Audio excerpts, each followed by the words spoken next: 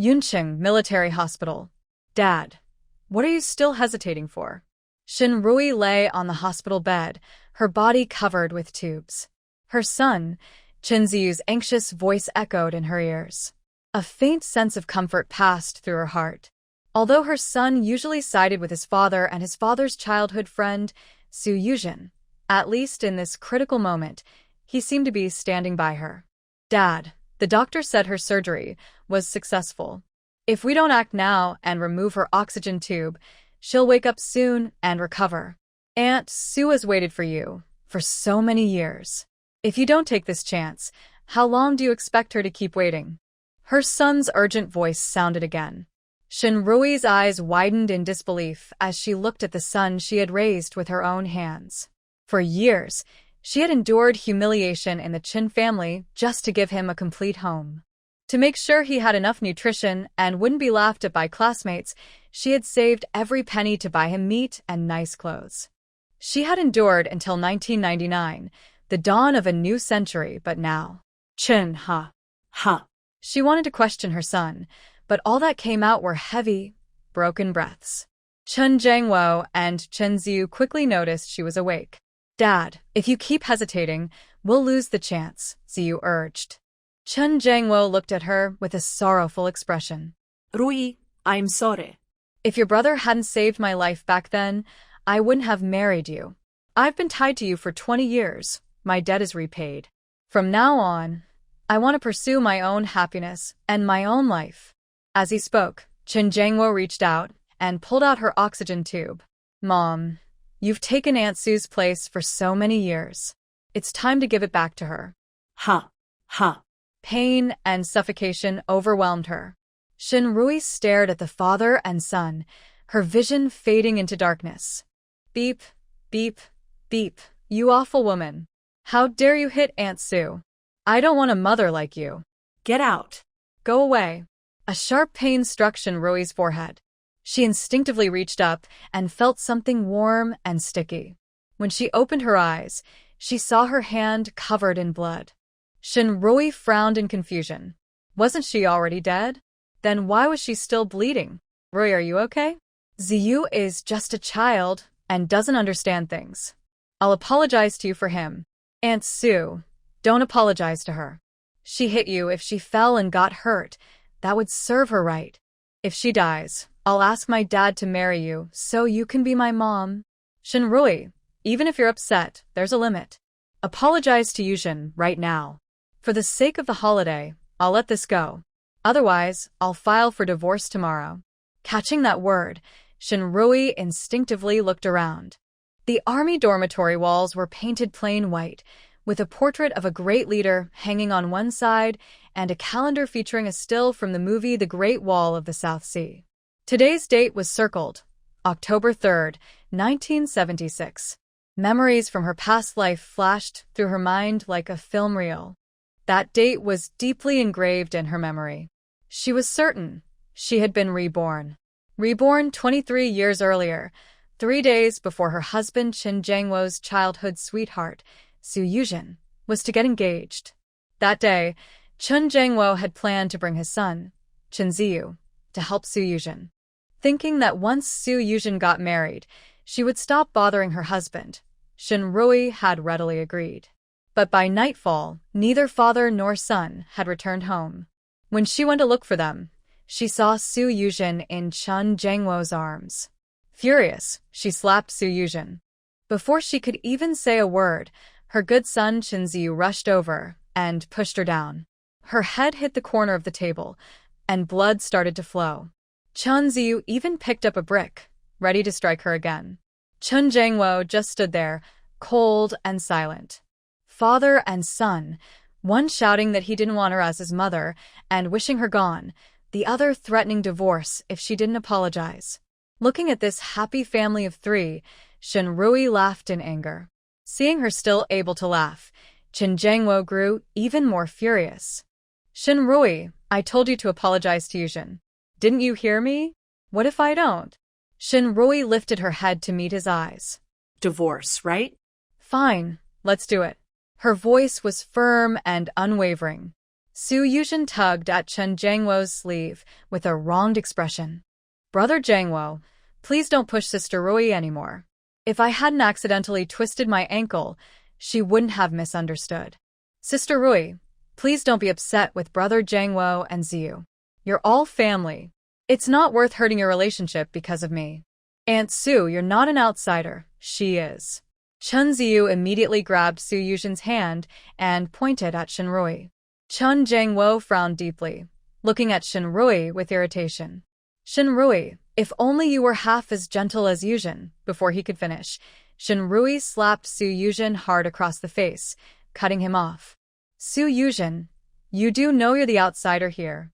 This slap is for being shameless and always thinking about someone else's family. Su Yuzhen stared at her in disbelief, unable to react. You bad woman. Chunzi clenched his little fists, furious. Shenrui, are you out of your mind? Chen Jiangwo roared. Ignoring them, Shenrui slapped Su Yuzhen again. This second slap is for your cruel heart and for setting a bad example for others. You terrible woman. I hate you, Chunzi shouted, then lowered his head and charged at Shenrui. In her past life, Shenrui had never been willing to so much as scold Chunzi, her precious son. Yet in the end, he had turned against her when she was most helpless. This time, she grabbed Chunzi by the collar, lifted him up, and gave him a few firm smacks on his bottom. Chunzi was stunned, unable to react. Still angry, Shenrui picked up a broom from the corner and gave him a few more swats. That's for being ungrateful. That's for turning against your own family. After just a couple of strikes, Chunzi's bottom was red and swollen. What? Chunzi finally burst into tears, crying loudly, Dad. Aunt Su. Help me. Chen Jiangwo hadn't expected Shenrui to actually hit the child. When he realized what was happening, he quickly stepped forward to pull the boy away. Shenrui pointed the broom in her hand straight at Chen Jiangwo. Chen Jiangwo, if you dare touch me today, I'll go to your political officer tomorrow and tell him everything. I'll make sure the whole military district knows how you treat your lifesaver sister, your own wife. Chen Jiangwo clenched his teeth and didn't move forward, but said angrily, Shenrui, do you still want to live like this? Shenrui gave a cold laugh. No, I don't. Didn't you say you'd file for divorce tomorrow? I'll be waiting. Whoever doesn't file is a coward. After saying that, she pushed the still crying Chunzi aside and walked away. Su Yuzhen looked at her back with a flicker in her eyes, then hugged Chunzi tightly and cried, Brother Jiangwo, what's wrong with Sister Rui? Ziyu is still so young. How could she be so harsh? Chunzi cried and shouted, Dad, divorce that bad woman. I don't want her to be my mom. Chen Jiangwo frowned deeply. He had no feelings for Shenrui, but he couldn't divorce her. Her older brother, Shen Guoqing, had saved his life on the battlefield. Marrying her was the only request Shen Guoqing had ever made of him. And now, it was a crucial time for his promotion. If he divorced Shenrui now, his chances of being promoted would be gone. Su Yuzhen, unlike the 5-year-old Chunzi, could tell from Chen Jiangwo's expression what he was thinking. She wiped her tears and said gently, Brother Jiangwo, Sister Rui must have just been too angry and said those words in the heat of the moment. I'll take care of Ziyu, you should go and calm her down. Chen Jiangwo frowned again. He didn't believe Shenrui would really go through with a divorce. Even though he had married her, because Shen Guoqing had insisted, it was also true that Shenrui had loved him deeply. Don't worry about her. Let me put some medicine on you and Ziyu first, Chen Jiangwo said after a pause. As he treated Su Yuzhen's injuries, he comforted her softly, Yuzhen, don't worry. I won't let this go. I'll make sure Shenrui apologizes to you and makes things right. Su Yuzhen looked at him with a sweet, grateful smile. Brother Jiangwo, thank you.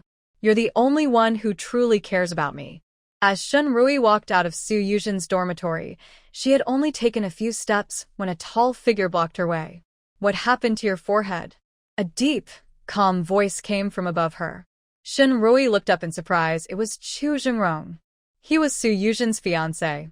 In her previous life, she had heard that he went on a mission on their wedding day and never returned. She touched the dried blood on her forehead and said softly, "It's nothing." Deputy Commander Chu, are you going to see Comrade Su now? Chu Zhengrong not dead. Shinrui bit her lip, hesitated for a moment, then looked up at him. Deputy Commander Chu, could you please call off your engagement with Comrade Su? She's not the right person for you. HM? Chu Jingrong looked at her in confusion. I remember you used to tell me she was wonderful and even encouraged me to be with her. Shinrui clenched her teeth and decided not to hide it anymore. Deputy Commander Chu, I'm sorry. I had my own reasons for trying to match you with her. She told him honestly why she had wanted Su Yuzhen to get married, then lowered her head in shame. She thought he would be angry or scold her. But instead, Chu Jingrong gave a small laugh and said, "All right, I'll end the engagement." Shinrui looked up, stunned by the calm strength in his eyes. Come on, he said. I'll take you to the hospital to get that wound treated. Before she could respond, he had already turned toward the hospital and told her to follow. She hurried a few steps after him. Brother Chu, it's fine. You forgot, I learned medicine from my grandfather when I was young. It's just a small cut. I can take care of it myself. Chu Jingrong's smile deepened slightly. So, you're not calling me Deputy Commander anymore? Hee. Shinrui gave an awkward little laugh. Let's go then. I'll go with you, and make sure you treat it properly. If you have trouble, I can help. He started walking toward her home. Shinrui wanted to refuse, but he didn't give her the chance. When they arrived, she took out the medicine box. After marrying Chun Jangwo, her days had been filled with housework and caring for Chunzi, and she had long neglected her medical skills. In the medicine box, besides the set of silver needles her grandfather had passed down to her, there were only things like iodine and gauze. Since Chun Jangwo often got injured during training, these supplies were mostly prepared for him. Facing the mirror, she cleaned her wound, disinfected it with iodine, and then wrapped it carefully with gauze. But for some reason today, she couldn't tie the bow properly, even though she could usually do it with her eyes closed. Chu Jingrong couldn't stand watching anymore. He walked up behind her and said, "Let me help." Shinrui felt a little embarrassed. I haven't practiced for a long time, so my hands are a bit clumsy. Thank you, Brother Chu. She looked into the mirror and saw Chu Jingrong's fingers moving quickly above her head. In no time, the white gauze was tied into a neat and beautiful bow, better than she could usually manage herself. Surprised, she said with a smile, "Brother Chu, I didn't know you were so good at this." "I've practiced before, so I'm fairly good at it," Chu Jingrong replied calmly. "What are you two doing?" Before he could finish, an angry voice came from the doorway. Shinrui turned around and saw Chun Jangwo holding Chunzi, with Su Yuzhen standing beside them, staring at her and Chu Jingrong in shock. "Sister Rui, even if you're upset with me and Brother Jangwo, you shouldn't do something like this. Comrade Chu is my fiancé." Tears streamed down Su Yuzhen's face as she cried, "If you two act like this, how can I still marry him?" A calculating look flashed in Chun Jangwo's eyes. If he could make it seem like Shinrui and Chu Jingrong were having an affair, then divorcing her wouldn't bring him any blame. He might even drag Chu Jingrong down and open up a chance for promotion. That would greatly increase his chances of moving up in rank. With a stern face, Chun Jangwo said, "Deputy Commander Chu, I've always respected you for your talent and ability, but I didn't expect that while I was away you would." Before he could finish, Shinrui stepped forward and slapped both him and Su Yuzhen across the face. "Su Yuzhen, Chun Jangwo, if your eyes are useless, you might as well trade them for something that works. Can't you see that Deputy Commander Chu is just helping me bandage my wound?" Shinrui glanced sideways at the two of them and said sharply, "What? I've hurt my forehead, and my husband is still being affectionate with another woman. Deputy Commander Chu just helped me bandage my wound. Does that mean we have some improper relationship? Chun Jangwo, do you want me to call the neighbors and our leaders over so we can talk this out in front of everyone? Let's see who really did something shameful and is now trying to blame others." Her voice was loud, not caring at all if the neighbors came to watch. Chun Jangwo's face turned pale with anger. He could hardly believe this was the same Shinrui. She used to be gentle and quiet in front of him, never daring to raise her voice. Now she was shouting at him and even dared to slap him. Seeing his expression, Shinrui only felt a deep sense of relief. In her past life, she had tried so hard to please Qin Jiangwo that she suppressed herself completely. Before she even turned 30, the stress had already made her ill. Now that she had a second chance at life, she refused to hold back anymore. If she needed to fight back, she would. She wanted to see what those ungrateful people could possibly do to her now. At that moment, Chu Jingrong spoke up. When I came back, I happened to see Comrade Shin walking home with her head bleeding. I was worried she might need help, so I came to check on her. Captain Chen, I know you care about your fellow comrades. But while you're caring for others, don't forget your own family. They need your care the most. Chen Jiangwo had tried to accuse Chu Jingrong and Shinrui, but instead, they turned the situation around on him. His face darkened with embarrassment. But since Chu Jingrong was his superior, he could only force a smile. Deputy Commander Chu, I understand. I'll make sure to take better care of my family from now on. Chu Jingrong nodded, then turned to Su Yuzhen. Comrade Su, it's getting late. Let's not disturb Captain Chen's family any longer. I'll walk you home.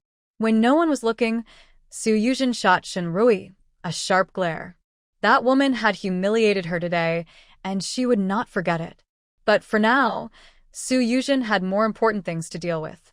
As they walked out of Shinrui's yard, she hesitated for a moment before saying softly to Chu Jingrong, Comrade Chu, I've been thinking seriously these past few days. I don't think we're right for each other. You and I. Before Su Yuzhen could finish, Chu Jingrong's calm and firm voice came from ahead. I'll talk to the leader tomorrow and cancel our marriage application. Su Yuzhen froze for a moment. She couldn't believe it. She hadn't even finished speaking, and Chu Jingrong had already agreed. She had planned to make it look like he was the one who wanted to end things, but he didn't even give her that chance. When she finally came back to her senses, she heard him say, Comrade Su, your dormitory is just ahead. It's safe in the compound, so I won't walk you there. After saying that, Chu Jingrong turned and left without even glancing at her. Su Yuzhen watched his back, biting her lip in frustration. Forget it, she thought. That man won't be around much longer anyway. There's no point wasting feelings on someone who's of no use to her. Shinrui, what's that supposed to mean? Chen Jiangwo, still feeling lost after watching Chu Jingrong and Su Yuzhen walk away, turned back and glared at Shinrui angrily. You're hurt and didn't go to the hospital. Why did you call Chu Jingrong back? He's not a doctor. Shinrui gave a cold smile. Then why do you keep calling Su Yuzhen over every few days? Is she some kind of saint who can fix all your family problems? Chen Jiangwo was left speechless. His anger faded, and he frowned. I treat Yuzhen like a sister. She's new in the army and doesn't know anyone. What's wrong with me looking out for her? Shinrui, don't be so petty and unreasonable. Shinrui smiled faintly. A sister? A real sister or a special one? Chen Jiangwo frowned. Do you have to make it sound so unpleasant? If you don't want people to say unpleasant things, then don't do unpleasant things, Shinrui replied calmly. She didn't want to argue anymore. Remember to file the divorce papers tomorrow. Otherwise, I'll go home, bring my brother here, and invite the unit leaders too. We can all sit down and talk about this marriage properly. With that, she shut the door. Chen Jiangwo instinctively tried to follow her in, but he was a second too late. The door slammed right into his face. He let out a muffled groan. Dad, are you okay? Chunzi, who had been too scared to speak after being scolded earlier, finally whispered timidly. Now that Shinrui had come in, he finally dared to check on his father. Chen Jiangwo endured the pain and said, I'm fine. Chunzi stomped his foot angrily. Dad, that awful woman even dared to hit you. You should divorce her tomorrow. I don't want a mom like her. It's so embarrassing. Chen Jiangwo frowned. When Su Yuzhen was around, he thought Ziyu said such things just to please her, so he hadn't paid much attention. He didn't expect him to still talk like this now. Chen Jiangwo raised his hand and gave Ziyu a firm slap on the backside. Chen Ziyu, do you know what respect for parents means? She's your mother. Who taught you to talk like that? Ziyu's bottom was still sore from when Shinrui had disciplined him earlier, and now with another slap, he cried out in pain. You and Aunt Sue both say things like that. If you can say it, why can't I? Ziyu shouted through his tears. Chun Jangwo froze for a moment. Had he really spoken about Shinrui that way with Su Yuzhen? Feeling guilty, he said seriously, Chunzi, she's your mother.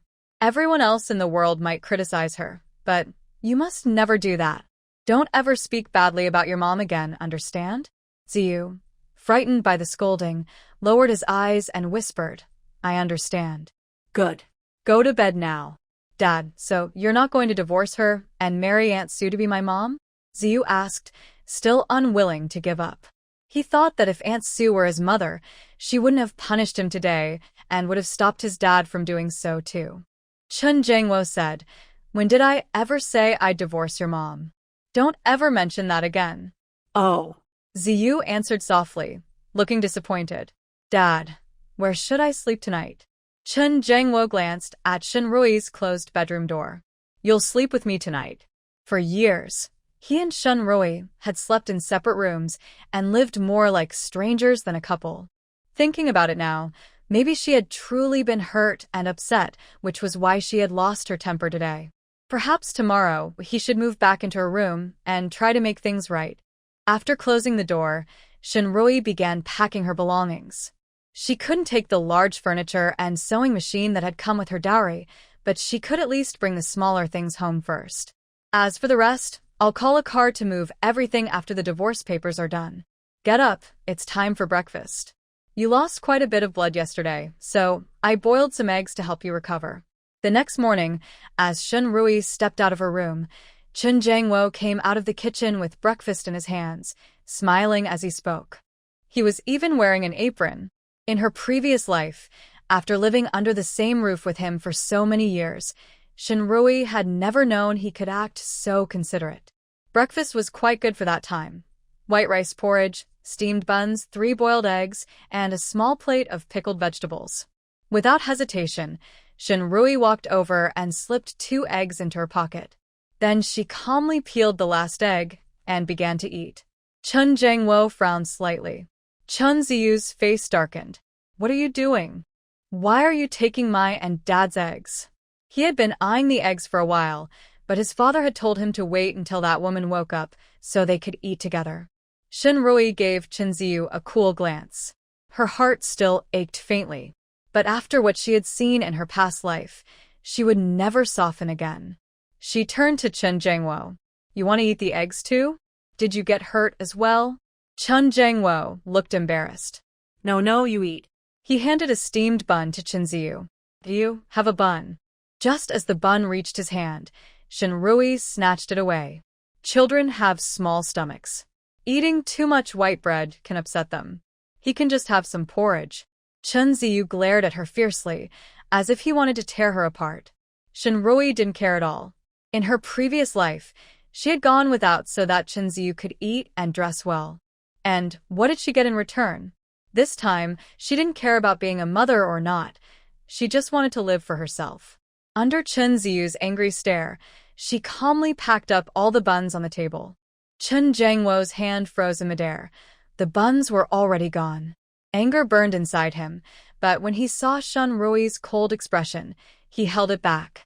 He was afraid that if he argued with her again, she might go to the political office and ruin his career.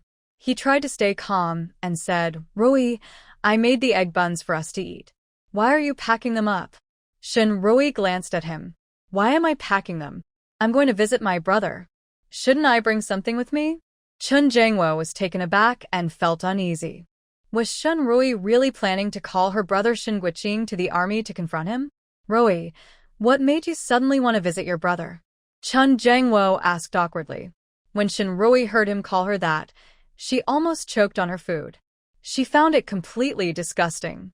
She looked at Chun Jangwo with a mocking smile. What? You can visit your savior, but I can't visit my brother? Chun Jangwo was speechless for a moment, then quickly said, Rui, that's not what I meant. I've just been busy these past 2 years and haven't had time to visit him. Since you're going, buy some biscuits, pastries, and health supplements, and get 2 bottles of good wine for father. We're husband and wife, so it'll show my respect for them too. Shinrui listened patiently, then held out her hand. Chun Jangwo looked confused. Shinrui smiled. You said to buy biscuits, pastries, supplements, and good wine. Give me the money and ration tickets. Biscuits and pastries need ration tickets, 6 yuan and 8 cents per jean. For supplements, even malted milk powder costs 1 ticket and 8 yuan a can. As for good wine, even if we don't buy Maotai, 2 bottles of Shifeng wine would be proper, 5 yuan each, 10 yuan total. So, give me the money. She calculated everything clearly and without hesitation. Chun Jangwo's eyelid twitched, and he clenched his teeth. He used to think Shinrui was just uneducated and rough from growing up in the countryside. He hadn't realized she could be so focused on money. No wonder even Ziyu preferred Yuzhen over her. If divorce wouldn't hurt his career, he would have filed for it already. Rui, didn't I just give you money for household expenses a few days ago? You've already spent it? Chun Jangwo asked, trying to stay calm. Shinrui looked at him as if he were foolish. Chun Jangwo, you earn 47 yuan and 80 cents a month. You give Su Yuzhen 35 yuan, keep 5 yuan and 80 cents for yourself, and give me only 7 yuan. Go ask around. What can 7 yuan even buy? All these years, I've been using my own savings for my dowry to make ends meet. What? Are you? Now your son wants Su Yuzhen to be his mother, and you still expect me to help out? Shinrui asked mockingly. At the same time, she gave Chunzi a cold glance. Chunzi's back still hurt from being punished yesterday. The moment he met her eyes, he quickly lowered his head and focused on his porridge. Chun Jangwo hadn't expected Shinrui to embarrass him so openly. A wave of panic rose in his heart. Could it be that Shinrui really didn't want to live with him anymore? The thought flashed through his mind, but he quickly dismissed it. Shinrui loved him deeply. Even if he asked her to make great sacrifices for him, she would never hesitate. How could she possibly want a divorce? She was probably just upset because Ziyu had pushed her yesterday, causing her to get hurt. She must be feeling disappointed and sad. He just needed to comfort her properly. Chun Jangwo put on a guilty expression. Rui, I'm sorry. I've been busy with training and haven't taken good care of the family. I'll give you more money for household expenses from now on. Shinrui replied. No need to talk about later. I've kept records of all the household expenses. Let's settle it now. You just need to pay me back what I've spent. Chun Jangwo was speechless. Rui, we're a family. A family? Shinrui sneered. You and Su Yuzhen are a family. I'm not part of that. Shinrui, that's enough. Chun Jangwo finally lost his patience. Stop bringing up Su Yuzhen. I've told you, I only see her as a younger sister. How long are you going to keep this up? Shinrui remained calm, her voice cold.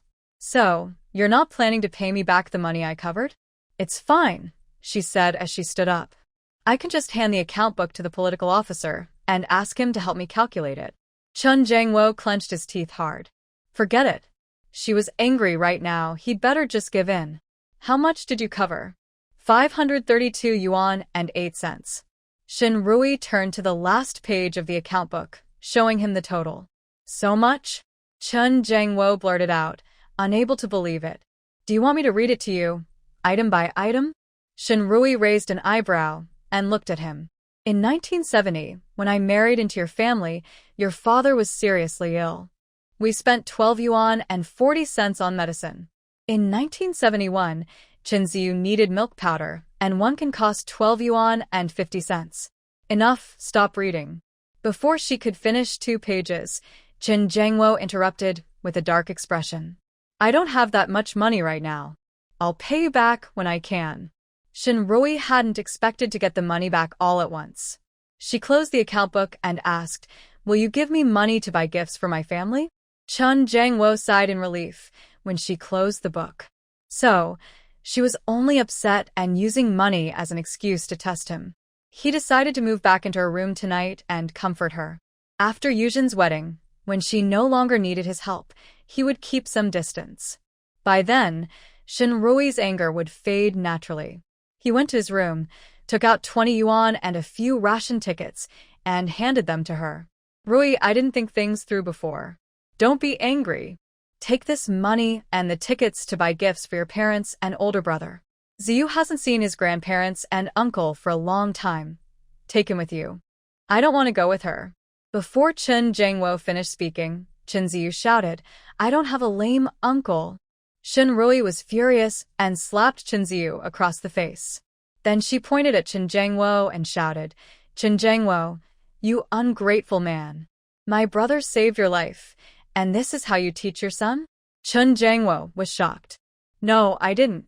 I never taught him that. Although he didn't like Shen Rui much, he had never forgotten that Shen Guoqing had once saved his life.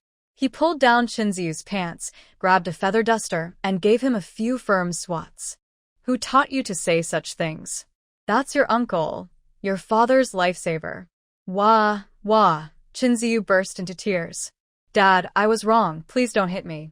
It was Aunt Sue who said it. She said uncle was lame, and that grandpa's whole family was living off you like leeches. Shen Rui laughed angrily. Oh, really? So the Su Yuzhen, who takes 35 yuan from your salary every month, isn't a leech, but my family, who has helped you and supported your household, is? Fine. How nice. Chen Jiangwo was stunned. He hadn't expected Su Yuzhen to say something like that to Chen Ziyu. Instinctively, he grabbed the feather duster and hit Chen Ziyu again. I'll teach you a lesson for lying and blaming Aunt Sue. Shen Rui. Dad, please stop. I didn't lie, it really was Aunt Sue who said it, woo-woo. The room was soon filled with Chen Ziyu's crying. Shen Rui didn't want to listen anymore. She picked up her packed things and the money she had just gotten back, then walked straight out the door. She didn't expect Chen Jiangwo to chase after her. Rui, don't believe what Ziyu said. He's just a child. He must have overheard someone gossiping and got it wrong. Yuzhen is kind-hearted. She's always told me to treat you and my brother better. She would never say such things to a child. Shen Rui now felt that saying even one more word to this man was a waste of effort. She gave him a cold glance and walked away. Wife, come back soon. Ziyu and I will wait for you for dinner. When Shen Rui heard him call her wife, she got goosebumps all over. Chen Jiangwo really would do anything to look like a good husband in front of the neighbors. After leaving the residential compound, Shen Rui went straight to the supply and marketing cooperative. Over the years, she had focused only on Chen Jiangwo and his son, neglecting her own family far too much. On the white wall of the cooperative, the big red words "Serve the People" stood out clearly. Above her head, steel wires stretched from each counter to the cashier's desk, the unique wire payment system of that time. Shen Rui quickly went to line up at the meat counter. Buying meat now required both money and ration coupons, and there was a daily limit. Each cooperative only received 1 pig a day, so if you came late, you got nothing. Today, she had come early. When it was her turn, there was still plenty of meat on the counter. She had brought all her money and coupons, including 2 pounds worth of meat coupons. The price of meat today was 0.68 yuan per pound. She handed the coupons and 1.5 yuan to the butcher. The clerk clipped the money and coupons onto the wire and gave it a push.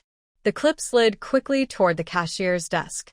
After a short while, the clip slid back with 1 yuan and 4 cents in change. At the same time, the shop assistant had already cut 2 jin of meat for her and handed it over along with the change. Carrying the meat, Shen Rui went to weigh a jin of white rabbit candies. Now, white rabbit candies cost 5 yuan per kilogram, so 1 jin was 2 yuan and 50 cents plus a sugar coupon. Oh, Comrade Shen, buying candy for your son again? Didn't Ziyu come with you today? Shen Rui had heard that eating 3 white rabbit candies was like drinking a glass of milk. She thought the candy would help Chen Ziyu grow, so she saved her sugar coupons to buy candy for him. After coming here several times, she had become familiar with the lady at the candy counter. Shen Rui smiled. Not for him today. I'm buying these for my nephew at my mother's house. The shop assistant quickly took the money and coupons while weighing the candy. When she handed the candy to Shen Rui, she looked at her in surprise. Comrade Shen, you're buying so much candy for your nephew. Won't your boy make a fuss if he finds out? Shinrui knew why she asked that. A year ago, she had brought Chunzi to her mother's house and bought some white rabbit candies at this same store to take to her nephew. When Chunzi found out the candy wasn't for him, he got angry and started hitting and kicking her. She had crouched down to calm him, but he punched her in the eye, leaving a bruise. In the end, she didn't go home that day. Shinrui smiled and said, "Make a fuss?" "I just gave him a couple of light slaps, and he behaved." The shop assistant was surprised for a moment, then said happily, "Sister, you finally figured out. A child needs guidance to grow straight. You used to spoil him too much. A little discipline helps a child learn right from wrong." Shinrui took the candy and chatted with the lady for a bit before heading to the canned goods counter. Fruit cans were 2 yuan each and required a coupon. She had only 2 coupons, so she spent 4 yuan on 2 cans of canned peaches. Then she bought 2 bottles of Shifeng liquor and a pack of De Qianmen cigarettes. The liquor cost 5 yuan a bottle, and the cigarettes were 3 yuan and 80 cents a pack. The 20 yuan she had taken from Qinjiangwo that morning was completely spent, and she even added a bit more from her own money. Shinrui carried a large bag of things as she left the supply store. In the past, she was only generous when spending money on Qinjiangwo and Chunzi. When it came to her own family, she was so careful that she wished every coin could be split in half. This was the first time in 2 lifetimes that she spent money not for that father and son, and it felt especially freeing. The Shun family lived in the housing compound of the machinery factory. Both her father and mother worked at the factory, and later her second brother also joined after passing the entrance exam. Because of his strong work skills, her second brother was now a team leader in the production group and had married the daughter of the factory's production director. With 4 family members working at the factory, the Shun family was given a spacious house, a separate courtyard within the compound. When Shinrui returned carrying her things, it was almost noon. Many of the women who didn't work were sitting at their doors, sorting vegetables for lunch. When they saw her, they greeted her with surprise. "Oh, isn't this the Shin family's young lady? How come you have time to come back today?" They spoke casually, but their words made Shinrui's heart ache. In her past life, she had worked tirelessly to please Qinjiangwo and take care of Chunzi, never stopping for a moment. Because that father and son disliked her visiting her family, she had almost no contact with them. Hearing the noise outside, Shen Guoqing quickly came out. When he saw Shinrui, his face lit up with a smile. "Little sister, you're back. Why are you alone? Where's Siyu? Didn't you bring him?" Looking at her brother's limp leg, Shinrui's eyes filled with tears. In her past life, her brother had remained single because of his leg and treated Chunzi like his own son. But when he caught Qinjiangwo being close with Su Yuzhen and went to confront him, Qinjiangwo pushed him away, causing him to be hit by a car. Chunzi didn't even attend his funeral. "Little sister, what's wrong? Why are you crying? What happened to your forehead? Did that Qinjiangwo bully you? I'll go teach him a lesson." As he spoke, Shen Guoqing rolled up his sleeves, ready to go. Shinrui quickly wiped her tears and grabbed his arm. "Brother, I'm fine. I just hit my forehead on the table by accident yesterday." Shinrui sniffed and smiled at her older brother, speaking with a trembling voice.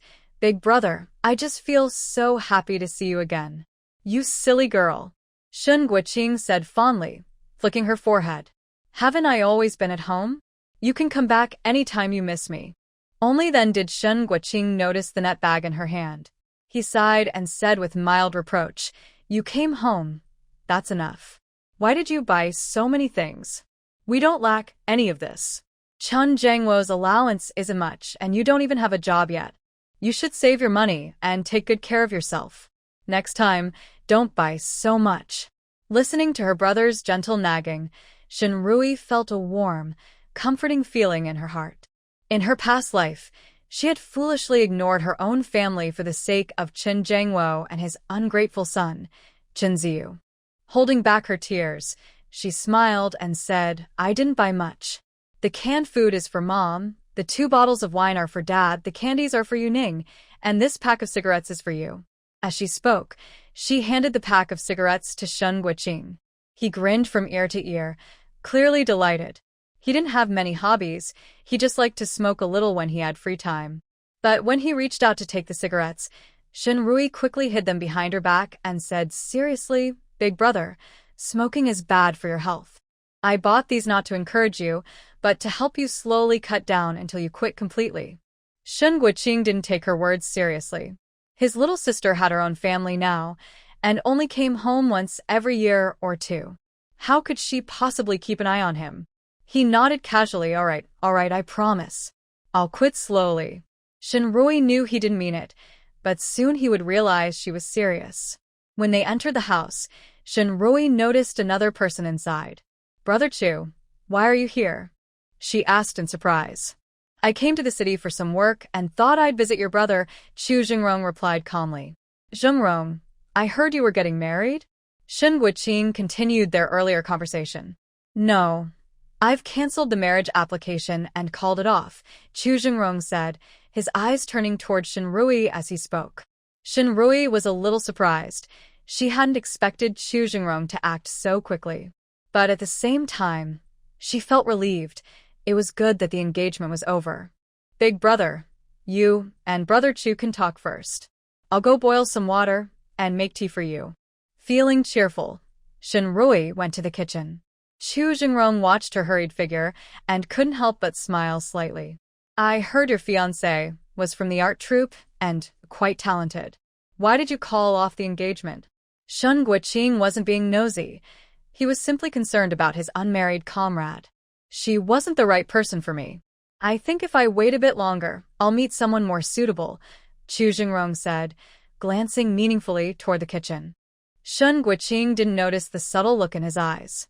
Shinrui came out with hot water and made tea for the two men. She heard her brother inviting Chu Jingrong to stay for lunch and praising her cooking skills. She thought Chu Jingrong would politely decline. After all, he was always courteous and never ate at other people's homes. To her surprise, he readily agreed. "Sure." Shinrui. "All right then, Jingrong, you sit for a while. I'll go help my sister," Shen Guoqing said, standing up. Chu Jingrong also stood. "I'll help too. It wouldn't be right to just sit and eat without doing anything." "Haha, all right," Shen Guoqing replied with a laugh. Shinrui.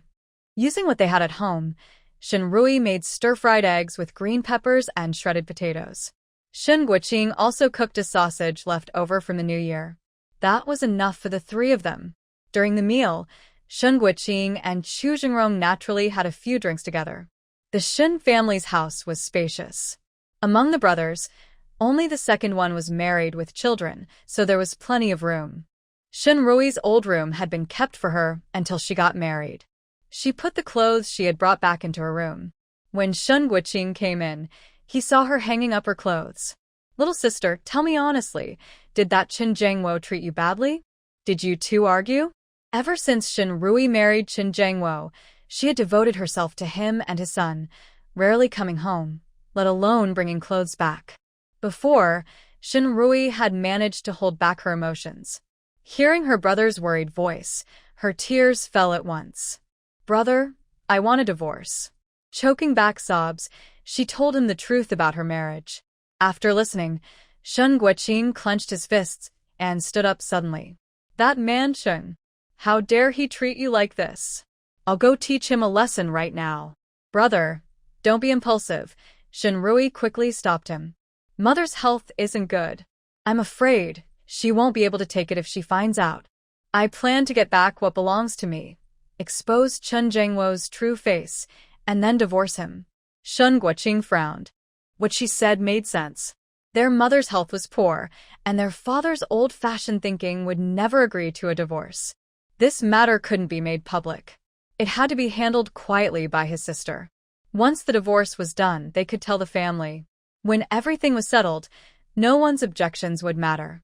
"Little sister, if Qin Jiangwo treated you like that, I support your decision. But have you thought it through? If you divorce him, what about Ziyu?" He knew how much his sister loved her child. Shinrui gave a bitter smile.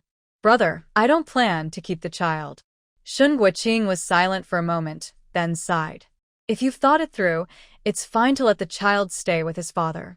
A single woman with a child would have a hard life, whether she remarried or not." And that child, Ziyu. Brother, it's getting late. I should go back now, Shinrui said after finishing. All right. Zhengrong is outside. He drove here so he can give you a ride, Shen Guoqing said, standing up. Shinrui watched her brother limp toward the door. Thinking of how, in her previous life, he had died in a terrible car accident, her heart ached so much she could hardly breathe.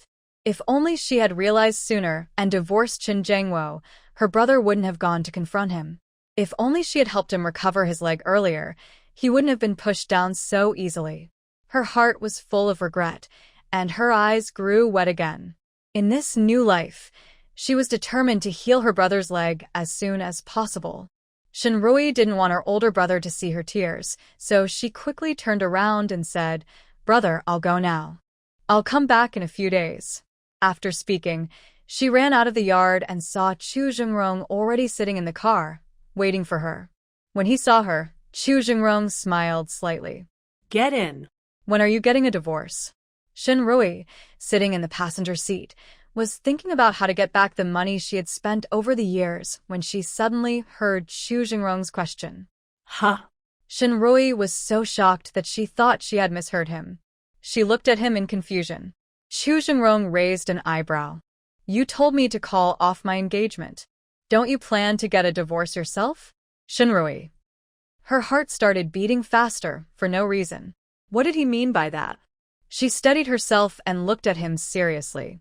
Deputy Commander Chu, I think you misunderstood. I asked you to end your engagement because Comrade Sue has a complicated relationship with my husband, and she's not a good match for you. Your engagement has nothing to do with me personally. A trace of helplessness flashed in Chu Zhengrong's eyes. He had only been testing her, but she immediately retreated into her shell again. Once more, he had gone from being Brother Chu to Deputy Commander Chu. He sighed softly, looking at her with a helpless expression. You already know your husband and Comrade Sue are too close, yet you still don't plan to divorce him? Are you planning to just ignore it? Ignore it? Shinrui didn't understand for a moment. Chu Zhengrong raised an eyebrow and smiled. Right. Not only are you planning to ignore it, but you even tried to match me with Su Yuzhen, as if you wanted me to join you in pretending nothing's wrong. Shinrui finally understood what he meant. She felt a little embarrassed and realized that Chu Zhengrong had been teasing her on purpose. Shinrui. She turned her face away, not wanting to talk to him anymore. When the car stopped at the entrance of the military family compound, Shinrui was about to get out when she saw Chun Jiangwo and Su Yuzhen walking in with Chunzi, chatting and laughing. Chun Jiangwo was carrying a bag of groceries. Shinrui froze with her hand on the car door. What a harmonious family of three. If that man and child weren't her husband and son, it would have been a pleasant scene to watch. What's wrong? Afraid to get out now? Behind her came Chu Zhengrong's teasing voice, light and playful. Shinrui turned her head and glanced at him. Why wouldn't I dare? I'm not the one who did something shameful. Get out of the car, Chu Zhengrong said with a faint smile, directly asking her to leave. Shinrui. This man was truly awful. She pushed the car door open, and just as one foot stepped out, she suddenly thought of Chu Zhengrong's fate in his past life. Turning back seriously, she reminded him, Brother Chu, please be very careful on your mission this time. After saying that, she got out of the car. Chu Zhengrong watched her back as she walked away, his eyes narrowing slightly, a faint sense of danger surrounding him. The mission he was about to carry out was top secret. He had only just received the orders himself. How did Shinrui know about it? And why did she tell him to be careful? Could it be that this girl? The moment the thought appeared, Chu Zhengrong dismissed it. He had watched her grow up. There was no way she could be connected to any enemy agents. Her warning was probably just a coincidence. Still, it was surprising that this girl, who used to care only about Qin Jiangwo, was now showing concern for him. Thinking of that, Chu Zhengrong's lips curved slightly again, and his long, slender fingers tapped lightly on the steering wheel. Shinrui walked straight past the family of three. In her mind, she began to count 1, 2, 3. Just as she finished counting, she heard Su Yuzhen's tearful voice behind her. Brother Jiangwo, Sister Rui is ignoring us. Is she still angry with me? I know what happened yesterday was my fault. Otherwise, Vice Commander Chu wouldn't have broken off the engagement with me. Su Yuzhen bit her lip, and tears began to fall. The moment Chen Jiangwo saw Shenrui, a flicker of guilt and unease had crossed his heart, but Su Yuzhen's tears quickly washed it away. Shenrui, stop right there. Chen Jiangwo shouted angrily. Shenrui stopped walking. Chen Jiangwo strode up to her, his face full of anger. Shenrui, Vice Commander Chu suddenly broke off his engagement with Yuzhen. Did you say something to him? Shenrui glanced at Su Yuzhen, then looked up at Chen Jiangwo with clear disdain. What do you think? Chen Jiangwo was so choked by her attitude that he couldn't speak, his fists clenching tightly. Shenrui, people say it's better to destroy 10 temples than to ruin one marriage. Do you even know how cruel you're being? Shenrui looked at Chen Jiangwo with a faint smile. Chen Jiangwo, do you really think Deputy Commander Chu is as foolish as you? Would he make such an important life decision just because of a few words from others? You. Chen Jiangwo was furious. Then why did Deputy Commander Chu break off his engagement with Yuzhen right after leaving our house yesterday? Shenrui's amused gaze swept over him and Su Yuzhen. How would I know? Shouldn't you two be the ones answering that? Secrets never stay hidden forever. Maybe Deputy Commander Chu just didn't want to get married under false pretenses. Chen Jiangwo frowned, not understanding what she meant at first. When he finally did, his face darkened even more. Shenrui, there's nothing improper between Yuzhen and me. What will it take for you to believe that? Su Yuzhen vipet her tears. Rui, there's really nothing between Jiangwo and me.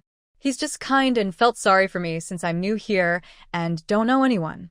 If it bothers you, I'll stop seeing him. Tears welled up in her eyes, and she bit her lip as if deeply wronged. Yuzhen, we've done nothing wrong.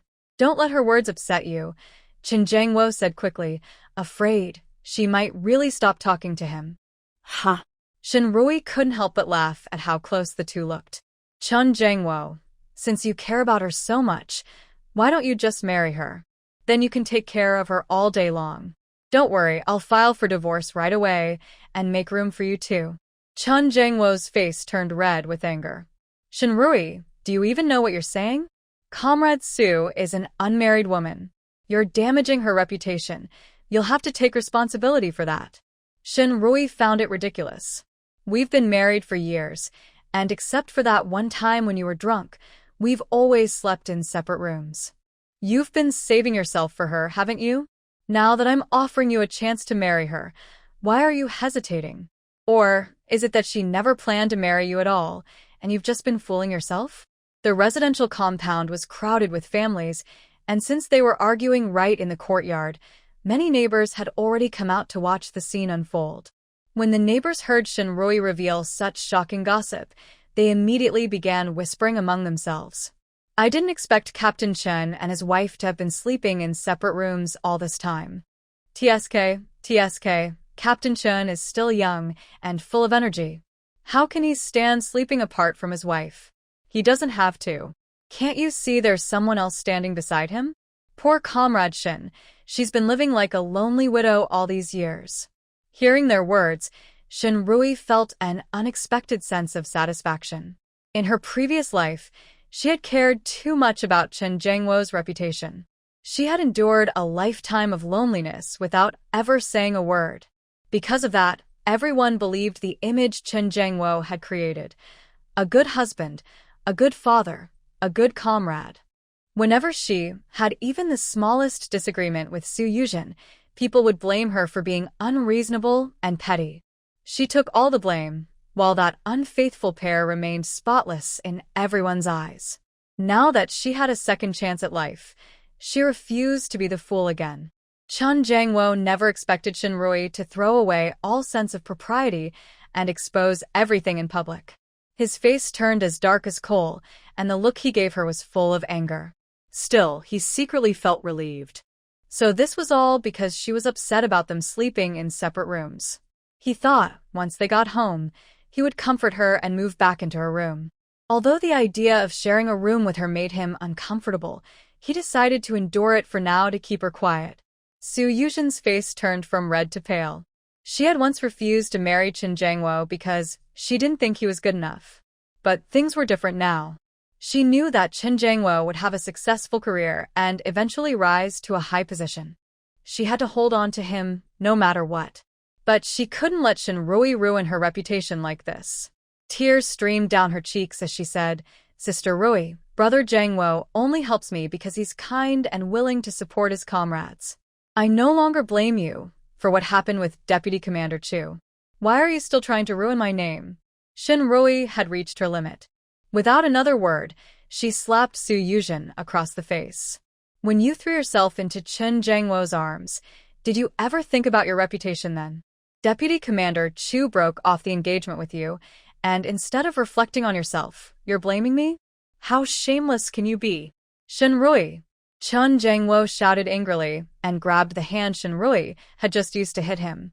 Men were usually strong, and Chen Jiangwo, being a trained soldier, was even stronger. Shen Rui felt as if her bones were about to be crushed. Enduring the pain, she raised her other hand and slapped Chen Jiangwo across the face. "What's wrong? Feeling sorry for her? If you care so much, then just divorce me and marry her." Chen Jiangwo gritted his teeth. When he met Shen Rui's determined gaze, his heart suddenly trembled. The way she looked at him now felt completely unfamiliar. In the past, no matter what happened, Shen Rui always looked at him with affection. Just one glance from him could make her smile brightly. But now, her eyes were filled with coldness and disgust, as if he were something worthless that she couldn't wait to throw away. Chen Jiangwo's anger faded instantly. He was about to soften his tone and coax her when a calm voice came from behind him.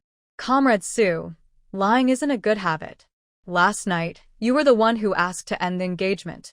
I respected your decision and withdrew the marriage report. But just now, I heard you say it was Comrade Shen who spoke ill of you, and that I was the one who initiated the breakup?" Su Yuzhen turned and met Chu Jingrong's sharp gaze. Her face froze, and cold sweat ran down her back. In her memory, although Chu Jingrong had a house in the compound, he had always lived in the dormitory before marriage and had rarely come here. Shen Rui was also surprised. She had thought Chu Jingrong broke off the engagement with Su Yuzhen because of what she said yesterday. But now, wasn't Su Yuzhen always trying to marry someone powerful, someone with a bright future, so she could become a leader's wife? Chu Jingrong was the youngest deputy commander in the entire military district, capable and from a strong family background. Why would Su Yuzhen be the one to end the engagement? Chen Jiangwo looked at Su Yuzhen in disbelief. "Yuzhen, didn't you tell me that Shen Rui spoke badly about you to Deputy Commander Chu, and that's why he broke off the engagement?" "Brother Jiangwo, Su Yuzhen was so anxious that sweat rolled down her forehead, yet she still looked at Chen Jiangwo pitifully, biting her lip and calling softly. Shen Rui gave a mocking smile, adding fuel to the fire. "Chen Jiangwo, I told you, only you could be so foolish, letting a woman play you like that." Chen Jiangwo felt deeply embarrassed by Shen Rui's words. He looked at Su Yuzhen with disappointment, but said nothing. Holding Chunzi's hand with one hand, he reached out the other toward Shen Rui. "Rui, let's go home." Shen Rui quickly avoided his hand. Seeing the determination on her face, Chen Jiangwo's eyes showed a trace of hurt. His tone softened. "Rui, I'm sorry. I've neglected you all these years and made you suffer. I'll make it up to you from now on." Shen Rui. In her mind, she suddenly remembered her past life, when Qin Ziyu had cruelly removed her oxygen tube, and Chen Jiangwo had said that he had stayed with her for over 20 years out of gratitude, but now that his debt was repaid, he wanted to pursue his own happiness. She had thought that in Chen Jiangwo's heart, he was the only one who had suffered in their marriage. So he had known about her pain all along. He just didn't care as long as she stayed quiet. Now that she was standing up for herself, he was afraid it would affect his future, so he pretended to care. Shen Rui looked at Chen Jiangwo. Even though his concern was fake, it was still an opportunity for her. She wasn't the type to cry easily, unlike Su Yuzhen, who could shed tears at any moment. But now, she needed to cry to achieve her goal. So, while no one was watching, she quickly pinched her thigh. Her eyes turned red, and she looked at Chen Jiangwo with a trembling voice, just like Su Yuzhen would. Jiangwo, will you really make it up to me? Chen Jiangwo's heart skipped a beat. He had never seen Shinrui like this before. The old Shinrui had been like a doll without a soul, beautiful, gentle, and always trying to please him, but lifeless inside. He nodded instinctively. Yes, of course. Shinrui immediately took out the account book. Jiangwo, all these years, you've been giving Comrade Su 35 yuan from your monthly salary, but only 7 yuan to me. As she spoke, she opened the book. To keep our family running and make sure you and your son had enough to eat, I not only used up all my dowry savings but also borrowed quite a bit from my family, a total of 532.8 yuan. This is the record book. Every expense for you, your family, and Ziowa is written here. Since you said you want to make it up to me, then please pay back this money first so I can return what I owe my family. Is that all right? Chen Jiangwo looked at the account book she held out, his face turning as dark as the bottom of a pot. So that emotional act she put on just now, it was all to ask him for money. Standing nearby, Chu Jingrong, who had seen all of Shinrui's little gestures, couldn't help but smile. He had thought she pinched him earlier just to act moved and win Chen Jiangwo's favor, but it turned out she was doing it to ask for money. When this girl's mind is clear, she's just as clever and quick-witted as she was when she was young. The neighbors watching the scene were all shocked by what they heard. My goodness, Captain Chen only earns a little over 40 yuan a month, right? He gives comrades Su 35, but only 7 to his wife, who's taking care of his parents and child in the countryside. I always thought Captain Chen was a good husband and father. He's always talking about his wife and son. Who knew he was like this? Everyone looked at Chen Jiangwo with disdain, and his face turned pale, then dark again. Su Yuzhen hadn't expected Shinrui to bring this up in public. Now, she had no choice but to stand by Chen Jiangwo. Lowering her head, she wiped her tears and said softly, Sister Rui, I'm sorry. My mother was sick before and needed money for medicine, so Brother Jiangwo lent it to me. Don't worry, I'll pay it back. I never meant to take advantage of you. So Comrade Su borrowed the money to buy medicine for her mother? Spending that much for her mother's health, that's quite filial of her. Su Yuzhen's words quickly changed the crowd's opinion. But Shinrui was ready for this. Since she had brought the matter up in public, she was determined to get the money back today. Comrade Su, it's not that I want to pressure you to repay the money, but my family really can't make ends meet anymore. I was planning to visit my parents today to borrow some money, but their situation isn't good either. Everyone knows that my older brother injured his leg while helping someone years ago and still needs medicine. My parents really can't afford to help me, their married daughter, anymore, so I had no choice. By the way, Comrade Su, since I married Jiangwo 6 years ago, he's been giving you 35 yuan and me 7. Back then, your mother was already said to be ill, and she still hasn't recovered? But I remember that after I joined the military family compound, every time I saw your aunt, she looked perfectly healthy. Aunt Wang, I remember last month when Comrade Su's mother came to the compound, you even argued with her. Did you notice anything wrong with her health then? Shinrui asked one of the older women watching the commotion. Her question reminded everyone that Su Yuzhen's mother visited the compound almost every month or two. Each time, she looked lively and energetic, nothing like a sick person. Aunt Wang, the one being asked, remembered it clearly. She and her husband had only one son, and after he was promoted to regimental commander, they moved here with their daughter-in-law. By coincidence, their house was right next to the art troupe's dormitory. Su Yuzhen's mother wasn't exactly well-behaved. Every time she came, she would act overly friendly toward Aunt Wang's husband. The old man, being honest and a bit clueless, once told his wife that Comrade Su's mother seemed to have an eye problem because she kept blinking at him. He didn't understand, but Aunt Wang certainly did. She went straight over and gave that woman a good scolding. Even now, Aunt Wang still felt angry when she thought about it. She said sarcastically, well, I've been in this compound for over 3 years, and I've never seen Comrade Su's mother look sick. If she has any illness, it must be one that makes her act too friendly with other people's husbands. Her words instantly reminded everyone why Aunt Wang and Su Yuzhen's mother had quarreled in the first place. Come to think of it, Comrade Su really takes after her mother. Her mother liked to act too familiar with other people's husbands, and she herself sneaks around with Commander Chen and doesn't come home at night. That's right, like mother, like daughter. Comrade Su, I just told you that lying is wrong. Why are you making things up again? Do you think everyone here is so easy to fool? As the women around began to whisper among themselves, Chu Jingrong added fuel to the fire with a careless tone. Shenrui couldn't help glancing at the man. She had been so focused on her act earlier that she hadn't noticed he was still there. Chu Jingrong curved his lips slightly, his expression carrying a hint of mischief. Shenrui quickly looked away. Su Yuzhen's face turned pale. She had never realized before how sharp-tongued and quick-thinking Shenrui could be. Unable to find words to defend herself, Su Yuzhen bit her lip, rolled her eyes, and suddenly collapsed. Shenrui frowned. So Su Yuzhen was pretending to faint to avoid paying back the money. Yuzhen, Aunt Su, Chen Jiangwo, and Chen Ziyu cried out at the same time, their voices full of worry. Shenrui didn't care about Chen Jiangwo, but when she heard Chen Ziyu's voice, her heart ached uncontrollably. After all, this was the child she had nearly lost her life giving birth to and had raised with all her love. No matter how hard she tried to harden her heart, that bond couldn't simply disappear. Chen Jiangwo quickly stepped forward and caught Su Yuzhen. Rui, I'll take Yuzhen to the hospital first. We'll talk about the money when I get back, he said, then ran off carrying Su Yuzhen. Shenrui pinched her thigh hard, her eyes turning red as she said with a sorrowful look, Husband, I really envy Comrade Su. She gets so much of your care. Even she felt disgusted hearing her own words.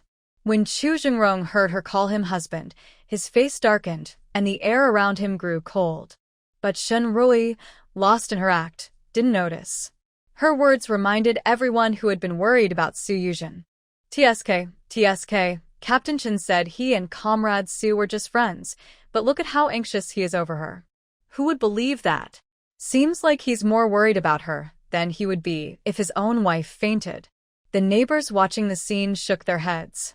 Hearing their comments, Chen Jiangwo felt a wave of regret.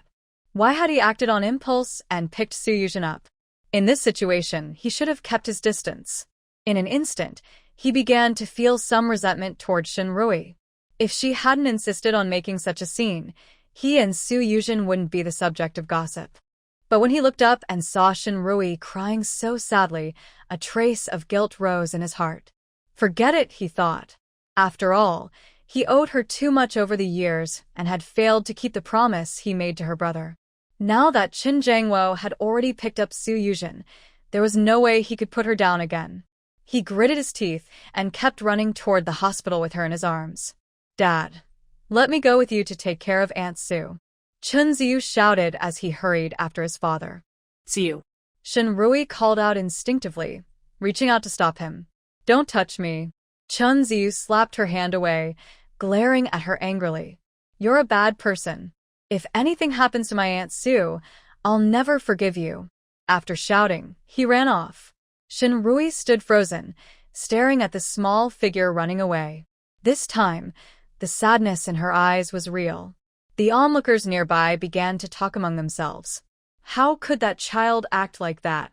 I've seen how kind Comrade Shen is to him. She wears patched clothes herself, but always makes sure the boy has good ones. That's right. She eats coarse bread and wild vegetable porridge, but gives the child white flour buns and thick meat porridge. Everyone in the compound lived close together, so there were few secrets.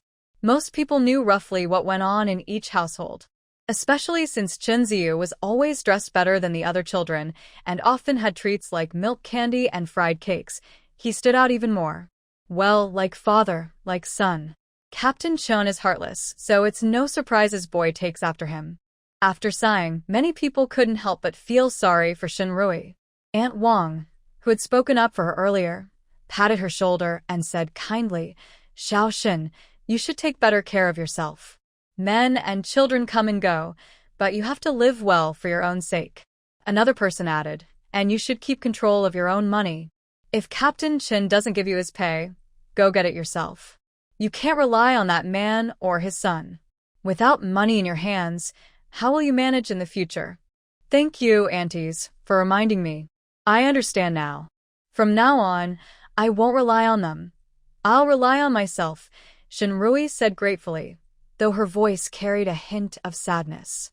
Chun Jangwo had taken Su Yuzhen to the hospital, and once the commotion was over, everyone gradually left. When the others were gone, Shinrui gave a bitter smile and started to head home. Her attempt to stop Chunzi earlier had been sincere, but the result only left her heart aching even more. Just as she was about to take a step, a familiar voice with a hint of mischief came from behind her. Only then did Shinrui remember that Chu Jingrong hadn't left yet. Brother Chu, she turned to him with a polite smile. Thank you for earlier. Although Chu Jingrong hadn't said much, every word he spoke had helped turn the situation around. He didn't respond to her thanks.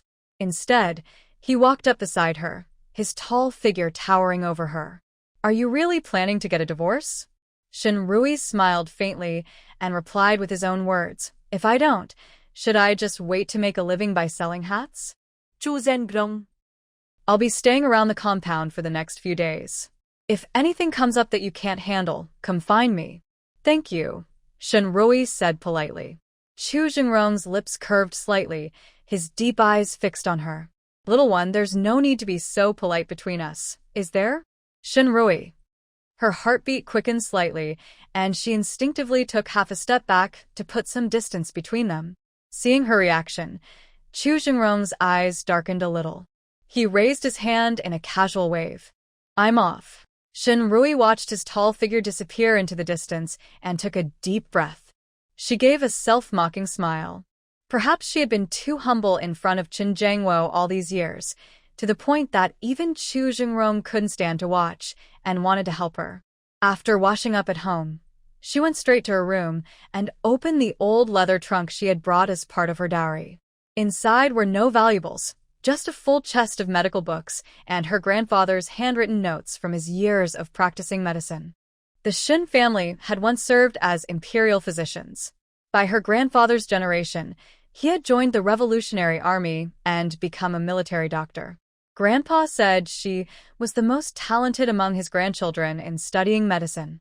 So he took her with him from a young age to learn medical skills.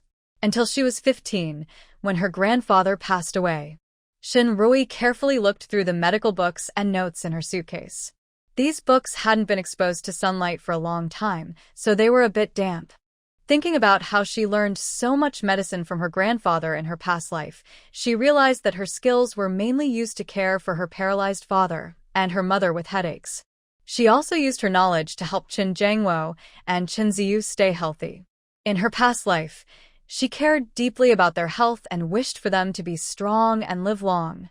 But they betrayed her for Su Yuzhen, taking away her hope of having children. It was so sad. In this life, she would only use her medical skills to help those who love her and seek happiness for them. As for the ungrateful father and son, let them stay wherever they feel comfortable. Shinrui found medical books and notes related to orthopedics, carefully studying the records. The most important thing she needed to do now was to heal her older brother's leg. She remembered that in her past life, her brother once said he didn't leave the army because he was discharged, but because he was on medical leave. This meant that if her brother's leg could heal, he could return to the army. But in her past life, she was too busy with the ungrateful father and son to care for her brother. He was limping his whole life and never got to return to the army he loved so much. Her materials were almost organized.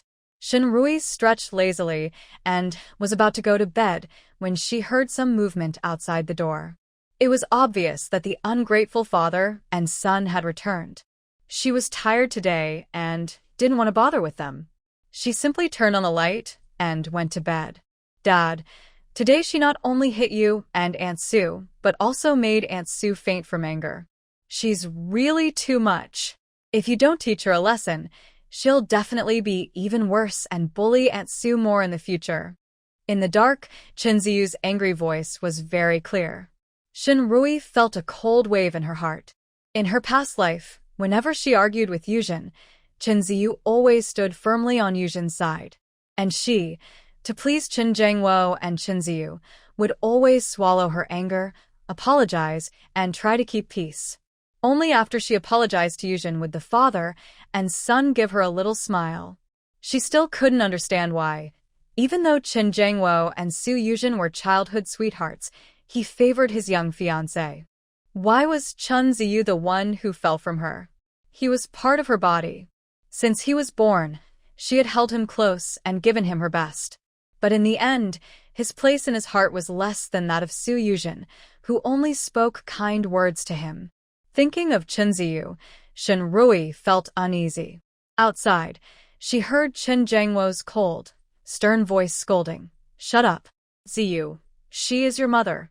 Everyone knows how good she is to you. You are not allowed to say such things." "Wow." Chunzi cried loudly, scolded by Qin Zhengwo, "But I just don't like her. I like Aunt Su. Why can't Aunt Su be my mom?" "Boo-hoo." Qin Zhengwo's face stiffened. Then he clenched his teeth and said, "I only see Aunt Su as my sister. He can never be your mom. Don't mention this again." His voice was very loud, and he looked toward Shen Rui's room. He knew Shen Rui hadn't fallen asleep because he saw her room still lit when he entered the yard earlier. He was deliberately saying this for Shen Rui to hear. Today's commotion in the yard had seriously damaged his reputation. His promotion might be affected. He needed to quickly stabilize Shen Rui. Only if she stopped causing trouble and spoke well of him could he minimize the damage. Soon, Shen Rui heard a knock on the door. "Xiaoi, I know you're not asleep. Can you open the door?" She initially didn't want to respond. But Qin Zhengwo's persistent knocking made her angry. "Xiaoi, I thought a lot when I went to the hospital today, and Yuzhen also advised me. You have every right to be upset with me. I've been busy with work all these years, and I've been living separately from you. I won't do that anymore. Open the door.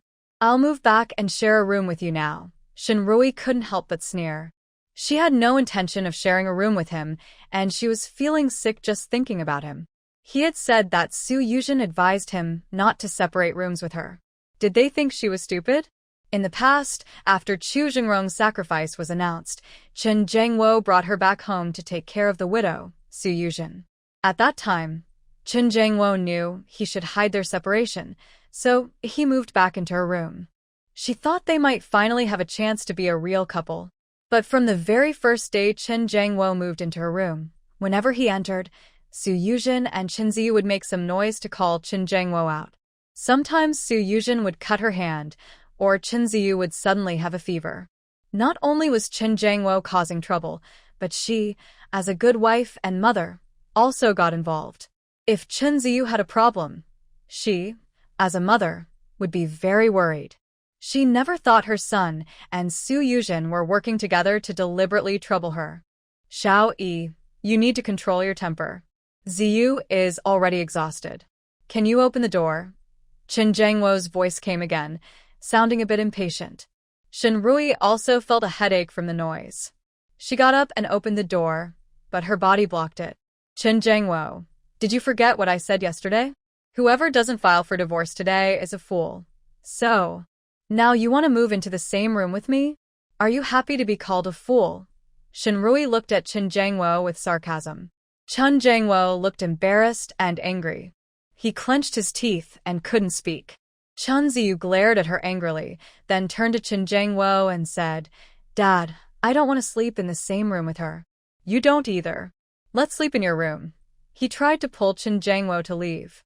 Aunt Su had told him to watch his dad and not let him go into the bad woman's room. Shen Rui sneered and looked at the young Chunzi. She even lost the desire to hit him now. Since she decided not to care anymore, it didn't matter what the child looked like when he grew up. Qin Zhengwo saw the cold look on Shen Rui's face. He quickly grabbed Chunzi and patted him on the buttocks. "I told you not to talk nonsense." After hitting him, Qin Zhengwo looked at Shen Rui. "Xiao Yi, Ziyu is still young and doesn't understand. Don't argue with the child. Anyway, he's our own son. We can teach him slowly in the future." Shen Rui's gaze moved away from Chunzi and looked at Qin Zhengwo. "Is he really your son?" Qin Zhengwo's heart skipped a beat, and his face froze for a moment. He quickly agreed. Ziyu is definitely our biological child. Xiao Yi, don't forget, since you came out of the delivery room, he hasn't left your sight. It's impossible for him to have been swapped. Shinrui slightly frowned. Indeed, she loved Chunzi as much as her own eyes. Since leaving the delivery room, she never let Chunzi out of her sight even for a moment. It was only after coming to serve in the army that she allowed Chen Jiangwo to take Chunzi out. Seeing her expression, Chen Jiangwo immediately took the opportunity to say, Xiao Yi, I know you've been wronged all these years. It's okay to let out your feelings and anger these past 2 days. I will make it up to you in the future. Let's live a good life. For Ziyu's sake, let's not bring up the divorce again. You don't want Ziyu to grow up without a mother, right? Shinrui smiled. Chen Jiangwo was threatening her. He wouldn't give Chunzi to her if they divorced. And just as she didn't plan to keep this ungrateful person, she had no intention of doing so. He won't be without a mother. Su Yuzhen is still waiting in line to be his mom, she said. Chen Jiangwo was a bit shocked. Could Shinrui really want a divorce? Did she even plan to keep the child? Absolutely not. The moment this thought appeared, Chen Jiangwo immediately denied it. Not to mention Shinrui's love for him, she would never be willing to divorce him. She loved Chunzi as much as her own eyes. Even if she was truly upset and wanted to divorce, she would never give up Ziyu. Now Shinrui not only wanted a divorce, but also didn't want the child. That could only mean she was deliberately retreating to push him to cut ties with Yuzhen. His face darkened a bit. Xiao Yi, I've been going along with you these past 2 days, no matter how much you cause trouble. But if you keep pushing your luck and continue to make a fuss, that's going too far.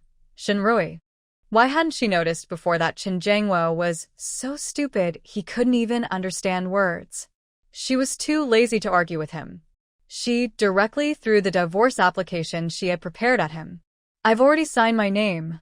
You just sign yours and submit it. Otherwise, I don't mind going out and telling everyone how you and Yuzhen are helping each other. Shinrui, don't go too far. Chen Jiangwo finally lost control of his suppressed anger. Shinrui sneered slightly. Was she being too much now? What about what they did to her in their past life? Chen Jiangwo looked at Shinrui's expression, feeling a bit guilty. His tone softened a little. Xiao Yi, I know you're angry now and speaking harsh words. I won't argue with you. But don't do anything foolish out of anger. I am a soldier, and if you go out spreading rumors that slander my reputation, you'll be legally responsible. Xiao Yi, we are married. I don't want to see you ruin yourself. Shinrui looked at him with a sarcastic smile. Faking facts is what I call slander. I'm just telling the truth to seek justice for myself. Chen Jiangwo looked into her clear, contrasting eyes, feeling a sudden pang of guilt. Those eyes, which used to look at him with affection and shyness, now had no trace of love. He suppressed his anger. Xiao Yi, neither of us is calm right now. Divorce is a big decision, and we shouldn't decide when we're upset. I'll keep the divorce papers for now. When we're both calmer, we can discuss it. As soon as Chen Jiangwo finished speaking, Chunzi rushed in quickly from outside. Dad, hurry up. Aunt Su has a fever and fainted. Chen Jiangwo hesitated for a moment. Chunzi didn't pull him, but glanced at Shinrui. He had been scared from the recent beatings. When he saw Shinrui's gaze, he immediately looked away guiltily. Shinrui's already cold heart sank even further. In her past life, she was so foolish not to notice Chunzi was always trying to win favor with Su Yuzhen. Instead, she thought Chunzi was kind-hearted and deserving of praise. Dad, hurry up.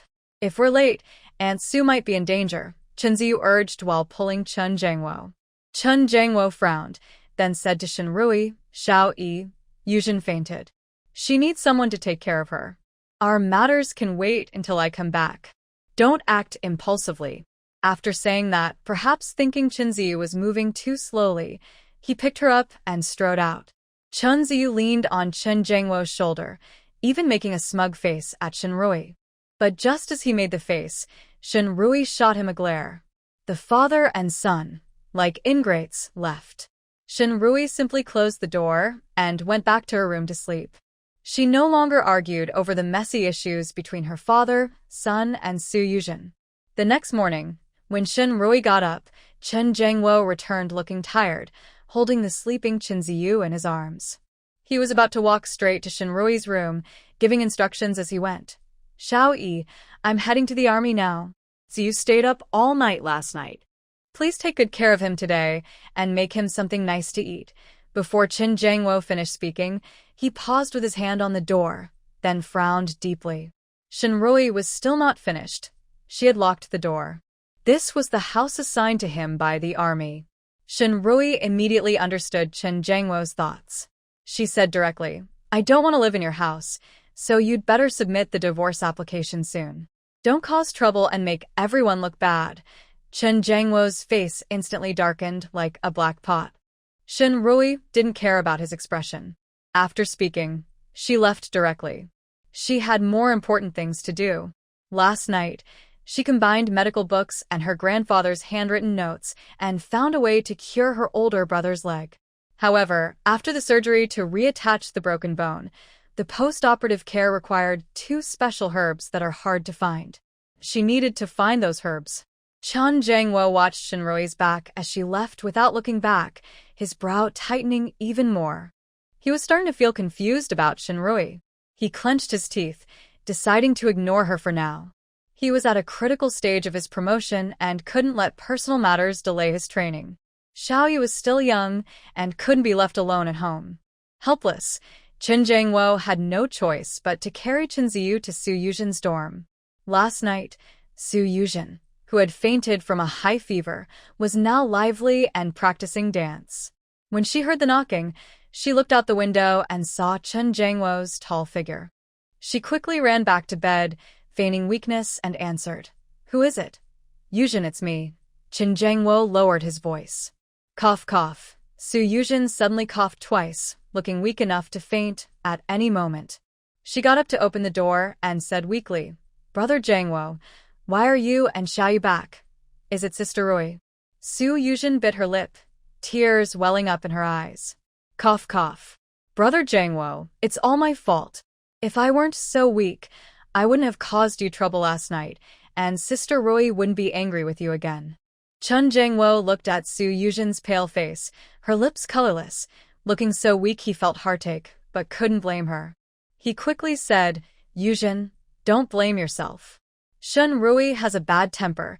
She needs to be taught a lesson." A look of satisfaction flashed in Su Yuzhen's eyes as she looked at Chunzi, still sleeping in Chen Jiangwo's arms. "Brother Jiangwo, is Sister Rui angry? Little Yuzhen has no one to take care of her. Put Ziyu on my bed, and I will look after him. You should go to the army quickly. You're about to be promoted, so don't let family matters delay you." Chen Jiangwo looked at Su Yuzhen with both pain and gratitude. He knew she was in a critical period of promotion, helping to take care of Ziyu despite being sick, supporting him. As his wife, how could Shenrui not understand and support him? Chen Jiangwo put Ziyu down and looked at Su Yuzhen with gratitude. "Yuzhen, thank you so much." Before he finished, Su Yuzhen pouted and looked at him with a mix of teasing and grievance. "Brother Jiangwo, you're still so polite to me. Do you treat me like a stranger?" Chen Jiangwo's words of thanks stopped abruptly. Su Yuzhen quickly said kindly, "Brother Jiangwo, go to the army now. If you're late, it'll be bad." "Okay, Yuzhen. I'll go now. Ziyu, I leave him to you." Su Yuzhen watched Chen Jiangwo walk away confidently. Until his figure disappeared, she turned to look at Ziyu, still sleeping on the bed. He is her son, and the man is hers too. Shenrui, a country girl, grew up in the countryside. Why does she think she can compete with her? After Shenrui left the military family compound, she immediately disguised herself and, according to her past memories, went to the free market. In her previous life, she went to the free market mainly to buy fine grains, expensive eggs, and high-priced meat to help Chen Jiangwo and Ziyu recover. But now, she is here to buy medicinal herbs for her elder brother. It's not that she's afraid of hardship or unwilling to pick herbs in the mountains. It's just that in this era, resources are scarce. Not to mention herbs, even edible wild grasses have been dug up. She, as a woman, wouldn't dare to go into dangerous, deep mountains to find herbs. She could only try her luck in the black market, hoping to meet someone selling herbs or a middleman trading herbs. The black market in Yunqing is hidden in a small alley in a residential area. The alley is connected in many directions, so when the patrols come to check, people can escape from any side. Although the alley is busy with people, it is very quiet. Buyers and sellers speak softly or use hand signals, so no noise can be heard from outside. No one would expect such a large market hidden inside. Shinrui walks around the market. Most stalls sell old goods or basic supplies like rice, flour, oil, and eggs. She doesn't see any herbs. After walking around, she feels like someone is watching her from behind. Shinrui looks toward the person watching her. It's a young man in his early 20s. The young man has a fierce look, especially with his straight eyebrow that makes him look intimidating. When he sees her looking, he gestures to a few others in different directions. Soon, a group of young men of various types gather around Shinrui from all sides. "Miss, I see you've been walking around our territory for a while. What are you looking for?" one of the young men with a straight eyebrow asks. Shinrui guesses these people are probably under the boss behind this free market. She stays calm and replies, "I'm looking for herbs. Do you have anyone selling herbs here, little brother?" The young man with the straight eyebrow examines Shinrui carefully. "You want to buy herbs? What kind? And what do you need them for?" Shinrui smiles politely. "Little brother, this is a free market. If I want to buy herbs, I shouldn't be questioned like this, right?" The young man with the straight eyebrow frowns and looks her up and down. Shinrui is wearing a patched blue shirt, black pants, cloth shoes, with a yellowish face and 2 large moles. She looks just like any ordinary worker woman in the market. But ordinary workers wouldn't come here to buy herbs. He narrows his eyes slightly, staring at Shinrui with a dangerous look. "Miss, how do I know you're really here to buy herbs or if you're a spy from another market? The city of Yun is so big that there are many free markets, and they also compete with each other, like in a martial world." After the one-character eyebrow, he waved to his subordinates and said, "Take her to see the boss." Shinrui did not resist. First, she couldn't resist. Second, she had already planned before coming here. If she couldn't find the herbs she needed in the market, she would find a way to attract the attention of the black market boss. She had seen an interview on a finance channel with the largest herbal medicine merchant in the country in her previous life. That merchant, who later controlled nearly half of the country's traditional medicine business, is now the boss of this free market. She recognized him because, in her past life, she had seen him by chance when she visited the black market and learned his identity as the black market boss. This boss was able to quickly expand his business after the reform and opening up policy, so he probably already has his own supply channels now. If she could use this opportunity to connect with him, she wouldn't have to worry about finding herbs in the future. After the reform, she might even ride his coattails and make a small fortune. Soon, Shinrui was taken into a very ordinary courtyard nearby. "Tell me what herbs you're looking for. Maybe I can help you find them." When Shinrui stood in front of the black market boss, she was a bit surprised. The boss looked quite young, probably only 25 or 6. Being able to run such a large free market at such a young age showed he was quite capable. At this point, Shinrui saw no need to hide anymore. She directly told him the herbs she was after. When he heard the names, he immediately frowned and looked at her cautiously. "Cerealia and bone-breaking herbs are no problem. But what are you going to do with mandrake and raw aconitum?" Mandrake has anesthetic effects, and raw aconitum is highly toxic. Both herbs could be used for criminal purposes. Hearing his tone, Shinrui knew he had channels to obtain these herbs. She didn't hide anymore and told him her purpose directly. He looked at her with suspicion. "You know medicine, and you can even set broken bones and perform surgery yourself." Shinrui knew she didn't look like someone who knew medicine right now. To prove herself, she looked around the surroundings. Finally, her gaze fell on the man with the straight eyebrows who had just brought her over. She smiled and said, "Little brother, have you been waking up at night a lot lately?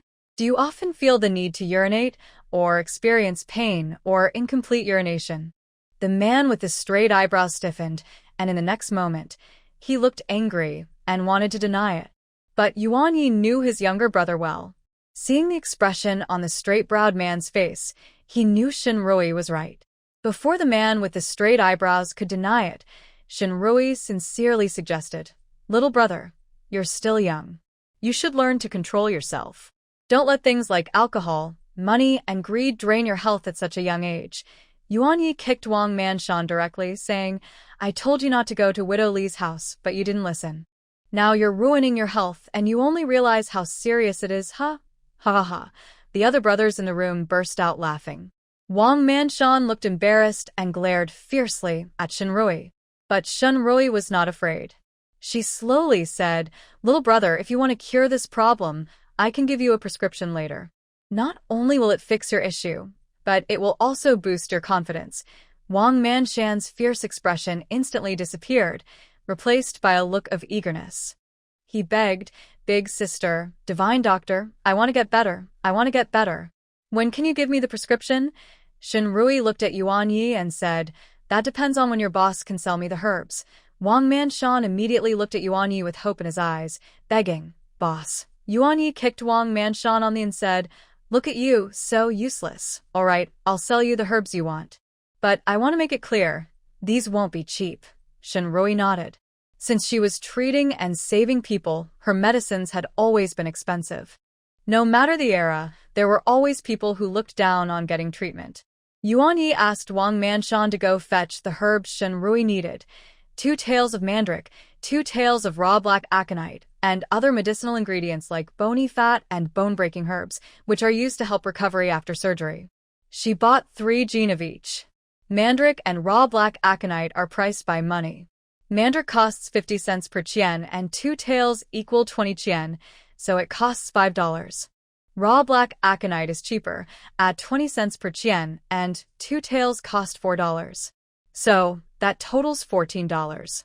The bony fat and bone-breaking herbs are slightly cheaper, costing $2 per jin. 6 jin total $12.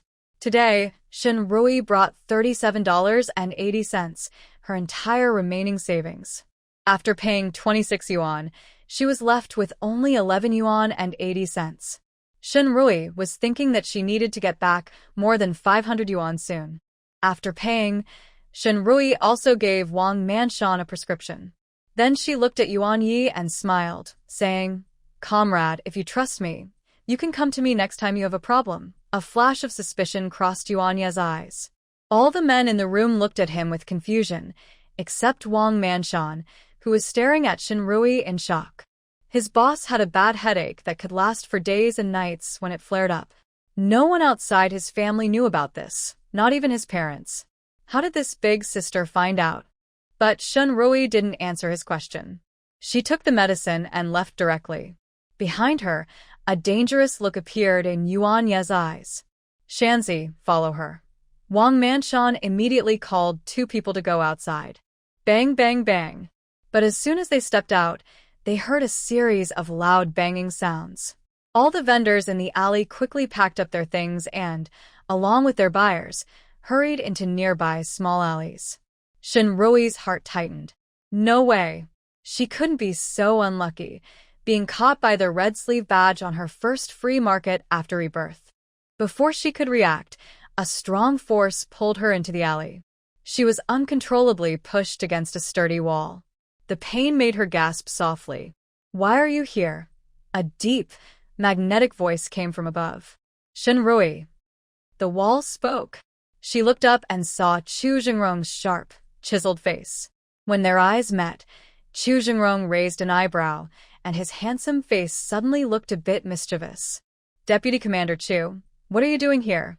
Shinrui was also surprised. Chu Jingrong was alone near the military area.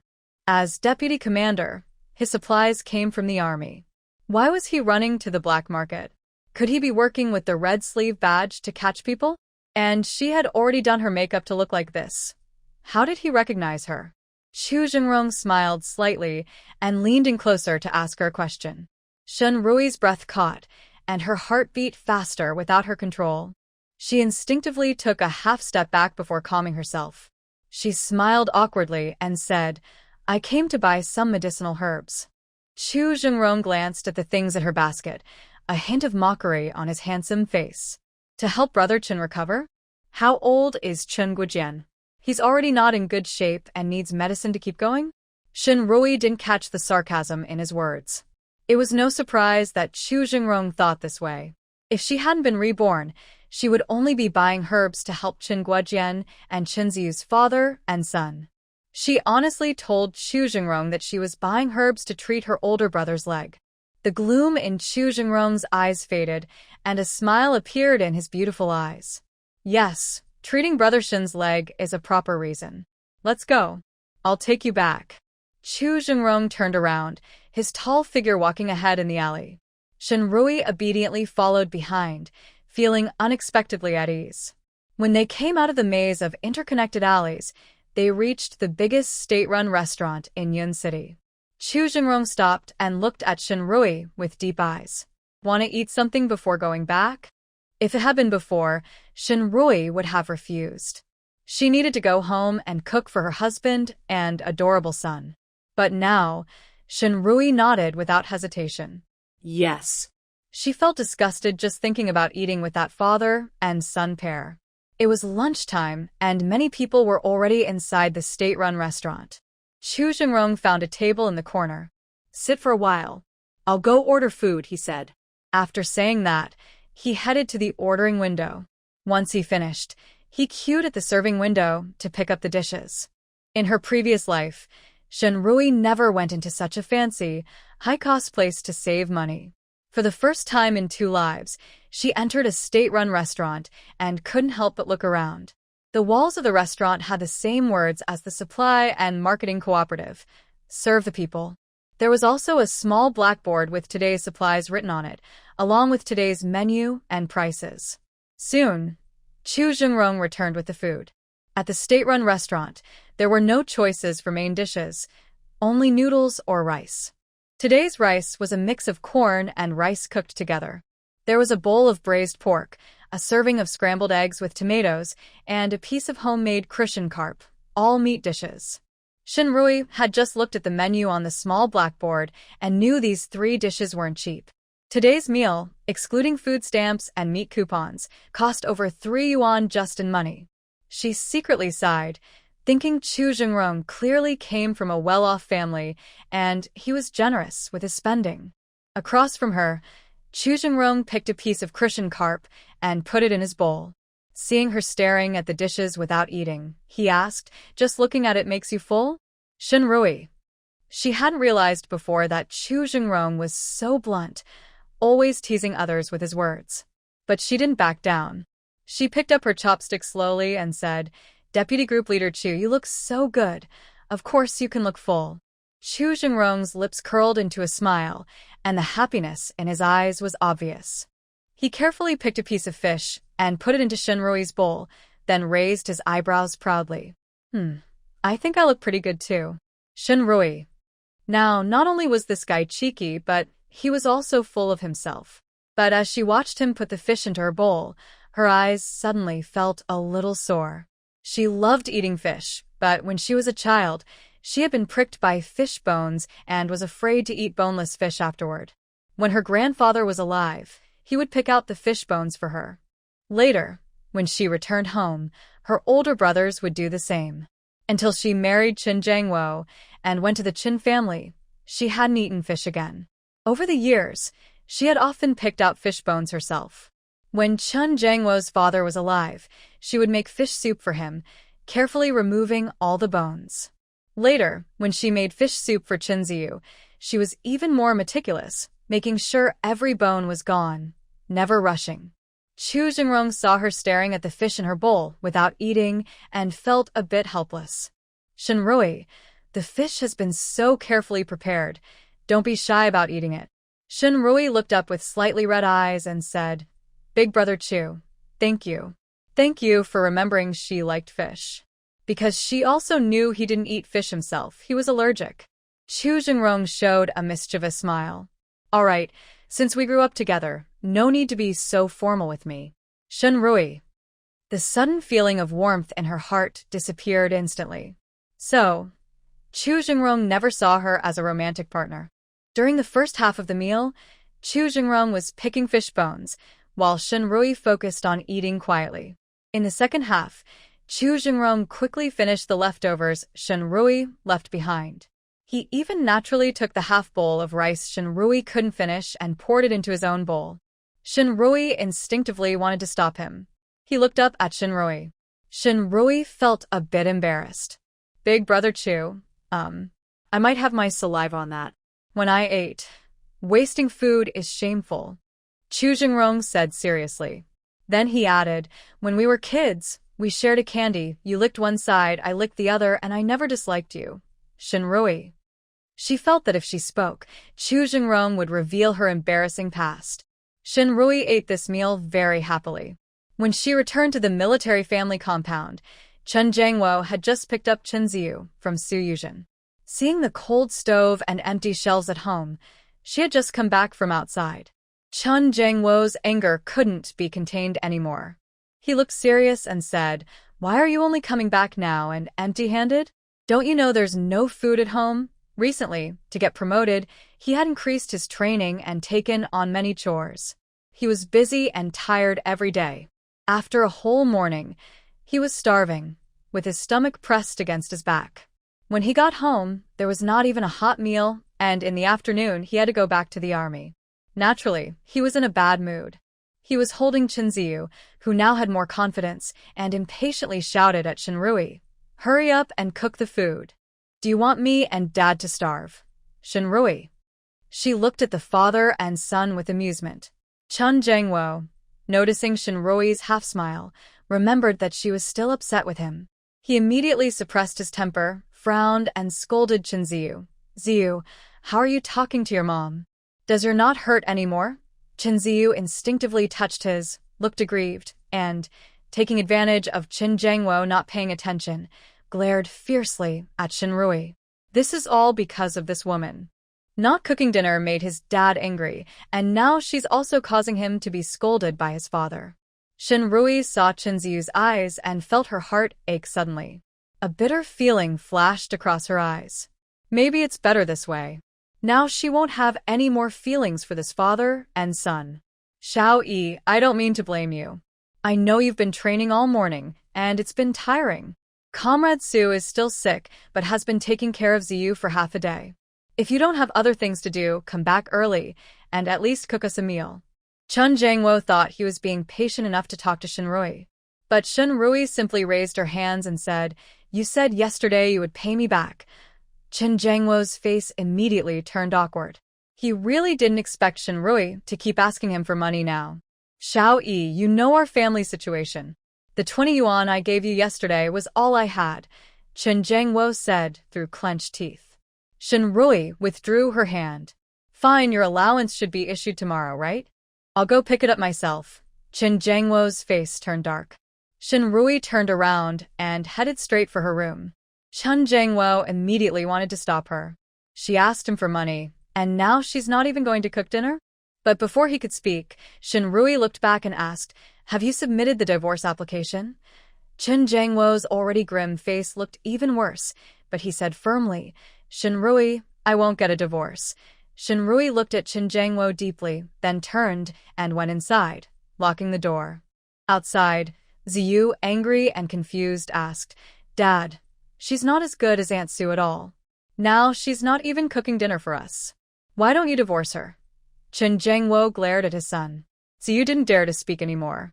He just rubbed his hungry stomach and weakly said, Dad, she's not cooking for us. What are we going to eat? Chen Jiangwo wanted to say he would go to the cafeteria for food, but looked at the time. The cafeteria probably didn't have any food left by now. He could only say, Dad will get you something to eat. After saying that, he went into the kitchen but suddenly remembered that Shenrui usually bought groceries and cooked at home. Since she hadn't bought any food, there was nothing to eat at home. He could only come out of the kitchen and took Chunzi's hand, saying, Ziyu, there is no food at home. Let's go borrow some from Aunt Su. Chunzi immediately became happy and said loudly, Yay! Dad, can we eat at Aunt Su's house? She just said she would make me fried egg pancakes. Chen Jiangwo frowned and said, Your Aunt Su is sick. You can't bother her. Chunzi looked a bit confused and asked, Dad, if she's sick, can't she cook? Before, when she was sick, she still cooked for us. Chen Jiangwo looked at the closed door of Shinrui's room and remembered which time Chunzi was talking about. It was spring when Shinrui had a high fever. Chunzi kept asking for wild chives scrambled with eggs. He also craved that taste of spring, so he told Shinrui about it. He originally wanted Shinrui to recover first before going up the mountain to pick some wild chives.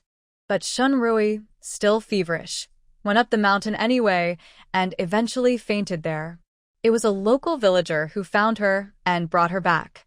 When she woke up, she learned that he and the children hadn't eaten, so she immediately got up and made scrambled eggs with wild chives for them. He still remembers her satisfied smile when they were eating. Chen Jiangwo felt a bit annoyed and didn't want to explain too much to Chunzi. He just said, "Your Aunt Sue is different from your mother." Chunzi nodded immediately and said, "Dad, you're right. Aunt Sue wants to stand on stage looking beautiful, unlike her, who just spends all day working in the fields and getting muddy." Chen Jiangwo frowned. That wasn't what he meant. He meant Shinrui was family, and it was okay to trouble her. But Su Yuzhen was an outsider, and bothering her was a bit inappropriate. But he didn't want to explain too much to the young boy, so he said nothing more. "Brother Jiangwo, Ziyu, why are you here at this time? Aunt Sue, that bad woman at home, is not cooking for me and Dad anymore, and she isn't buying food either."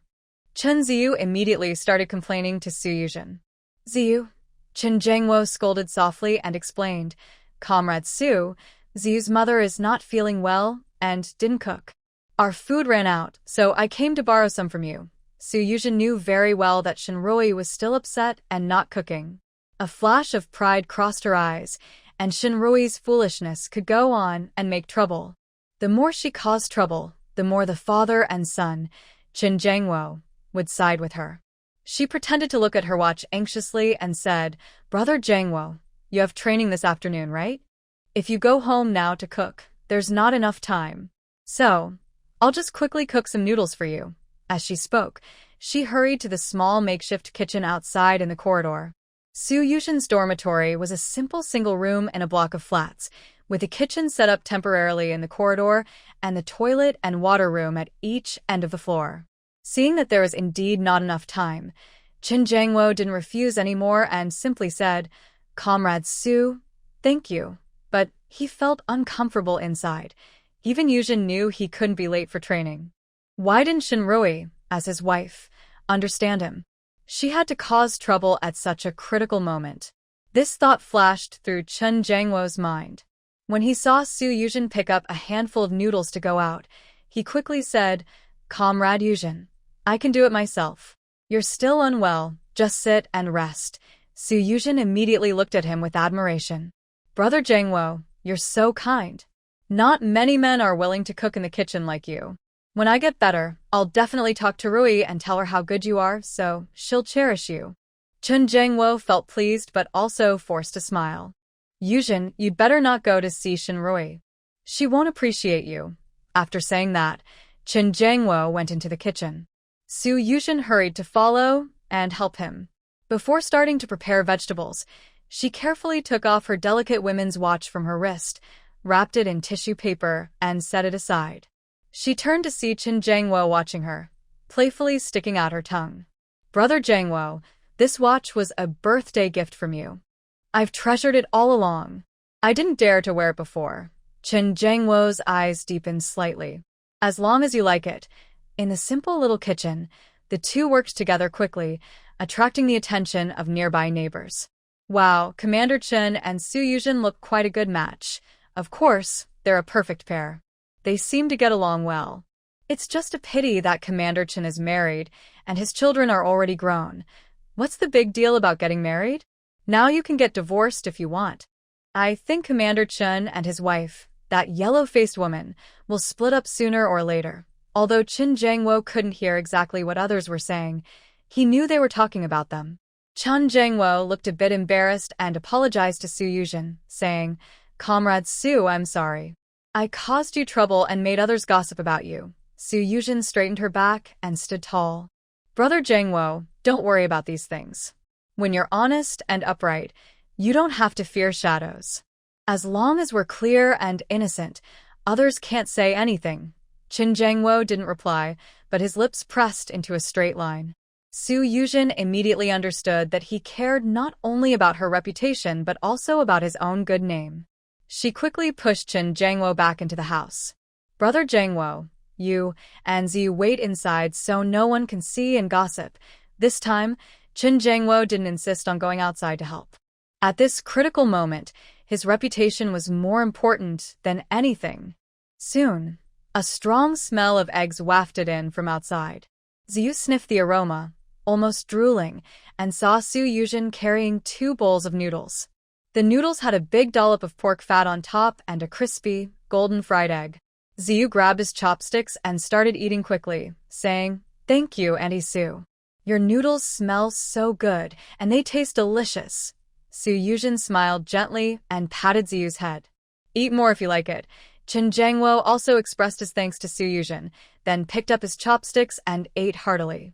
After finishing, Chen Jiangwo prepared to leave for the army, planning to take Ziyu home. But Ziyu hugged Su Yuzhen's leg and said, "I won't go. I want to stay here with Auntie Su. I don't want to go home and see that bad woman." Hearing Ziyu call her, "that bad woman," repeatedly, Chen Jiangwo felt annoyed. He shouted angrily, "Ziyu, what bad woman? That's your mother. Come on, let's go back." He reached out to grab Ziyu. Su Yuzhen quickly stepped in front of Ziyu. "Brother Jiangwo, don't be angry. Ziyu is still young and doesn't understand. You go to the army first.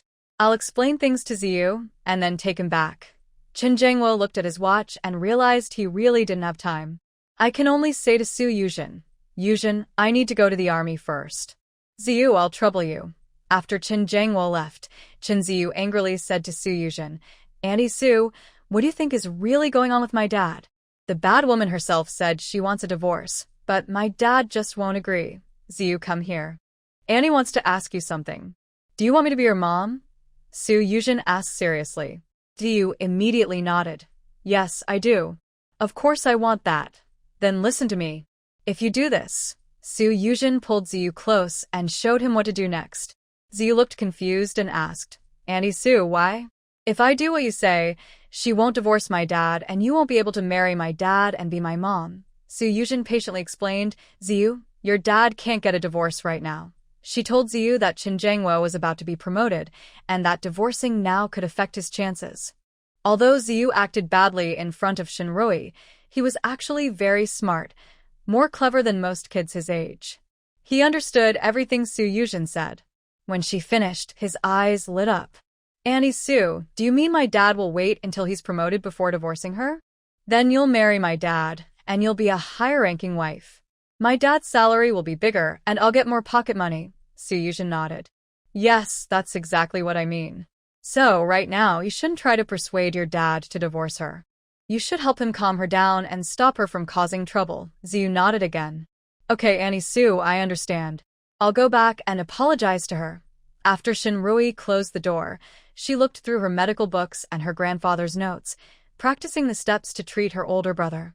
Her medical skills had been neglected for too long, and she didn't dare perform such a big surgery as setting a broken bone right away. She planned to buy a few rabbits from her neighbors tomorrow to practice first. Once she was familiar with the surgical steps, she took out the herb she bought today and prepared to make mefizin, an anesthetic powder. The current anesthetic has too many side effects, and her older brother might not want to use it. While busy, she suddenly heard a cautious knock on the door outside. Next, Chunzi's young voice sounded. "Mom, can you open the door? I know I was wrong." "I'm sorry." Shinrui's body instinctively stiffened. After all, he was her beloved son whom she had cared for her whole life. Loving him had become almost a natural instinct, but in the next moment, she gave a self-deprecating smile. In her past life, Chunzi, almost 30 years old, had still been the one to remove Su Yuzhen's oxygen tube. Now, Chunzi was only 5 years old. Could he understand that he was wrong and feel sorry for her as his mother? It seemed that Chunzi was only apologizing because someone had taught him. As for who that was, besides Chen Jiangwo, only Su Yuzhen would do such a thing. Shinrui didn't want to respond to him, but soon, she heard faint crying from outside. A wave of sadness suddenly filled her heart. She opened the door. "Mom." At the door, Chunzi was crying, tears and snot covering his face. His big, red eyes looked at her pitifully. Shinrui felt her heart tighten painfully. "Why are you back?" Chunzi wiped his tears and said, crying, "Dad went to the army. Aunt Sue said I was annoying and sent me back. Mom, you're the only one who loves me best." Boo-hoo. Shinrui looked into Chunzi's eyes, where intense emotions gradually faded, replaced by a cold light. This child had truly been spoiled by Su Yuzhen. He was already lying about things. She had dealt with Su Yuzhen for 2 generations, so she knew her very well. No matter if Su Yuzhen wanted to marry Chen Jiangwo or not, as long as she still wanted to keep him interested, she wouldn't show a cold face to Chunzi or send him away. She preferred to spend more time alone with Chunzi, hoping to teach him to be just like her. Chunzi cried for a long time, but seeing Shinrui still unmoved, he secretly glanced at her cold face and cried even louder. Boo-hoo. "Mom, Ziyu knows he's wrong. Please forgive me and don't be angry anymore, okay?" Shinrui crossed her arms, looking down at the child who was only as tall as her thigh. All right. Now, go and repeat the words you just used to scold me, and I will forgive you." Chunzi's crying suddenly choked in his throat. He looked at Shinrui in disbelief. Although he is smart, he is only 5 years old. When he heard Shinrui's words, he immediately couldn't continue. His face changed several times, and his gaze at Shinrui grew more fierce. The small surge of maternal love in Shinrui's heart quickly cooled down again. She was prepared for this ungrateful son to scold her. But before Chunzi could speak, another angry voice sounded first. "Shinrui, is this how you teach your child?" Shinrui looked at Chen Jiangwo, who entered with a stern face. Chunzi immediately ran to Chen Jiangwo, wiping tears and saying, "Dad, you're back. Mom wants me to scold Aunt Sue, but you taught me that scolding people is bad. I don't want to scold Aunt Sue." Watching Chunzi complain to Chen Jiangwo, Shinrui sneered and raised her eyebrows. For some reason, she felt that Chunzi's words just now, with her innocent look, resembled Su Yuzhen very much. She couldn't help but feel a little heartache. Over the past 2 years, she had been neglectful, which allowed Chen Jiangwo to take Chunzi to spend time with Su Yuzhen. As a result, the child she raised with so much effort had grown distant from her. Chen Jiangwo looked at Shinrui's expression and suppressed his anger. "Xiaoyi, no matter how much you dislike Comrade Su, you shouldn't teach the child to curse," she mocked. "Ha, I told him to curse Su Yuzhen. But now, who taught him to call me a bad woman and insult me? When he cursed me, were you deaf or mute? When he cursed Su Yuzhen, did it hurt your feelings?" Shinrui's words were sharp and harsh. Chen Jiangwo's face turned pale from her retort, and he couldn't say a word. In the end, he could only pick up Chunzi, press him on his lap, and hit him, saying, "I told you to curse your mother, to curse your mother." Chunzi immediately cried out, crying and pointing at Shinrui, yelling, "Bad woman. You're a bad woman. A troublemaker. Why did you incite my dad to hit me?" Shinrui was too tired of watching this disgusting father and son act. She simply locked her door and left. Chen Jiangwo saw her about to leave and quickly stopped her, asking, "Where are you going?" Shinrui looked back at him and said, "I'm going to see my eldest brother." Chen Jiangwo opened his mouth but was about to say something, then hesitated. A few days ago, Shinrui had scolded him for being ungrateful. Now, if he said she couldn't go back, she would start yelling right in the yard, and the shame would be on him. Chen Jiangwo's words changed to, "Go early and come back early. Xiao Yu, and I will wait for you to have dinner." Shinrui gave him a mocking look and walked away directly. She originally planned to go back and discuss the surgery with her older brother first. But Chen Jiangwo mentioned cooking, which reminded her. The new monthly food quota could be bought now. Because supplies are scarce, each person has a fixed amount of food each month. In Yunqing, ordinary residents get 200 grams of fine grain and 200 grams of coarse grain daily, totaling 12 jin of each per month. Soldiers like Chen Jiangwo receive 45 jin of food per month, plus 1 jin of meat and 1.5 jin of vegetable oil. These amounts can't be bought just with money or food coupons. A food book is also needed.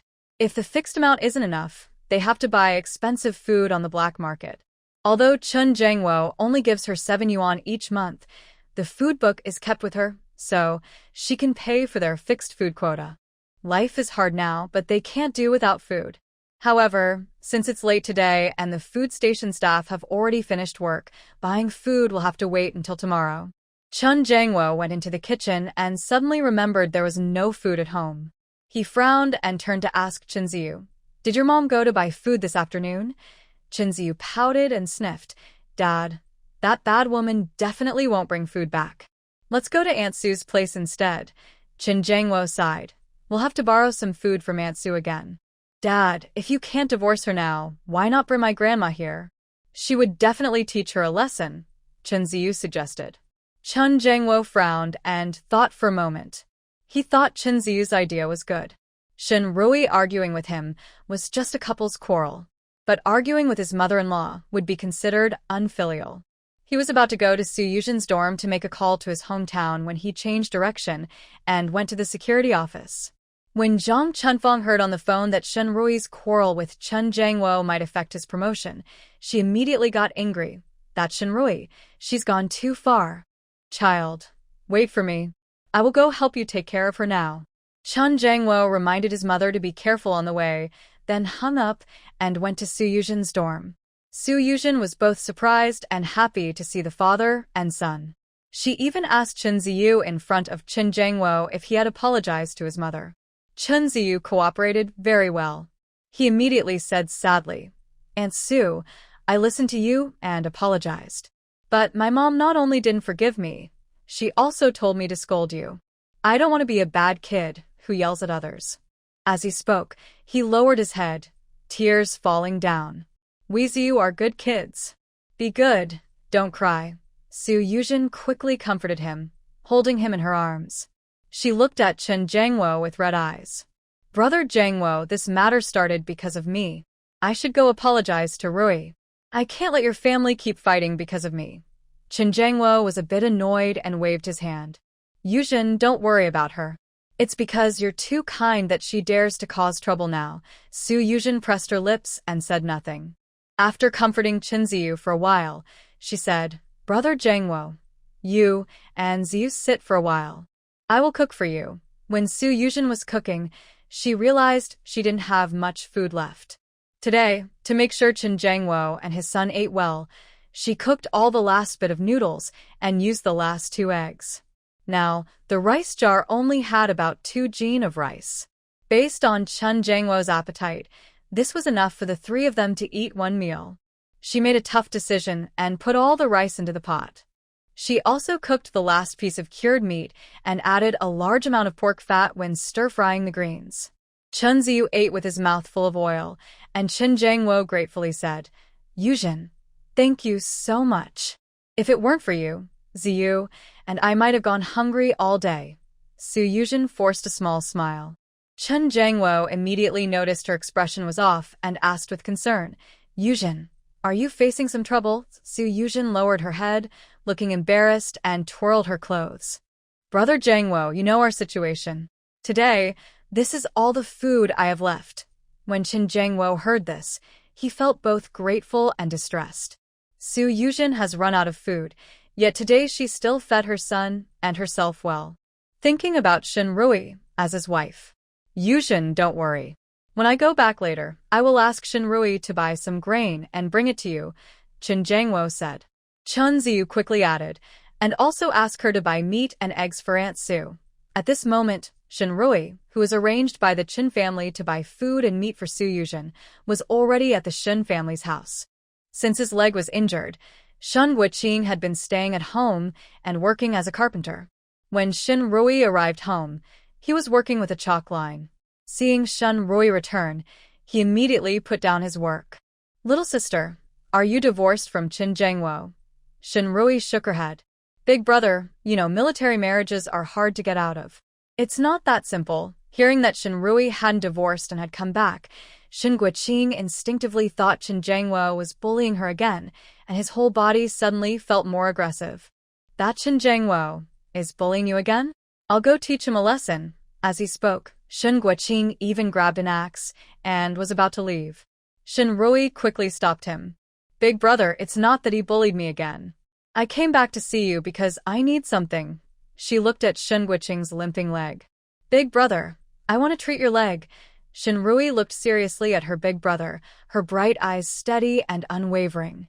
Shen Guoqing was stunned for a moment, then a bitter smile appeared on his face. He waved his hand. Little sister, my leg has been like this for so many years. It can't be cured. Don't bother about it. He had already sought treatment at military hospitals in Shanghai and Beijing, but it hadn't healed. His sister had only learned a few years of medical skills from their grandfather. Could she be better than the experts at those big hospitals? Fearing disappointment, Shen Guoqing didn't hold out hope. Shen Rui tugged at her brother's sleeve and, rarely acting spoiled, said, Big brother, you know I've been studying medicine with Grandpa since I was little. But after I grew up, I didn't have time to treat and help people before I married Qin Jiangwo. Now I want to divorce him and pick up my medical skills again. It's a skill I can use to make a living. Big brother, you are the first patient I've ever had. Please let me try.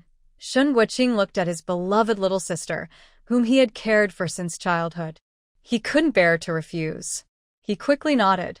All right, I promise you. You can treat me. Thank you, big brother. Shen Rui's face immediately lit up with a bright smile. Big brother, I can treat your leg. After gently touching Shen Guoqing's injured ankle, Shen Rui felt confident and more assured. His ankle bones weren't broken into pieces, just fractured. Because it wasn't properly set right after the break, the bones grew crooked. This situation could be fixed with the method she had planned for re-breaking and resetting the bones. Little sister, are you serious? Shen Guoqing initially didn't have much hope, but when he heard Shen Rui say she could treat it, he couldn't help but feel a little excited. But in just a moment, he suppressed his excitement. He still smiled and said, All right, little sister, if you say you can treat it, then go ahead. If you fix my leg, I'll go back to the army and teach that troublemaker Qin Jiangwo a lesson, okay? Shen Rui was happy to hear her brother was willing to return to the army, knowing he hadn't lost hope in life. She nodded happily. Big brother, I plan to come back in a few days to do the surgery for you. I'm going home for now. Today, Shen Rui mainly came back to check on her brother's leg. Now that the task was done, she was ready to leave. After all, she had many things to do tomorrow. Little sister, it's not easy for you to come back. At least wait until mom and dad finish work. Have dinner at home before you leave. Shen Guoqing quickly urged her to stay. The day before yesterday, when mom, dad, your second brother, and sister-in-law came to see what you bought, they were still upset that I didn't keep you at home for dinner. Shen Rui smiled and said, Big brother, if I wait until after dinner to go back, it will be dark on the way. Don't worry, okay? Shen Guoqing. Then don't go back. Stay at home. Your room is still reserved for you. Actually, Shen Rui didn't want to go back and see those two disgusting father and son, but thinking about what she had to do tomorrow, she was worried about being late if she stayed too long. So she refused her brother. Just as she turned to leave, she saw a tall figure walking toward the Shen family's door. Shen Rui. Why did Zhuang Zhirong come again? Zhuang Zhirong entered the yard and handed a bag of things to Shen Guoqing. Brother Shen, here. Zhirong, thanks. Shen Guoqing took the bag from Zhuang Zhirong and casually said thanks, then asked, By the way, how did you come here? Are you driving? Brother Shen, you've been out of the army for a while. Have you become a bit careless? The car is for official use, and I was just helping you deliver something. It's not private. Why use public resources for personal matters? Chu Jingrong replied with a mischievous smile. Forget it. Even if you didn't drive, you could walk back with Xiao Yi. With you here, I feel at ease. Brother Shen patted Chu Jingrong's shoulder. Chu Jingrong glanced at Shen Rui. You're lucky. I came by bicycle. That's great. Shen Guoqing immediately cheered. Then you can take Xiao Yi back to the military area. Little sister, with Jingrong accompanying you, your big brother won't stay. Hurry home. It will be hard to walk once it gets dark. Yunqing has many mountains, and the roads are rough. The military area is on the outskirts, so the roads are not easy to travel. Shen Rui said goodbye to her brother and left the Shen family yard with Chu Jingrong. His bicycle was parked outside the yard wall. He leaned on his long legs, sat steadily on the bike, and said, "Get on." Shinrui turned to sit on the back seat of the bicycle. Chu Jingrong retracted his long leg from the ground, and the bicycle moved forward. "Did you check on Brother Shin?" Hearing Chu Jingrong's question, Shinrui nodded, then remembered he couldn't see her nod. She replied, "Yes, I checked." "Are you confident?" "About 60%. With more practice, I think I can reach 80%. Shinrui said. "By the way, Brother Chu, do you have connections at the hospital? Could you help me borrow the operating room?" She thought about doing the surgery at home, but the hygiene conditions there are poor, so borrowing the hospital's operating room would be best. "When do you plan to operate on Brother Shin?" Shinrui silently calculated. Considering the time she needed to practice on rabbits and observe their recovery, about half a month. She answered, "In half a month. Okay, I'll arrange it for you then." Chu Jingrong's calm voice responded without hesitation. Just as Shinrui felt grateful to him, the bicycle suddenly jolted sharply. Caught off guard, Shinrui instinctively grabbed the man's waist on both sides. She just relaxed and wanted to take her hand away when the bicycle suddenly jolted more violently. Shinrui's body leaned forward sharply. Her hand, which was holding the man's clothes, instinctively wrapped around his narrow waist. Her face instantly turned red. She hurriedly tried to loosen her grip, flustered and clumsy. But the bicycle jolted again suddenly, and she had no chance to let go. Chu Jingrong pedaled the bike, a happy smile on his lips. "Hold on tight. This road isn't very safe. If you fall off, I won't be responsible, Shinrui." She remembered that this road wasn't very bumpy. But she didn't even get the chance to say that because the bike kept jolting repeatedly, each time making her lift completely off the seat. Several times, she felt she might fall off and get hurt, so she focused all her attention and held tightly onto Chu Jingrong, her lifeline. When they were close to the military family compound, the bike finally steadied. Shinrui let out a breath of relief, loosened her grip on Chu Jingrong, and grabbed the seat again. Fortunately, it was already completely dark, and no one saw her face turn so red it looked like it was about to bleed. "Brother Chu, I think I should get off here. If I go further, people in the compound might see us. Gossip is human nature. Besides, most of the military families in the compound hadn't been assigned jobs yet." A group of women spent their days chatting idly, with little entertainment in this era. They relied on gossip to pass the time. She had just had a fight with Chen Jiangwo and Su Yuzhen in the compound, and now she was the center of attention. If anyone saw her coming back so late on Chu Jingrong's bike, what kind of rumors would spread? It was hard to say. After she finished speaking, Chu Jingrong showed no intention of stopping. As they approached the gate of the compound, Shinrui grew anxious. "Deputy Group Leader Chu, please stop the bike. If you don't stop now, I might just jump off." After saying that, Shinrui gathered her courage and prepared to jump down. But at that moment, the bike, which was moving quickly, suddenly came to a halt. She took a deep breath, jumped off her bike, and politely thanked Chu Jingrong, saying, "Deputy Commander Chu, thank you." Before she finished speaking, she heard a deep, gentle laugh in the air. "What? You don't want to have anything to do with me? I didn't let you get off the bike, so I'm still Deputy Commander Chu, Shinrui." The strong pressure from the man made her realize he was angry, although she didn't know why he was upset. She carefully explained, "Big Brother Chu, you're not married yet. If rumors spread that you're involved with a married woman like me, it could hurt your reputation and even affect your future." Chu Jingrong looked at her with deep eyes, the corners slightly raised. "Thinking about me? Isn't it because Chen Jiangwo saw us and got upset, Shinrui?" She felt something was a bit strange about Chu Jingrong's current attitude, but she couldn't quite put her finger on what. She smiled and said, "Big Brother Chu, you're overthinking. I've already decided to divorce him. Why should I care if he's happy or not?"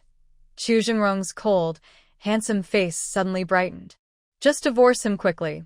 After saying these words, he pedaled his bike and rode forward. Beyond the residential compound was the military area.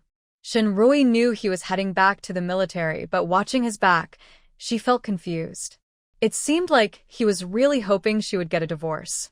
But then she thought, maybe hoping for her divorce wasn't so strange after all. Chu Jingrong had always looked down on Chen Jiangwo. He had told her more than once that Chen Jiangwo was no good. She used to be blinded by her feelings and thought Chen Jiangwo was perfect in every way. She sighed softly and turned to walk into the residential area. Just as she looked back, she saw Chen Jiangwo holding Chunzi's hand, standing there like a pestilence, with a grim face staring at her.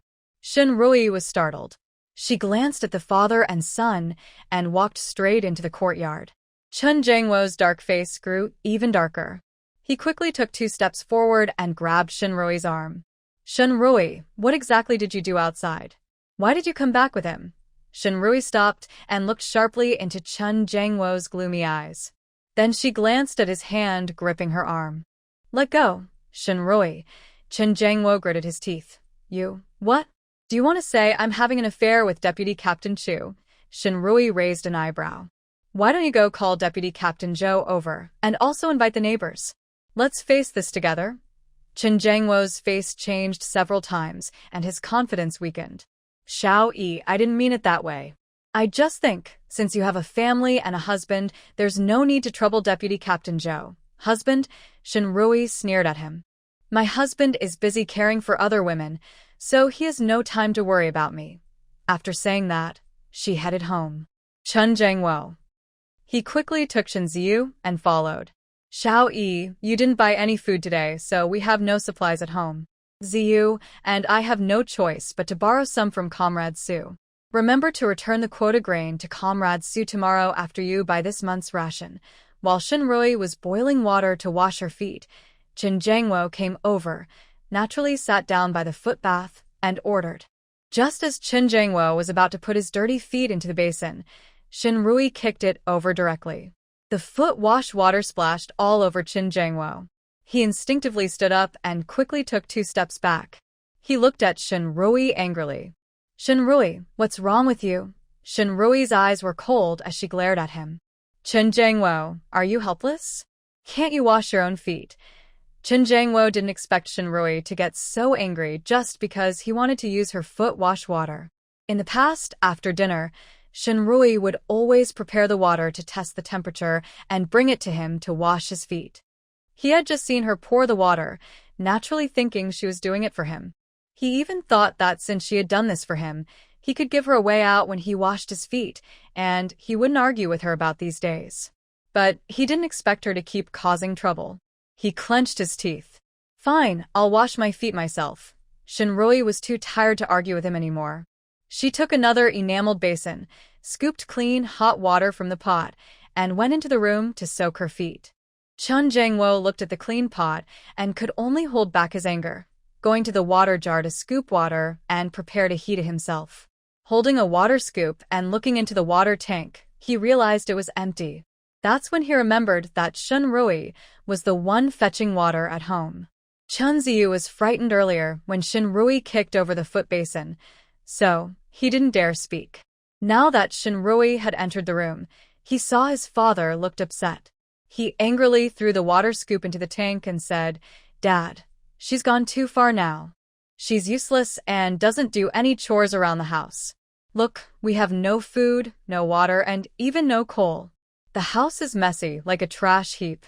Chen Jiangwo usually didn't care about these small household matters. In his mind, there was always enough food. He and Chen Ziyu could eat eggs every other day and meat twice a month. The water tank was always full, there was enough coal, and the house was always clean. But in the past few days, everything in the house had completely changed. He took a deep breath and said to Chen Ziyu, let's skip washing up tonight and just sleep through it. He held Chen Ziyu's hand and led him to their room. Passing by Shen Rui's room, he looked at the closed door and felt uneasy. He instinctively raised his hand to knock. But just as he did, the door opened. Shen Rui had come out to fetch foot wash water. When she saw the father and son standing outside, she didn't hesitate and splashed the foot water out of the basin. Chen Jiangwo and his son were soaked instantly. Shen Rui said, What are you two doing blocking the door? Sorry, I was just pouring out the foot wash water and didn't see you. She then tried to close the door. Chun Jangwo quickly reached out and held the door open. Shinrui, don't go too far. Shinrui looked up at him. She couldn't help but laugh. Chun Jangwo looked at her bright, beautiful face and was momentarily stunned. His heartbeat quickened without him realizing. He had to admit, Shinrui was very pretty, bright eyes, white teeth, and clear skin. Her smile just now made everything in the world seem brighter for a moment. His anger instantly disappeared. He softened his tone and said, Xiao-yi, let's live peacefully. No more fighting, okay? My mother is coming tomorrow, and you don't want her to see us arguing all the time, right? Again, we keep arguing like this, which isn't good for Ziyu's growth. Shinrui raised an eyebrow, looking at Chun Jangwo with a half-smile. Huh, is his mother here to pressure her? Unfortunately, she is no longer the obedient Shinrui from the past life who would just accept everything in front of her mother-in-law. Shinrui wore a smile on her face, but looked coldly at Chun Jangwo, who was still dripping wet. Chun Jangwo, what does your mother coming here have to do with me? If you don't apply for a divorce soon, you'll see what crossing the line really means. After speaking, Shinrui slammed the door shut with a loud bang. This time, Chun Jangwo didn't even have a chance to stop her. The door slammed right into his face. His face immediately darkened like a pot bottom. He shouldn't have shown mercy to Shinrui. But when he was lying in bed, for some reason, his mind was filled with Shinrui's bright, beautiful smile from earlier. He couldn't help but remember the look in her eyes before, her lovely almond-shaped eyes shining with stars when she looked at him. At this moment, he suddenly realized that now, her eyes held no light, only endless coldness. He felt a bit anxious inside. Maybe Shinrui really wanted to divorce him? But he shook his head quickly. Impossible. Shinrui wouldn't be willing to divorce him. She was just upset for a little longer this time. Once she realized this tactic didn't work, she would calm down. That night, Shinrui slept well. The next morning, she got up early. She found Chun Jangwo's paycheck in the room and headed straight to the finance office. Although Chun Jangwo usually received his allowance directly, she had learned that most men in the family compound had their wives handle their paychecks. So she asked Chun Jangwo to give her his paycheck. To keep her calm, Chun Jangwo obediently handed it over. Now, it was just the right time to use it. When she arrived at the military finance office, it was still early, and she was the first in line. When the office opened, she went in with the paycheck and collected Chun Jangwo's salary. Commander Chen's wife, you're here to pick up Commander Chen's allowance today? Why so early? A staff member said casually while processing her payment. Shinrui sighed and smiled helplessly, saying, There's no rice at home, so I came early to collect my allowance to buy grain at the granary. Yesterday, I went to my parents' house. Chun Jangwo took the children to visit Comrade Rin-su for a meal. You know, Comrade Rin-su is an unmarried woman, and Chun Jangwo is a married man. It's not good for their reputation if they keep going to her place for meals. Shinrui casually chatted with the finance staff. The young woman's sister also works in the cultural troupe, and Chun Jangwo and Su Yuzhin's situation she had heard a little about. Hearing Shinrui's words, someone felt a bit sorry for her naivety. Comrade Shin, it's right for you to keep your husband's salary and come to collect your allowance yourself. Men, once they have money, might do something foolish. We women shouldn't be naive, only thinking about men and children. We need to think more about ourselves and leave a backup plan. Shinrui nodded with a gentle smile. That's true, Comrade Shin. Here is Captain Chen's salary for this month, 47 yuan and 80 cents, and the grain, oil, and meat coupons for the allowance. Count them. Shinrui took the money, put it in her pocket, and praised the other person with a smile. Sister Ma, you're the champion of the money counting contest. I trust the money you counted. Ayunli was most proud of winning the money counting contest organized by the finance staff in Yinqing last year. Whenever Shinrui mentioned this, her face would immediately crease with a deep smile. At the same time, she also revealed an important piece of news. Comrade Shin, your Captain Chun has been close to Comrade Su recently. You should pay more attention. Just between us, Comrade Su's service in the cultural troupe is almost over. If she can't find a military officer in the army, she'll have to transfer back to her hometown. Watch out for her trying to make a move on your Captain Chin. Shinrui suddenly remembered that about a month after her previous life, Su Yujin had retired from the cultural troupe. At that time, news of Chu Zhirong's sacrifice had just come back. She had retired, her husband had sacrificed, so logically, she should have left the military district. But Chun Jangwo used connections and favors to get her into the military hospital as a civilian staff member. He also took her in and let her stay at their home, keeping her in the military district. This time, Su Yujin didn't marry Chu Zhirong, so she was probably more anxious than in her previous life. When people get more anxious, they tend to make more mistakes. It seems her chance has come. At this moment, someone else came to collect their allowance. After thanking Ma Yunli, Shenrui left the finance office. Just as she stepped out, she saw Chu Jingrong walking confidently toward her. Chu Jingrong also saw her. Shenrui had just received some money and was in a good mood. She smiled brightly at Chu Jingrong, saying, "Big brother Chu, you're here to collect your allowance too." Chu Jingrong nodded. "Stay here for a moment, I'll be right back." Confused, Shenrui watched as Chu Jingrong went into the finance office. Although she didn't know what he wanted, she patiently waited where she was. Soon, Chu Jingrong came out again. He was holding a thick paper bag made of leather. He handed it to Shenrui. "Take care of this for me, Shenrui." She was so surprised her eyes nearly popped out. She looked at Chu Jingrong in disbelief. He had a mischievous smile on his face. "Inside are my ration book, my paycheck, and the savings I've accumulated over the years. You know I'm about to go on a mission. These 2 months, you can help me collect my allowance and food. It's my savings, so please keep it safe. Of course, if you need money urgently, you can use some. Consider it a loan from me. Just pay me back later, Shenrui." She was about to refuse, but Chu Jingrong raised an eyebrow at her. "Shenrui, we've grown up together, practically inseparable. You wouldn't even help with this small favor, right, Shenrui?" Fine. She had no choice but to swallow her refusal. She took the paycheck and the paper bag. "All right, I'll keep it safe for you." Chu Jingrong's smile grew even more cheerful.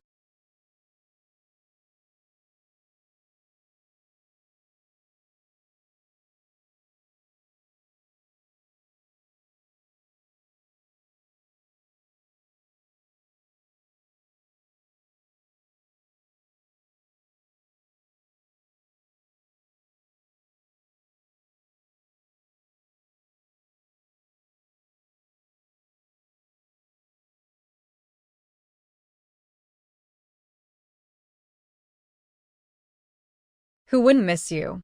Just say it directly. When are you leaving?" Shenrui said impatiently. "Maybe in about 3 days. All right, 3 days is enough." Shenrui nodded. Chu Jingrong immediately looked at her cautiously and took a step back. "Xiao, what do you mean, 3 days is enough? Are you planning to divorce and get married before I go on my mission?" Shenrui. She shouldn't have any sad feelings about leaving Chu Jingrong. Angrily, she stomped his foot. Chu Jingrong winced in pain, grimacing. "Xiao, why are you so harsh? I tell you, if you hurt me badly, you'll have to take responsibility." Shenrui. She didn't want to waste words with him anymore. "With 3 days, I can prepare some emergency pills for you. Come find me before you leave." After saying that, Shenrui ignored Chu Jingrong and walked straight away. She didn't see that behind her, Chu Jingrong's mouth was almost stretched to his ears with a big grin.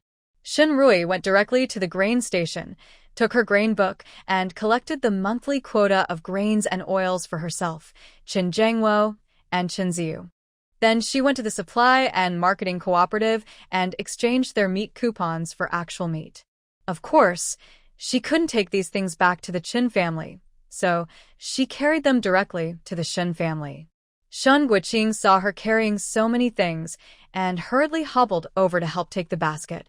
"Little sister, why are you bringing back so much again? These are the quotas I just collected today for me, Qin Jiangwo, and Ziyu for this month.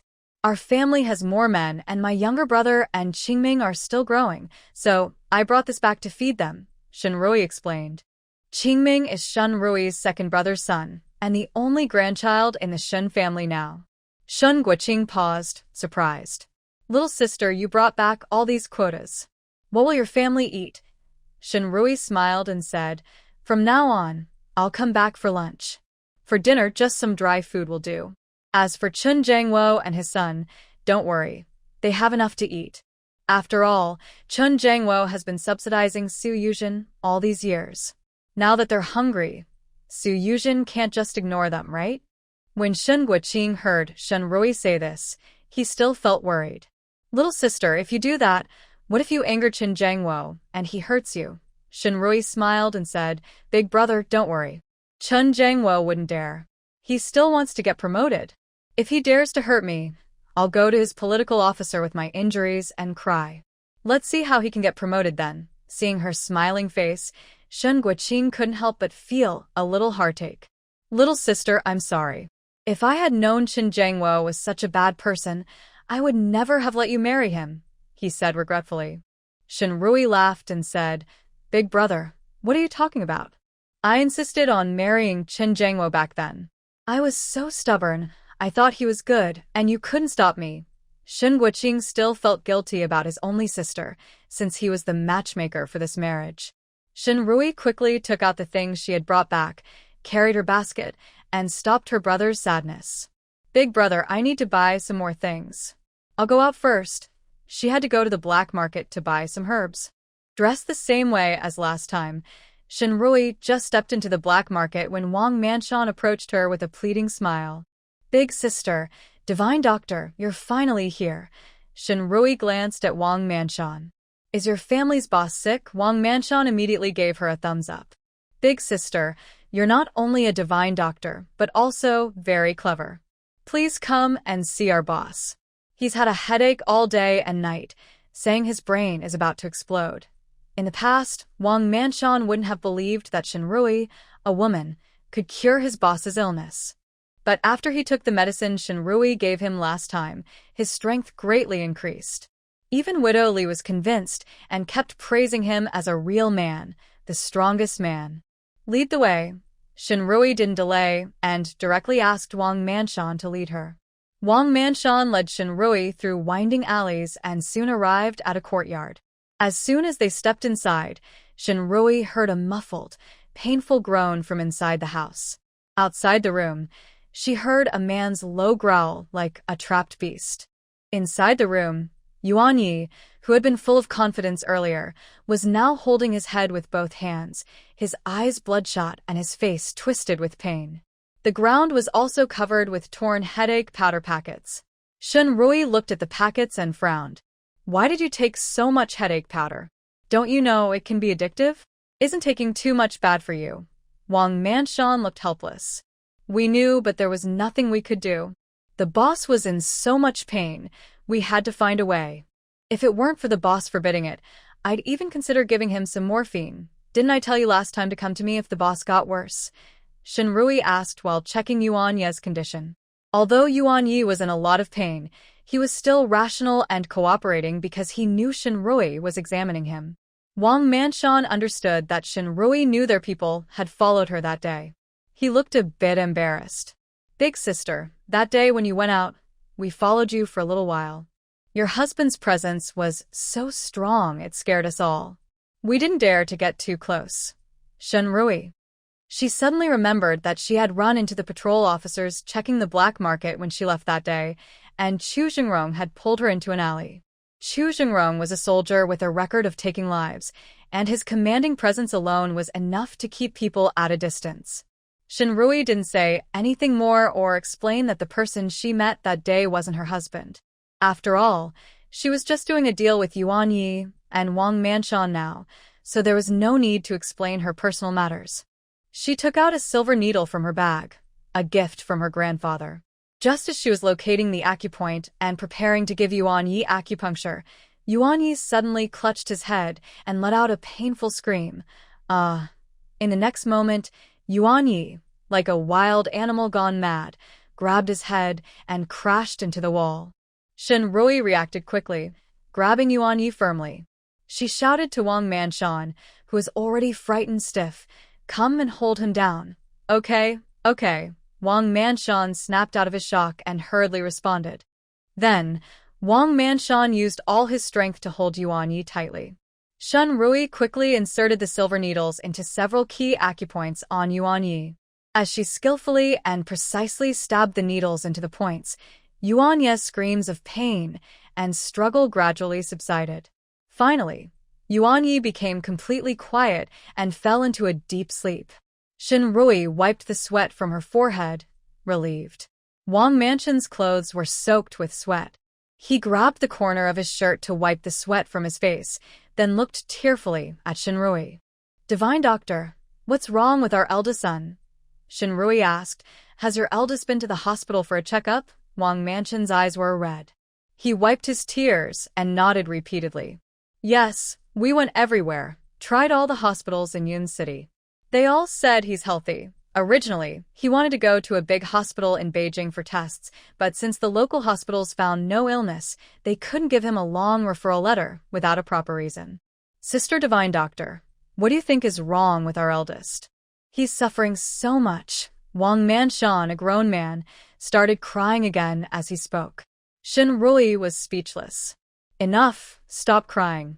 Your eldest isn't sick, he's poisoned." "Poisoned?" Wang Manshan's eyes widened in shock. "Poisoned? What kind of poison? Is there really such a powerful poison?" He had always thought that poisons causing sudden, severe headaches only existed in martial arts stories. Shin Rui frowned.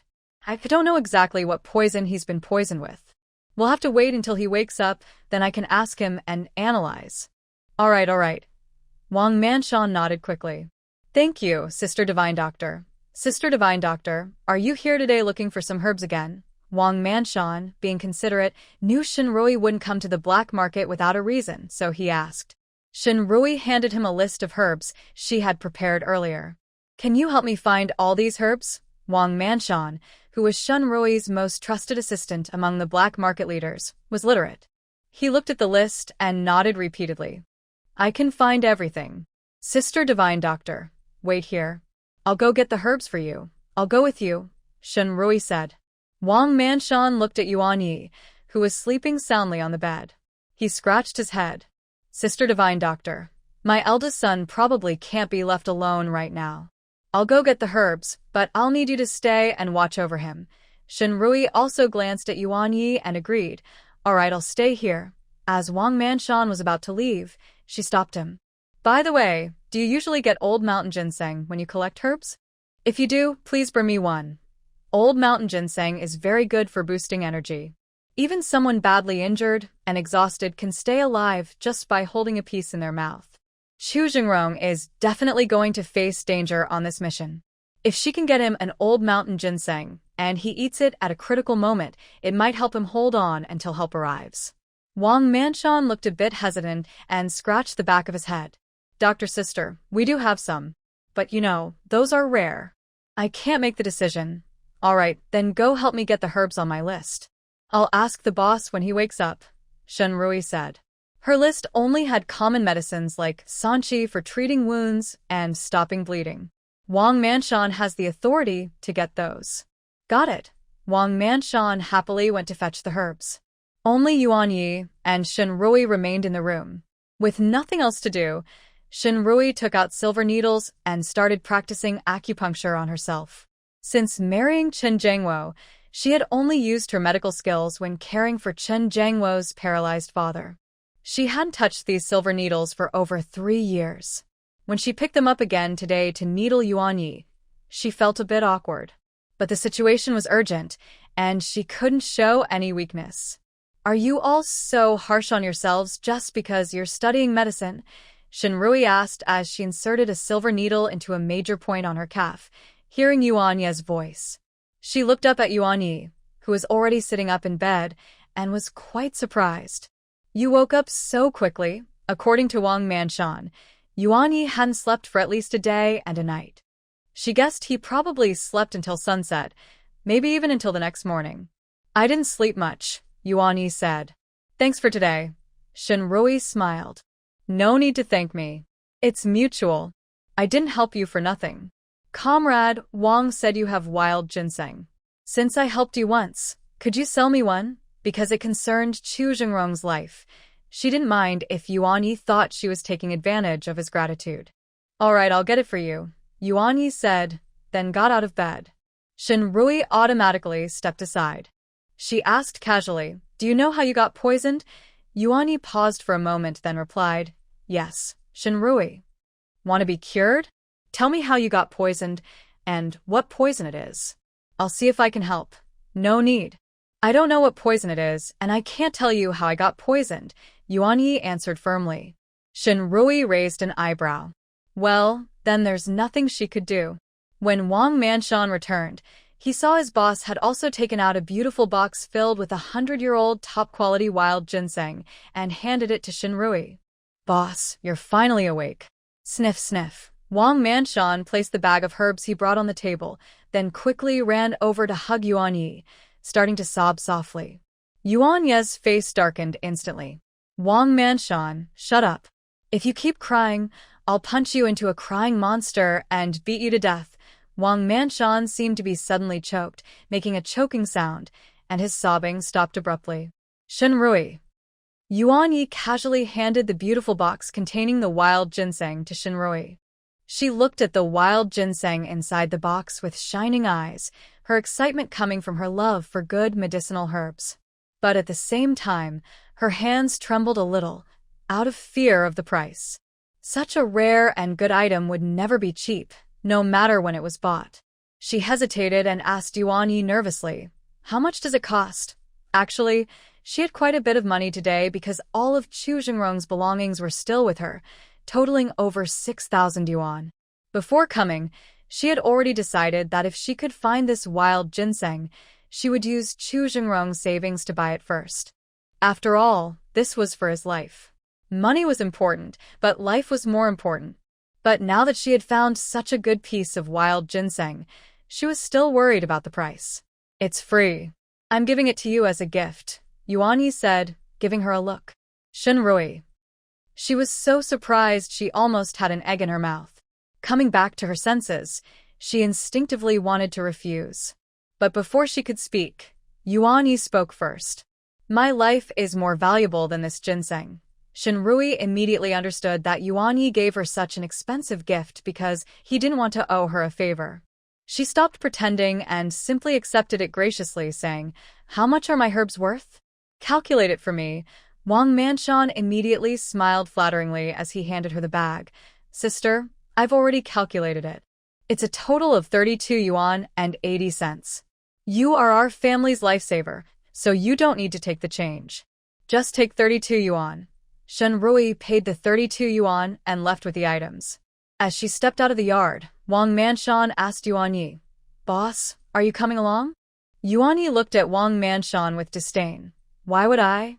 She lives in the military compound." Wang Manshan looked confused.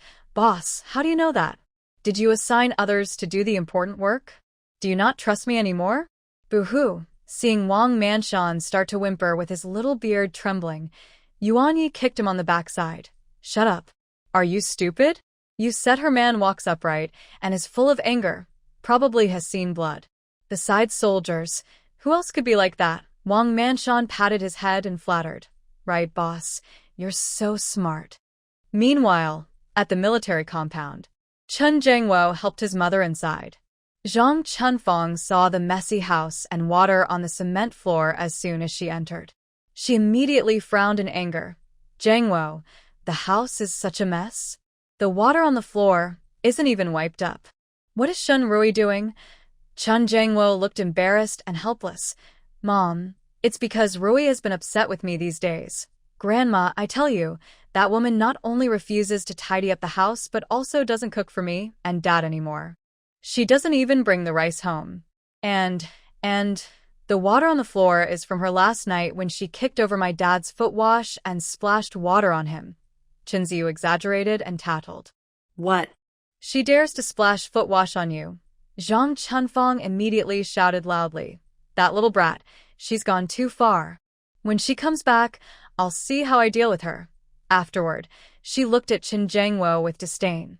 "Jiangwo, you're such a failure. How could you let a woman ride on your neck and do whatever she wants?" At this moment, a clear, cheerful voice came from outside the yard. Zhang Chunfang, Chen Jiangwo, and Chunzi all brightened their eyes upon hearing it and quickly went outside. Oh, Yuzhen, how did you come here? Zhang Chunfang saw Su Yuzhen and immediately put away her previously harsh expression. Su Yuzhen was holding a bag and smiled as she said, I heard that my godmother came. Since Sister Rui hasn't returned yet and Brother Jiangwo's family might not have enough food, I made some to bring to you.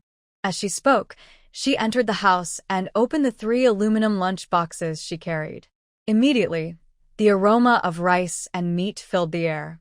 Not only Zhang Chunfang and Ziyu, but even Chen Jiangwo couldn't help but swallow hard. Zhang Chunfang's face was smiling like a blooming flower. Oh, my Yuzhen is so thoughtful, knowing that my godmother is hungry. She then pretended to give Chen Jiangwo a meaningful look. Jiangwo, look at how good my daughter is. I once told you to marry Yuzhen, but you insisted on marrying Sister Rui, that troublemaker. You're just unlucky. Su Yuzhen shyly looked at Chen Jiangwo, a blush appearing on her cheeks. Godmother, don't tease me. Taking the opportunity, Ziyu said, Grandma, Dad can divorce that woman and still marry Auntie Su. Zhang Chunfang immediately chuckled, haha, no joking, no joking. She then pretended to pat Ziyu's bottom. You little rascal. What nonsense are you talking? That's your real mother. Do you hope your dad divorces her? What good would that do for you? She wasn't stupid. Su Yuzhen's family had a gambling father, a harsh mother, a rogue brother, and a broken home. If she married Su Yuzhen, even if Chen Jiangwo earned 300 yuan a month, it wouldn't be enough to support her family. Marrying Sister Rui wasn't bad. She was obedient and easy to handle, and her family still supported her. She managed household chores herself. When her old father was alive, Sister Rui even helped pay his medical bills. Su Yuzhen saw that Zhang Chunfang was just talking, but a cruel glint flashed in her eyes, and she cursed the old witch silently. On the surface, she still smiled sweetly. Godmother, Jiangwo, Ziyu, hurry up and eat. If it gets cold, it won't taste good anymore. Chen Jiangwo looked at the lunchbox, which was filled with plain rice and a mix of meat and vegetables. He remembered Su Yuzhen saying yesterday that she had no food left. He couldn't help but feel touched and asked, Yuzhen, don't you also have no food? Where did this rice and meat come from? Su Yuzhen was waiting for Chen Jiangwo to ask this question. She smiled and said, I knew my godmother was coming, so I didn't want her to go hungry at home. I borrowed some rice and a piece of cured meat from the comrades in the art troupe. Chen Jiangwo was even more moved. Then he thought about Shen Rui knowing her mother was coming today, but still not buying food until so late. Was she trying to embarrass him on purpose? He looked at Su Yuzhen with gratitude. Yuzhen, when Rui brings back the food and meat, I will pay you back. Before Su Yuzhen could refuse, Zhang Chunfang suddenly patted Chen Jiangwo the shoulder. Pay you back? No need. This is Yuzhen's kindness to me. If you give it back, aren't you betraying her good intentions? Yuzhen, my godmother is right, isn't she? When Su Yuzhen brought the food, she knew Chen Jiangwo would definitely return it. She planned to refuse a little and then accept it, so she could keep her reputation without losing anything. But now, this old witch's words. She forced a smile and said, Yes, my godmother is right. Brother Jiangwo, don't talk about paying it back. Chen Jiangwo didn't think too much and felt he shouldn't let Su Yuzhen's kindness go to waste. He quickly replied, All right, I won't pay it back. Thank you. Su Yuzhen's heart ached. That cured meat, she herself was reluctant to eat it. Now it was in this old witch's stomach. And this old witch kept saying she cared for Ziyu. But she didn't know how much she was sharing with Ziyu now.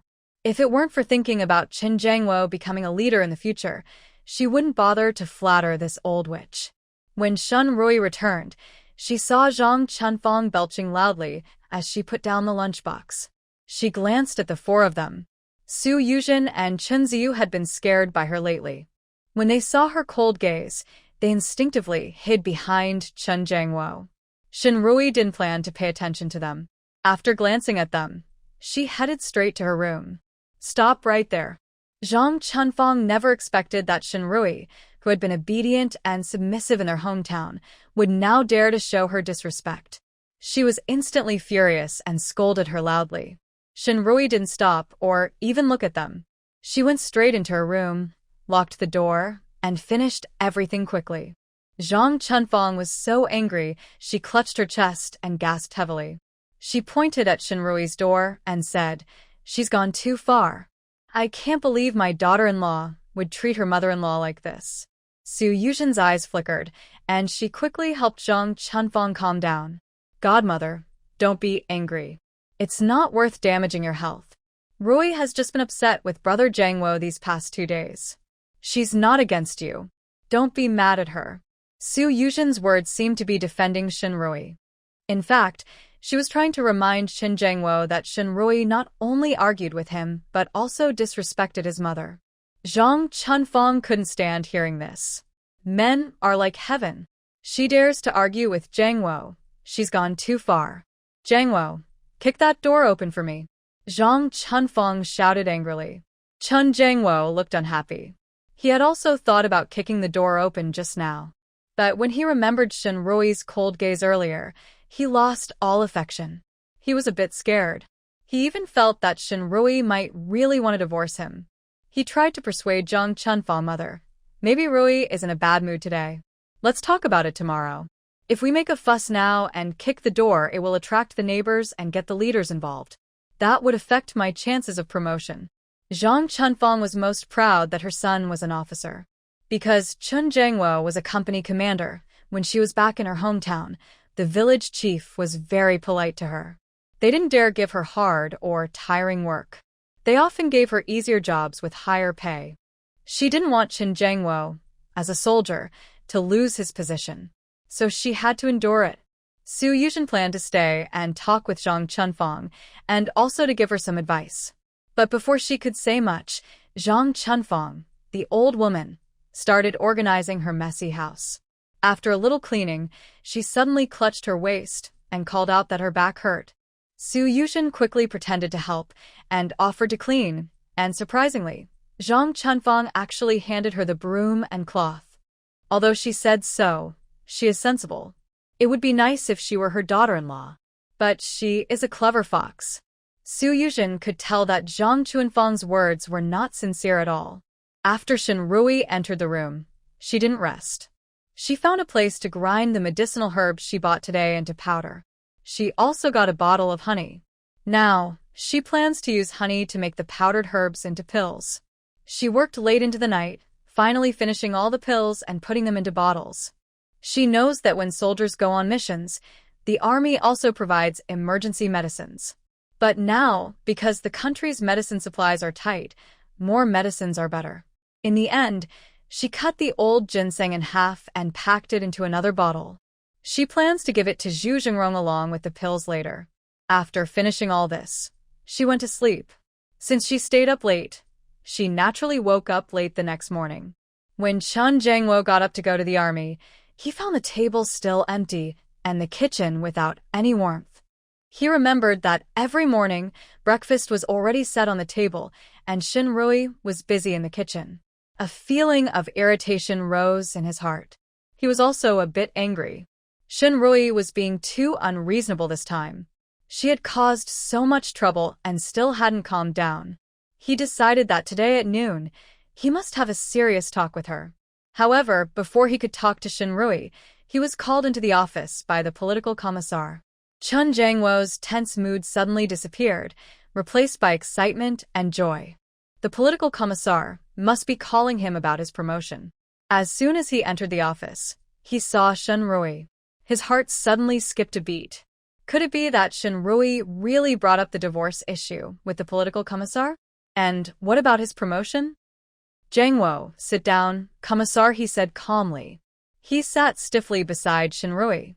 He couldn't help but grit his teeth and lower his voice, asking, "Xiao-yi, what are you here for with the commissar?"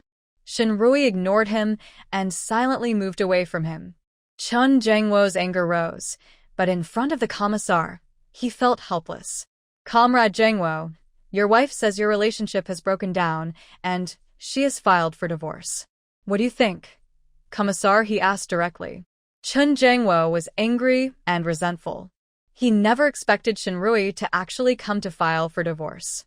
He stood up suddenly, feeling excited. Commissar, we only have some small disagreements. Our feelings haven't reached the point of breaking apart. I absolutely do not agree to a divorce. After expressing his stance, he turned to Shinrui with a helpless look. Xiaoi, we just had a small argument. Why are you bothering the commissar? I will apologize to you at home. Let's stop arguing, okay? He spoke softly to comfort her. Shinrui had only heard him speak like this to Su Yuzhen before. Back then, she felt very sad and wished he could be gentle with her someday. But now, she only felt disgusted. The man in front of her was so fake that it made her sick. However, she also knew that military marriages are hard to divorce. Before coming here, she knew she didn't have direct proof that Chun Jangwo was cheating on Su Yuzhen. As long as Chun Jangwo refused to agree to the divorce, it would be very difficult for her to leave. At this moment, Commissar, he also advised, Comrade Shin, sometimes there are small conflicts even between spouses. It's normal to have disagreements, but it doesn't mean the marriage is over. Before he finished speaking, Shinrui pinched her thigh and covered her face, crying. Commissar, it's not that I want a divorce. It's just that our life at home has become unbearable, she sobbed, telling him that Chun Jangwo had given all their money to Su Yuzhen, and their family was on the brink of bankruptcy. Yes, her purpose today was not to divorce, but to force Chun Jangwo to get back that over 500 yuan. Commissar, he looked serious and asked Chun Jangwo sternly, Comrade Chun, is what your wife said true? Chun Jangwo didn't expect Shinrui to completely disregard his face and tell the commissar everything. And what she said was the truth, so he couldn't argue. He could only answer reluctantly, yes, but I lent most of the money to Comrade Su because her family is in trouble. Chun Jangwo wanted to defend himself, but before he finished, Commissar, he slammed his hand on the table. Comrade Chun, even if you are like Lei Feng and want to help comrades selflessly, you need to know your limits. To put it simply, Comrade Su is a member of our cultural troupe. If she truly has difficulties, she can report to the leaders. Our unit will naturally find a way to help her. There's no need for you to make your own family life difficult by helping an unmarried female comrade. Chun Jangwo was scolded so harshly, he couldn't lift his head. He could only grit his teeth and say, Political Commissar, I know I was wrong. I will reflect deeply and correct my mistakes. At this moment, Shinrui spoke with a crying tone. Commissar, please help. Before I reflect deeply, can you ask Comrade Chen to return the over 500 yuan he owes me? I borrowed that money from my older brother. He was injured and needs surgery soon, so he needs the money. After speaking, Shinrui lowered her head, tears falling onto the floor. Commissar, he was actually a bit annoyed with her earlier. As a military family member, she should have a spirit of sacrifice and help ease the worries of soldiers. Instead, Shinrui caused trouble over trivial matters and wasted his time. But now, hearing her words, he realized how unreasonable Chun Jangwo was. He looked at Chun more seriously. Comrade Chun, I remember that Comrade Shin Guiqing was injured trying to save you. You refused to help your benefactor and instead help an unmarried female comrade. What kind of behavior is that? Return the money to Comrade Shin Guiqing immediately. Chun Jangwo felt like 2 harsh slaps hit his face, leaving him without any dignity. But he could only force himself to agree. However, where could he get such a large sum of money now? He couldn't tell the commissar he had no money, so he just wanted to coax Shinrui back first. Shinrui had lived with him her whole life and knew him very well. She dried her tears and, with a tearful voice, said, Comrade Chun Jangwo, words are not enough.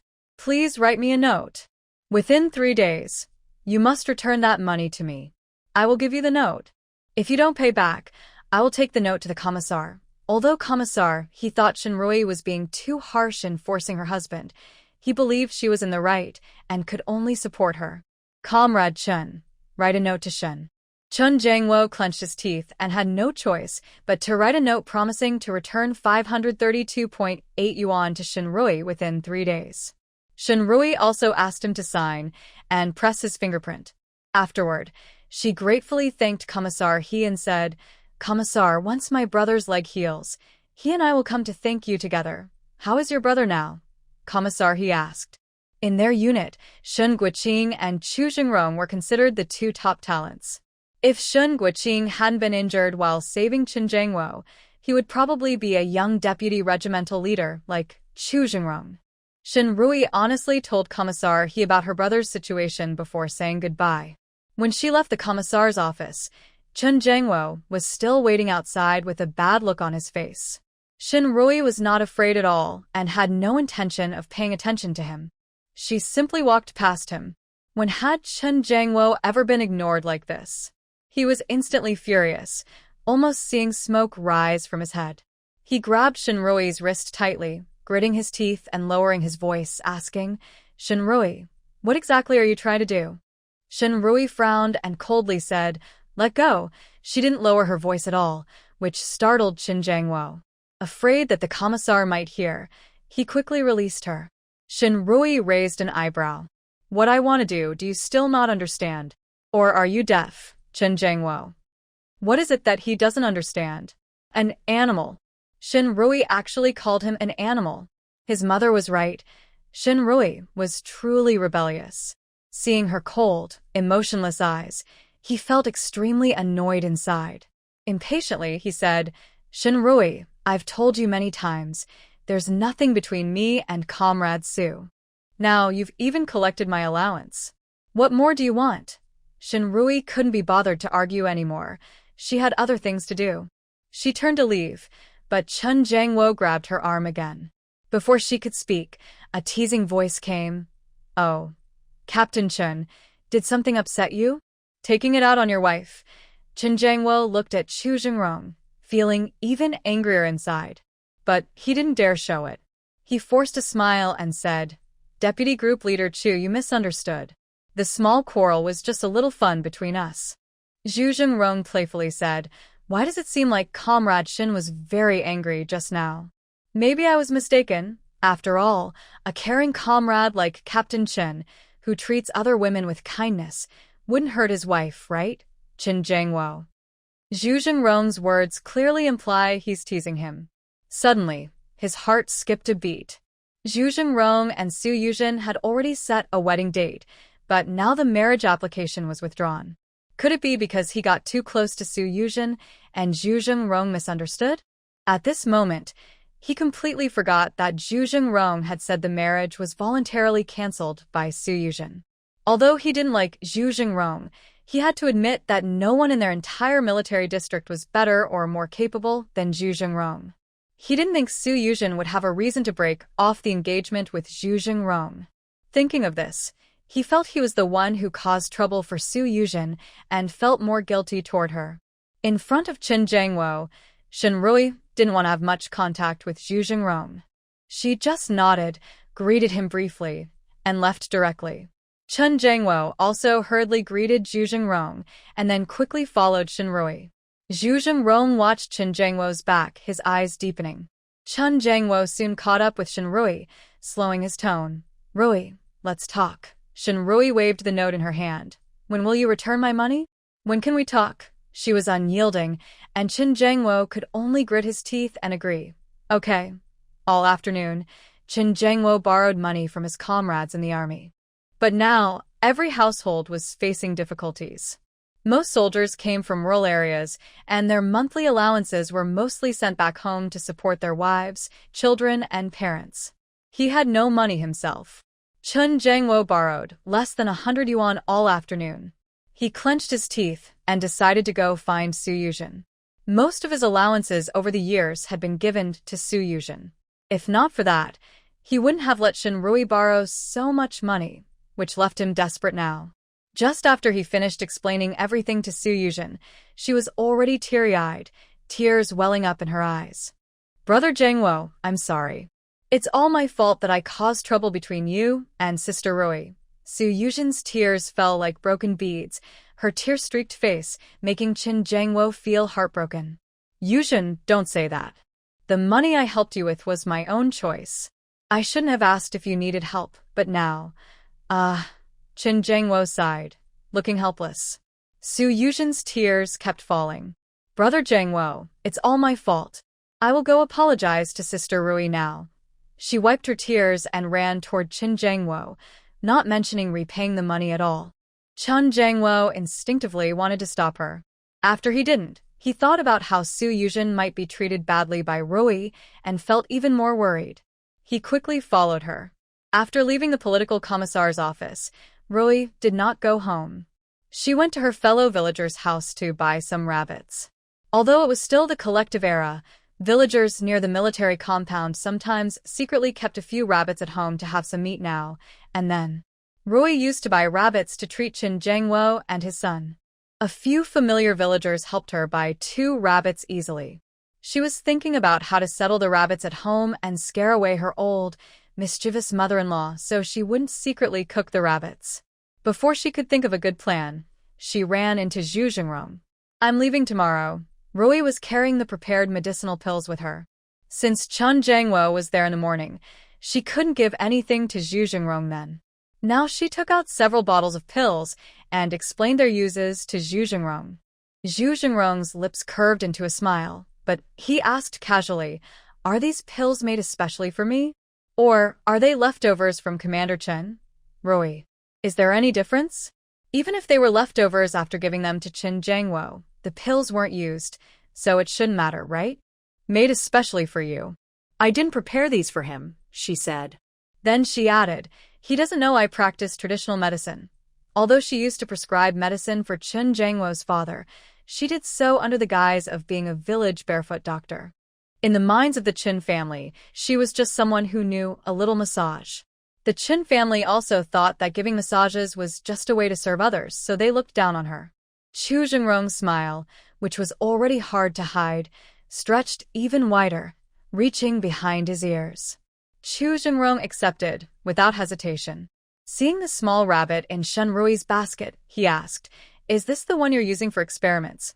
When he used to live next door with his grandfather, Shen Rui and Grandpa often raised small rabbits to test medicines.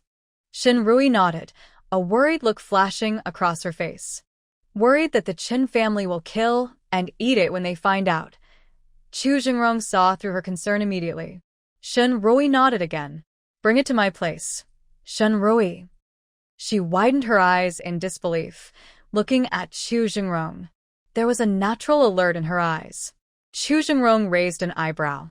Why are you looking at me like that? Do you think? He looked her over with a dismissive tone. Don't worry, I'm not interested in your small, fragile body. Shen Rui. She instinctively puffed out her chest. Is the Chu family blind? What nonsense is he talking? She has a great figure.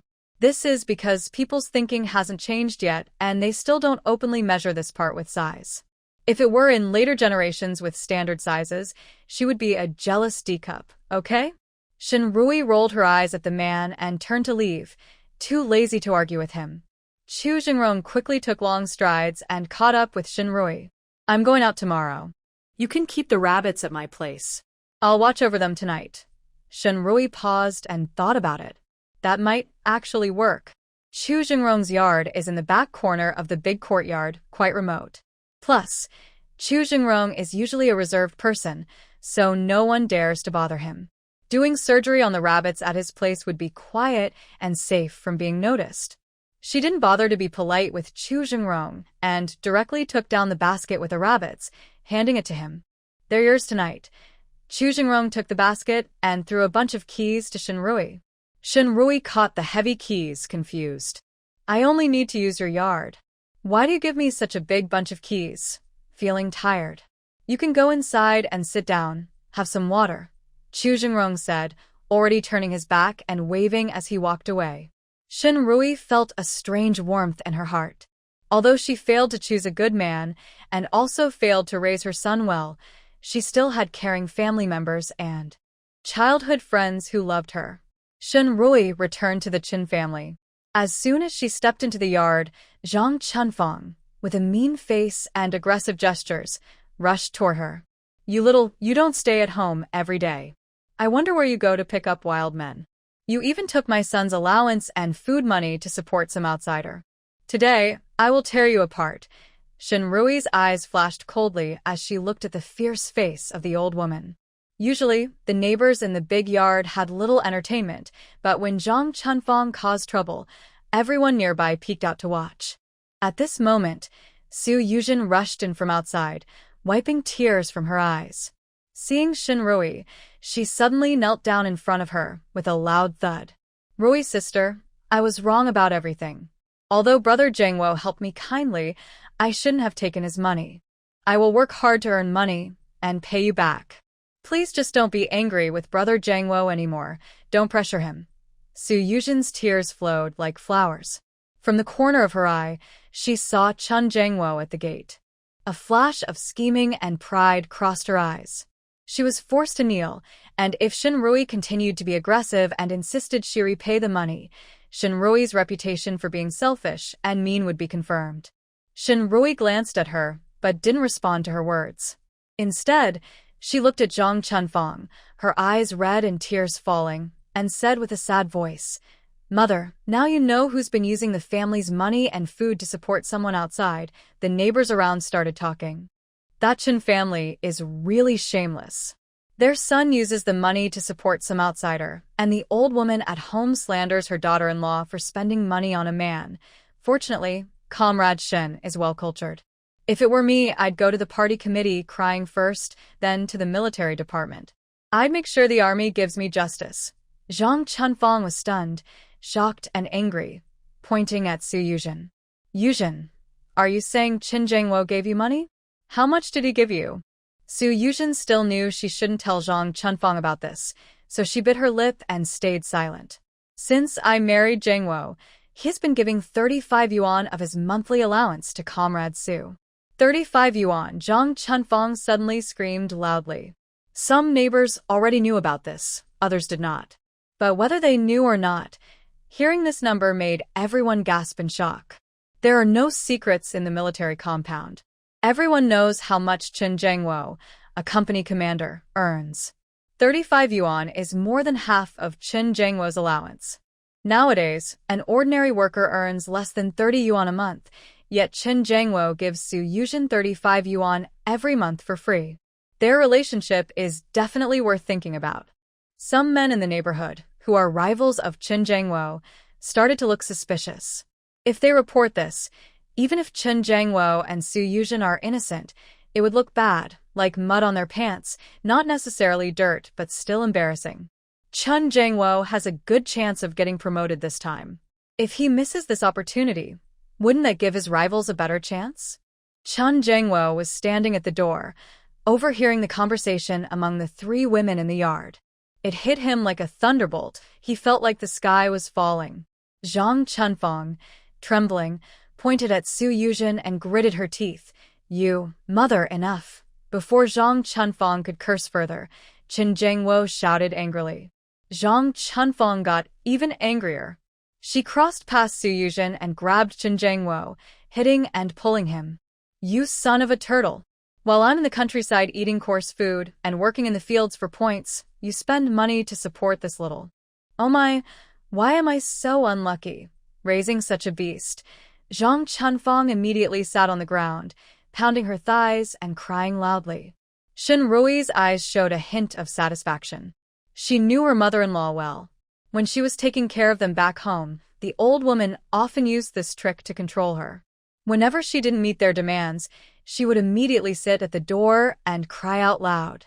She always considered her husband Qin Jangwo's reputation and would compromise every time. Now, the old woman didn't disappoint her. A bright, satisfied look flashed in Shinrui's eyes. "It's good dogs bite dogs and they all get dirty." Qin Jangwo and Su Yuzhen were very frightened. Qin Jangwo's face turned dark like a pot, and Su Yuzhen was trembling all over. Zhang Chunfang's words almost confirmed that they had an improper relationship. "Mom," Qin Jangwo shouted loudly, stopping Zhang Chunfang. "What are you talking about? Are you trying to get me reported and punished by the army?" Hearing Qin Jangwo yell at her again, Zhang Chunfang raised her hand to slap the ground, preparing to use more strength. But when she heard that Qin Jangwo might be expelled from the army, she obediently shut her mouth. She also felt wronged. Jangwo, It's not that I want to cause trouble. Your wife doesn't bring any food home. I came to your place last night, and I've only had one meal. I'm hungry. Chen Jiangwo looked at Shinrui. He thought that no matter what, after Shinrui collected her allowance yesterday, she would buy the monthly ration of grain first. But unexpectedly, Shinrui was so harsh this time. Did she really want to divorce him and push him to the limit? The moment this idea appeared, Chen Jiangwo immediately denied it. How could Shinrui bear to divorce him? She just wanted to ruin him in this way so that he could only be with her. He should have realized her malicious intentions long ago. Thinking this, Chen Jiangwo's heart settled again. He frowned and looked at Shinrui with a warning in his eyes. Xiao Yi, this is a family matter. Let's talk about it at home.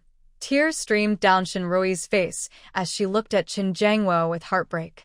She pointed at Su Yuzhen and asked, "Is she also part of our family?" Chen Jiangwo's brow furrowed even tighter. But he didn't answer Shinrui's question. Instead, he reached out to pull her. "Xiao Yi, stop causing trouble." Shinrui pushed his hand away.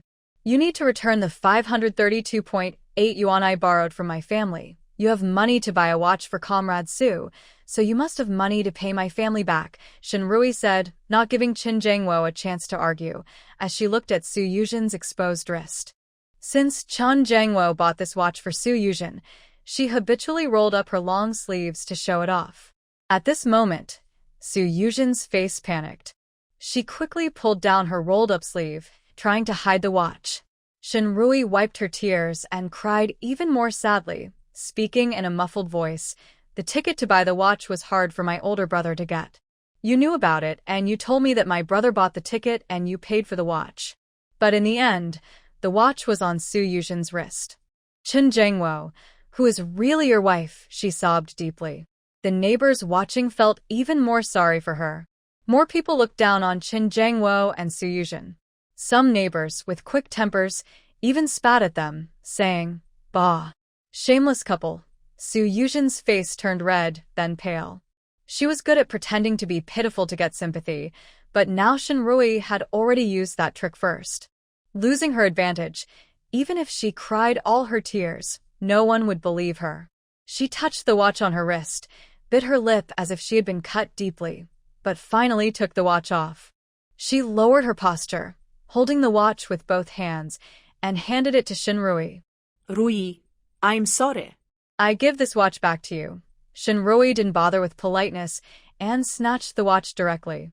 Although the watch Su Yuzhen had worn was dirty now, she wouldn't wear it herself, but this nearly new watch could still be sold for a good price on the black market. When Su Yuzhen gave it to her, she still hoped Shinrui would get angry and dislike the used watch. She thought Shinrui might even break it.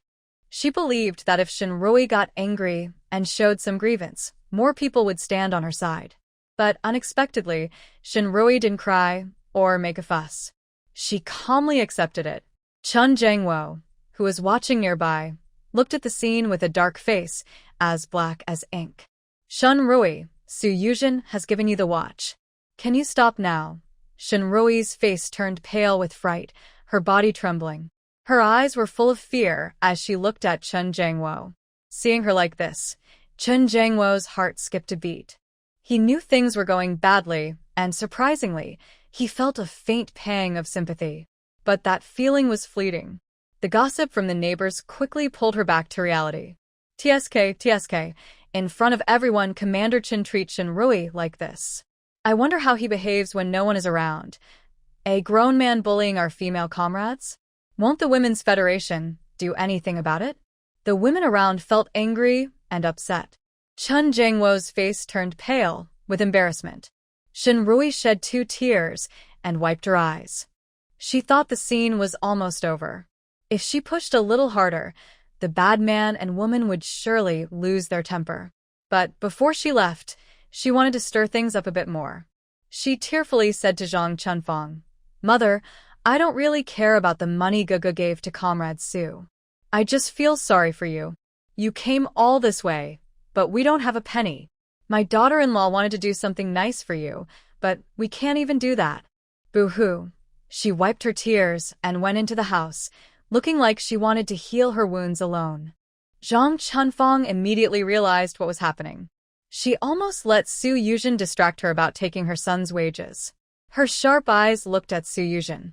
She stopped being aggressive and, as an elder, said firmly, "Comrade Su, since you're here, let's settle this. How much money have you taken from my son all these years? I, your elder, want to be fair. Write a note clearly stating when you'll pay it back." Zhang Chunfang no longer called herself her godmother. Su Yuzhen's face turned even paler. The money Chen Zhengwo gave her, not counting before they married, over the 6 years since they married, was more than 2,000 yuan. But she had given all that money to her mother. In the end, her father either lost it or her brother spent it with his friends. Now, Zhang Chunfang wanted her to pay back the money. How could she do that? She could only look to Chen Zhengwo for help. Seeing her watery, innocent look, Chen Zhengwo's heart softened. He looked at Zhang Chunfang and said, "Mother." A mother knows her child best. Zhang Chunfang understood what her son was about to say. She quickly interrupted him and said seriously, "Zhengwo, I don't want to make things difficult for Comrade Su. Rui just said that, and all the neighbors heard it. If we don't get that money back, what will they think about your relationship with Comrade Su?" Chen Zhengwo's face darkened, and he said nothing. Shen Rui sat by the window, munching sunflower seeds, calmly watching the scene outside. In her past life, Zhang Chunfang didn't know that Chen Zhengwo had given money to Su Yuzhen. Su Yuzhen often used Chen Zhengwo's money to buy eggs or fabric for Zhang Chunfang. Thanks to these small favors, Zhang Chunfang felt very grateful and filial to Su Yuzhen, who was like a daughter to her. But now, she realizes their family bond was quite weak. As for Chen Zhengwo, if he had stood in front of Su Yuzhen at that moment and firmly told Zhang Chunfang not to let Su Yuzhen write a note or repay the money, she would still respect him as a good man. Zhang Chunfang had been powerful in the village for many years and had some skills. Under her pressure and persuasion, Su Yuzhen quickly had no choice but to write a loan note for 2,500 yuan owed to the Qin family. During this time, Su Yuzhen kept looking at Chen Zhengwo for help. But Chen Zhengwo always looked down and pretended not to see. Shen Rui didn't have much free time either. Soon, there was a knock on her door. Xiaoi opened the door. His tone was gentle, clearly softer than before, as if he was trying to be kind now. Shen Rui didn't want to keep hearing the knocking, so she got up and opened the door. Suddenly, the door was pulled open, and Chen Zhengwo was caught off guard. His hand, which was knocking, almost hit Shen Rui's face. He quickly stopped and apologized softly. "Xiaoi, sorry, I didn't see clearly earlier, I almost hit you." Shen Rui was too lazy to argue. "I'm out now. Say what you want quickly, and get to the point." Chen Zhengwo frowned, a look of dislike flashing in his eyes. He just realized that Shen Rui was not only mean but also rude. Su Yuzhen would never speak such words. But she didn't know that after returning to her dorm, Su Yuzhen casually picked up a cup to throw at her. Old witch. She raised the cup but couldn't bring herself to smash it. This porcelain cup was bought with industrial tickets, and if she broke it, she couldn't afford to buy another. In the end, she grabbed a pillow and threw it to the bed. "Old hag, may you have bad luck." As soon as she finished speaking, she heard a knock on the door. She quickly calmed herself down. "Who is it?" Yuzhen opened the door. "Mom is here," came Su Ailin's voice. Su Yuzhen opened the door and saw her mother. She immediately started crying and wiped her tears. "What's wrong?" "Yuzhen, did someone bully you?" Su Ailin asked quickly. This daughter was the family's main source of income and was very precious to them. "Is it that person named Chu who upset you?" Su Ailin, though angry, stayed calm. "Yuzhen, how did your mother teach you? You can't just cry alone in your room. You need to cry in front of a man so he will feel sorry for you. Come on, I'll take you to find Chu Jingrong." Su Ailin said this and tried to pull Yuzhen out the door. Yuzhen quickly stopped her and told her that she had already broken off the engagement with Chu Jingrong. Su Ailin was shocked and disappointed. She jumped up, pointed at Yuzhen's forehead, and scolded her for being ungrateful. "Look at you. You have a good background and a capable man. Why didn't you hold on to him? I gave birth to you with such a pretty face, but you haven't learned anything from me. Yujin quickly told her that Chu Jingrong might die early. Su Ailan asked how she knew that. Yujin couldn't explain, but she was sure Chu Jingrong wouldn't come back from this mission. She didn't want to become a widow right after getting married. Su Ailan was even more frustrated. She poked her forehead and said, "Are you stupid? If he dies on this mission, wouldn't that be better? You two are married now, and his money and house will be yours. Why can't you see that?" Yujin bit her lip and said nothing. Su Ailan saw her silence and didn't want to scold her daughter too harshly. She was afraid that if she scolded her too much, her daughter would stop trusting her, and she wouldn't get any more money. Her main reason for coming today was to ask for money. She had planned to take Chu Jingrong's savings after Yujin, and Chu Jingrong got married tomorrow, pretending to help the young couple manage their savings. But now that plan was probably impossible. She could only ask Yujin. "Yujin, did Qin Jiangwo get his allowance yesterday? What about the money your father is supposed to give you this month? Your father hasn't been feeling well these days, and he's waiting for that money to buy medicine at the clinic. And your younger brother, he went out a few days ago and got into a fight. He was cut on his leg and is waiting for money to see a doctor." Sigh. "Mother, I have already given enough money in the past 2 years. You should never ask me for money again. Chun Jiangwo will no longer give me any." When Su Ailan heard the first part, her face darkened, and she wanted to scold Su Yujin for being unfilial. But after hearing the second part, she immediately calmed down and asked with concern what was going on with Su Yujin. Su Yujin told Su Ailan about Shinrui causing a big fuss recently. Su Ailan rolled her eyes and looked excited.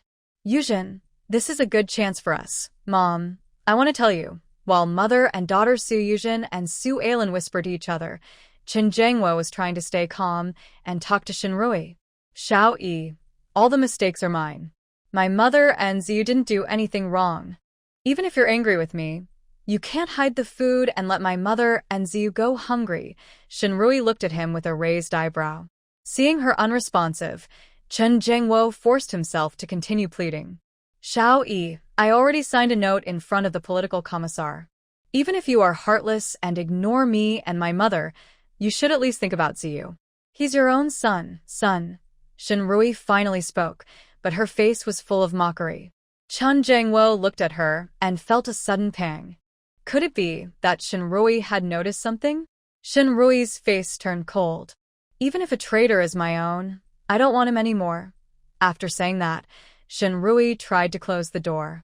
Chen Jiangwo quickly held the door to stop her. Shinrui was now soft and hard to deal with, but they still needed to eat. "Xiao Yi, the grain, my older brother took it back to pay off the debt I borrowed from them. If you want it, go ask my brother to get it back." "I want to see if you have the nerve to ask my brother."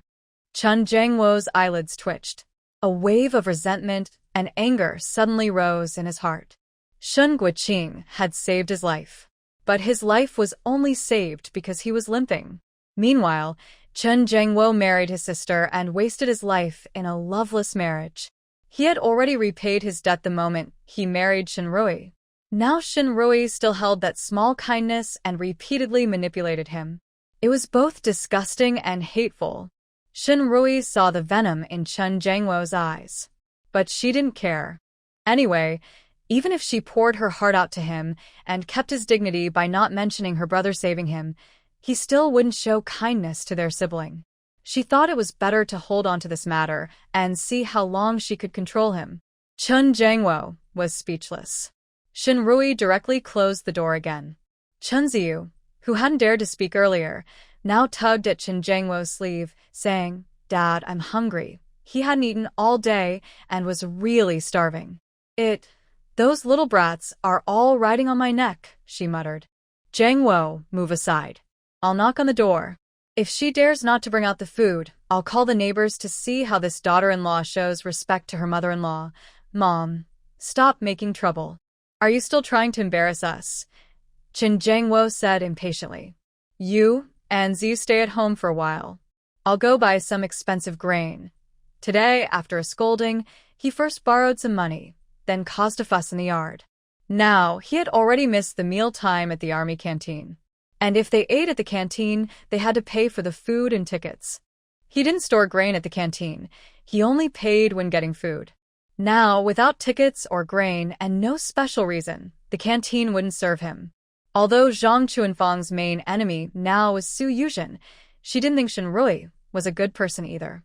Shenrui's temper had worsened over the past 2 years, probably because she hadn't been properly disciplined. Now that she was here, she had to help teach her son proper manners. Zhang Chunfang made up her mind, but didn't knock on Shenrui's door immediately. Mainly because she was too hungry now. She felt that going to scold Shenrui on an empty stomach would greatly reduce her fighting spirit. She needed to eat well and boost her strength before giving Shenrui a warning. Chun Jingwo soon returned. He carried a small bag of grain, not rice but coarse flour. He cooked some steamed buns from the coarse flour himself. There was nothing else to eat at home, but luckily, there were vegetables Shenrui had planted in the yard. He made a pot of vegetable soup. After cooking, he went to the tightly shut door of Shenrui's room and said, "Xiao Yi, dinner is ready. Come out and eat some." Chen Jingwo's gentle face suddenly turned fierce as he clenched his teeth. Shenrui was really too much this time. If she keeps being ungrateful after the promotion matter is settled, he will divorce her. But this thought quickly flashed through his mind. He would never divorce. After this promotion, there would be more chances. Until he reaches a high enough position, any divorce would hurt his future. "Xiao Yi, I kept your food warm in the pot. When you're hungry, come and eat," Chen Jingwo said softly before going to the table to eat. At that moment, a very hungry Chunzi grabbed a steamed bun and took a big bite. He didn't chew much before swallowing, but the coarse noodles hurt his throat. He was used to throwing tantrums at home with Shenrui. Now, he threw the steamed bun in his hand and started crying and fussing. "What kind of terrible thing is this? I won't eat such bad-tasting food. I want plain steamed buns with sugar." Chen Jingwo was having a rough time lately. Not only was there no hot food at home, but they also had to buy grain at high prices. After finally buying some grain to fill his stomach, Chunzi still caused trouble. Angrily, Chen Jingwo pressed Chunzi down on his lap and slapped his buttocks. Soon, Chunzi's crying and begging for mercy reached Shenrui's ears. In her past life, she loved her son, but there were limits. When Chunzi crossed her bottom line, she was strict and didn't hold back on punishment. Later, to give Chunzi a good future, she was very strict about his studies. Every time Chen Jingwo tried to stop her from scolding Chunzi and defended him, she would be even more firm. Because of this, Chunzi thought she was too strict, and as he grew older, he drifted away from her, though he still respected Chen Jingwo as a kind father. In this life, without her intervening, she wanted to see if Shen Jingwo and Chen Ziyu could still be as loving and respectful as before. "That's enough." A voice from outside quickly stopped Shen Jingwo. "Ziyu is right. That thing isn't fit for people to eat. It even makes me sore throat. Don't expect him to eat it." Zhang Chunfang was planning to make Shenrui bring out the grain tomorrow. Chen Jingwo felt even more annoyed. Once the noise outside stopped, Shenrui felt at ease and went to sleep peacefully. Since her rebirth, she had been sleeping very well. Her stable mood made her feel happy.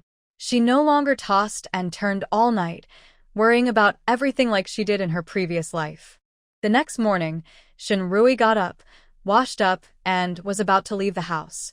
Just as she was about to step out of the main hall, she heard a loud, angry voice slamming the table behind her. Shenrui was too tired to bother with the old woman and kept walking without stopping. In the past, Zhang Chunfang was often sick and weak, but now she seemed healthy and energetic. She quickly rushed in front of Shenrui and said, "Shenrui, if you dare step out of this door today, I will make sure you see someone to divorce you. Go back, take out the food, prepare breakfast, wash the clothes we changed yesterday for Jiangua and Ziyu, clean the house, and then make lunch." After hearing her instructions, Shenrui smiled slightly. "If you can really get Chen Jiangua to divorce me, I would be very grateful." Zhang Chunfang didn't expect her to respond like that and froze for a moment. Shenrui bypassed her and headed outside. After a few steps, she turned back and said, By the way, if you want to cause trouble and say I am unfilial, do it quickly. I want to take this chance to settle the debts the Chen family owes me over the years and clear things up with you. Zhang Chunfang was so angry she clenched her teeth and her chest heaved violently. But she had no choice but to endure. Last night, Chen Jianhua had explained all the complicated matters clearly to her. If she caused trouble again, family members who were jealous of her might report him. Once reported, Chen Jianhua would not only lose the chance for promotion this time, but also find it hard to advance in the future. She finally held her anger and didn't dare to make any more trouble. Shen Rui felt happy inside and smiled sweetly at her. Mom, I actually enjoy watching you look at me with that annoyed face but can't do anything about it. By the way, Chen Jianhua didn't buy much grain yesterday, did he? Mom, I'll give you a good tip. Su Yuzhen not only owes us money, but also owes a lot of grain and meat. Zhang Chunfang was someone who liked to take advantage of others, but if others tried to take advantage of her, she would be furious. After Shen Rui left, Zhang Chunfang stormed over to Su Yuzhen's dormitory. Su Yuzhen was about to leave the art troupe soon, and she hadn't had many performances to rehearse during this time. So, she didn't go to the cultural troupe today. Thinking that she now had to quickly confront Chen Jianguo, she saw Zhang Chunfang and immediately smiled. Godmother, Zhang Chunfang was impatient and started questioning Su Yuzhen loudly, asking how much grain, tickets, and meat Chen Jianguo had given her besides money. Tears streamed down Su Yuzhen's face. Godmother, Brother Jianguo did give me some grain and meat, but those were for him and Ziyu to eat here. I didn't hide anything for myself. Every time they come to eat, I even share my own portion of meat with them. Even if Sister Rui doesn't like me, she shouldn't slander me like this. Bohu, Su Yuzhen cried sadly. Although the people around were still busy with their own tasks, they were listening carefully to what was happening. Zhang Chunfang remembered Chen Jianguo warning her last night not to talk carelessly in the courtyard, as there might be eavesdroppers. Su Yuzhen also saw Zhang Chunfang's concern and quickly stepped forward to support her. Godmother, let's go inside and talk. Zhang Chunfang followed Su Yuzhen into the house. At this moment, Zhang Chunfang realized that Shen Rui was deliberately stirring trouble between her and Su Yuzhen. She confided in Su Yuzhen, saying Shen Rui only knew how to ask them for money now and didn't buy any grain at all. Her stomach was still hungry. Su Yuzhen had bought some rationed grain yesterday. She immediately eagerly cooked a bowl of noodles for Zhang Chunfang. While eating the noodles, Su Yuzhen said sadly, Godmother, how can Sister Rui do this? Although she spent some money on the family over the years, she also eats and drinks here. How should we count that? It's hard to keep track of the family's expenses, and she's making us all look bad. Zhang Chunfang suddenly had a realization. They had all been led around by Shen Rui, but now they could also hold her accountable. After finishing the noodles, Zhang Chunfang asked Su Yuzhen to help her record everything. She recounted how much Shen Rui had eaten and spent in their house over the past 6 years. As Shen Rui approached Chu Jingrong's courtyard, she sneezed twice in a row. At the same time, Chu Jingrong's disdainful voice reached her ears, saying, Has Chen Jianguo not fed you well these years? You were strong as an ox when you were young, but now you're so fragile. Shen Rui. Talking about her childhood again. When she was young, her weight gain was because her grandfather was eager to make her fat, not because she wanted to. Does he really want to use this to tease her? She gave Chu Jingrong a sharp look and said, Your words are so harsh. Why haven't you poisoned yourself yet? The word, death, almost slipped from her throat, but she swallowed it back. He is about to go on a mission soon. In her previous life, that mission really cost him his life. Now she thinks it's unlucky to mention it. When will you leave? She changed the subject. She then noticed that Chu Jingrong was carrying a small bag of luggage. Shen Rui looked directly into his eyes and said, Come back safely. Yes. Chu Jingrong nodded, then whistled. A large black dog, about half a person tall, ran out of the yard. Shen Rui is not afraid of dogs and actually likes them. When she was a child, she and Chu Jingrong also secretly raised a black dog. But that dog was not as big or as impressive as this one. She looked at the black dog with bright eyes. Chu Jingrong patted the dog's head and said, "Its name is Dahe, and it's my good partner. I won't be here for a while, so please help me take care of it." Shenrui also tentatively touched the dog's head, and the dog affectionately rubbed her palm. Watching their interaction, a smile deepened in Chu Jingrong's eyes. But Shenrui did not agree to his request. Instead, she looked at him and said, "Why don't you take Dahe with you? This dog looks very loyal and protective. Chu Jingrong's trip is quite dangerous.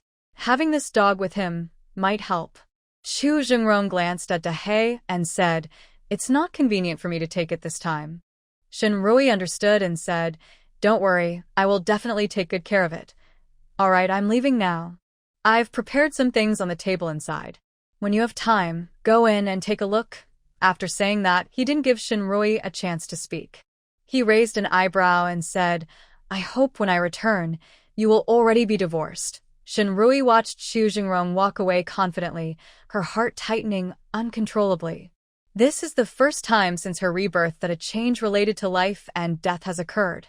"Chu Jingrong, you must come back safely." After a while, Shenrui finally calmed down. She quietly caught a rabbit with steady eyes, broke its leg, and began her experiment. She has been studying with her grandfather since she was young, not only because he valued her talent but also because she is truly passionate about traditional Chinese medicine. When she gets absorbed, she forgets about time.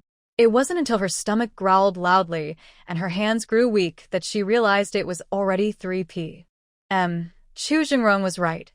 Over the years at the Qin family, her health has been severely weakened. She also developed low blood sugar. She must eat something immediately. She went to Chu Jingrong's house nearby to see if she could find some food to fill her stomach. Unexpectedly, when she pushed open the door, she saw a large pile of things on the table. 3 cans of milk powder, 3 cans of malted milk, several bags of white rabbit candies, and a big bag of egg cakes. She didn't think much and quickly took a few egg cakes to eat. After regaining her strength, she remembered that Chu Jingrong had said he left some things on the table for her before he left. She didn't expect him to leave so much food for her. He was quite practical. Shenrui added some malted milk to a bowl and drank it. Having lived 2 lives, this was the first time she tried this. The sweet aroma instantly filled her mouth.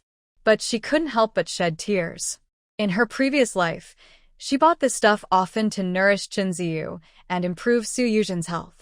Now, looking back, she truly felt she had wasted her life. Fortunately, heaven gave her a second chance. After eating, Shenrui gathered her spirits and continued her experiments on the 2 little rabbits.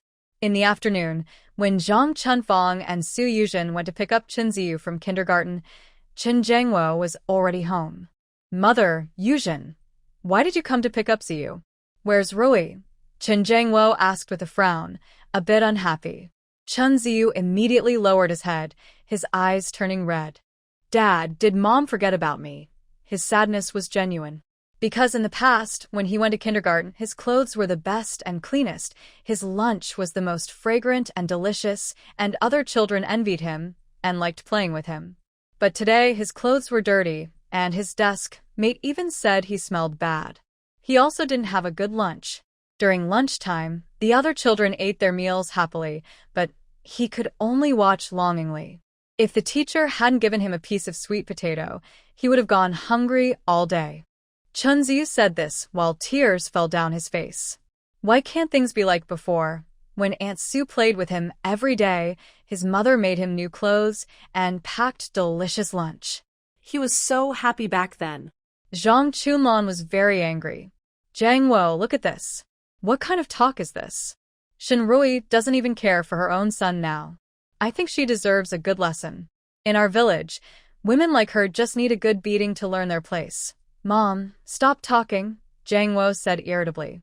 "This isn't just in the village. Although some less educated people in their courtyard might hit their wives, such behavior would be looked down upon by others." Su Yuzhen, feeling sad, hugged Chunzi and also wiped her tears. "Brother Zhangwo, Rui is like this because of me.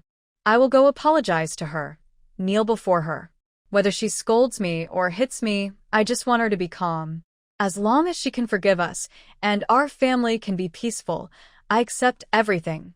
Su Yuzhen's words made Chunzi suddenly forget his longing for Shinroi. He quickly hugged Su Yuzhen's leg. No, Dad, I don't want that bad woman to hit Aunt Su. Su Yuzhen looked at Chen Jiangwo with tears in her eyes. Usually, at times like this, Chen Jiangwo would feel sorry for her, comfort her, and promise to teach Shinroi a lesson. But now, Chen Jiangwo only irritably rubbed his forehead. Yuzhen, go back first. Our family's matters. You shouldn't get involved anymore. Su Yuzhen's heart trembled, and a flash of disbelief and resentment crossed her eyes. Chen Jiangwo actually said such things about Shinroi to her. But she quickly lowered her eyes, appearing gentle and obedient, looking pitifully at Chen Jiangwo. Jiangwo, I understand. I'll go back now. After saying this, she turned around every few steps and left. Chen Jiangwo was lost in his thoughts and didn't look at her again. Chunzi watched her reluctantly, even wanting to chase after her. But in the end, seeing his father's footsteps, he didn't dare to follow. 수유산 그란체 탈tit, Shanrui. Chen Jiangwo returned home with his mother and son, feeling extremely upset. The house was a mess everywhere. The water stains from earlier were still on the floor, and small bits of trash and dust piled up in one spot, making it look very unpleasant. The kitchen was cold and empty, with no signs of cooking or warmth. Chen Jiangwo suddenly remembered how, in the past, he would come home after a day of work to a clean house, with hot food waiting for him on the table. Shinroi would come to greet him, take his coat, and ask if he was tired. Back then, he didn't feel tired at all.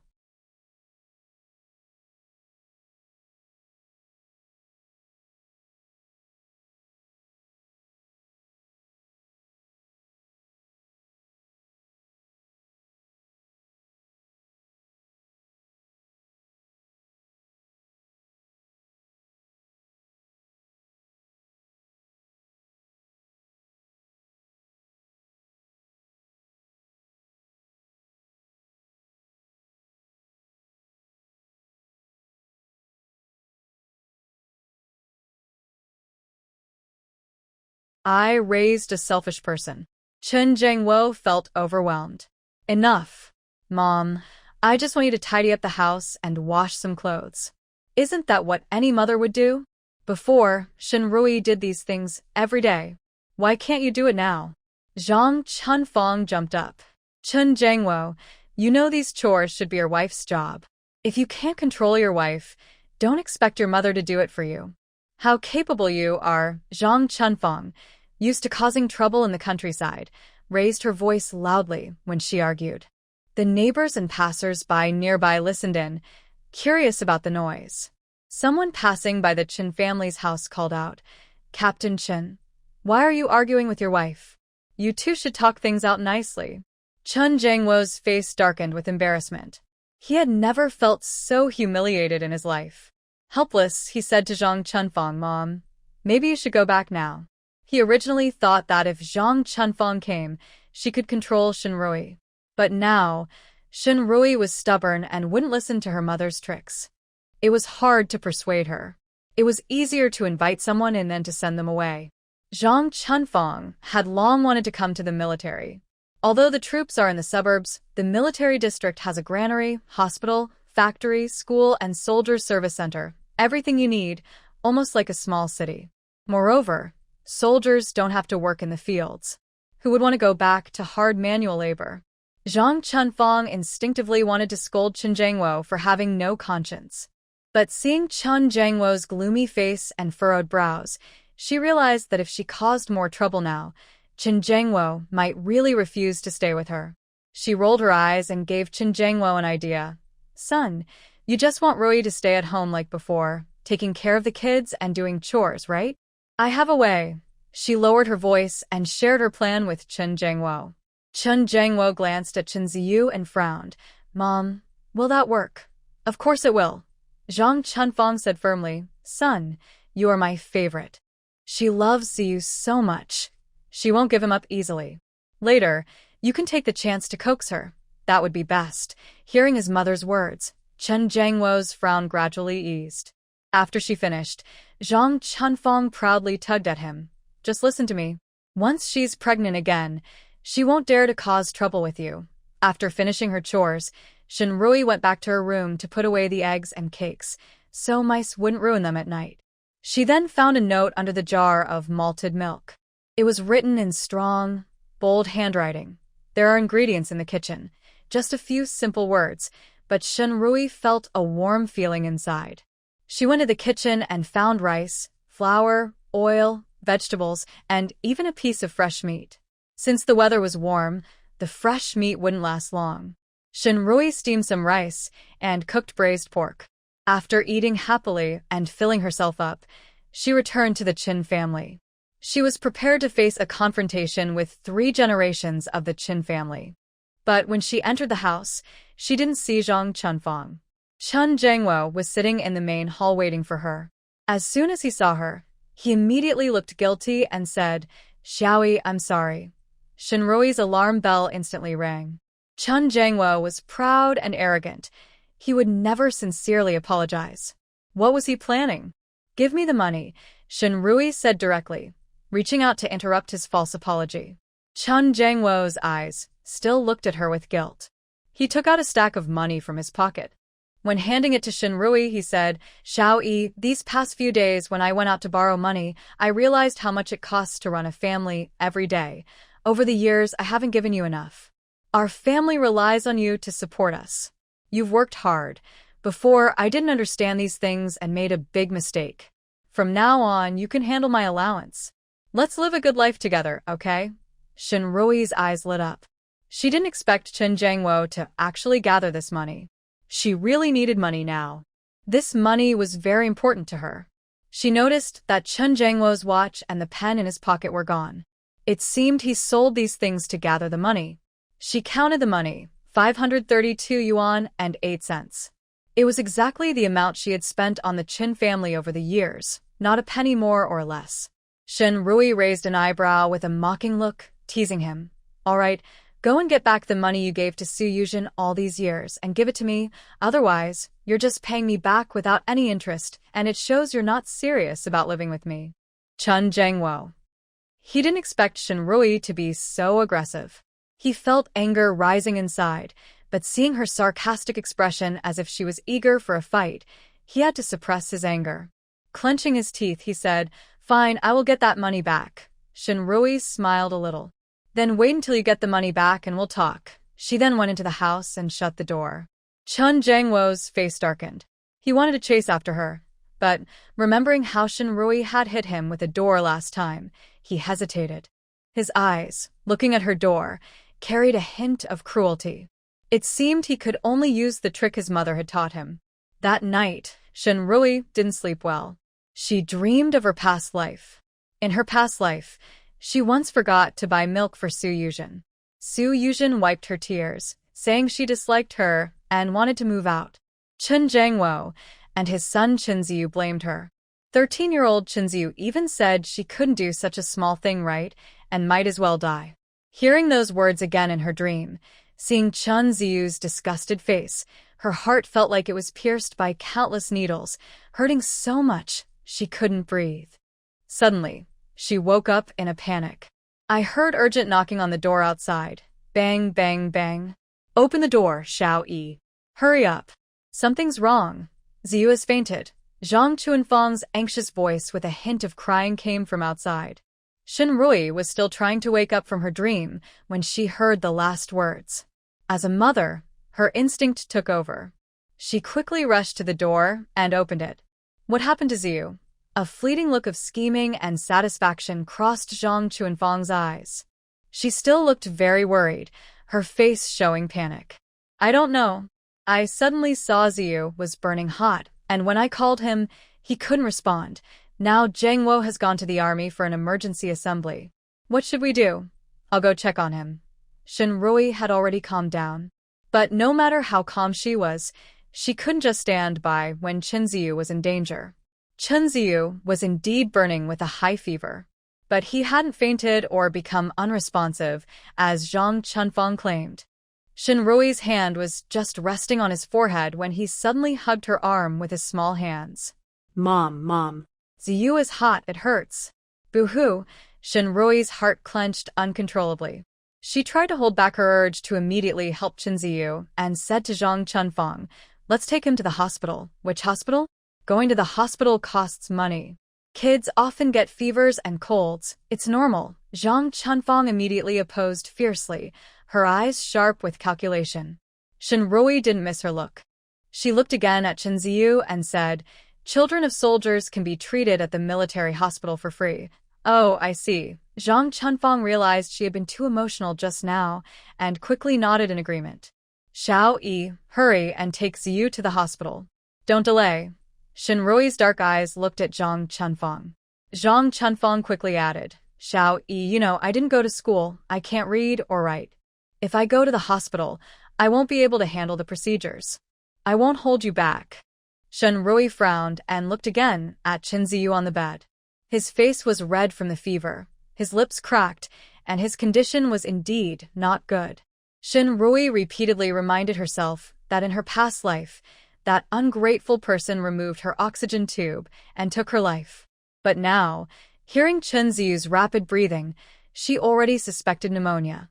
In this era, the country's medical level was still quite backward, and pneumonia could be deadly. She couldn't treat Chunzi herself, but she didn't want to see the illness worsen. In the end, she picked up Chunzi and ran quickly to the hospital. After she left, Zhang Chunfang immediately went to knock on Su Yuzhen's door. "Jiangwo, it's settled." She took Ziyu to the hospital. Chen Jiangwo, who had been waiting inside Su Yuzhen's house for news, stood up. "Yuzhen, sorry to bother you tonight. Jiangwo, you've helped me so much." "No need to be polite," she said gently, with worry hidden in her eyes. "Jiangwo, Ziyu." "Don't worry, Ziyu will be fine," Chen Jiangwo promised seriously. "You should rest well tonight. Tomorrow, go to the hospital to take care of Ziyu. I'll find a way to introduce you to the director then." Yuzhen was overjoyed and looked at Chen Jiangwo with gratitude and admiration, nodding repeatedly. Yes, brother Jiangwo, I'll follow your plan." She was about to transfer from the art troupe. For someone like her, it was mostly to return to her hometown to work as a dance teacher at a local school or youth center, or in the cultural department. Her life felt like it was coming to an end. The key was, if she left, her marriage with Chen Jiangwo and Shinrui would definitely fall apart. She wouldn't have the chance to marry Chen Jiangwo and become a wife of a leader. So, she couldn't leave the army. The doctor had already given Chunzi a fever-reducing injection and started 4 fluids. Shinrui stayed by the bedside, watching her child's flushed face. Her heart felt a little pain. Chunzi was born prematurely. Although he was healthy and weighed nearly 6 pounds at birth, his health had never been good. He often caught colds and had fever since he was young. At that time, she was caring for Chunzi at the Chen family village, looking after Chen Jiangwo's parents. Sometimes, when Ziyu had minor illnesses, she would secretly treat him herself. But most of the time, she couldn't hide from Zhang Chunfang and her husband. She would sneak out in the middle of the night, carrying Ziyu to the hospital. She carefully raised her child, yet he turned out to be so unpleasant towards her, even going so far as to remove her oxygen tube to make space for Su Yuzhen. Shinrui couldn't understand why. She gave a bitter smile and decided not to think about it anymore.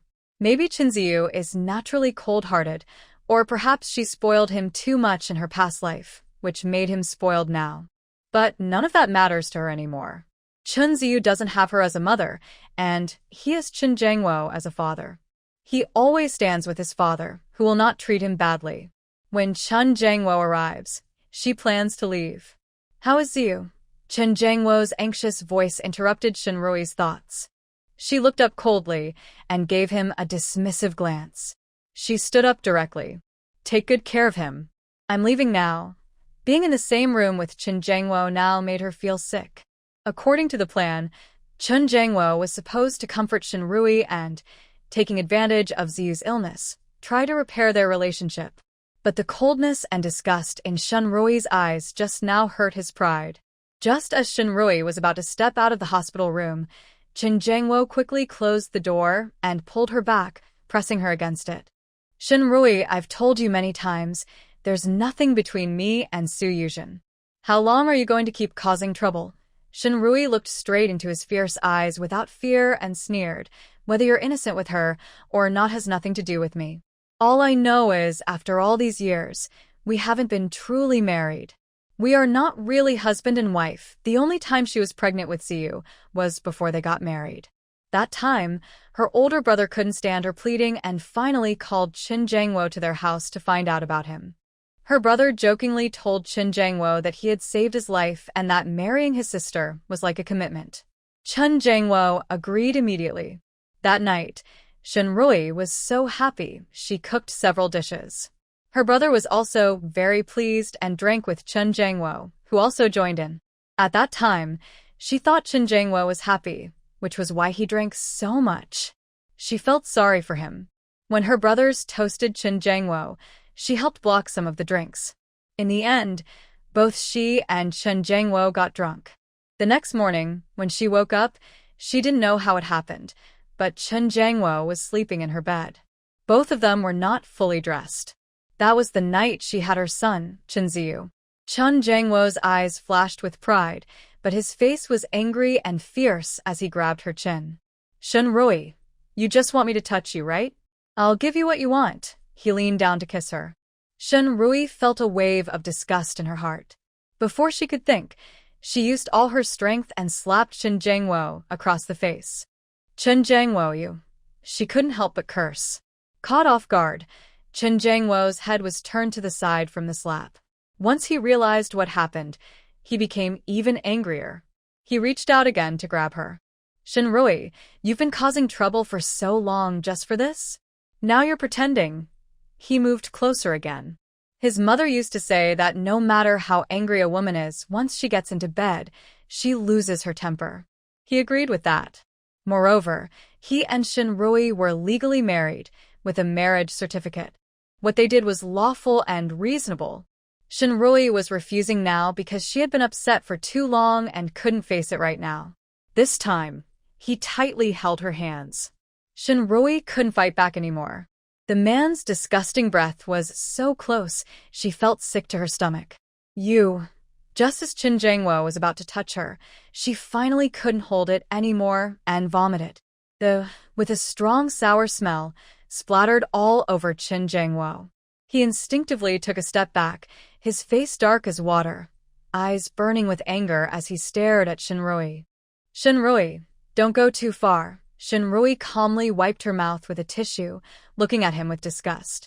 Qin Jiangwo, you really make me sick. It was a physical feeling of nausea. Shenrui said this and left the hospital room directly.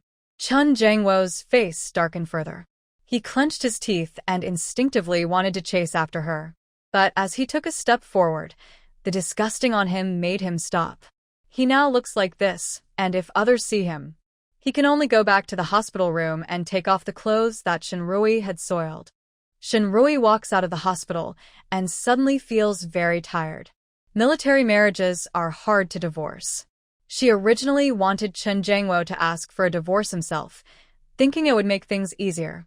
But now, she can't wait any longer. She must divorce as soon as possible.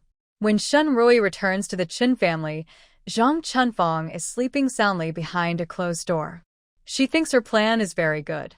She is just waiting for her son to calm Shenrui down.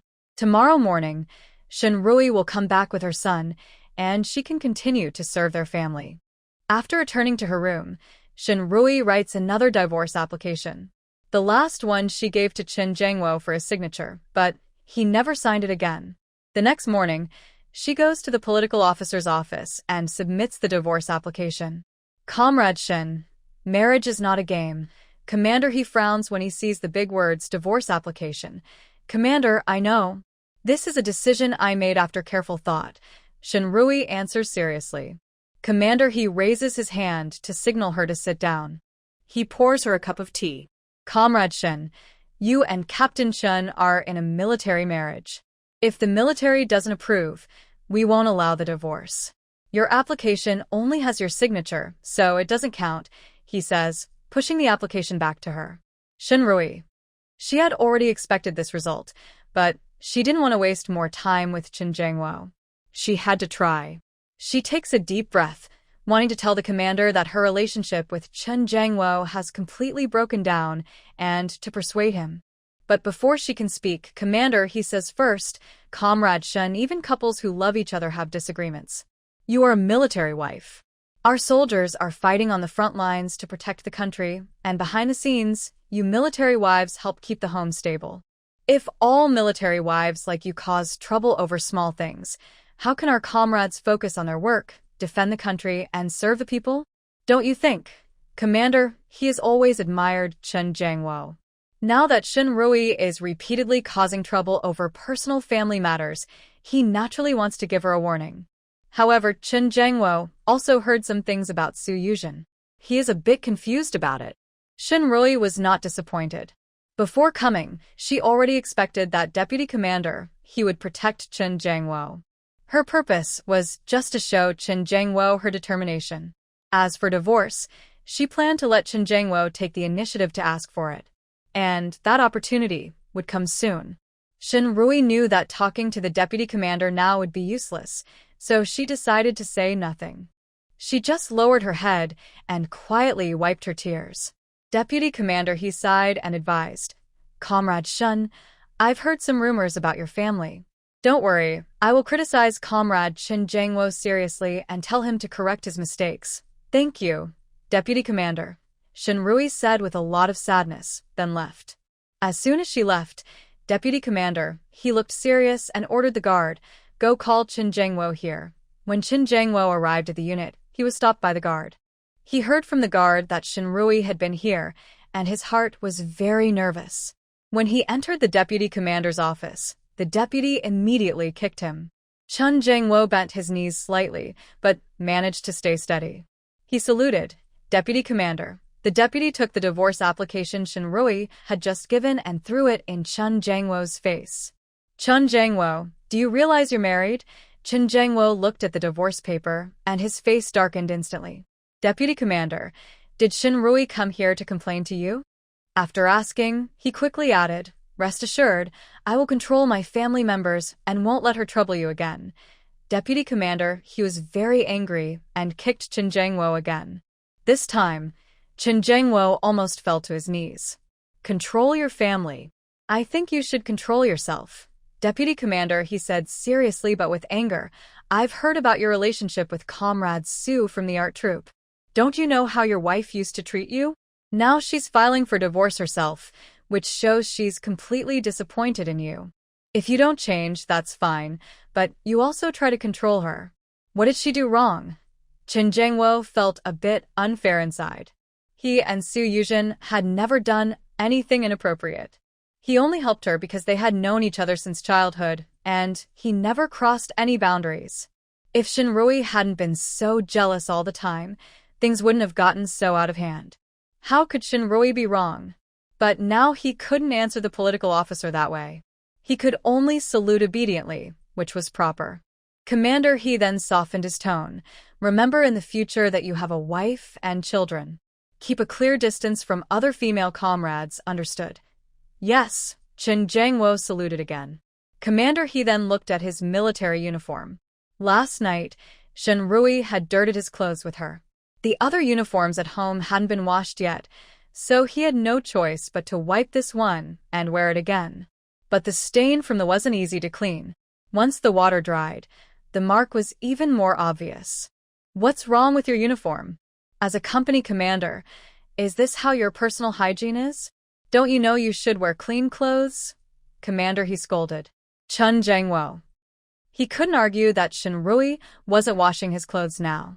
If he said anything, he was afraid Commander, he would scold him even more harshly. After enduring Commander, he's fierce scolding, Chen Jiangwo went to training. When he finished the morning training and returned home, the house was still a mess. Only Zhang Chunfeng was sitting at the door, crying loudly. Oh, my poor daughter-in-law, she's unfilial, not giving her mother-in-law any food. I'll starve to death. Today, Chen Jiangwo went straight from the hospital to the army. He hadn't come back in the morning and didn't know what was happening at home. Now, he just felt overwhelmed. He hurriedly quickened his steps and asked, Mom, What are you doing? Zhang Chunfang quickly got up, grabbed Chen Jiangwo's arm.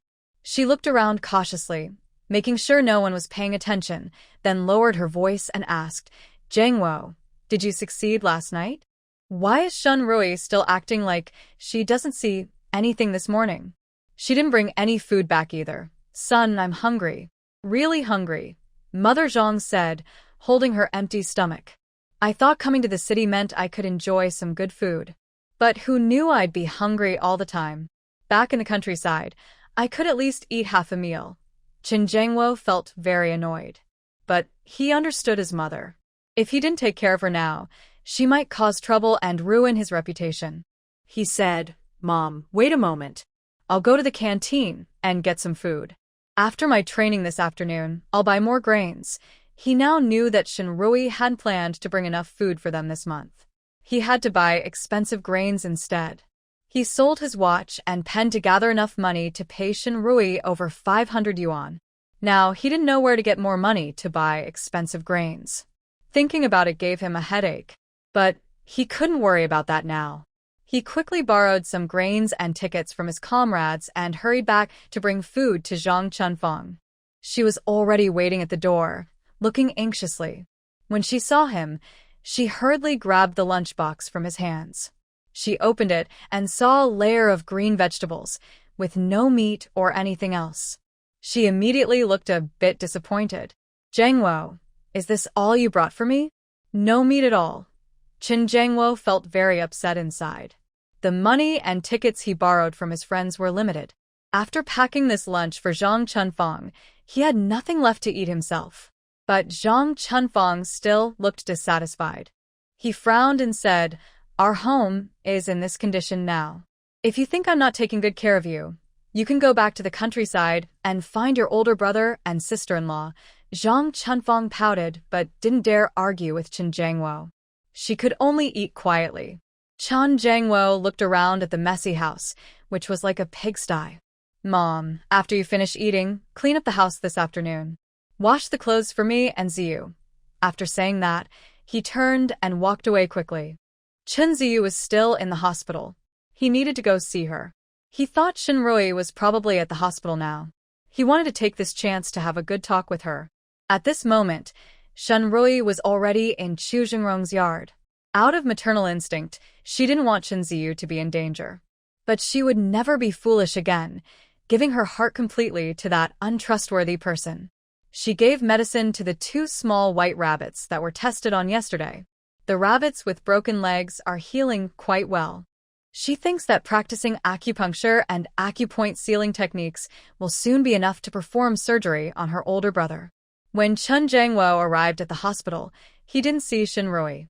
Instead, he saw Su Yuzhen sitting beside Chunzi, gently feeding him with a warm, meaty porridge. Chunzi looked happy when he saw Chen Jiangwo.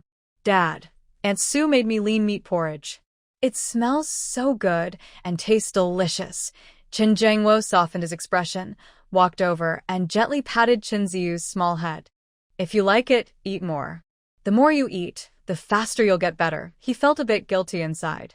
Last night, to create a chance for Shinrui to be alone with him, he allowed Zhang Chunfang to give Chunzi a cold water bath, which made him catch a cold. He glanced at Su Yuzhen sitting by the bed and asked Chunzi, Where's your mom? Chunzi's smiling face suddenly fell. Dad, why do you mention that woman? She doesn't care that I'm sick. She doesn't deserve to be my mom. Chen Jiangwo immediately looked serious. Ziyu, who taught you to say that? Su Yuzhen's eyes flickered with guilt. Chunzi raised his chin. No one taught me. I'm 5 years old. I understand everything myself. Chen Jiangwo frowned.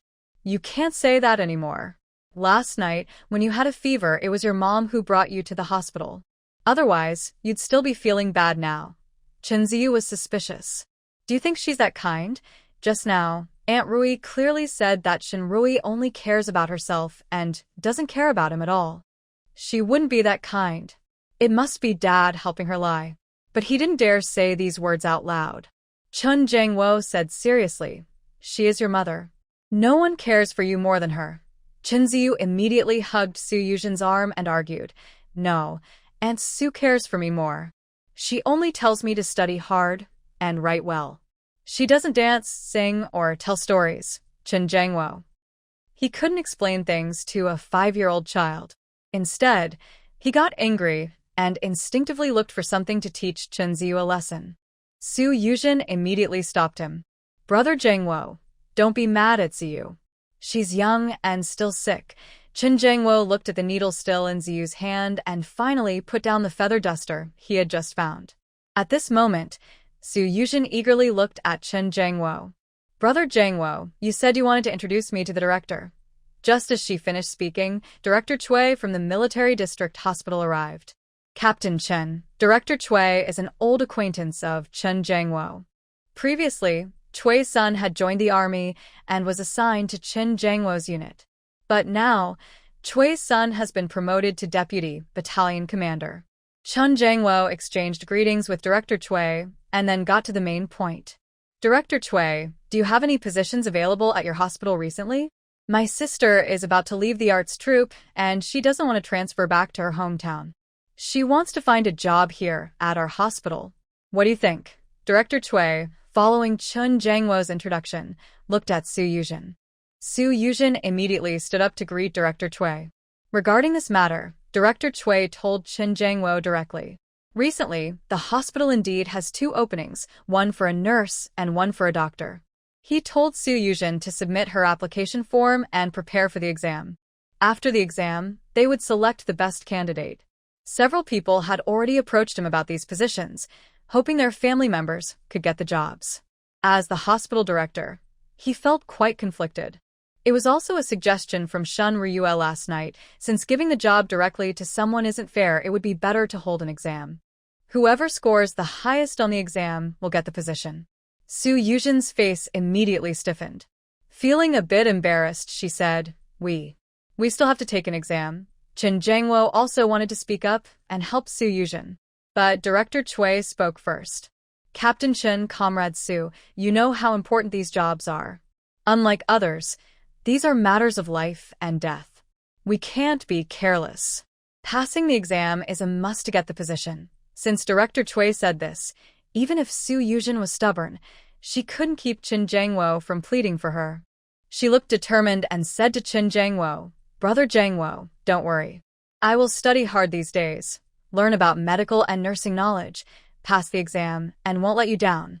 Director Cui only came to greet Chen Jiangwo out of politeness and didn't stay long before leaving. Yuzhen, do you still have money and food coupons? After Director Cui left, Chen Jiangwo nervously asked Su Yuzhen. Su Yuzhen's eyes flickered. She no longer had any money or coupons. All her money and coupons had been taken by her mother, leaving her only some food rations each month. But now, seeing Chen Jiangwo's situation, she knew she had to give him her coupons. Shen Rui was pushing Chen Jiangwo to the limit. At this moment, if she gave Chen Jiangwo a little, easing his urgent need, he would be even more grateful to her. Su Yuzhen nodded. Yes, Brother Jiangwo, I'll go back and get them for you. Chen Jiangwo looked at her with a full face of gratitude. Yuzhen, thank you. Su Yuzhen smiled obediently. Brother Jiangwo, don't be so polite. As long as you and Ziyu are happy, I'll be happy too. Chen Jiangwo's eyes sparkled with even more emotion. To help him, Su Yuzhen made a special trip back to her family. After hearing Su Yuzhen's explanation, Su Ailin felt sad about the money and coupons she had already received. But she thought that if Su Yuzhen could hold on to Chen Jiangwo, who was their family's main source of support, they could have a better life. As an investment, she gave Su Yuzhen 10 yuan and 20 jin of food coupons. Su Yuzhen took the money and coupons and immediately went to give them to Chen Jiangwo. Yuzhen, thank you for your help in this difficult time. I will repay you someday, Chen Jiangwo said. Su Yuzhen pretended to be angry. Brother Jiangwo, don't be so polite. If you keep being so courteous, I might get mad. Hurry up and buy some grain, or Mother won't have dinner tonight and will be mad at you. Chen Jiangwo bought some expensive grain and returned home. The house was still dirty and messy. Zhang Chunfang immediately jumped up to greet him. Son, did you buy anything tasty for Mother? Zhang Chunfang unceremoniously looked through the bag. She found only a small bag of rice, with the rest being dried corn and sweet potatoes. Her face immediately fell. Second son, what do you mean? No meat, just a tiny bag of fine grain? Are you trying to starve mother and send her back to her hometown? Chen Jiangwo felt a headache coming on. He now truly understood what it meant to shoot himself in the foot. Originally, I planned to ask Zhang Chunfang to pressure Shenrui. Now, Zhang Chunfang can't control Shenrui and only wants to enjoy good food and clothing, which will only cause him trouble. Mother, please bear with it for a while. You know my situation. Zhang Chunfang thought for a moment and realized that forcing Chen Jiangwo now wouldn't help. Jiangwo, you and Shenrui. I asked about this at noon, but Chen Jiangwo didn't answer. It's not happening, Chen Jiangwo said coldly. Mother, I need to go to the hospital to take care of Ziyu. If Shenrui comes back, don't provoke her. I'll think of what to do then. Today, Shenrui surprisingly went alone to submit a divorce application to the political commissar. She really wants to divorce him. Thinking of this, Chen Jiangwo felt a surge of anger rise in his chest. How could Shenrui? How dare she? He remembered what the political commissar said. Did he really disappoint Shenrui too much? Thinking of this, he snorted coldly. It was their family who schemed against him, making him sleep with her. He married her as she wished. What is there to be disappointed about? But the political commissar was right. At this critical moment, he must not cause trouble. While thinking this, Chen Jiangwo arrived at the ward. Yesterday, Zhang Chunfang had discussed with him about giving Chen Ziyu a minor cold. But unexpectedly, Chen Ziyu developed pneumonia. The illness was serious and required hospitalization and 4 fluids for half a month. Chen Jiangwo had a lot of military work every day and also needed to care for Chen Ziyu. Just thinking about it made him tired. Su Yuzhen was still in the ward. She saw Chen Jiangwo's exhaustion and offered to help him. Brother Jiangwo, you're at a critical point now. You can't be distracted. If Rui doesn't come to take care of Ziyu, I can help. Don't worry, I treat Ziyu like my own child and will take good care of him. When Chen Jiangwo heard this, his eyes flickered. He looked at Chen Ziyu, then at Su Yuzhen. But he quickly looked away. He then said to Su Yuzhen, Yuzhen, Ziyu might need your help during this time. Today, the leaders asked me to go on a mission. Yuzhen's mind lit up. So quickly, Chen Jiangwo is about to leave on a mission. This is a crucial turning point in Chen Jiangwo's fate. She nodded seriously and said to Chen Jiangwo, Brother Jiangwo, don't worry. I will take good care of Ziyu and the godmother. You don't need to worry. Chen Jiangwo looked at her with full affection and thought of Su Yuzhen. But he couldn't help but think of Shenrui. If Shenrui were half as sensible as Yuzhen, he wouldn't have to worry so much now. Shenrui stayed in Chu Jingrong's yard all day. When she returned, she saw Chen Jiangwo carrying a suitcase about to leave. Shenrui's eyes tightened. Is Chen Jiangwo going on a mission? Could it be that something happened to Chu Jingrong again? Seeing her expression, Chen Jiangwo thought she was worried about him and felt pleased. Sure enough, her visit to the political commissar today was just a way to threaten him. He strode over to her and spoke softly. Xiao Yi, I need to go on a mission. The family will be in your hands for now. We can talk about our matters when I return. Shenrui wanted to ask if his mission was to support Chu Jingrong.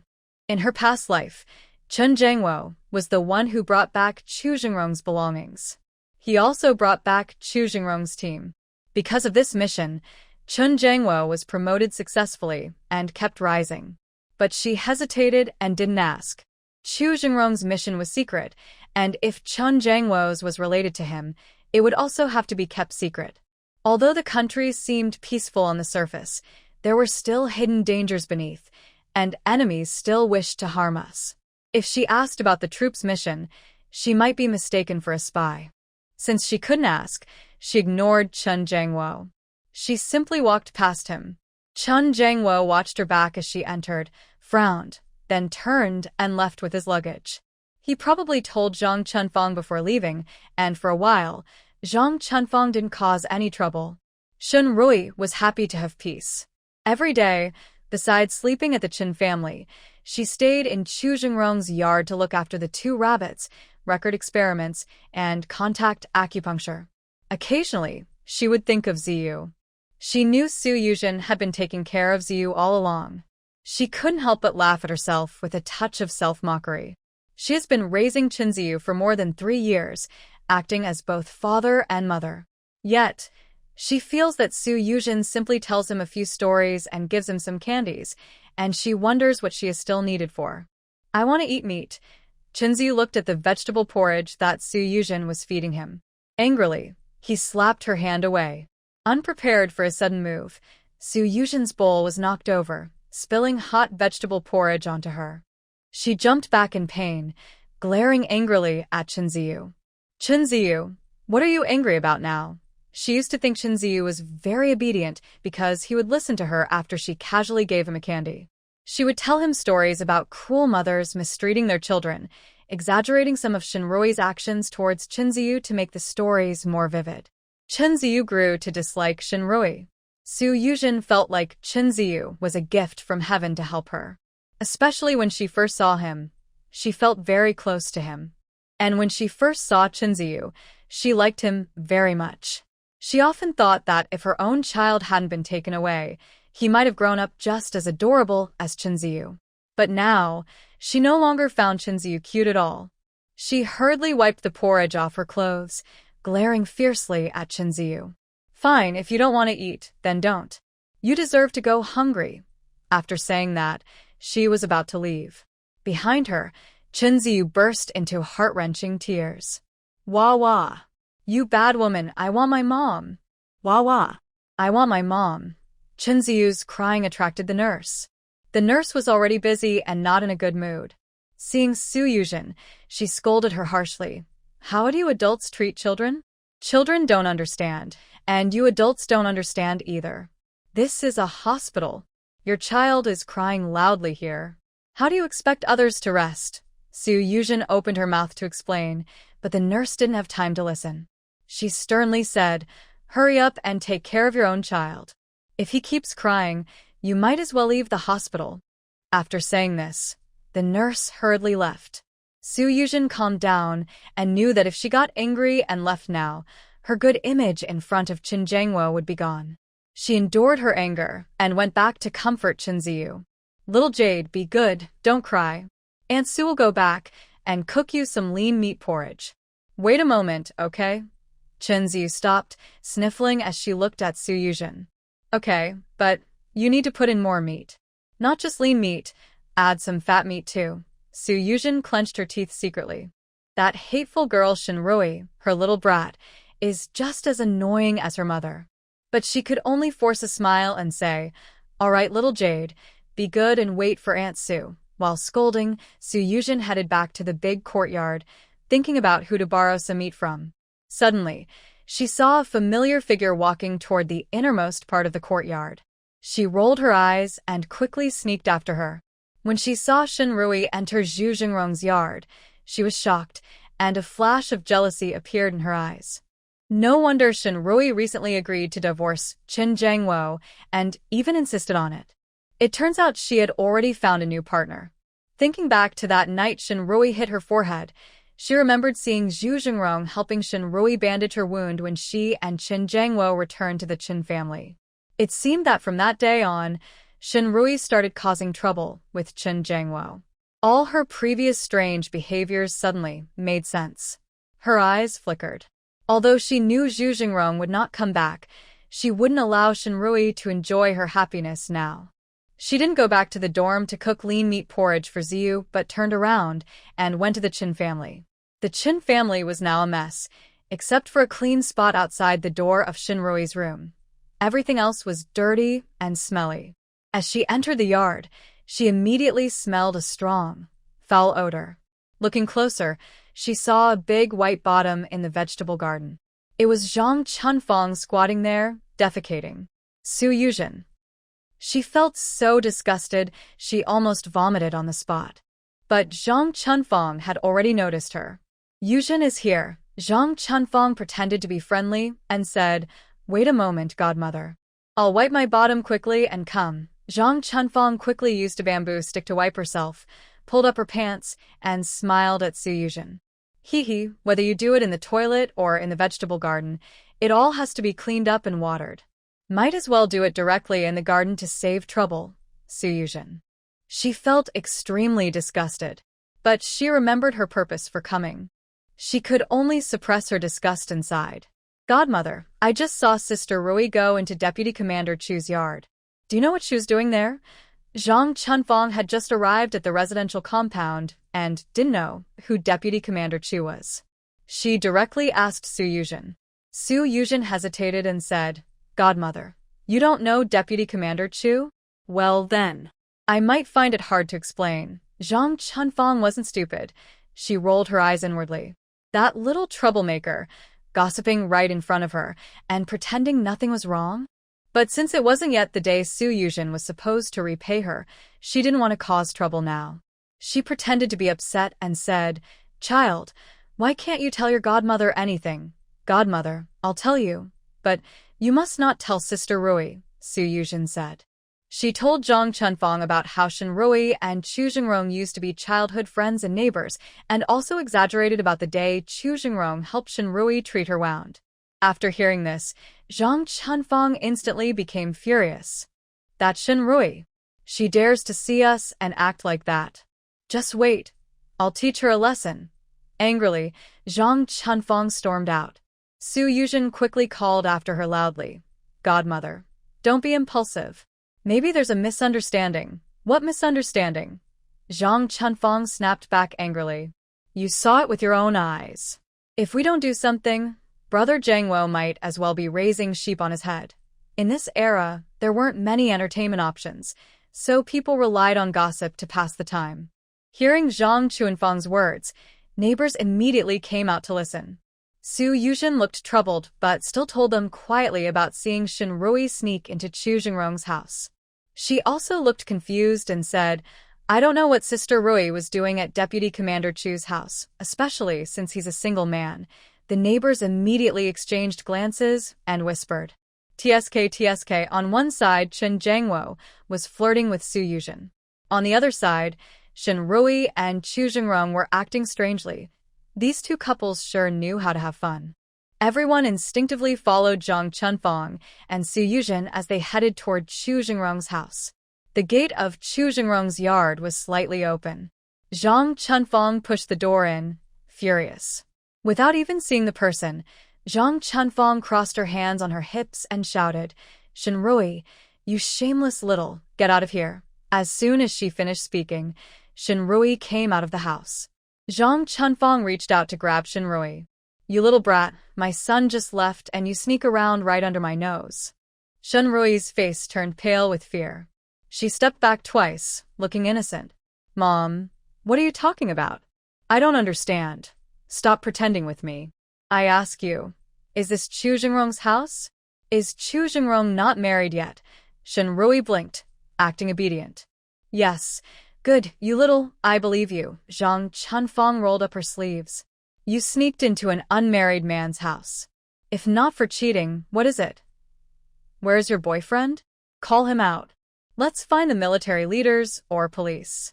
I must get justice for my son today. Shen Rui blinked, tears falling down her face. Isn't it just pretending to be pitiful, pretending to be weak? Mom, how can you accuse me like that? Boo-hoo, she seemed frightened by Zhang Chunfang's attitude, crying loudly. A neighbor reminded her. Comrade Shen, what are you doing at Deputy Commander Chu's house? Just say it. Shen Rui instinctively spoke, but only half of her words came out. She bit her lip, looking embarrassed to speak. Seeing her like this, Zhang Chunfang and Su Yuzhen thought she was feeling guilty. You little, can't you speak honestly? Zhang Chunfang gritted her teeth and cursed fiercely. If you won't say it, I'll go in myself and find your boyfriend. Let's see how you can deny it then. She rolled up her sleeves and rushed into the house. Shen Rui quickly stopped her. Mom, you can't go in. Zhang Chunfang pulled Shen Rui away. Shen Rui staggered, almost falling to the ground. Taking this chance, Zhang Chunfang slipped inside. Su Yuzhen's gaze followed closely. Although she knew Chu Jingrong was not at home, She thought that if she could find some evidence at Chu Jingrong's house to prove Shenrui's innocence or guilt, such as Shenrui's personal clothing, it would confirm Shenrui's affair with Chu Jingrong. At that time, Chen Jiangwo's divorce from Shenrui would be justified and would not affect his future career.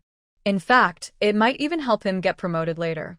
Shenrui watched Zhang Chunfang and Su Yuzhen rush into the house, looking a bit panicked. Before she could steady herself, she hurriedly tried to go forward and stop them. Seeing her like this, everyone's curiosity was sparked, and they started whispering. Why is Captain Chen's family so nervous?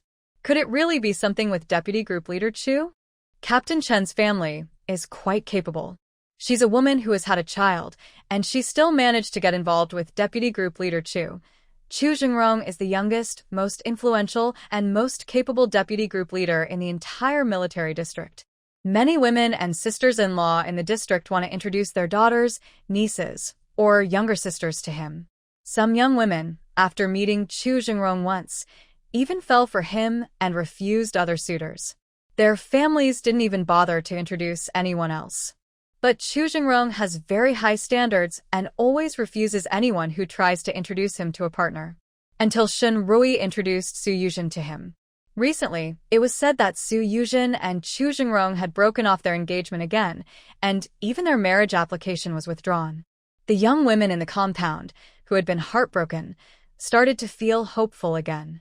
Many families also began to get interested. If one day they could have a relative like Chu Jingrong, it would be a boost for their own future. But now, Chu Jingrong, the admired and distant flower on the high mountain, was involved with Shenrui. This naturally made many people feel a bit jealous. Suddenly, a fierce dog barked loudly from inside the house. At the same time, a proud black figure rushed out. Everyone heard a scream and saw Su Yuzhen being knocked to the ground by a large black dog. The black dog bared its teeth, aiming at Su Yuzhen's neck, growling fiercely. Su Yuzhen's face turned pale with fear, and she didn't dare to cry out. Zhang Chunfang was even more frightened, trembling all over, her legs shaking.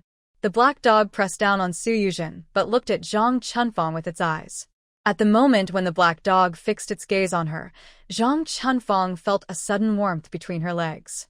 A gentle rain of water sounded nearby, and everyone smelled a strong smell of. Looking again, Zhang Chunfang had already wet herself. While everyone laughed at her, they quickly took a few steps back, trying to stay out of the dog's reach, afraid it might hurt them. After wetting herself, Zhang Chunfang sat down heavily in her own. She supported herself with her hands, trembling with fear, and tried to back away. You. Don't come any closer. Little E, please help my mother, she begged. Su Yuzhen was also reminded of her own situation by Zhang Chunfang's cry for help. Rui, you've been at Deputy Captain Chu's house. The dog must recognize you and listen to you, right? Please call it away. Woof. The dog let out a fierce growl. It seemed unhappy with Su Yuzhen making noise at this moment. Looking at how helpless and scared they all were, Shenrui felt pleased. But on the outside, she appeared panicked and confused, as if unsure what to do. Mother, Yuzhen, I didn't mean to abandon you. Deputy Captain Chu only asked me to feed this dog, but he didn't tell it to listen to me. Zhang Chunfang was so frightened she couldn't think straight and didn't hear Shenrui's words. She moved back a little, then stood up quickly and tried to run away. Woof! But as soon as she took a step, the big dog lunged forward and knocked her to the ground in a rough, dog-like way.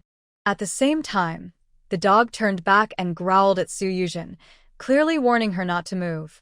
Suddenly, Su Yuzhen, who had been about to act, froze in fear, even feeling the urge to cry. Meanwhile, Zhang Chunfang, pressed down by the dog, felt its foul-smelling saliva drip onto her neck. She was so nervous that she wet herself again, unable to control her bladder or. Su Yuzhen was also terrified, but she managed to stay calmer than Zhang Chunfang. She trembled and looked at Shenrui with pleading eyes. Rui, you can feed this dog, so it must listen to you. I beg you, help me. Yuzhen is still waiting for me at the hospital. Please, I'm begging you. Shinrui saw this as a chance to scare Zhang Chunfang and Su Yuzhen a little. Thinking about Chunzi being alone in the hospital, she still couldn't bring herself to leave. She trembled as she spoke. I'll try. Dehei you. You let them go. Shinrui mustered her courage and shouted at the dog. The dog retracted its teeth and tilted its head, looking at her with clear, curious eyes. Others couldn't understand why the dog looked like that. But Shinrui knew. The dog was confused because she seemed unsure of herself when she spoke. However, before the owner left, he had told it to listen to this woman. Dehei was a well-trained, obedient military dog. It obediently released Zhang Chunfang and slowly stepped back a few paces.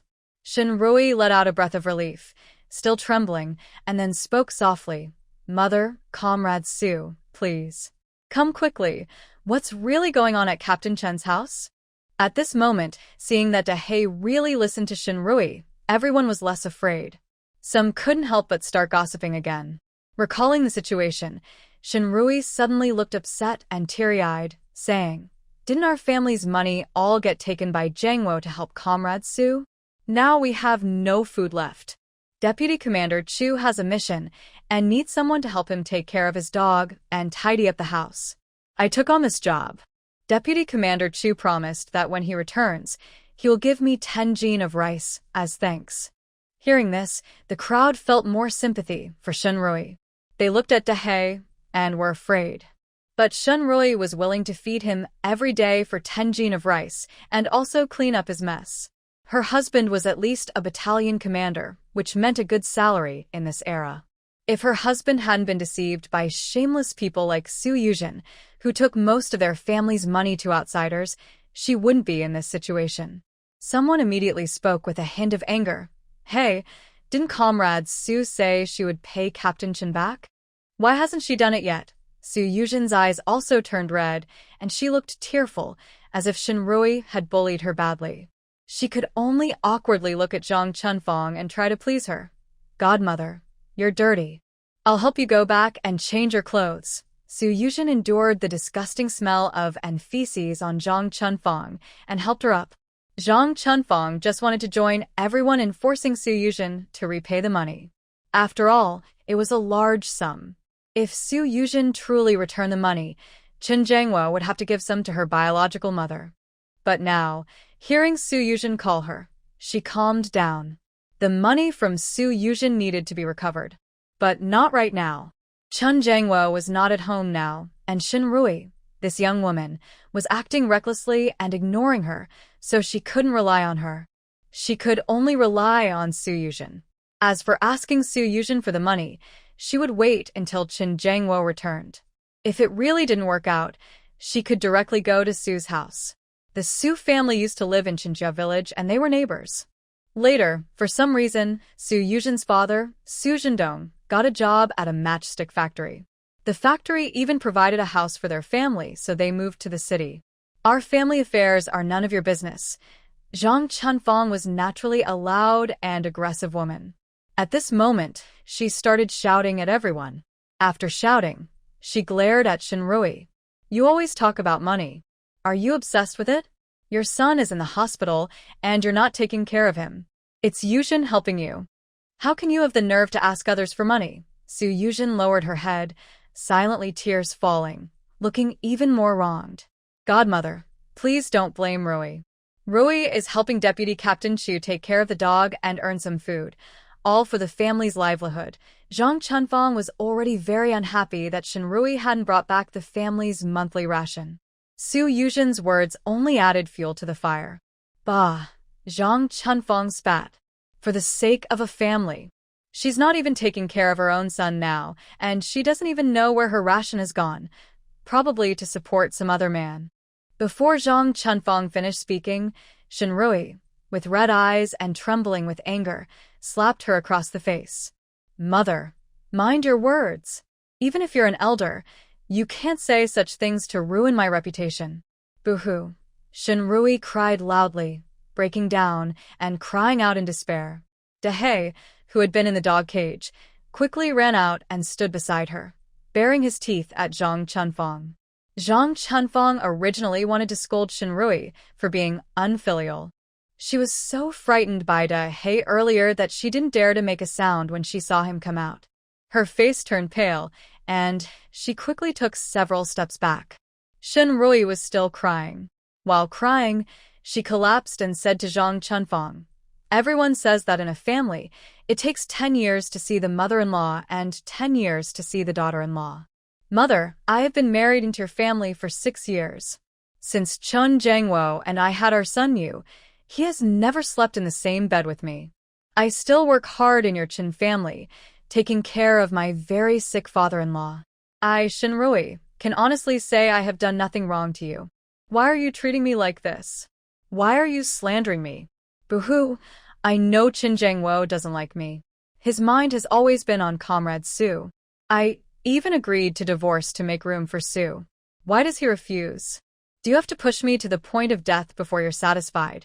Shinrui's words were full of tears. Not only Zhang Chunfang had never seen Shinrui like this, but even Su Yuzhen didn't know Shinrui had such a side. Even in her past life, Shinrui only argued blindly, scolding her and blaming Chun Jangwo for being unfaithful.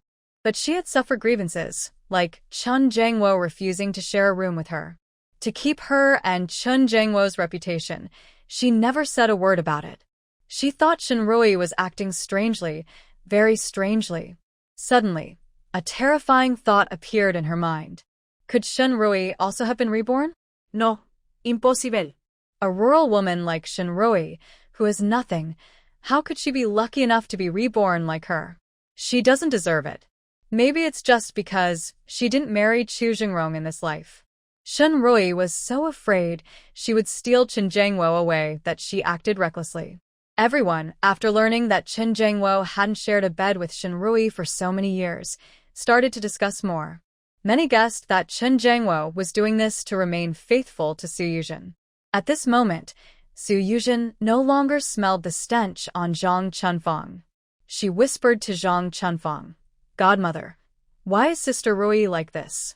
Brother Jangwo doesn't touch her, but she doesn't look for her own reasons. Instead, she brings it up. Isn't she trying to ruin Brother Jangwo's reputation?" Zhang Chunfang immediately reacted and angrily pointed at Shinrui, shouting, "You shameless woman!" But before she could finish, a stern and commanding voice came from the crowd. Everyone then saw that Lu Qiuhong, the woman director of their family compound, and Commissar, he had arrived. A glimmer appeared in Shinrui's eyes. She had only spoken those words because she saw that the woman director and Commissar he had come. Commissar, he stepped in front of Shinrui and looked at Zhang Chunfang with a serious gaze. "Comrade Zhang Chunfang, Shun has married into your family, taking care of household chores, serving her in-laws, and raising children. She even took care of her paralyzed father-in-law until his death, and only then did she come to join the army. Moreover, she is the sister of Comrade Chun Jangwo, who saved her life. Is that how your Chun family treats those who have helped you?" Commissar, he was clearly implying that the Chun family, including Chun Jangwo, had been ungrateful. In the military, ability is important, but character matters even more. If Chun Jangwo were here, he might feel like the sky was falling. Su Yuzhen understood these things and turned pale.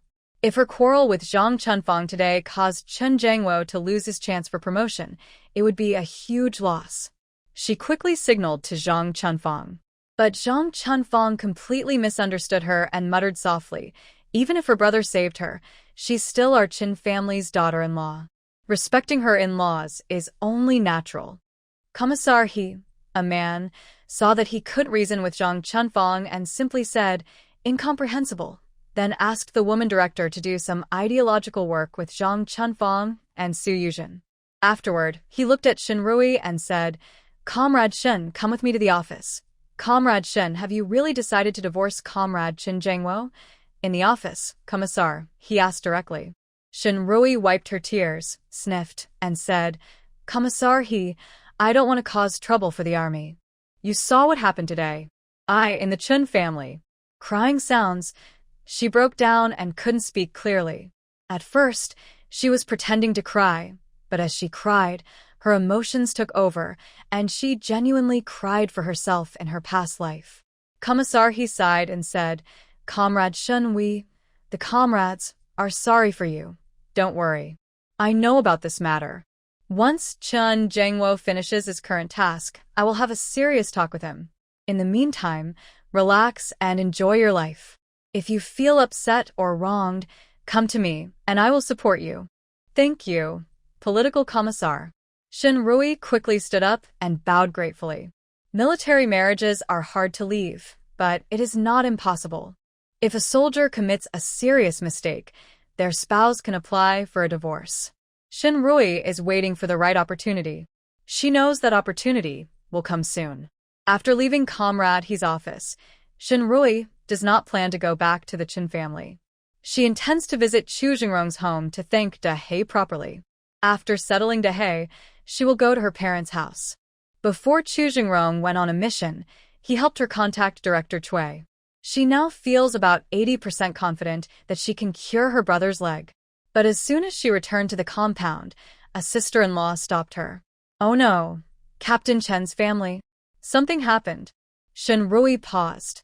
The other person told her that Chunzi was alone in the hospital getting in for. When the four finished, no nurse was called, and she had to use a blood bag herself. Chunzi was frightened when she saw so much blood, panicked, and pulled out the needle, damaging her blood vessels. In her fear and shock, she lost too much blood and fainted. She was already taken into surgery for emergency treatment. Shinrui's face changed. Without thinking, she instinctively rushed to the hospital. By the time she arrived, Chunzi had come out of the operating room. He looked pale, with a thick bandage on his hand. His small body trembled slightly, looking very scared. Shinrui's heart ached involuntarily. She went to the bedside. Chunzi was truly frightened. When he saw her, he hugged her tightly and cried, Mom, why are you so late? Ziyu lost a lot of blood. Ziyu is so scared. Boo-hoo. Shinrui's heart tightened even more. She gently stroked Chunzi's head and comforted him softly. Don't be afraid. Mom is here. Mom is with you. Just as Shinrui finished speaking, a panic-stricken voice came from the door of the ward.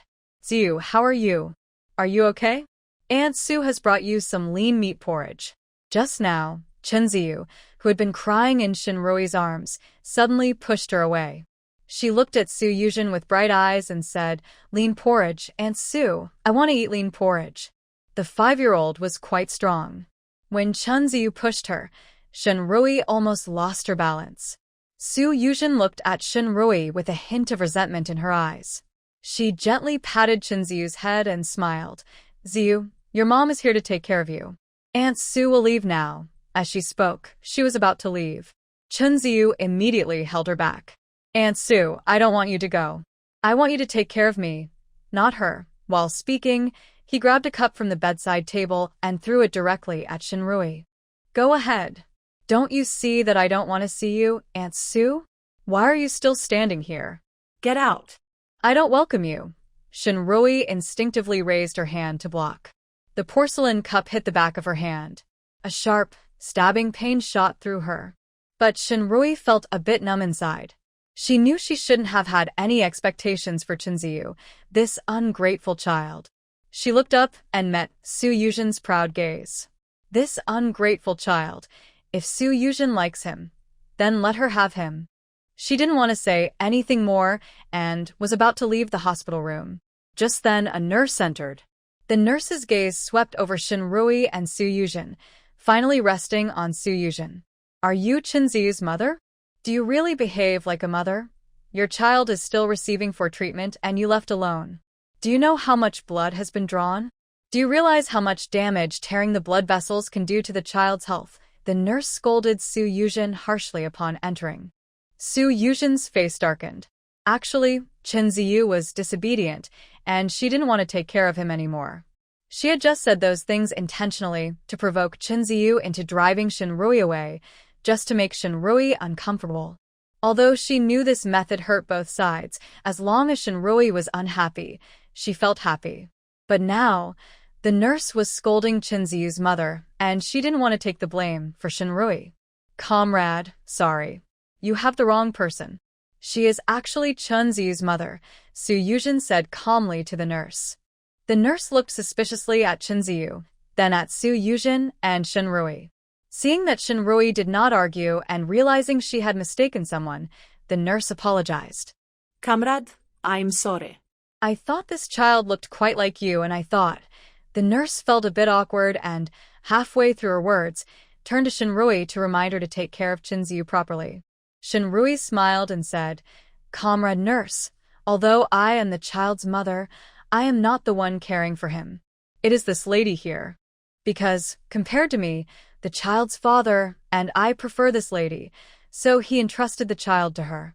You should talk to her about these matters. After speaking, Shenrui looked at Chunzi and Su Yuzhen's faces and then left the ward. The nurse's words were unintentional, but they carried meaning for the listener. Shenrui had never thought about this before. But now, after what the nurse said, she also felt that Chunzi looked more like Su Yuzhen and didn't resemble her at all. Could it be that Chunzi is actually Su Yuzhen's son because he is so close to her? The moment this idea popped into her mind, Shenrui thought it was absurd. Just like Chun Jangwo had said before, the child has been with her since birth. Until Chunzi was 3 years old, they came to follow the army. Moreover, whether in this life or the previous one, she had never heard of Su Yuzhen having children. How could Chunzi possibly be her child? However, for Su Yuzhen, Chunzi was not her biological child, but he felt like her own. Shenrui chuckled self-deprecatingly. Su Yuzhen was also stunned by the nurse's unintentional remark. While feeding Chunzi porridge and applying eye medicine to make him dislike Shenrui, she was also carefully examining Chunzi's face. Perhaps due to psychological reasons, she also felt that Chunzi looked very much like her. Thinking of her first impression of Chunzi, how she liked him when she first saw him, her heart started pounding wildly. When Chun Jangwo returned, she was determined to ask him about it. Shenrui went straight back to Shun's house. After knocking on the door, it was her nephew, Shun Qingming, the only son of her second brother, who opened it. Shun Qingming was only 2 months older than Chunzi and was also 5 years old. Seeing Shenrui, Shun Qingming's eyes lit up and he happily shouted, "Auntie, you're back." Before Shenrui could reply, he called out again into the house, "Grandpa, Grandma, eldest uncle, parents, third uncle, my sister's back." For a moment, everyone in the Shin family came out, except Shin Guodong, who was studying at school. Her mother, Lan Guiying, saw her and worriedly held her hand. "Xiao Yi, why are you back now? Did something happen with your in-laws?" Next to them, Shin Dufu told his wife, "Wife, don't block the door talking. Let the girl go inside first." Shenrui's previous visits had been shared with the family by Shin Guoqing. Because her parents knew about her past visits, they were even more worried now. They both knew that since Shenrui married Chun Jangwo, she rarely came back unless she was in trouble and needed help. They weren't afraid of her bothering them, but they worried about her well-being at her husband's home. Shenrui followed her family inside. Second sister-in-law, Xiao Hongmei, had already set a bowl and chopsticks for her. "Thank you, second sister-in-law." Shenrui smiled and thanked her. "We're family, no need to be polite," Xiao Hongmei said with a pretend scolding smile. Although Shenrui often borrowed money and supplies from her family over the years, Xiao Hongmei had no complaints about her. Because Shenrui, as the younger sister-in-law, was kind to her and her son. Borrowing things from her family was just because her in-laws were having a hard time. Moreover, Shenrui mostly borrowed from her parents and older brother, so her second sister-in-law had no reason to be unhappy. Recently, Shenrui had also brought back many things. Besides her affection for her second sister-in-law, Shenrui also felt guilty. In her past life, she was a selfish person who caused trouble for her second brother and his family. In her previous life, Chunzi had unknowingly offended some local troublemakers. He called Shin Qingming to help him fight. While protecting Chunzi, Shin Qingming was hit on the back of the head with a steel pipe and lost his life. Her second sister-in-law was deeply affected by her son's death and threatened Chunzi with a kitchen knife to take responsibility for Shin Qingming. She tried to protect Chunzi by stopping her. At that moment, second sister-in-law lost her mind and tried to attack her. Second brother-in-law stepped in front of her to protect her. Second sister-in-law then stabbed her in the neck. When she was taken to the hospital, she had already passed away.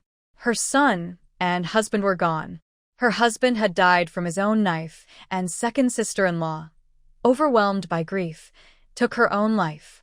Thinking about the past life, she remembered how her kind second brother, second sister-in-law, and little nephew all died because of her.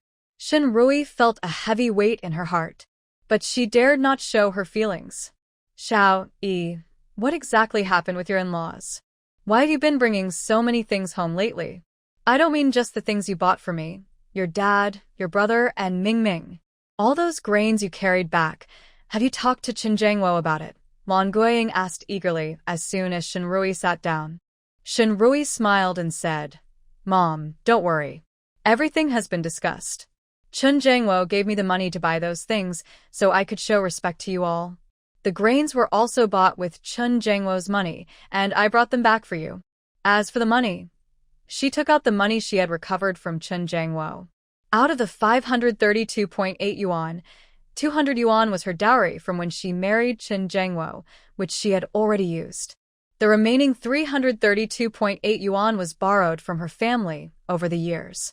She told her parents, brother, and sister-in-law that the family's previous hardships were because Qinjiangwo lent money to a struggling comrade.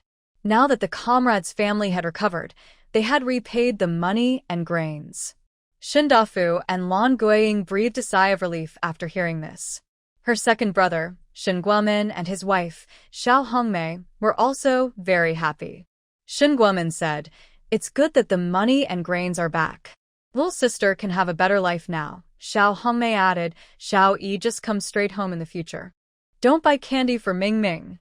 Besides, how expensive are milk candies? Save your money and buy some meat for Ziyu to help her recover. She was born early and is weak. Why didn't Ziyu come back with you today? Shinrui explained with a smile that Chunzi's grandmother had come and Ziyu wanted to play with the other children in the yard, so she didn't bring her. Everyone was happy that Shinrui's life might get better. Only Shin Guiqing, who knew the truth, looked at Shinrui with some pain in his eyes. He had previously agreed to his sister marrying Qinjiangwo, but now he realized he had misjudged the person.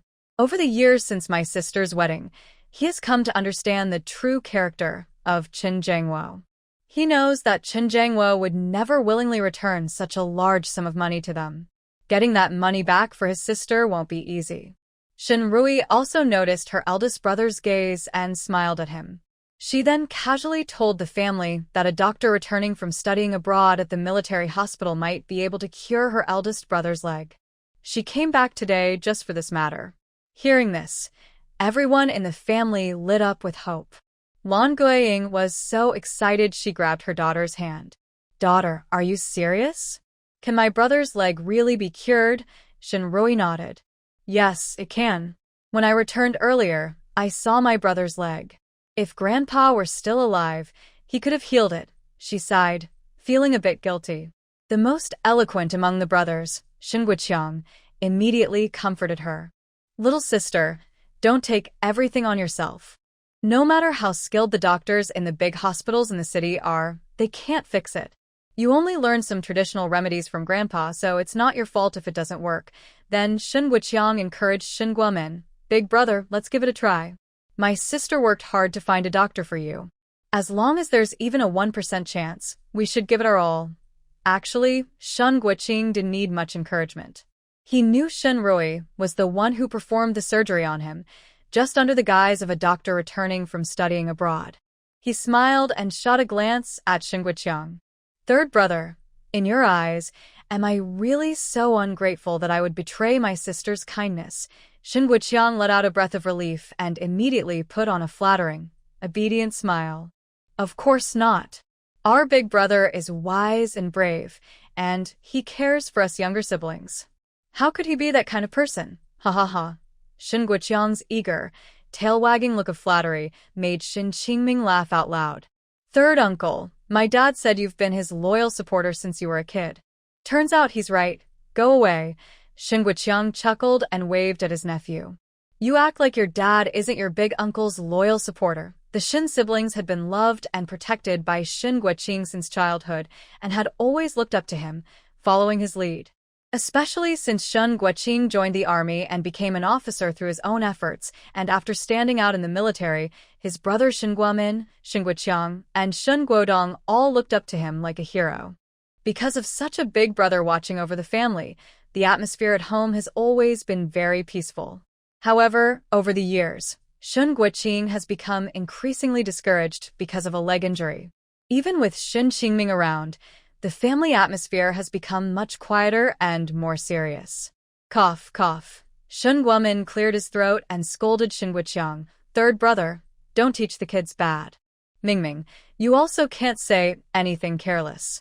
Dad, and your third uncle respect your eldest brother. Shin Qingming tilted his head and looked at his dad and third uncle, then asked innocently, Dad, are you and third uncle always arguing because you're like a dog biting its tail? Hey, you little rascal. Shin Guomin pretended to be angry and reached out to playfully spank his son. Shin Guoqiang quickly stepped in, picked up Shin Qingming, and hugged him. Yes, your dad and third uncle have been like that since they were kids, like a dog biting its tail. Ha. Shin Qingming burst out laughing. The rest of the family was also infected by the little guy and started laughing along. Shin Rui watched her family's happy smiles and couldn't help but smile brightly herself. It was so good that her family was still alive and well in this life. Little sister, these 2 pieces of clothing were brought back from the south by a friend of third brother. You can wear them. After dinner, Shin Guoqiang took out 2 new outfits for Shin Rui. One was a white shirt and the other was a red dress.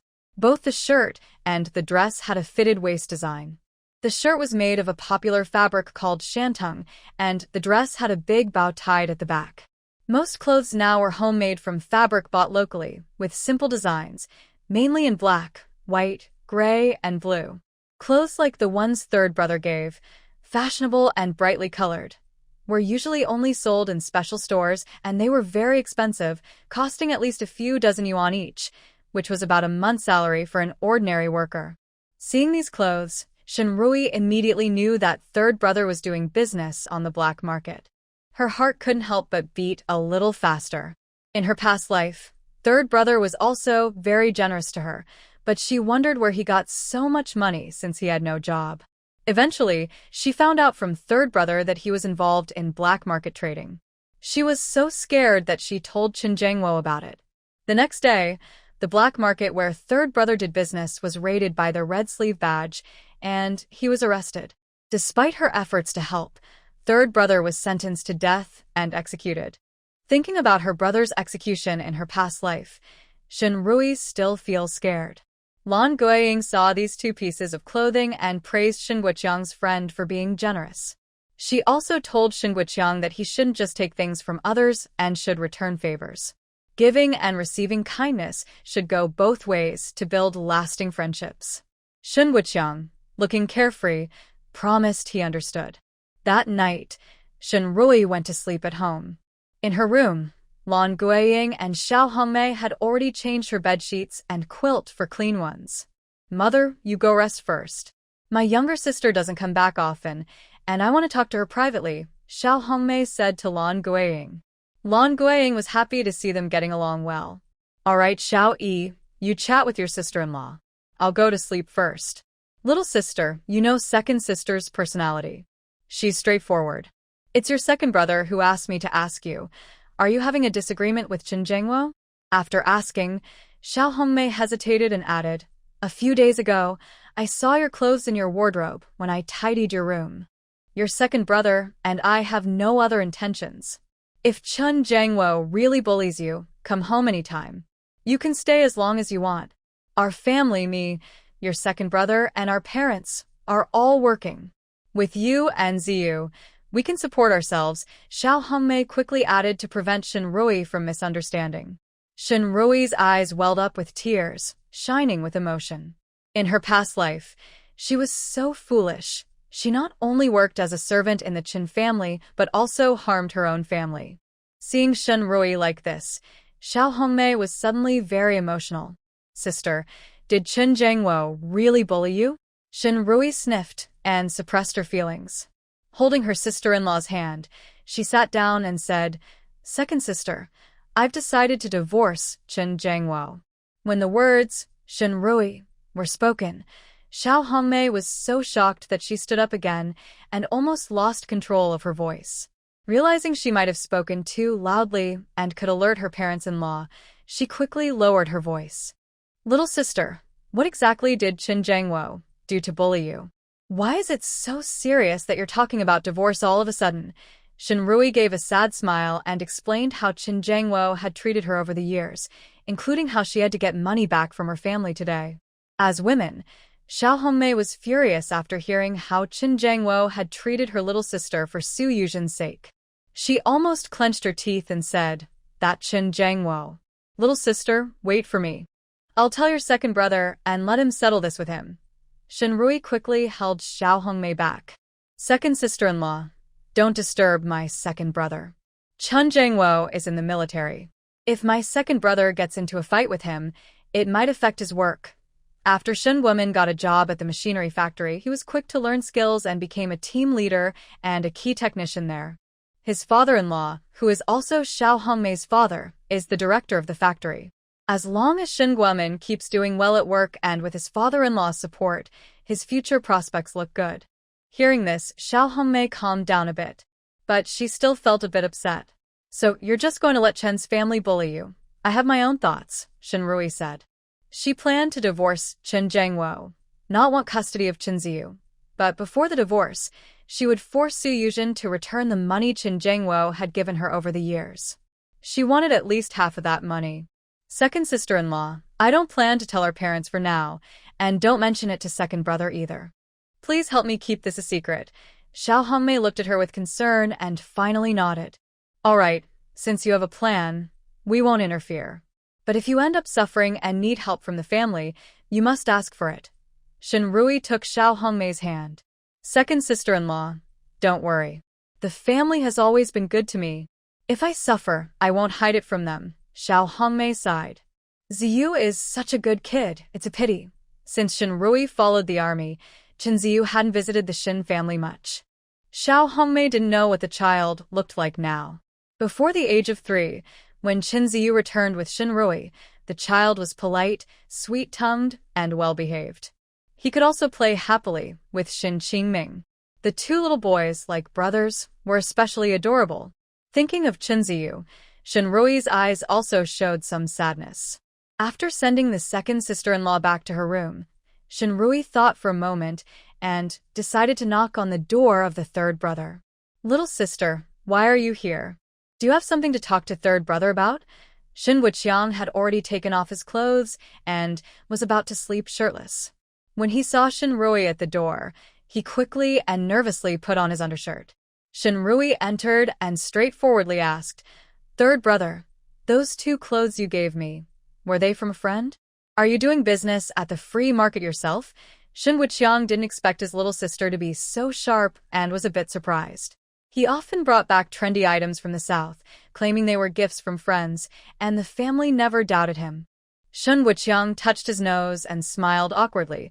Hee little sister, don't tell mom and dad. They're timid and might get scared. Don't worry, I won't tell them. Shinrui reassured her third brother. Third brother, can you tell me which free market you're working at? How's your relationship with that market? In her previous life, her brother's small business, if caught, could be accused of various crimes, big or small. In the end, he was burdened with heavy charges, even falsely accused of things he didn't do, and was used as a scapegoat. There are many free markets in Yun City. Shinrui knew of 4 major ones. 1 in each direction, east, south, west, and north. Yuanye's free market is the largest in the east of Yun City. Shin Wuqiang's face lit up when Shinrui asked about this. He told Shinrui that he was at the free market in the west of Yun City. He had a close relationship with the boss of that market, like half-brothers. The boss of that market has connections with the transportation team and the supply and marketing cooperative in Yun City.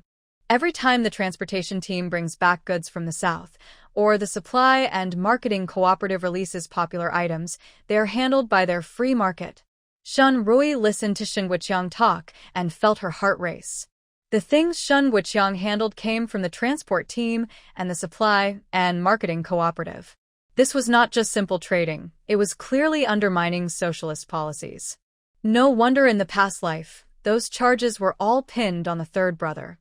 No matter how hard she tried, she couldn't reduce his guilt. Third brother, when you handle those things, did you get involved in all of it? Rui asked, her heart pounding. Shen Guqiang proudly replied, for such important matters, I wouldn't trust others to do it. I had to handle it myself. Third brother, after you handled it, how much profit did you get? She asked again. 20% for me, 80% for him. Shen Guqiang honestly told her. Since the relationships and sources are his, I just helped out a bit. Getting 20% is pretty good. Rui was silent. It was clear that her third brother was still grateful to the black market boss who might someday be used as a scapegoat. Her face grew serious. Third brother, have you thought about what might happen if something goes wrong in the market? Since you handled those things, he could blame everything on you. Little sister, there's no need to worry about that, Shen Guqiang waved dismissively. My friend has many connections. He also has contacts in the reform committee. Even if the whole Yun City market is being investigated, they won't find anything related to us. Rui frowned slightly. In her past life, the market where her third brother worked was the most heavily scrutinized, and the sentences were the harshest. Maybe it was because they thought their connections could protect them, so they let their guard down. Seeing her third brother like this, Rui knew he wouldn't listen to advice now. She knew that after the policy reform and opening up in late 1978, people could start their own businesses freely. If her third brother really liked doing business, he could start practicing now. But she needed to find a way to keep him safe. Perhaps she could suggest he follow Yuan Yi. In her past life, during the incident involving her third brother among all the free markets in Yun City, only Yuan Ye's market was untouched. No one was arrested there. After the reform and opening up, Yuan Yi quickly cleaned up his reputation, becoming a major traditional Chinese medicine tycoon and a well-respected private entrepreneur. He was also known for his charity work, helping many herbal farmers become prosperous, earning him a good reputation and high regard. However, these matters can only be discussed after she learns more about Yuan Yi. For now, I can only remind my third brother to be careful. Third brother, even though your friend has connections, relying on oneself is better. Caution is always wise. When handling those goods, if you can avoid personally dealing with them, do so, Shen Rui said seriously while looking at Shen Guqiang. Shen Guqiang was feeling confident now, but he listened carefully to his sister's advice. Little sister, don't worry. Third brother knows the risks and has been very cautious. The next morning, when Shen Rui woke up, her mother and second sister-in-law had already prepared breakfast. Big brother, should I and little sister go to the hospital with you today? Shen Guqiang suggested at the table. Big brother, I also asked for a day off from the factory, Shen Guamin added. Shen Dafu and Lan Guiying looked at Shen Guqing, clearly indicating that as long as Shen Guqing agreed, the whole family would stay with him at the hospital. No need, you all do your own things. I just need a minor operation, and having my little sister with me is enough. Shen Guqing immediately refused. His sister hadn't told the family that the doctor performing the surgery was her. If second and third brothers went along, it would give away the secret. Shen Guamin and Shen Guqiang knew their eldest brother was decisive and wouldn't insist. They said they would go to the hospital after finishing their work. Shen Dafu and Lan Guiying trusted that their eldest son could handle it alone if they didn't go. They planned for Lan Guiying to buy some large bones at the supply and marketing cooperative before work, and Shen Dafu would go to the countryside in the afternoon to buy a chicken. They would cook everything together and then take it to the hospital for Shen Guqing. After breakfast, everyone went their separate ways. After Shen Rui and Shen Guqing arrived, they went straight to see Director Cui. Shen Rui needed the operating room, and before Chu Jingrong went on his mission, he had already spoken to Director Cui about it. Director Cui also knew Shen Guqing. He understood that Shen Rui was using the operating room for Shen Guqing's leg surgery. Director Cui was so surprised he almost couldn't close his mouth. Comrade Shen, you can perform surgery. Shen Rui nodded confidently with a smile. Shen Guiqing also looked proud. Director Cui, I'm not joking. My sister's medical skills are top-notch. She learned from our grandfather since she was a child. Although many doctors in our hospital came from the battlefield with the soldiers, their medical skills may not be as good as my sister's. When Director Cui heard Shen Guiqing say this, he became very excited. Comrade Shen Rui, you have such good medical skills. Why didn't you say so earlier? Our hospital really needs someone like you. By the way, we currently have a vacant doctor position. If you succeed in this surgery, I guarantee you a job here. Director Cui, I can't let you be known for favoritism. I have already signed up for the hospital's employment exam. I will prove my ability to become a doctor. Shen Rui lifted her chin slightly, radiating confidence, which was very eye-catching. All right, Comrade Shen Rui, I look forward to working with you, Director Cui said as he stood up and shook hands with her. Although Zhou Jingrong vouched for her, Director Cui wouldn't just lend them the operating room. He made Shen Rui and Shen Guiqing sign a waiver of liability. After changing into sterile gowns, the two entered the operating room. The operating room was on the same floor as Chunzi's hospital ward. When Shen Rui and her brother entered the operating room, Su Yuzhen was just about to go to Chunzi's ward with Zhang Chunfang. Su Yuzhen, with sharp eyes, asked, Godmother, do you think that person going in with a man is Sister Rui? Zhang Chunfang, who couldn't read, didn't realize that Su Yuzhen deliberately didn't mention that it was the operating room. After being reminded by Su Yuzhen yesterday, Zhang Chunfang also realized that Shen Rui knew that the dog would listen to her commands. She had intentionally let that dog scare her so badly that she wet herself. Today, when she walked in the courtyard, everyone saw her and avoided her, as if she still had the smell of. Ever since Chen Jiangwo was promoted to officer, Zhang Chunfang had been walking proudly in the village. She had never felt such humiliation before. And all of this was caused by Shen Rui. Fuming with anger, she was about to go and confront Shen Rui. Su Yuzhen stopped her, saying, Godmother, don't worry. Rui is now very eloquent. If you expose her now, she won't admit it. What should we do then?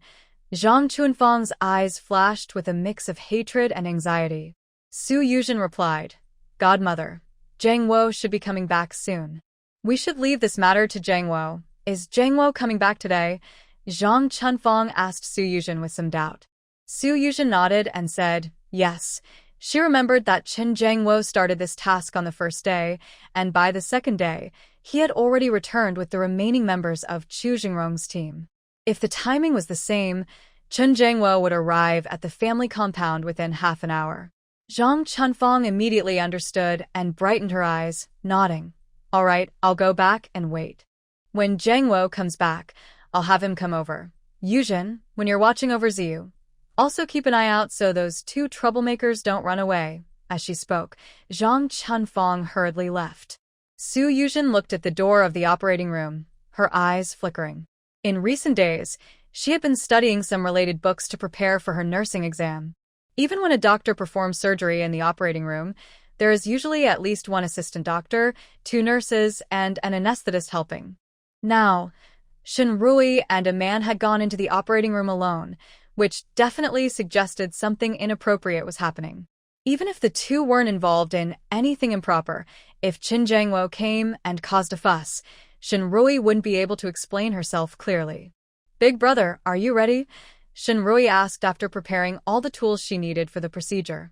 Shen Guiqing nodded and responded with an encouraging smile.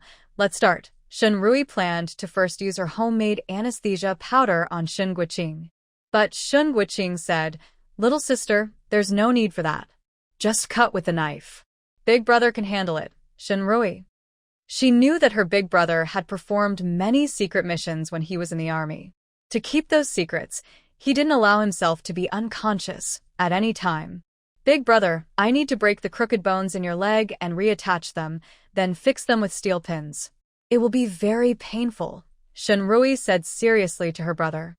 This kind of pain was not something an ordinary person could endure. Shen Guiqing smiled and said, Don't worry, I can handle it. Little sister, let's begin. Shinrui knew that once her brother made up his mind, he wouldn't change it. She took a deep breath and said, "Big brother, bear with it." After that, she first took out a silver needle and sealed the acupoints around Shin Guiqing's injured leg. The surgery proceeded step by step. This surgery, she has already practiced countless times on animals and is very familiar with it. But the complexity of the human body is much greater than that of a small rabbit. Especially since Shin Guiqing refuses to use anesthesia, not even mild sedatives, which makes her more worried. The tense feeling causes a fine layer of sweat to form on her forehead. Carefully, she repositions Shin Guiqing's crooked bones, then reconnects and secures them with steel pins. Shinrui is fully focused, not daring to be careless at all. Meanwhile, Zhang Chunfang has already pulled Chen Jiangwo outside the operating room. "Mom, this is the operating room. Why did you bring me here?" Chen Jiangwo asks impatiently. He hasn't slept for 2 days and nights and wanted to go home to rest. But as soon as he arrived at the gate of the family compound, his mother stopped him. And Zhang Chunfang was loudly crying right at the gate, upset that Shinrui had been working on him for so long. He had only been away for a few days, and Shinrui had already caused him a lot of trouble. The people coming and going at the gate looked at him with strange eyes. Zhang Chunfang didn't realize this was the operating room. She felt a bit embarrassed and worried she might have caused trouble for Chen Jiangwo, possibly forcing him to send her back to the countryside. "Brother Jiangwo, you're back." Su Yuzhen's clear voice eased Zhang Chunfang's worries. "Brother Jiangwo, just now I and my stepmother saw Sister Rui go into the operating room alone with a man. It's been so long, but she hasn't come out. I wonder if something has happened to her." Su Yuzhen said worriedly, stretching her neck to look inside the room. Chen Jiangwo immediately sensed what Su Yuzhen was implying. If Shinrui really had something wrong, how could she go into the operating room alone with another man? There should at least be a doctor and a nurse. Thinking about what Chu Jingrong told him during this mission, could it be that Shinrui really betrayed him? Anger surged in Chen Jiangwo, and without hesitation, he pushed the door of the operating room. "Shinrui, what are you doing inside? Come out here." At this moment, Shinrui had just finished sewing Shin Guiqing's wound. When she heard Chen Jiangwo's voice outside, her face turned cold. She wiped the sweat from her forehead and was about to go out. Shin Guiqing, whose face was pale with pain, stopped her. "Little sister, push me out together." Shinrui knew that her older brother wanted to help her stand up for herself. But he had just undergone a major operation and was in a lot of pain. If he got too emotional now, he might tear the wound again. Shinrui softened her expression and comforted Shin Guiqing, saying, "Big brother, you don't need to step in. I can handle him." Shin Guiqing looked at her with worry in his eyes. Shinrui smiled sweetly and said, "Big brother, trust your sister's ability." Shin Guiqing sighed. "All right. If Chen Jiangwo, that scoundrel, dares to bully you, I won't forgive him." Shinrui opened the door. Shinrui pushed open the door to the operating room and saw Chen Jiangwo's angry face. Chen Jiangwo immediately wanted to rush inside. "Shinrui, where's that man?" Shinrui didn't want him to disturb her brother. She took a step forward and blocked him. "Chen Jiangwo, this is the operating room." Smack. Chen Jiangwo suddenly raised his hand and slapped Shinrui. Caught off guard, Shinrui dodged in time, but still got hit a little. Chen Jiangwo was furious. "Shinrui, you still know this is the operating room. What shameless thing are you doing with a man inside?" He didn't believe Shinrui would do anything to betray him. But when he saw her face slightly flushed and her hair damp with sweat after opening the door, he had to believe it. Seeing Chen Jiangwo's angry, fierce face, Shinrui felt even more clear-headed. She wondered how much her mind had been muddled back then to fall for someone like Chen Jiangwo. She sneered coldly at Chen Jiangwo, then raised her hand and slapped him. "Chen Jiangwo, your thoughts are so dirty, full of greed. Don't think everyone is as shameless as you." Chen Jiangwo had been slapped by Shinrui before, but he still couldn't believe it. The person he admired so much, Shinrui, was now so bold as to hit him outside. Zhang Chunfang and Su Yuzhen were also stunned. Su Yuzhen immediately reached out, tears of distress rolling down her face. Rui Jia, how can you hit Brother Jangwo? He is a man. Why did you hit him in front of so many people? Where is his face supposed to go? Chun Jangwo glared at Shinrui, feeling a burning pain on his face. He wasn't sure if it was because Shinrui slapped him or because she threw his face on the ground and stepped on it. Zhang Chunfeng also reacted quickly. You dare to hit Jangwo, Shinrui? I will slap you to death today. Zhang Chunfeng rushed forward to tear at Shinrui. Shinrui was already prepared to take this chance to teach this old woman a lesson. But before Zhang Chunfeng could reach her, a loud shout came from the operating room. Chen Jangwo. Is this how you treat my sister? Shun Guoqing was not only Chen Jangwo's lifesaver, but also his direct battalion commander when he was a platoon leader. He was very familiar with Shun Guoqing's voice. Hearing that voice, Chen Jangwo's face changed. He quickly stopped Zhang Chunfeng from tearing at Shinrui's hand. He hurriedly stepped into the operating room. Shinrui followed him inside.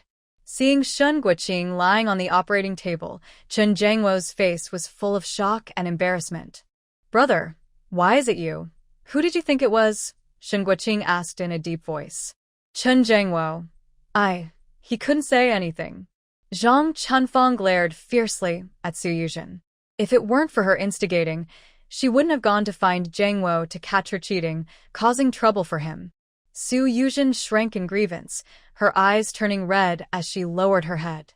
But after lowering her gaze, a flash of anger crossed her eyes. How could this man be Shun Guoqing? If it had been any other man, Chen Jangwo would have plenty of reasons to divorce Shinrui. Shun Guoqing. Chen Jangwo, you really have some nerve. Not only do you go around taking blame on yourself, but you also dare to lay hands on my sister. Good. If I hadn't seen it with my own eyes today, I wouldn't have believed that you, Chen Jangwo, are such a person. Chen Jangwo felt his scalp tighten. He was secretly angry at Shinrui. Since the man in the operating room was her brother, why didn't she tell him clearly, so he wouldn't misunderstand? Chen Jangwo didn't dare argue with Shun Guoqing. He could only force a smile and say to Shinrui, Xiao Yi, I'm sorry. I really didn't know that the man in the operating room was my older brother. Why didn't you tell me clearly? Now I think there's a misunderstanding. Chen Jangwo, do you mean this is still my little sister's fault? Before Shinrui could speak, Shun Guoqing asked Chen Jangwo angrily. Chen Jangwo's face stiffened. He quickly explained, Big brother, I didn't mean it like that. At this moment, Zhang Chunfeng stepped forward to smooth things over. Oh, so Xiao Yi is in the operating room with her husband's older brother. Isn't that a misunderstanding? Big brother just finished surgery, right?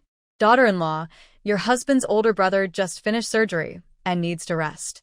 Quickly, go buy a fresh hen and bring it here to make soup for him, Zhang Chunfeng ordered. She was used to this kind of small kindness. She didn't pay or do the work, just spoke nice words. When the soup was ready, she could take out the best meat for herself and only send some chicken parts and a little broth to Shun Guoqing. Having dealt with Zhang Chunfeng for years, Shinrui naturally understood her intentions. She didn't refuse and just smiled, saying, Mother is right.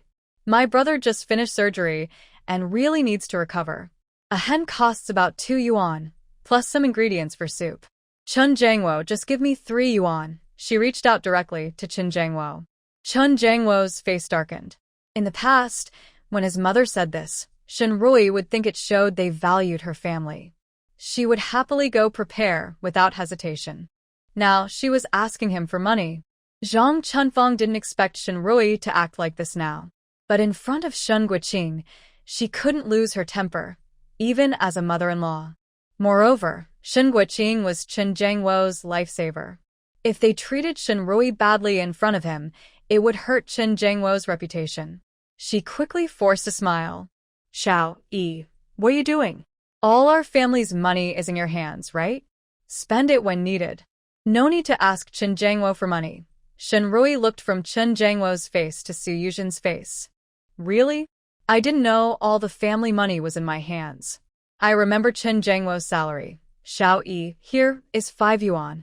Go buy a chicken for Big Brother to make soup. Chen Jangwo knew she was about to mention him giving money to Su Yuzhen. If Shun Guoqing found out, given his protective nature, he might remember how he previously made his sister suffer and, thinking he was a savior, might go to the army to complain about him. Shun Rui confidently took the money from Chun Jangwo's hand. In a good mood, she pushed her older brother's hospital bed, planning to move him to the ward and then buy some chicken. "Wife, I'll take care of big brother," Chun Jangwo said as he tried to help. "Wait," Shun Guoqing also spoke in a deep voice. Then, his sharp eyes fixed on Chun Jangwo. "Chun Jangwo, I heard clearly when you slapped Xiao Yi just now. Are you planning to just say sorry and forget it?" Shun Guoqing didn't intend to give Chun Jangwo any face. His sister no longer wanted Chun Jangwo, so why should he keep him any respect? Chun Jangwo didn't expect Shun Guoqing to be so harsh.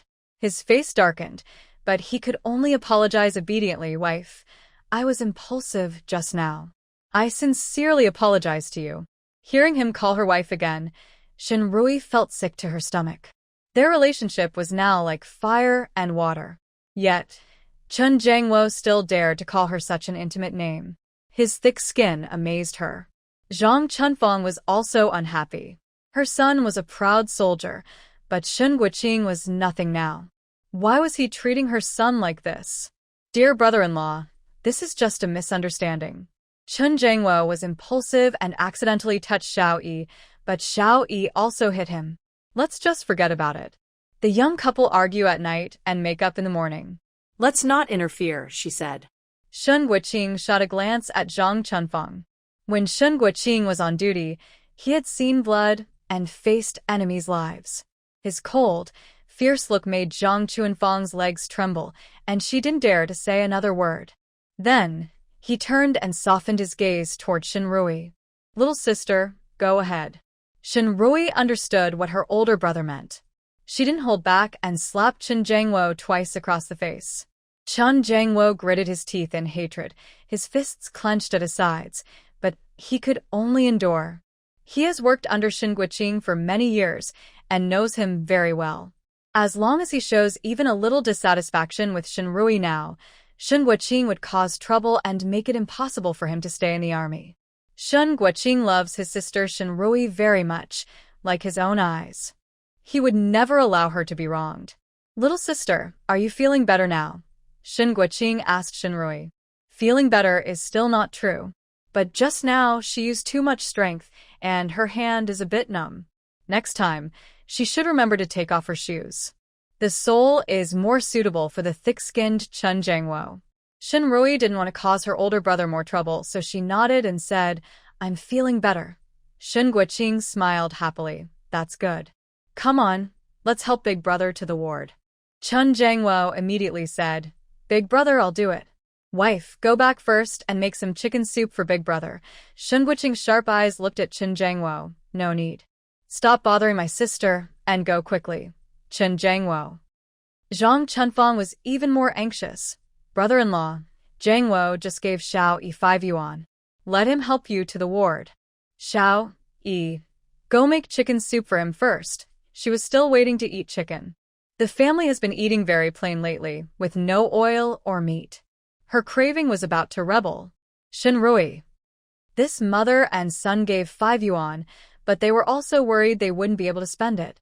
Shun Guoqing saw this too, and sneered coldly. "Chun Jangwo, what's this? You're missing 5 yuan from your finger, and you still care about when my sister spends money?" Chun Jangwo looked embarrassed. "Big brother, I didn't mean it like that. If you didn't mean it, then take your mother and—" Shun Guoqing said, his gaze falling on Su Yuzhen. Su Yuzhen instinctively took a step back behind Chun Jangwo. Chun Jangwo's heart tightened. He even moved aside when Su Yuzhen tried to hide behind him, afraid Shun Guoqing might misunderstand their relationship. Shun Guoqing snorted. "Get lost, don't block my sister's view." Chun Jangwo looked awkward and wanted to explain his relationship with Su Yuzhen. Shun Guoqing shot him a sharp look, clearly not wanting to hear his excuses. Chun Jangwo could only awkwardly say, "Big brother, my mother, and I will go back first. I'll come to see you another day. Wife, you take good care of big brother at the hospital. Don't worry about the family matters. Ziyu, I will take care of him too," he added pretentiously before leaving. speaking to Shinrui. Shinrui was too tired to bother with him. But considering the time, Chunzi should be discharged soon. Thinking of Chunzi, Shinrui felt a dull pain in her heart. She decided not to think about him anymore. Meanwhile, Chun Jangwo went straight to Chunzi's hospital room. "Dad, you're back." Chunzi was very happy to see Chun Jangwo. He jumped up, ready to throw himself into his father's arms. Chun Jangwo was in a bad mood and didn't want to comfort the child. He frowned and said sternly, "A real man stands tall and sits properly. Stand up straight." Although Chunzi stopped, the next moment he opened his mouth and started crying loudly. Wow, boo-hoo. "You all bully me. You all bully me. I don't want to live anymore. Boo-hoo."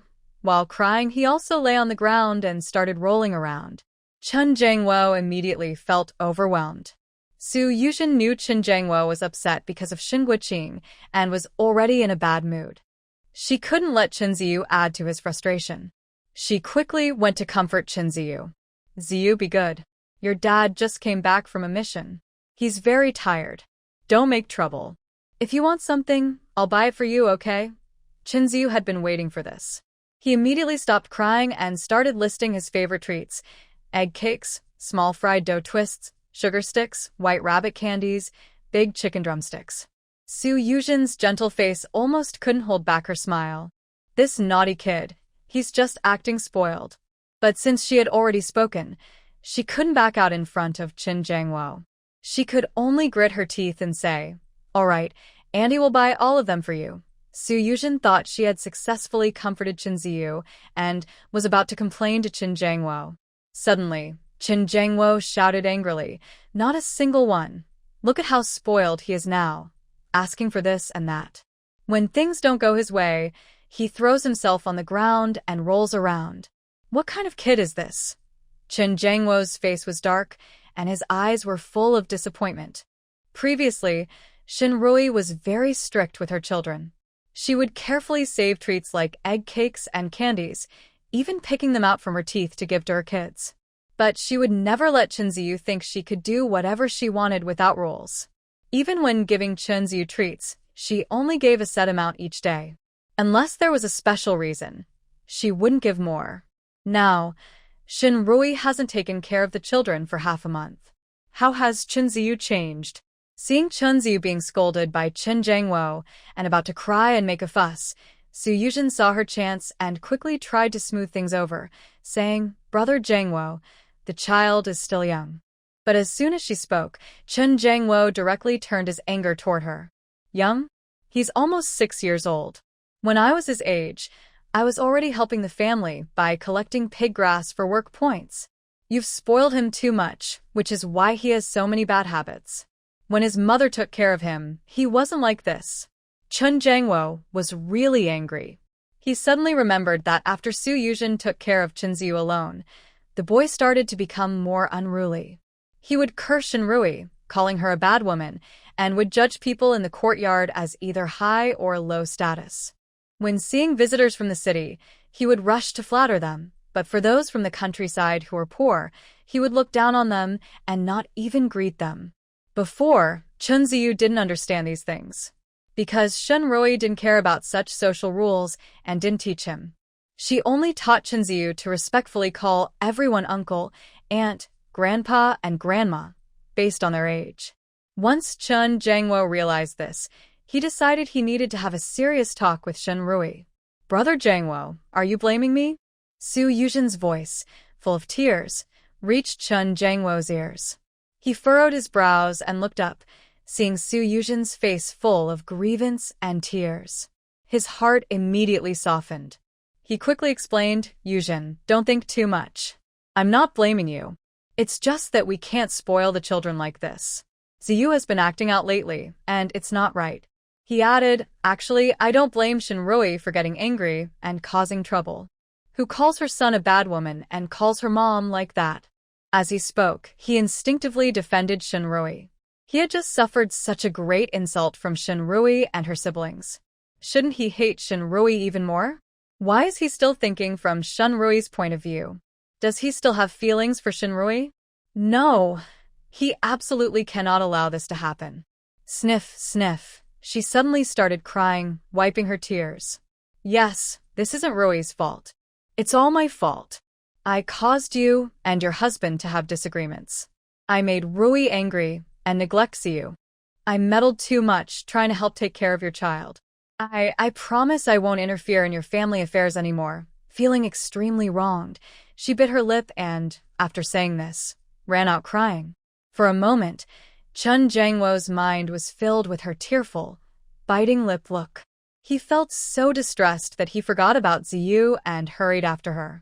Seeing no one was watching him, Ziyu suddenly started crying loudly, calling for Dad. At this moment, Shun Rui had just pushed Shun Guoqing into the hospital room. The loud crying of the child reached her ears, and she immediately recognized it as Ziyu's voice. Shun Guoqing also heard it. Xiao Yi, do you want to go see him? He knew his sister was soft-hearted. After all, the child was part of her family. Although she said she wanted a divorce and didn't want the child, blood ties and family feelings are not so easy to cut off. Shin Rui tried hard to control her emotions. Just as she was about to lose her composure and go see him, two elderly women who were taking care of the patient came back with hot water. Why is the kid in bed 302 crying again? I just heard from someone in the hospital that his dad and mom had a fight. His mom cried and ran away, and his dad went after her. No one is watching him, so he started crying. His mom came? Yes, the one who takes care of him every day. That's his mom. That's not his mom, the two women said, lowering their voices and showing a gossiping expression. I heard that woman is close to his dad. His mom is upset because her husband is getting too close to that woman, and they're arguing about divorce. The other woman was shocked. No way. He's staying here in the hospital, and his dad must be in the military. Military men don't usually mess around with women, do they? Hearing this gossip, Aunt Lee gave her a flirtatious look and said, What do you mean by messing around with men and women? You can't just say that without proof. That's called mutual help and support among friends. Aunt Lai nodded repeatedly and said, I understand. But that woman really isn't the biological mother of that kid, right? I think they look quite similar. Why isn't she the real mother? That definitely can't be true. Brother and sister Shin Guoqing and Shin Rui listened quietly nearby. Shin Guoqing looked at Shin Rui with some worry. Shin Rui's heart skipped a beat. The nurse had mentioned before that because Chunzi looked more like Su Yuzhen, she thought Su Yuzhen was Chunzi's real mother. Although she had previously thought Chunziyu didn't look much like her, she didn't pay much attention. Not all children look like their parents. She hadn't paid much attention to whether Chunziyu looked like Su Yuzhen. Her and Chen Jiangwo's child had no relation to Su Yuzhen at all, so she definitely wouldn't look like her. Shin Rui frowned and thought for a moment. She decided to go see Chunziyu. She wanted to carefully check if Chunziyu really looked like Su Yuzhen. But before she could leave the ward, she heard Chunziyu's crying suddenly stop. Aunt Lai poked her head out to look and came back to report the gossip. That kid's father is back and took him away. Aunt Lee immediately said happily, That's good. Now I can finally have some peace and quiet. During this time, my old man hasn't slept well once, always woken up by his crying. Aunt Lai smiled and said, My son is young and sleeps a lot, so he's not too affected. Shin Guoqing was also in a 3-person ward, which also housed Aunt Li's husband, Li Xinghua, a retired soldier. He had broken his leg.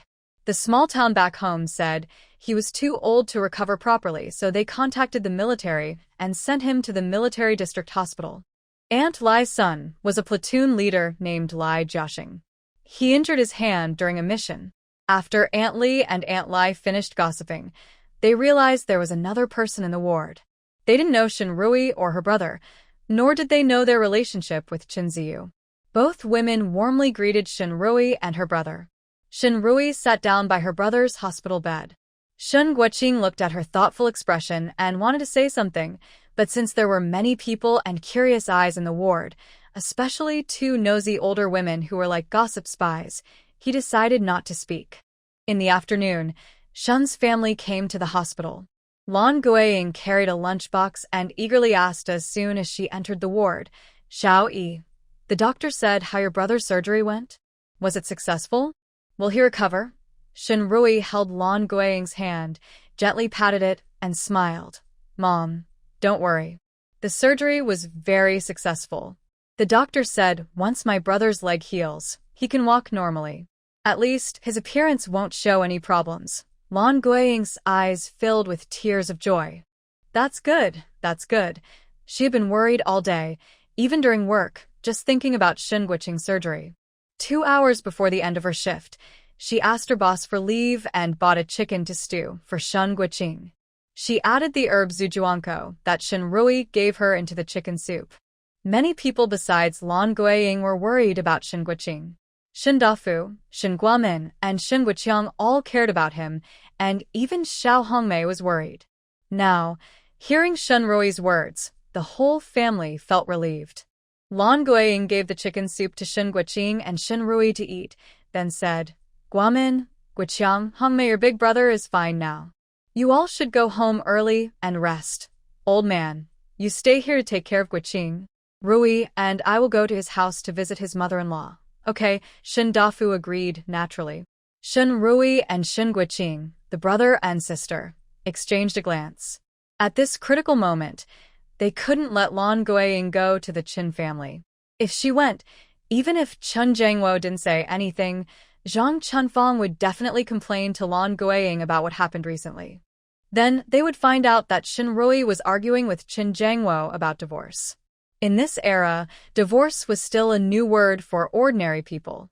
Even if a family argued or some women were beaten by their husbands frequently, they wouldn't mention divorce for face reasons. Because divorced women would be looked down upon, even if they were not at fault. Shinrui was afraid her parents wouldn't allow her to divorce, and she was even more worried that her mother would be so angry she would get sick. Shen Guiqing and Shinrui spoke at the same time. Lan Guiying looked at them with some confusion. What's wrong? Are you two hiding something from your mother? A mother knows her children best. Lan Guiying quickly sensed that something was wrong.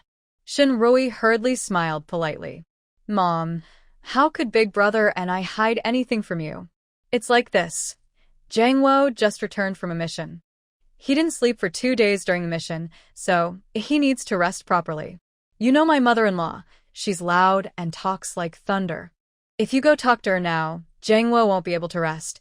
Young Shen Guiqing quickly agreed, saying, Yes, Mom. I wanted to tell you this too. Jiangwo came to see me right after he returned. Please don't bother him now. Lan Guiying no longer doubted her children's words. She nodded and said, I see. Xiaoyi, I won't go to your house today.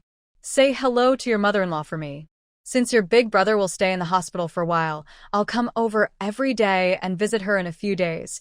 Shinrui let out a breath of relief, but didn't fully relax.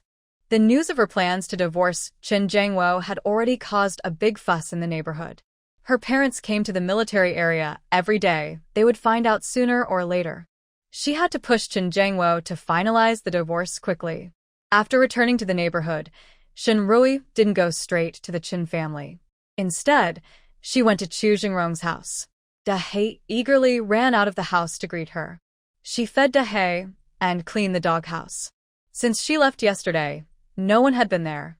A strange feeling of unease crept into her heart. In her previous life, Chu Jingrong's dismembered body was brought back by Chen Jiangwo. Now that Chen Jiangwo was back, Chu Jingrong was nowhere to be seen. Suddenly, Shinrui felt a wave of helplessness.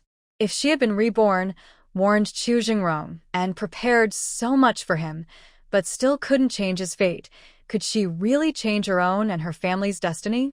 She gently stroked Dahe's head. Dahe was very understanding. It obediently rubbed against her palm to comfort her, and even showed her its belly to be petted, trying to cheer her up. But she couldn't feel happy at all. Dahe, I have to go back now. If your owner comes back, just come and tell me immediately. Shinrui quickly pulled herself together. Since Chen Jiangwo has already returned, she can now go and ask him about Chu Jingrong's situation. She can't wait any longer. Shinrui quickly returned to the Qin family home, but surprisingly, no one was there. She didn't know if Chen Jiangwo went to comfort Su Yuzhen or if he had gone to report to the army. She didn't know when Chen Jiangwo would come back, so she decided to sit in the living room and wait for him. Until it was completely dark, Chen Jiangwo returned with Chunzi and Zhang Chunfang. Chen Jiangwo looked tired, but also a little satisfied. Zhang Chunfang and Chunzi were both smiling, and Zhang Chunfang was holding a bag of egg cakes. It was clear that Su Yuzhen had made these three very happy. Seeing Shen Rui sitting at the table, Chen Jiangwo suddenly felt guilty and looked away shyly, saying, "Shout you're back." Zhang Chunfang pouted and said, "Some people still know how to come back." "I thought she would die at her parents' house."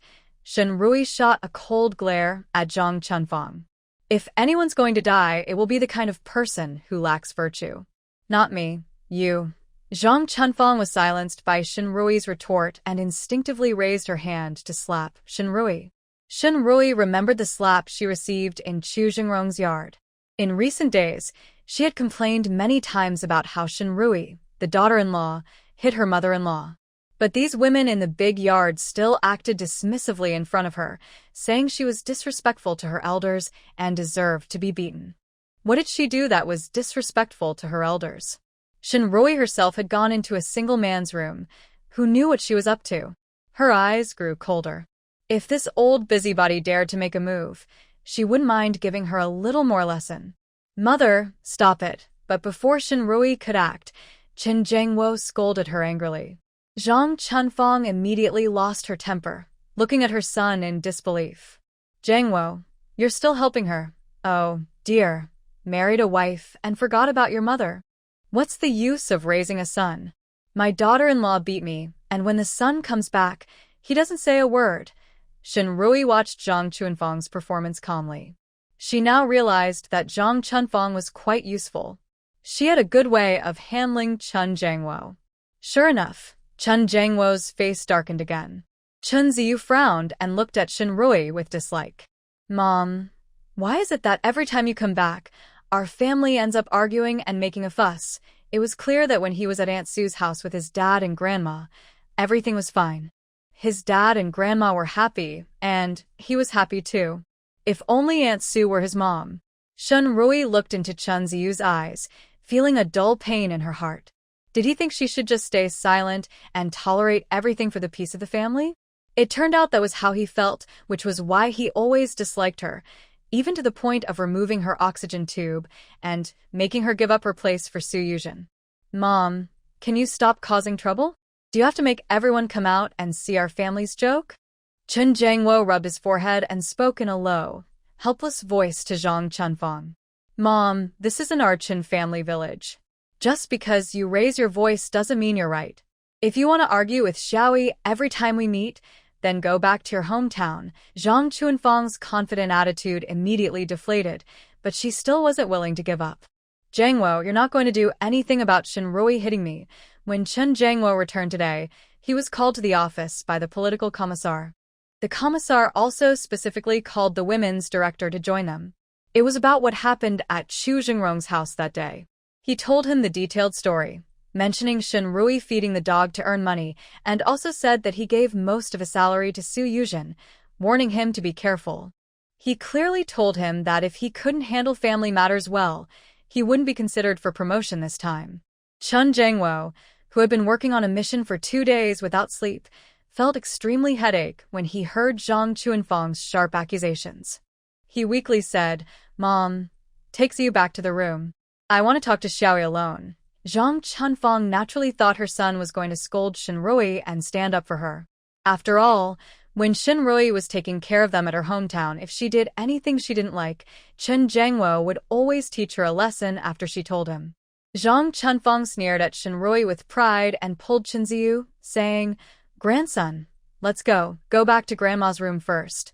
Shen Rui had no intention of paying attention to them now.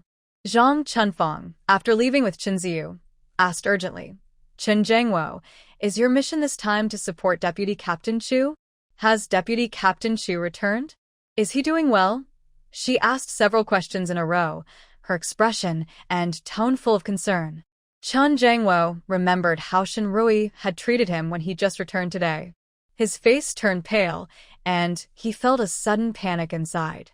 Could it be that Shen Rui really is involved with Zhu Jingrong, and that's why she is eager to divorce him? "Shen Rui, you are my wife. What does Zhu Jingrong have to do with you?" Chen Jiangwo tried to suppress his anger and questioned her. Shinrui was no longer afraid of him. She sneered, "The one who cares for you is Su Yuzhen, not me. I don't care about being your wife. If Su Yuzhen values being your wife, she can have that title. Now, answer my previous question. Has Deputy Captain Chu returned or not? Shinrui, you're shameless." Chen Jiangwo was truly angry. Suddenly, he reached out and grabbed Shinrui's neck. "Shinrui, I tell you, it was you who insisted on marrying me, even threatening to die if I didn't agree. It was also your older brother who forced me to marry you to repay a favor. Now that you've hooked up with another man, you want to leave me? No way. Divorce. Don't even think about it." Shinrui felt her lungs being squeezed dry, and her survival instinct drove her to desperately struggle, trying to pry Chen Jiangwo's hand off her neck. But the difference in strength was too great. Chen Jiangwo's hand was like an iron clamp, and she couldn't break free. All she could see was Chen Jiangwo's twisted, ferocious face enlarging before her eyes. "Chen Jiangwo, if you kill me, your future is over too." She tried to force a sound from her throat, but she could no longer hear her own voice clearly, nor was she sure if Chen Jiangwo could understand what she was saying. Everything in front of her blurred. Just as Shinrui was about to lose consciousness, a loud, commanding bark of a dog sounded in her ears. She vaguely saw a huge dark figure pounce toward Chen Jiangwo. In the next moment, she felt the force holding her neck loosen. A rush of air flooded into her lungs. She was choked and coughed violently. Her face, which had turned pale from suffocation, gradually regained color. Zhengrong Chu strode toward her. "Xiao Yi, are you okay?" As he spoke with concern, he instinctively reached out to help her. But when his hand was halfway there, he realized that such a gesture was not appropriate. He hesitated, rubbed his fingers slightly, then withdrew his hand. Shinrui took a moment to recover, then waved her hand and smiled at him gently. Infine. "You're back." As soon as she finished speaking, tears started to fall. She didn't know whether the tears were from her recent coughing or from seeing Zhengrong Chu so excited that she cried. In her past life, Zhengrong Chu had died early, but now he was back, and his fate had changed. That meant her own fate and her family's could also be changed. Shinrui felt a surge of hope in her heart. At that moment, Chen Jiangwo, who was being pushed to the ground by Black, looked at Shinrui, who was crying and smiling happily, and stared at Zhengrong Chu without blinking. He felt as if his thick black hair was turning from black to green. Shinrui was openly showing affection with Zhengrong Chu in front of him. Did they think he was dead? He clenched his fists in anger, but after taking a deep breath, he restrained his fury. "I don't understand why Deputy Captain Chu came to our house late at night and had Black, the squad leader, push me down." Black was originally a military dog in the army, called Squad Leader Black by the soldiers. Later, after being injured and retired, it was adopted by Zhengrong Chu. Chen Jiangwo also knew it. Zhengrong Chu then looked at Black, who was pressing down on Chen Jiangwo. He softly whistled, and Black released Chen Jiangwo. Zhengrong Chu casually said, "While I was on a mission, Shin was the one taking care of Black. Today I just got back and Black pulled me here to thank Shin. I didn't expect." He didn't clearly explain what he saw earlier, but with a hint of helplessness, he said, maybe Captain Shen and Shen's way of flirting was too special, and Black misunderstood. Shenrui. Is this person criticizing Chen Jiangwo or himself? She almost got choked to death by Chen Jiangwo just now. How could that be flirting? Chen Jiangwo's expression flickered, and a trace of regret flashed in his eyes. He had been so angry with Shinrui earlier that he lost his temper and even hurt her. If it weren't for Chu Jingrong suddenly bringing the dog, he would have really strangled Shinrui to death. His life would have been over. He forced out a dry laugh and looked at Chu Jingrong, about to explain. But then he heard Chu Jingrong casually say, "Today, Commissar, he also pulled me aside and mentioned your family matters. He asked me to talk to Brother Shen to persuade you too. A harmonious family brings success. Now it seems that you and your spouse are not having a good relationship? Why bother persuading? Tomorrow, I'll go see Commissar He and have a good talk with him about tonight's situation." As Chu Jingrong spoke, his face grew colder. Clearly, He didn't really think Qin Jiangwo and Shinrui had a good relationship. He was just threatening Qin Jiangwo. Qin Jiangwo looked a bit panicked. Deputy Commander Chu, you've misunderstood. I was just joking with my wife. Chu Jingrong looked at him with a cold gaze, like a blade. Haha, Captain Qin, you're really something. A joke almost cost someone's life. When you're not joking, do you plan to torture people to death? Qin Jiangwo. Shinrui no longer cared about Chu Jingrong insulting her just now. She quickly wiped away tears and played along. Deputy Commander Chu, you saw what happened just now. I really can't stay here anymore. Please help me talk to the commissar and get him to approve my divorce application. Boo-hoo. Qin Jiangwo instinctively glared fiercely at Shinrui. He didn't expect Shinrui to betray him at this moment. 샤오이, 소리. I was too impulsive just now. I'm a fool. Please forgive me this time, okay? Qin Jiangwo was flexible and willing to admit his mistake. As he spoke, he slapped himself across the face.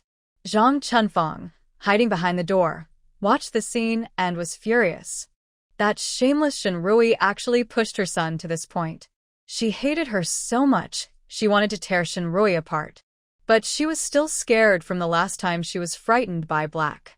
Now, watching Black's majestic appearance through the door, she trembled with fear. Black, with his keen senses, suddenly turned his head and looked toward the door. In that instant, when their eyes met, Zhang Chunfeng felt her legs go weak, and an uncontrollable stream flowed out.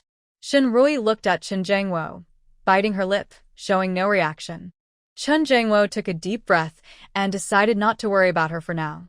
Instead, he looked at Chu Jingrong and said, Deputy Commander Chu, there was a misunderstanding between my wife and me earlier. Now we have cleared it up, so there's no need for you to worry. As for the misunderstanding, I will report to the political commissar tomorrow and write a self-criticism. Chu Jingrong raised an eyebrow. Captain Chun is right. I shouldn't interfere in your family matters. I will go now. He softly whistled, and Dahe immediately wagged his tail and ran to his side. Before leaving, he turned to Shinrui and asked, Comrade Shin, is Brother Shin still at the military hospital? I want to visit him. Shinrui nodded and told him her brother's hospital bed number. Qin Jiangwo secretly gritted his teeth in anger. He clearly understood that Chu Jingrong meant he shouldn't interfere in their family affairs. So he decided to find someone who could. Qin Jiangwo watched Chu Jingrong leave.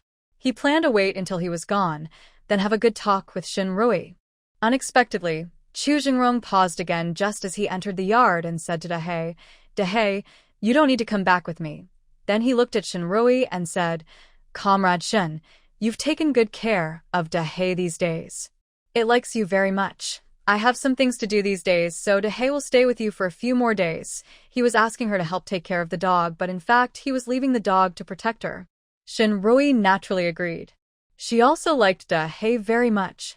And she thought raising a dog was much more useful than raising a child.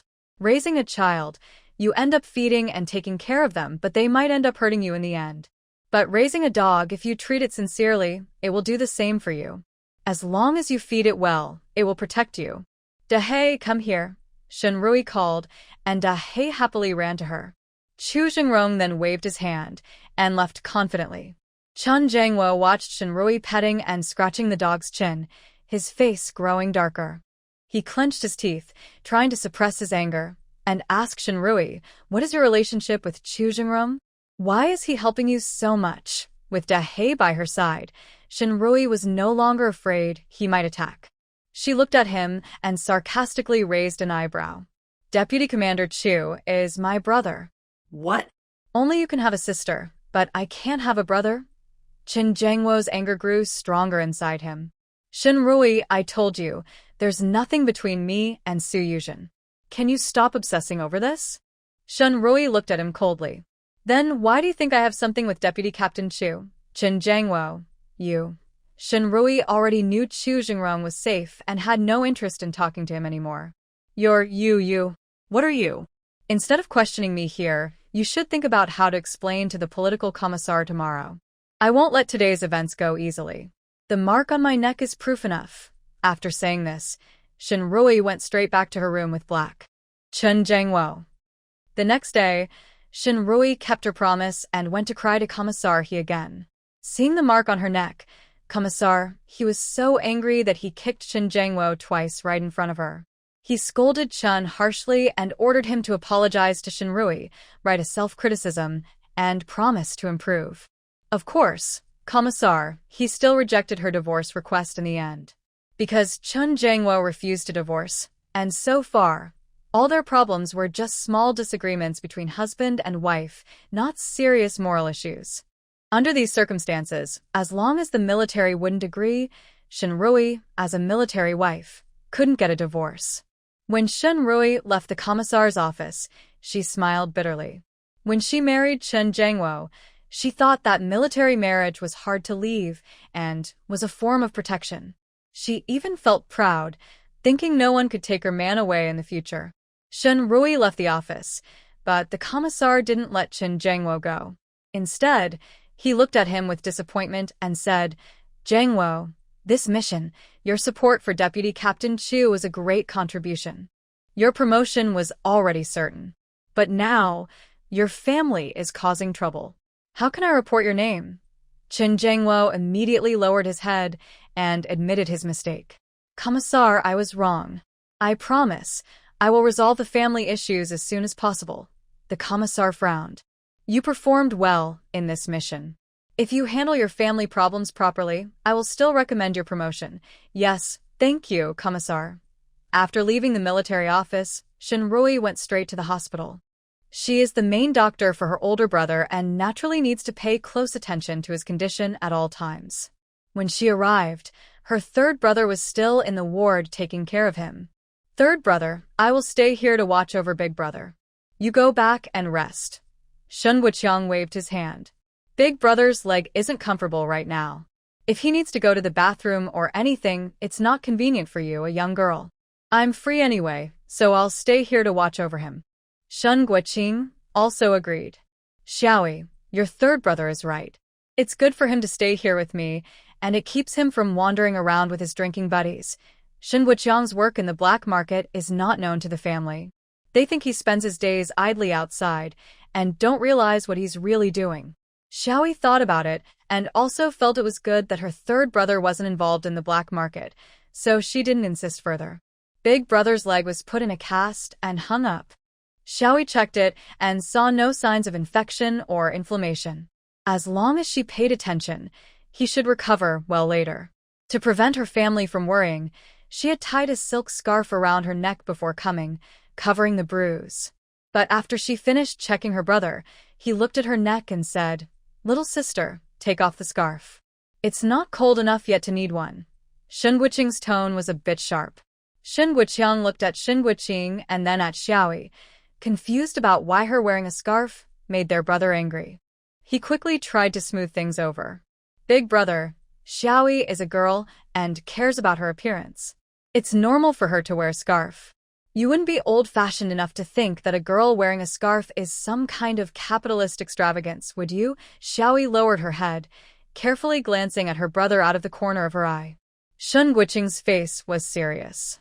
"Take it off." Shin Wuqiang looked at Xiaoyi helplessly, indicating he couldn't help her anymore. Although Xiaoyi wasn't afraid of her older brother, if he got really angry, she wouldn't dare disobey. She obediently took off the scarf. When Shun Guoqing saw the marks on her neck, he jumped up more excited than Shin Guoqing. "Who did this? I'll kill him." Shin Guoqing was much calmer than Shin Guoqing, just staring at Xiaoyi with a serious look and asking, "Are you going back?" Xiaoyi nodded. "The army hasn't approved my divorce yet, so I have to go back." "Don't worry, big brother. Brother Chu gave me the black dog, so he won't dare to hurt me again." Actually, Chen Jiangwo has never been the type to hit people, especially women. Yesterday, he was probably really angry. Shin Guoqiang understood this as well. "That Chen Jiangwo," he said, rolling up his sleeves, ready to find Chen Jiangwo. Shinrui quickly stopped him. "Third brother, don't be impulsive. I can handle this myself." Shun Guoqing also stopped Shin Guoqiang. "Third brother, don't cause trouble. What are your plans next?" Shun Guoqing asked. Shinrui looked at her eldest brother. When he knew she wanted a divorce before, he only told her to let him know if she needed help, but he didn't get involved in other things. Because at that time, he trusted her and knew she could handle it. Now, after Chen Jiangwo hurt her again, it's clear he doesn't trust her ability as much. But she hasn't found the right opportunity yet. She doesn't just want a divorce, she also wants to cut off Chen Jiangwo's future. Her plan is not something she can tell her brothers, so she remains stubbornly silent. In the end, Shen Guoqing compromised. Xiao Yi, when you go back later, ask Chen Jiangwo to come here, Shen Guoqing said. Big brother. Shen Rui looked up at Shen Guoqing. He immediately understood her meaning and said helplessly, Don't worry, I won't interfere with your divorce. But what Chen Jiangwo did to hurt you, that can't be just ignored, Shen Rui. Anyway, she won't call Chen Jiangwo now. When her big brother gets out of the hospital, she won't let Chen Jiangwo go easily. It's better to call Chen Jiangwo over now, so her big brother can vent his anger and then rest assured to recover. At this moment at the military training ground, Chu Jingrong was wearing a camouflage short-sleeve shirt, showing his strong abs and V-line. He stood on the training platform, his sharp eyes sweeping the crowd below, finally resting on Chen Jiangwo, with a slight smile. Captain Chen, let's practice. Soldiers in the army often spar during their rest time, so it's not unusual. But Chu Jingrong, who has won the martial arts competition year after year, usually doesn't spar with others privately. What's going on today? All the soldiers looked at Chen Jiangwo. The soldiers under Chen Jiangwo cheered him on. Captain, come on. Show the deputy commander what you've got. Chen Jiangwo looked unhappy. At this moment, Chu Jingrong broke his usual habit and challenged him. He had to wonder if Chu Jingrong was deliberately trying to get back at Shen Rui. Chu Jingrong was willing to go this far for Shen Rui. Thinking of Shen Rui's words last night, only he can have a sister, but she can't have a brother. Shen Rui had always believed that he and Su Yuzhen had an inappropriate relationship. Could it be that her relationship with Chu Jingrong was also not proper? Chen Jiangwo suddenly felt a wave of jealousy. Anger rose in his heart. He stood up and walked onto the martial arts stage. Deputy Captain Chu, I apologize. He was holding back a lot of anger and was determined to defeat Chu Jingrong today. The people watching below didn't even see how Chu Jingrong made his move. They only saw Chen Jiangwo fly backwards. He crashed heavily onto the martial arts stage. Chen Jiangwo let out a loud cry of pain. Immediately, a teammate ran onto the stage to check on him. Chen Jiangwo was clutching his right arm with his left hand. It hurts. It hurts so much. I think my arm is broken. Chu Jingrong calmly moved his fingers and then walked over, showing a caring expression. Captain Chen, how are you? Sorry, I haven't practiced in a while, so I was a bit too rough. It took less than half a minute from Chen Jiangwo falling onto the stage to breaking his arm. Hearing this, Chu Jingrong felt even more embarrassed. Chu Jingrong hadn't practiced in a long time, but he trained every day. Yet, he couldn't land a single move on Chu Jingrong. And at this moment, Chu Jingrong added, Actually, Captain Chen, this isn't entirely my fault. Yesterday, when Da Hei took me to your house to thank Comrade Shen, I saw you practicing with him. I thought no one in our unit could spar with you, overestimating your strength. That's why I was a bit rougher. I'm really sorry. Chen Jiangwo's face immediately turned pale. What did Deputy Captain Chu mean? Many people in the unit knew Shen Rui, because back then, Chen Jiangwo married her to repay Shen Guoqing's life-saving kindness, which caused a stir in the unit. Even the leaders praised Chen Jiangwo for being grateful and loyal. But Shen Rui's appearance didn't seem like someone who would be involved in martial arts. The deputy team leader's meaning is, did Captain Chen hit his wife at home? So, today, Deputy Team Leader Chu sought to discuss with Captain Chen and ended up hitting him so hard. The reason is, in a flash, everyone roughly guessed that Chu Jingrong's unusual behavior today was the cause. More people felt disdain for Chen Jiangwo. Chen Jiangwo originally got more chances for missions by marrying his benefactor's sister, showing himself to the leaders. In just a few years, he rose from a platoon leader to a company commander. Now, he is hitting his wife. Although there are other men in the army who also hit their wives, his wife is not just his wife, but also the sister of his lifesaver. Yet, he could still raise his hand against her. After Chu Jingrong finished speaking, he calmly arranged for someone to send Chun Jangwo to the hospital. Chun Jangwo not only had one arm broken but also twisted his ankle. The swelling had already become as big as a bun. When the 4 soldiers took him to the hospital corridor, they just happened to meet Shin Guqiang and Shin Rui. After Shin Rui was exposed by her older brother, she no longer wore a scarf, and the marks on her neck were very obvious. Shin Guqiang saw Chun Jangwo and stopped at his tracks, his anger instantly boiling over. Without thinking, he clenched his fist and punched Chun Jangwo in the face. "Chun, you dog. I told you to hit a woman, to hit my sister." Shin Guqiang cursed as he threw punch after punch at Chun Jangwo. The soldiers nearby were initially stunned. When they reacted, they first saw Shin Rui, who was wiping tears and deliberately lifted her head, showing the bruises on her neck. Seeing the shocking purple marks on her neck, the soldiers gasped. No wonder Deputy Team Leader Chu and Shin Rui's brother were so angry. Chun Jangwo's actions were more than just domestic violence. It was a life-threatening attack. The soldiers looked at Chun Jangwo with more disdain. He deserved to be beaten. So, when they saw Shin Rui crying and stepping forward to pull Shin Guqiang away, they quickly moved to stop him. "Comrade Shin, stop. Hitting a soldier is illegal. If you don't stop, we won't hold back." Chun Jangwo's subordinate, Deputy Captain Li, angrily scolded him. Shin Rui quickly wiped her tears and pleaded for her brother. "Deputy Captain Li, I'm sorry. My brother was impulsive. But it's also because Captain Chun. My brother couldn't stand how you treated me. He just..." "Boo-hoo," Shin Rui cried as she spoke, leaving her words half-finished, but the marks on her neck from being choked revealed what she hadn't said. Chun Jangwo's hands and feet were injured and already hurt badly. Now, after being beaten by Shin Guqiang, he was in so much pain, he almost fainted. Before he could recover, he heard Shin Rui's words and felt like passing out from anger. Shin Rui, crying, glanced at Chun Jangwo's extremely ugly face. He probably didn't expect her to show no restraint. In their past life, no matter how many disagreements they had behind closed doors, she always protected her good husband outside. Deputy Captain Li and the other soldiers saw Shin Rui crying so hard and quickly comforted her. "Older sister-in-law, don't cry. Sometimes we argue, and family life has its ups and downs. We understand your brother's feelings. Don't worry, once the captain is better, we'll handle this ourselves. We won't report it. Deputy Captain Li, brothers, thank you all." Shin Rui wiped her tears and thanked them. After being reborn, Shin Rui reflected on her past mistakes.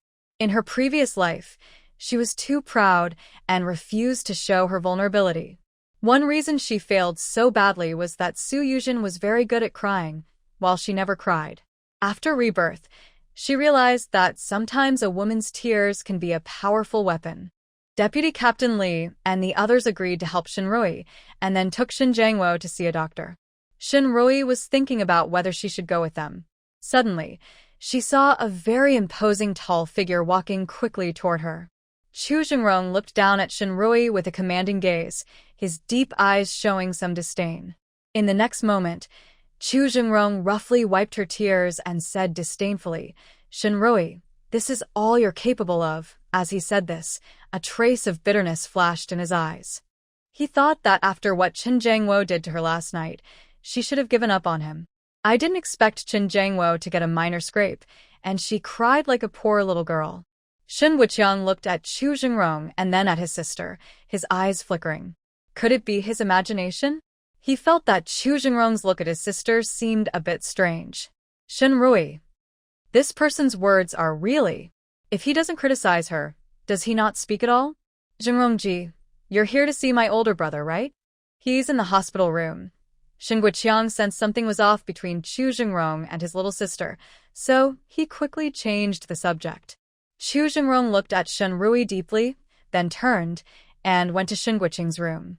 "Little sister, did you upset Jingrong-ji?" After Chu Jingrong left, Shin Guqiang asked Shin Rui with some worry. "No, I don't think so. Shinrui thought for a moment, feeling confused. Shin Wuqiang let out a breath of relief. Good, then it's fine. Let's not bother him. Chu Jingrong is the same age as Shin Guqing.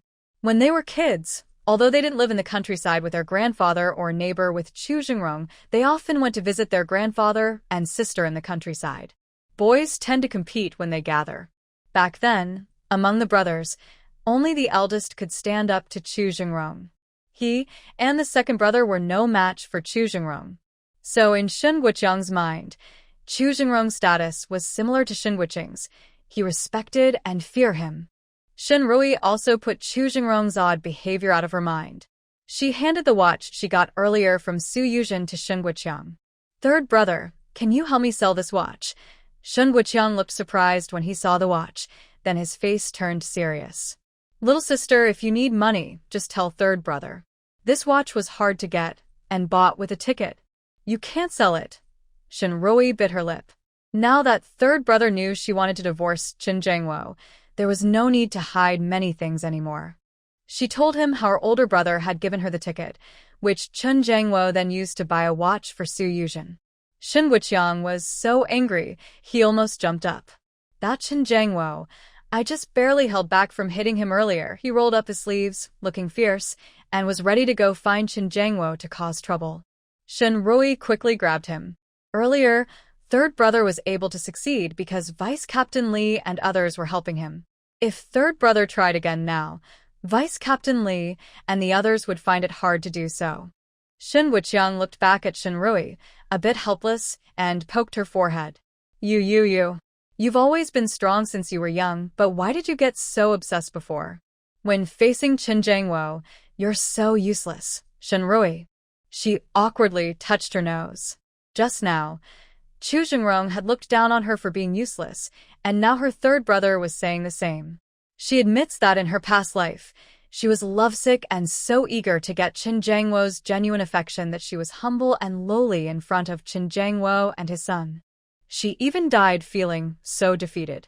But if she could start over, she wouldn't do that again. Third brother, after you sell this watch, can you help me get a camera? She also gave Shin Wuqiang the 200 yuan Qin Jiangwo had returned to her earlier. This money might not be enough to buy a camera. If you have some money, can you lend me some first? I'll pay you back once I earn some. Shin Wuqiang didn't take her money. If you want a camera, I'll help you get one. Keep this money with you. Shinrui knew her third brother had made some money on the black market.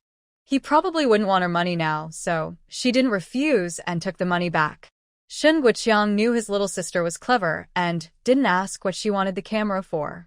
After parting from her third brother, Shinrui went back to her family's courtyard. As soon as she entered the Qin family house, a tall, strong figure in black rushed toward her. Shinrui happily patted the dog's head and scratched its chin. The dog immediately let out a contented growl.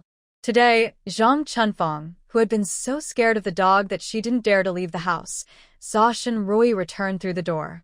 She immediately shouted angrily, "Shinrui, hurry up and get this dog away from me, or I'll." Before Zhang Chunfang could threaten further, the dog was already in attack mode, growling low at her door. Shinrui snorted coldly. If she still had the energy to threaten her, it meant she could keep her locked inside for a few more days. Anyway, Qin Jiangwo wouldn't be coming back these days, and Zhang Chunfang, this old busybody, had no one to rely on. Shinrui ignored her and turned to go back to her own room. Wow, boo-hoo. Mom, please, I beg you, get rid of that black dog. Ziyu is so scared, boo-hoo. As Shinrui turned around, suddenly she heard Chunzi crying loudly from Zhang Chunfang's room. Chunzi was probably really frightened. Her voice was trembling. Shinrui's heart also trembled a little. But she only paused for a moment, then made up her mind and went straight into the room. Zhang Chunfang saw that Chunzi's crying didn't soften Shinrui's heart at all. She spat angrily, "Bah! Heartless little, finding a wild man and not caring about her own son." Chunzi was a bit panicked, but her small face showed more dislike for Shinrui. "Grandma, that bad woman won't let that dog go. What should we do?" Zhang Chunfang still loved her eldest grandson, Chunzi. She patted his hand and said, "It's okay. We're afraid of that dog, but your dad isn't afraid. When your dad comes back, he'll beat that dog to death, and we'll cook dog meat." Hearing about food, Chunzi swallowed and nodded heavily. Yes, we'll cook dog meat. Zhang Chunfeng took out the egg cakes and small fried dough twists that Su Yuzhen bought yesterday and called Chunzi over to eat. They weren't in a rush. The snacks could last another day. The room also had a water jug and a chamber pot, so eating, drinking, and going to the bathroom were all manageable. After Shen Rui entered the room, she continued reviewing her medical books as usual. Today, when she went to the hospital, Director Cui specifically came to tell her that the hospital's recruitment exam was scheduled for the next day off, and she should prepare well. Director Cui had been watching Shen Rui's recovery after her surgery. In Director Cui's mind, Shen Rui was already considered a military doctor at their hospital. She just needed to pass the recruitment exam to officially become one. Meanwhile, Su Yuzhen learned that Chen Jiangwo was injured and immediately went to the hospital. By then, the doctors had already bandaged Chen Jiangwo. His arms and legs were wrapped up like a mummy, and he couldn't move. Su Yuzhen stayed by his bedside, her eyes red, tears in her eyes. Woo-woo. Brother Jiangwo, Sister Rui's brother, is too much.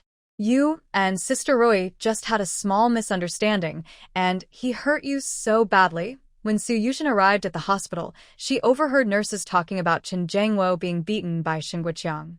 She naturally thought that all of Chen Jiangwo's injuries were caused by Shen Guqiang. Chen Jiangwo looked unhappy. Yuzhen, my injuries weren't caused by Shen Guqiang. As a soldier who consistently ranked in the top 10 during annual military competitions, if it got out that Shen Guqiang, a reckless young man, beat him up so badly, he would lose face. Su Yuzhen only thought that Chen Jiangwo was covering for Shen Rui because of Shen Guqiang. Her eyes flickered. She wiped away tears from the corner of her eye and said enviously, "Brother Jiangwo, you're so good to Sister Rui. Even though her brother hurt you like this, you don't mind. I told you my injuries have nothing to do with Shen Guqiang." Chen Jiangwo interrupted Su Yuzhen irritably. Startled, Su Yuzhen froze for a moment. When she realized, her eyes filled with obvious grievance. Seeing her like this, Chen Jiangwo's heart softened unconsciously. He wanted to explain what really happened. Suddenly, a cold, stern voice came from the doorway. "Comrade Su Yuzhen, you have misunderstood. Captain Chen's injuries were caused by a friendly sparring with me." The moment Su Yuzhen heard this voice, her body stiffened instantly, and her face turned pale. She trembled as she looked up at Chu Jingrong standing at the door of the hospital room and instinctively screamed, "Ghost! Ghost!" Chu Jingrong's brow furrowed slightly. Chen Jiangwo quickly reminded him, "Yuzhen." He was about to call her Yuzhen out of habit, but then remembered Chu Jingrong was here. Calling her so intimately might cause misunderstandings. He quickly changed his words. "Comrade Su, don't talk nonsense about ghosts and spirits." Although Chu Jingrong found Su Yuzhen a bit strange, he didn't mind and didn't think the ghost she mentioned was him. He carried an apple into the room, casually placed it on the bedside table of Chen Jiangwo's bed, and sincerely apologized. "Captain Chen, sorry, I didn't control my strength during the sparring." After saying that, he also subtly added, "But Captain Chen, as soldiers, we shouldn't neglect our skills just because we're indulging in tenderness. You're still in the top 10 of our military competitions. If your level were known outside, it might bring shame to our unit." Chen Jiangwo felt as if Chu Jingrong had publicly humiliated him. Today, he came to the hospital after a quarrel with Shen Rui and Shen Guqiang. Now Chu Jingrong was here to add insult to injury. He lost all his pride and face. His face looked bad, but he couldn't argue with Chu Jingrong. After all, he hadn't even managed to land a single move against him. Chu Jingrong came by only because the leader wanted to talk to him. He was just putting on a show to save face, not because he truly felt sorry for Chen Jiangwo. Once the process was over, he left directly.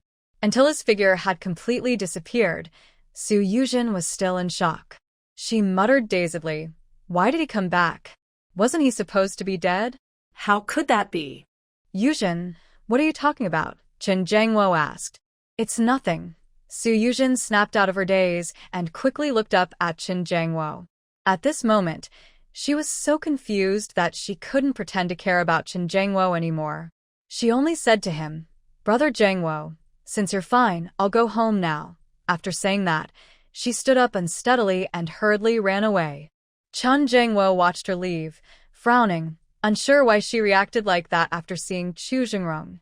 In the past 2 days, Qin Jiangwo was at the hospital. At home, there was a big problem weighing on him, so neither Zhang Chunfang nor Chunzi dared to cause trouble. Shen Rui spent every day either at the hospital checking on her brother or at home reading and studying. It was rare to have a few quiet days.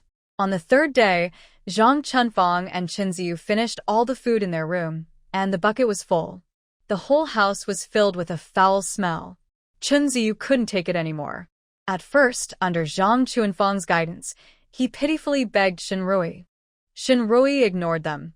They still had the strength to act, and if she let them out, they would cause trouble again. After begging for a long time without success, Chunzi lost patience and started insulting her.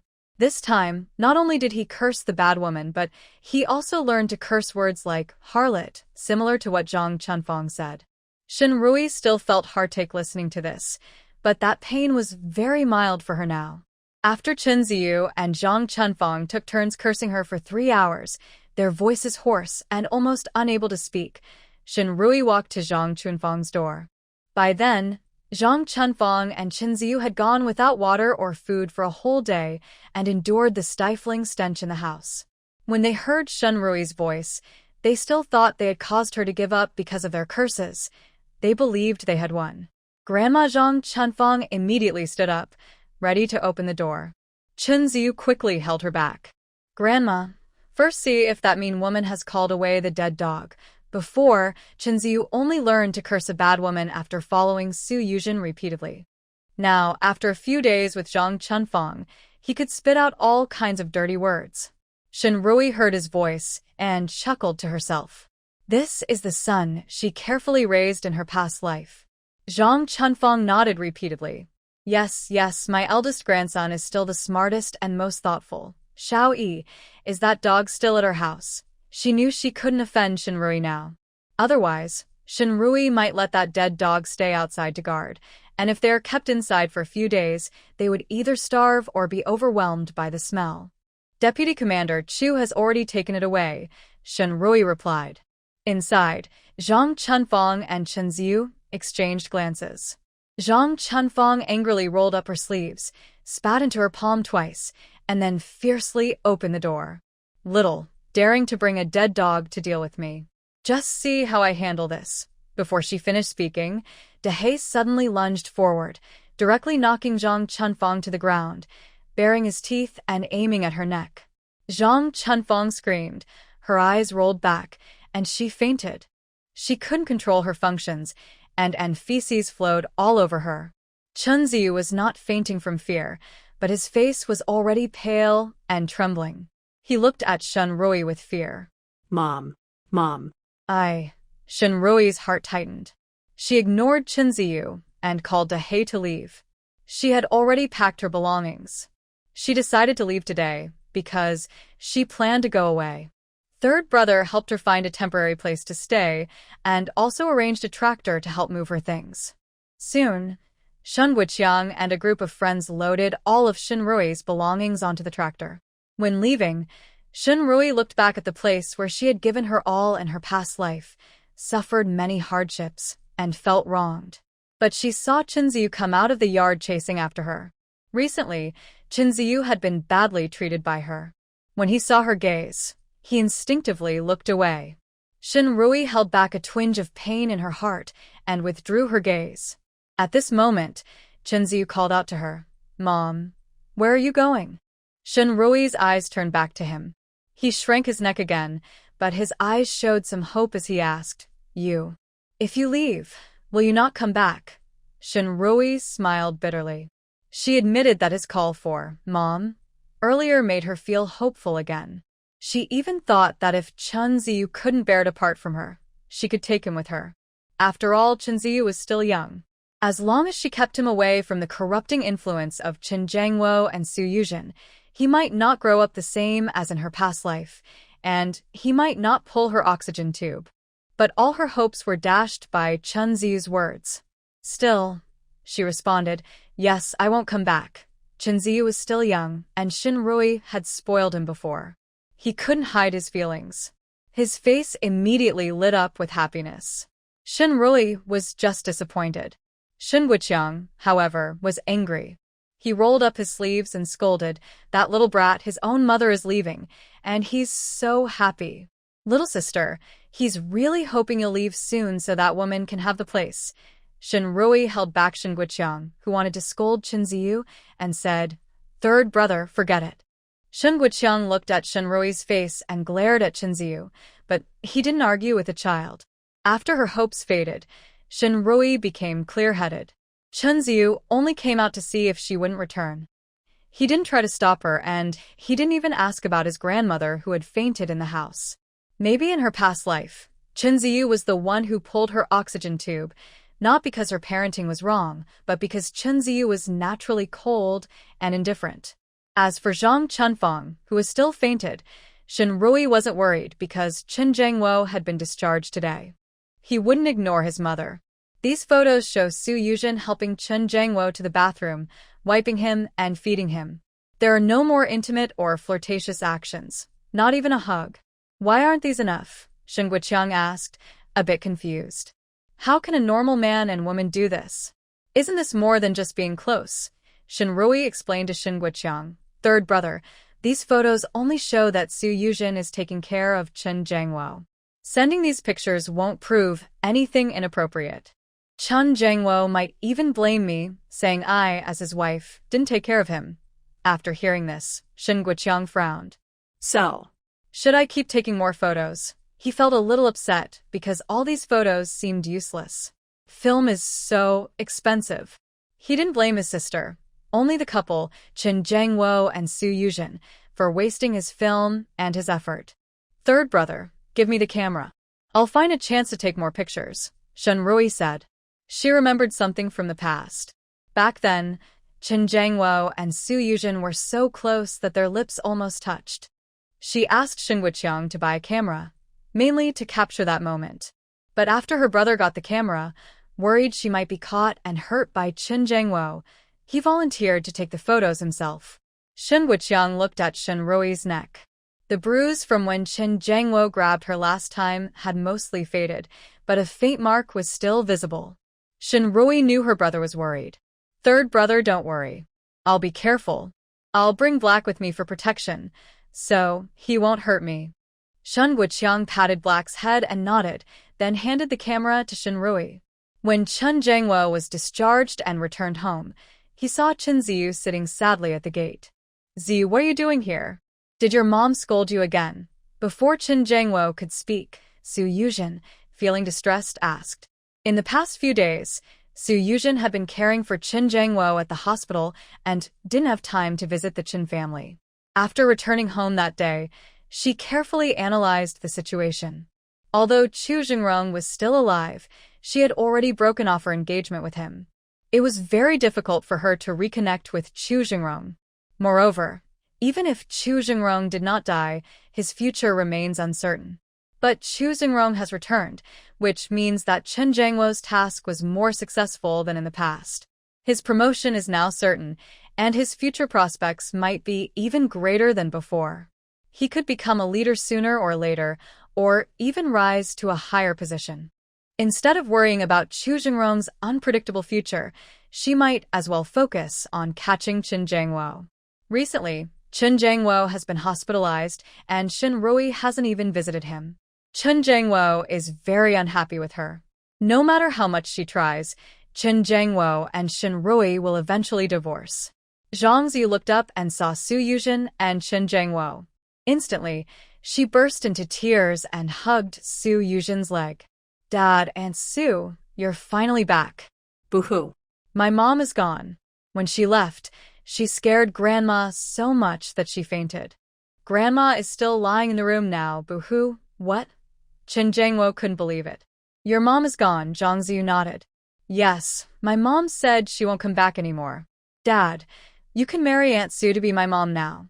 Su Yuzhen looked at Chen Jiangwo shyly and pretended to be upset with Zhang Ziyu. Ziyu, don't talk nonsense. Your mom was just upset with Dad. She wanted to show her caring and understanding nature. But Chen Jiangwo didn't give her a chance. He interrupted her, asking, Ziyu, what did you say about Grandma? Zhang Ziyu quickly told him again about Zhang Chunfang fainting because of the dog. Chen Jiangwo hurried into the house, and Su Yuzhen followed. By then, Zhang Chunfang had woken up and was sitting in her own waist, loudly scolding Shinrui. The words she spat out were even more foul than the smell of her surroundings. Chen Jiangwo frowned with some disgust. Mom, enough. Stop scolding. You should clean yourself up first. You're all stinky, Rui. Go boil some water for Mom. As he told Zhang Chunfang to clean herself, he habitually called out to Shinrui's room. After calling, he suddenly remembered that Zhang Ziyu had just said Shinrui had left. His heart suddenly fluttered with unease, and he strode quickly into Shinrui's room. The room was empty, with not a single thing left. Shinrui has been with the army for 2 years. The items in her room were all provided by her family as her dowry. She usually doesn't go into Shinrui's room and hasn't added anything there. Chen Jiangwo's face looked serious, and he felt empty inside, like the room. He never planned to be a loving couple with Shinrui, but he also never thought about divorcing her. Shinrui fell in love with him at first sight that year.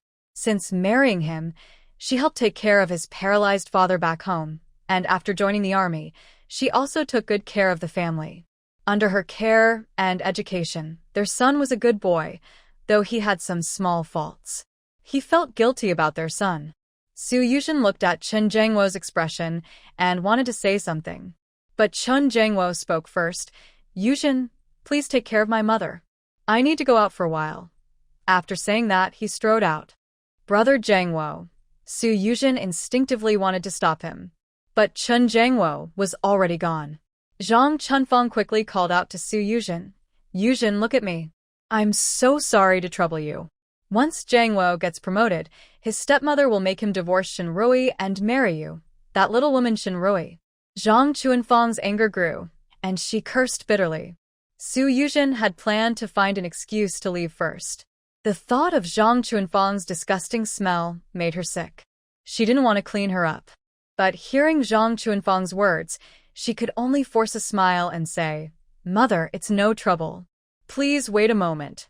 I'll go heat some water for you. Quickly, Mother feels terrible after all this, Zhang Chunfang urged.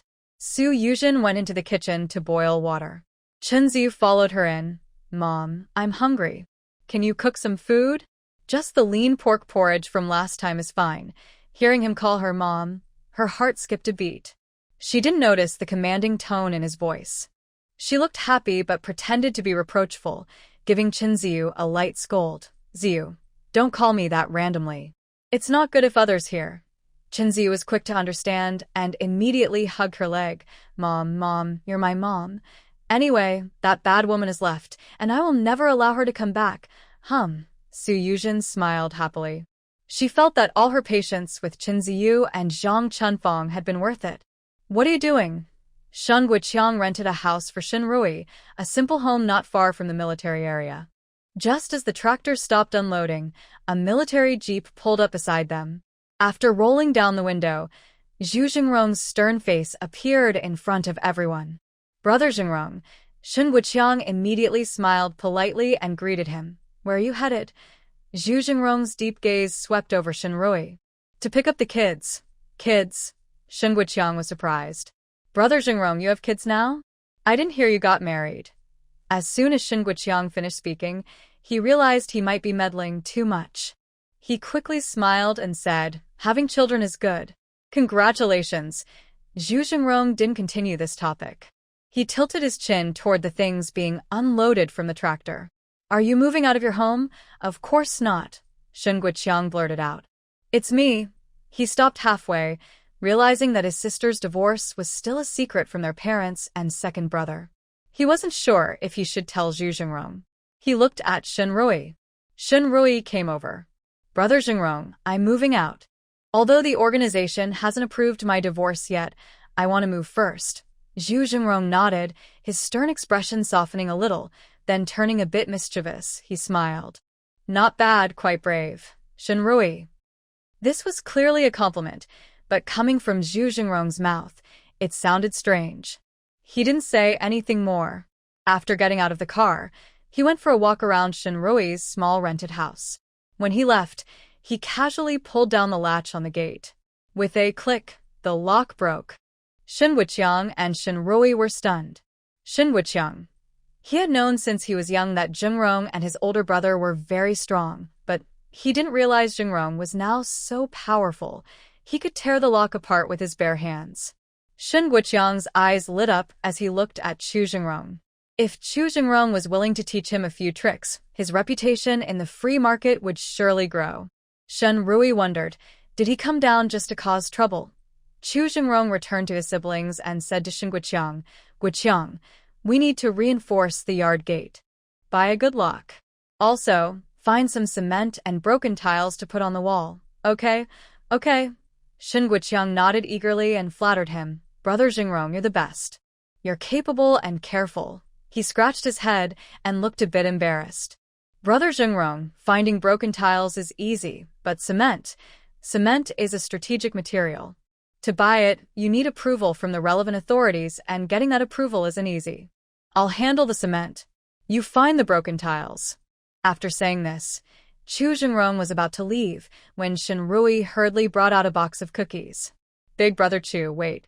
Here, this is for you. Chu Jingrong looked at the metal cookie box in Shenrui's hands, a mischievous smile curling his lips, but a cold aura emanated from him. Shen Wuqiang's heart immediately jumped to his throat. He knew this expression all too well. When they were kids playing with Chu Jingrong, whenever he showed this look, it meant he was angry. And when he was angry, it usually meant trouble for them, the weaker ones. Brother Jingrong. Shen Wuqiang instinctively protected Shenrui behind him, smiling awkwardly, trying to smooth things over. Shenrui also sensed that Chu Jingrong was a bit angry, but she felt it was all so strange. She didn't think much about what Chu Jingrong was upset about. Men's minds are hard to read, and she couldn't figure him out no matter how much she guessed. So, she decided not to bother. Big brother Chu, take it. Inside are the money, tickets, and your ration book and paycheck that you left with me before your mission. It's all yours, so don't be polite. Shenrui reminded him when she saw Chu Jingrong hesitating. Chu Jingrong's lips curled into a smile, like a sudden burst of anger turned into a smile. He reached out and took the cookie box. Yes, it's all mine. It has nothing to do with you. Thanks for taking care of it all this time. After saying this, Chu Jingrong got into the car and slammed the door loudly. He casually threw the cookie box onto the front passenger seat and stepped on the accelerator. Only leaves behind a trail of car exhaust and dust kicked up in the air for Shen Wuqiang and Shenrui, the brother and sister. Shen Wuqiang is quite clever and usually does well in the black market. But now, he is completely confused and can't understand what's happening. He asked Shenrui, little sister, what's going on with brother Jingrong? Why did he suddenly get angry? Shenrui shrugs. Who knows? He's always moody. He's angry one moment and fine the next. Let's not worry about him. Shen Guqiang nods, thinking his sister makes a good point. When they were kids playing house, whenever his sister played the bride, Jingrong would often suddenly get angry. His temper really is unpredictable. But as their older brother said, capable people tend to have bigger tempers. Someone like their older brother, who is both talented and gentle, is rare. While helping Shenrui tidy up the house, Chen Jiangwo had already arrived at the military family compound. At this time, everyone in the Shen family was either working or studying. Shen Wuqing was still in the hospital, and Shen Wuqiang was helping Shenrui. No one else was home. Chen Jiangwo knew Shenrui hadn't come back, so he quickly rode a borrowed bicycle and left again. The salaries of military personnel in the compound are quite good, so many families bought bicycles. But Chen's family didn't. Most of Chen Jiangwo's monthly allowance was used to support Su Yuzhen, so they had no money. Shenrui had wanted to buy a bike before, but her dowry money was used up helping her family, and she had no job, so naturally, she couldn't afford one. Chun Jangwo waited outside the Shin house in the compound for a while but didn't see Shin Guoqiang or Shin Rui return. He asked a neighbor to call him once the family was back. He then went to the hospital. Shin Guoqiang was still in the hospital recovering from his injuries. Chun Jangwo was considerate. Before going, he bought 2 bananas from the supply and marketing cooperative to bring along. Bananas are rare and expensive. Those 2 cost him over 2 yuan. He felt very distressed about the money. His bonus from this mission hadn't come yet, and he borrowed the money from his comrades. He had borrowed nearly 600 yuan recently, which made him feel even more upset, thinking Shin Rui had gone too far this time. He went to the hospital room, and Shin Guoqiang didn't look happy to see him. "What are you here for?" Chun Jangwo felt he had already repaid Shin Guoqiang for his past wrongs and didn't want to humble himself in front of him anymore. He asked directly, "Big brother, where did you hide Rui?" "I am a soldier, and Rui and I are married in the military. If you hide Rui and encourage her to divorce me, you're deliberately damaging our military marriage, which is a crime." Shin Guoqiang didn't expect Chun Jangwo to be so shameless, to bully his sister, and then come back to demand her. He couldn't hold back and punched Chun Jangwo in the face. "Chun Jangwo, you bullied my sister so much that she can't stay with you, and now you have the nerve to come ask for her.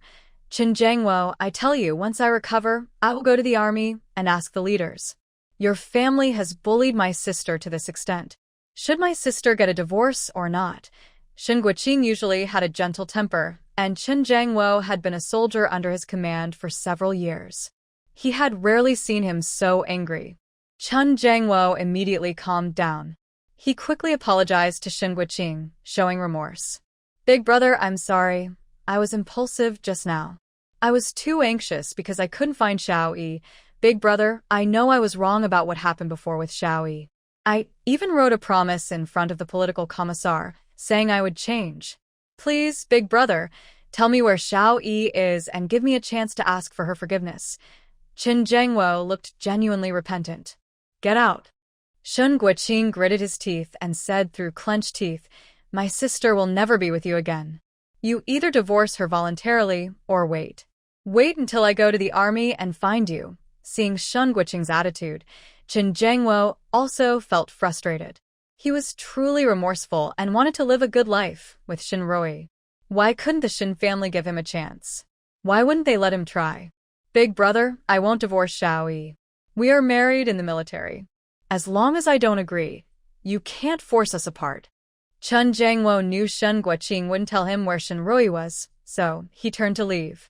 Suddenly, he saw Lan Guiying standing at the door of the hospital room with a look of disbelief. Chun Jangwo spoke, and Shin Guoqiang also saw Lan Guiying, looking a bit worried. Lan Guiying regained her senses and asked, "Jangwo, Guoqiang, what were you just talking about? Who can't go on, and who wants a divorce?"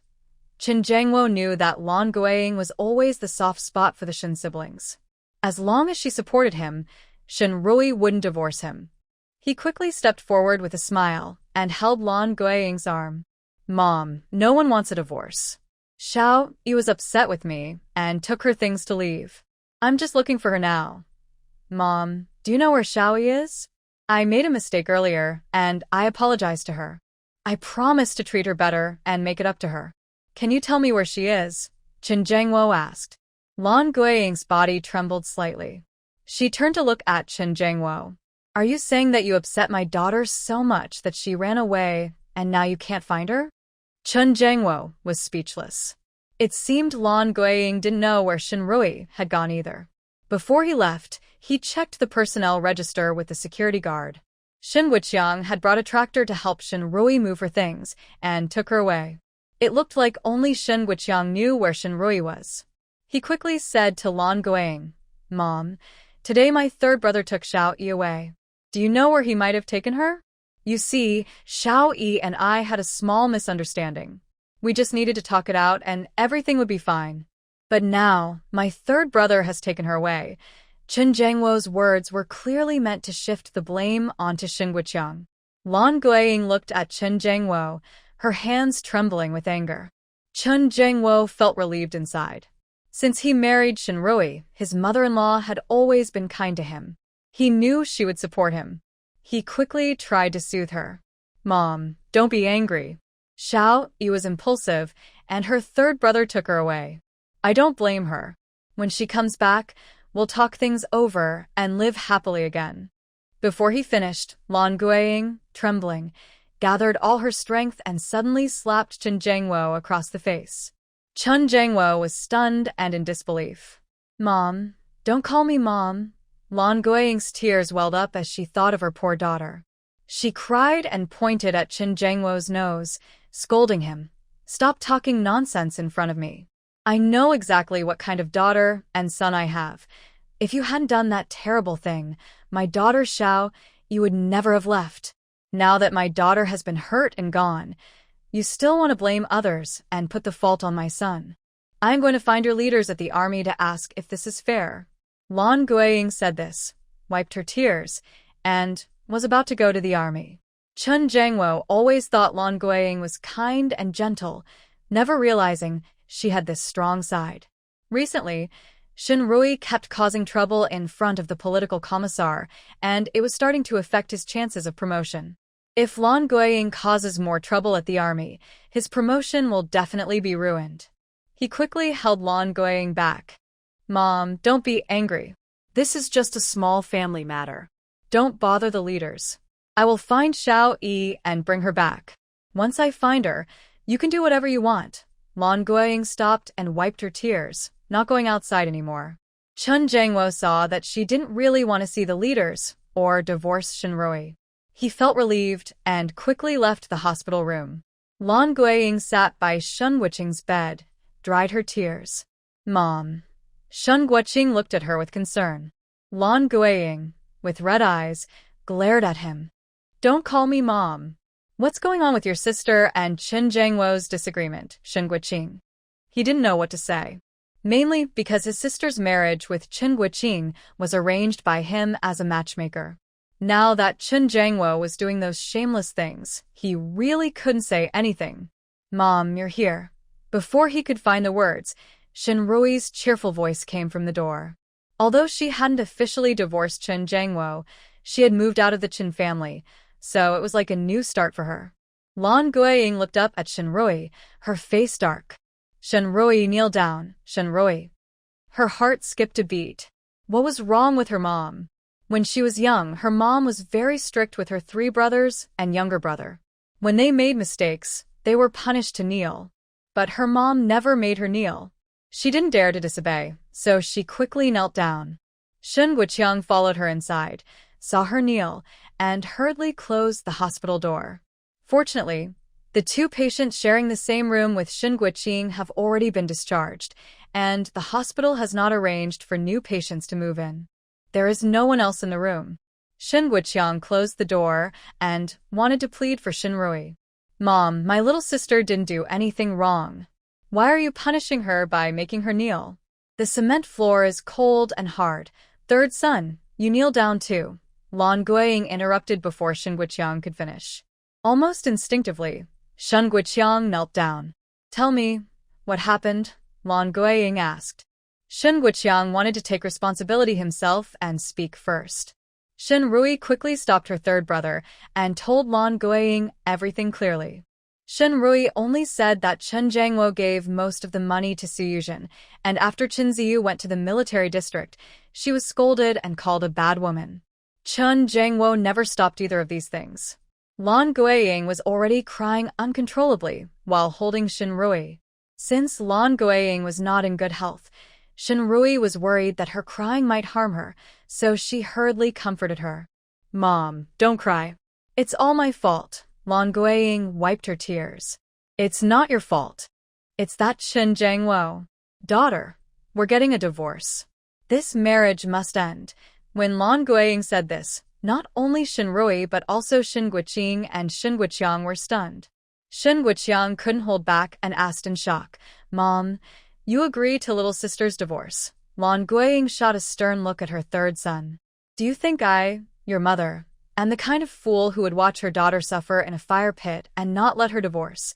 Shen Guoqiang sheepishly rubbed his nose. realizing he underestimated his mother. Shinrui had been worried that Lan Guiying would be so upset upon learning about her divorce that it might harm her health. But unexpectedly, her mother's resilience was much stronger than she imagined. After knowing her worries, Lan Guiying gently poked her on the forehead and scolded, "I've lived half my life, eaten more salt than you've eaten rice, and I can't handle this little thing." Her words eased the tense atmosphere in the room, making the family of four feel more relaxed. When she learned that Shinrui was renting a small house outside, Lan Guiying frowned and expressed her disapproval. "Daughter, you're a young girl. Living alone outside isn't safe. You should return the house and move back home. I'll talk to your father about it." Shinrui explained her reasons for renting the place to Lan Guiying. She planned to apply for a job at the military hospital and move to the mechanical factory staff housing. This caused some gossip, and it would also make commuting difficult later. Lan Guiying thought about it and agreed that she had a point. She told Shin Guiqiang, "Third brother, since you don't have a steady job, you might as well move in with your sister." Shin Guiqiang had no objections. Lan Guiying then asked Shinrui about her plans to get a divorce. She had only heard of divorce before and had never seen anyone actually go through with it. She knew that divorce was not easy, even if married to an ordinary man. Women not only had to endure hardships but also risk being betrayed by others. Second marriages often faced even more challenges. Moreover, Shinrui was married to Chen Jiangwo in the military, which made things more complicated. As long as Chen Jiangwo refused to agree to a divorce, it wouldn't be easy for her to leave. Shinrui only told her mother and her two brothers that she had a plan and asked them not to worry. Lan Guiying, Shin Guiqing, and Shin Guiqiang all knew Shinrui was resourceful. Since she said so, they didn't ask further questions. Shinrui checked her eldest brother's foot recovery. "Big brother, your foot is healing well. You can leave the hospital in a few days. But after that, you need to rest that leg for a while. Once the new bone has fully grown, I will help you with rehabilitation exercises." When Shinrui said this, she radiated confidence. After marrying Chen Jiangwo, this was the first time Shin Guiqing and others saw such a glow in their sister. Lan Guiying was also very pleased to see her daughter like this. Her daughter had been studying medicine with her father-in-law since she was young. Her father-in-law's family had been imperial doctors, and he himself had served as a military doctor for many years. Among all the grandchildren, her father-in-law favored her daughter. Her daughter was not meant to spend her days just cooking and doing household chores like other women. Shinrui didn't know what Lan Guiying was thinking, but she was now full of hope for the future. As for Chen Jiangwo, she didn't want to waste any more time arguing with him and had no intention of paying attention to him. She was just waiting for the final. Zhang Zhirong moved quickly. The next day, as Shinrui finished her morning routine, she heard a knock on the door. "Who is it?" Shinrui asked cautiously. She was worried that Chen Jiangwo might have come to find out. Shin Wuqiang quickly came out of the house. "Little sister, I'll open the door." As soon as he spoke, Chu Jingrong's deep, magnetic male voice reached the siblings' ears. "It's me." Shinrui let out a breath of relief and happily opened the door. "Big brother Chu, you've arrived." The moment the door opened, Shinrui's eyes widened in surprise. Because Chu Jingrong was not alone. He was with a young boy who looked about the same age as Chunzi. The little boy was a bit thin, but very delicate looking. His big, dark eyes were especially beautiful. His clothes were old, faded from many washes and patched in several places, but still quite clean. When he saw Shinrui's gaze, Chu Jia instinctively clutched the corner of Chu Jingrong's clothes and hid behind him. The little boy looked shy and hesitant around strangers, but still politely greeted Shinrui. "Auntie, hello." Seeing the shy look on the little boy's face, Shinrui felt a sudden wave of sympathy, as if her heart was melting. She crouched down gently and looked at him kindly. "Hello, what's your name?" "I'm Chu Jia," the boy answered obediently. Before Shinrui could speak again, Shin Wuqiang suddenly burst out sharply. "Chu Jia. Brother Jingrong, you're really married? And your kid is so big." Shinrui was also surprised. Is this child Chu Jingrong's son? After this thought crossed her mind, she looked at Chu Jia and Chu Jingrong again, and surprisingly, They looked quite alike. Dad. Chu Jia was startled by Shin Wuqiang's shout and instinctively called out to Chu Jingrong, then moved to hide behind him again. Chu Jingrong shot Shin Wuqiang a glance. Hee hee. Shin Wuqiang awkwardly chuckled, scratching the back of his head as he explained, Brother Jingrong, I didn't mean anything bad. We haven't attended your wedding, and I didn't hear you got married. You suddenly brought such a big kid. I was a bit surprised, and I lost control of my voice. Sorry about that. Chu Jingrong slightly raised his chin, signaling Shin Wuqiang, go unload the cement. At the same time, he handed Shin Rui a net bag. I brought you some breakfast.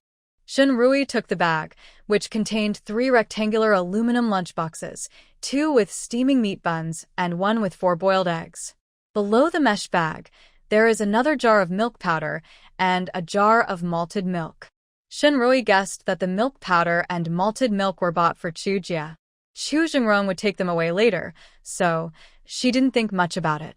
She waved at Chu Jia, saying, Xiao Jia, come, let's go eat meat buns and eggs. Xiao Jia unconsciously swallowed, but he didn't go with Shin Rui right away. Instead, he looked at Chu Jingrong with curiosity. Chu Jingrong's eyes were gentle. Go with Andy. After saying that, he reminded Shin Rui, each person should make a bowl of milk powder. Then he went to help Shin Wuqiang carry cement and sand. He brought 2 bags of cement and 3 bags of sand to build a wall around the yard, and nailed broken tiles on top. Definitely enough. After Chu Jingrong and Shin Wuqiang finished moving the cement and sand, they went inside to eat breakfast. Shin Rui had already opened the lunchbox and set it on the table. There was also a small dish of vegetables. But there were only 2 bowls of milk powder, one in front of Chu Jia and one in front of Chu Jingrong. Shin Rui and Shin Wuqiang had sweet potato porridge. Chu Jingrong frowned slightly, walked over, and directly swapped his bowl of milk powder with Shin Rui's sweet potato porridge. Hey! Shin Rui wanted to stop him, but didn't get the chance. Chu Jingrong naturally took a sip of the sweet potato porridge. This sweet potato porridge is quite sweet. Shin Rui. Is this person crazy? Not drinking the good milk powder, grabbing her sweet potato porridge, and thinking it's sweet. But since he already swapped and took a sip, it wouldn't be right to push the milk powder back to him now.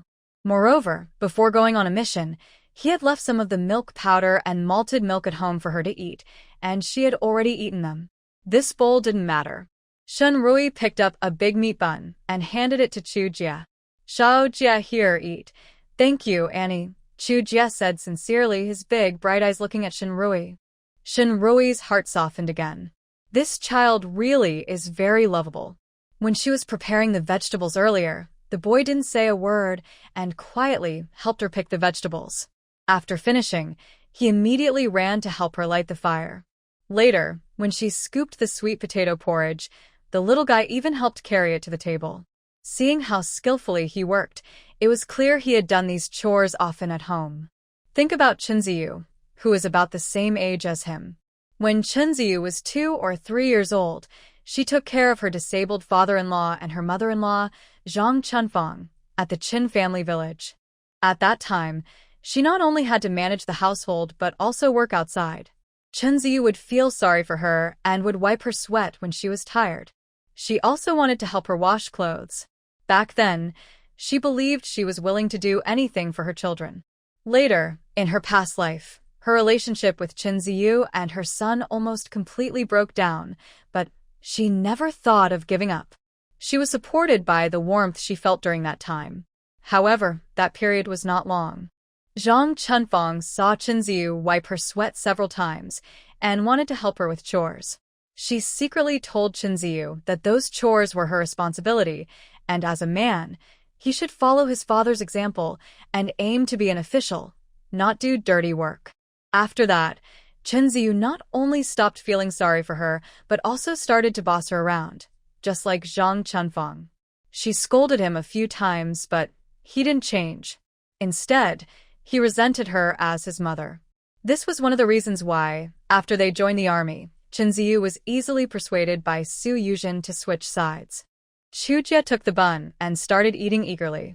The little boy seemed to have never tasted such delicious food before, eating quickly and messily. Shinrui was worried he might choke, so she quickly patted his back and brought him some milk. Shaojia, drink some milk and eat slowly. Don't choke. Chunji took a sip of milk and shyly smiled at Shinrui. Then he deliberately ate small bites. Shinrui. She was just worried he might choke, but seeing him like this, her actions seemed to scare him, making him afraid to eat freely. Shinrui was worried that Chunji wasn't full and didn't dare to take more himself. Seeing that Chunji was almost finished, she took another meat bun and gave it to him. Shaojia, have another one. You need to eat enough. This meat bun was probably bought by Chu Jingrong at a state-run restaurant. Now, the ingredients in state-run restaurants are very solid. The buns are large, with about 1 or 2 parts meat inside. Shaojia reached out to take it, but Chu Jingrong stopped him. Kids eat too much easily cause indigestion. Just finish the egg, and that's enough. Oh. Chunji obediently responded, Thank you, Auntie. 1 bun is enough for me. Jingrong Chu placed a boiled egg in front of Jiechu. After finishing his bun, Jiechu reached for the unpeeled boiled egg to eat. Rui Shun quickly stopped him. Shaojia, wait, this egg needs to be peeled. She picked up an egg and showed Jiechu how to peel it. Jiechu's small face instantly turned a little shy and red. Rui Shun smiled and said, Shaojia, you look just like Auntie. When I was little and ate boiled eggs for the first time, I didn't know I needed to peel the shell, so I just bit into it with the shell on. Haha. Jingrong Chu raised an eyebrow and looked at Rui Shun. He had never noticed before that this woman could tell stories, but her story was quite amusing. Jiechu's embarrassment quickly faded, and his big eyes sparkled as he looked at her. Auntie, really? Rui Shun nodded, eating breakfast while telling Jiechu about her childhood. Soon, the usually quiet Jiechu started talking happily, laughing and chatting with Rui Shun. Jingrong Chu watched the smiling pair, a gentle look appearing in his eyes.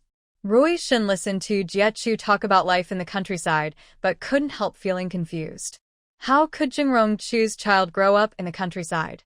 And with Jingrong Chu's income, he could easily give his child good food and clothes, but this child had never even tasted a boiled egg, and his clothes were patched many times. Is he really Jingrong Chu's son? But just now, he clearly called Jingrong Chu Dad. Could Jingrong Chu be like Qin Jiangwo, a bad man? Thinking about this possibility, Rui Shun felt uncomfortable, and her eyes showed some disdain when she looked at Jingrong Chu. Jingrong Chu. What was this little woman thinking? Why was she looking at him with such eyes? After breakfast, Rui Shun washed the dishes and tidied up the kitchen.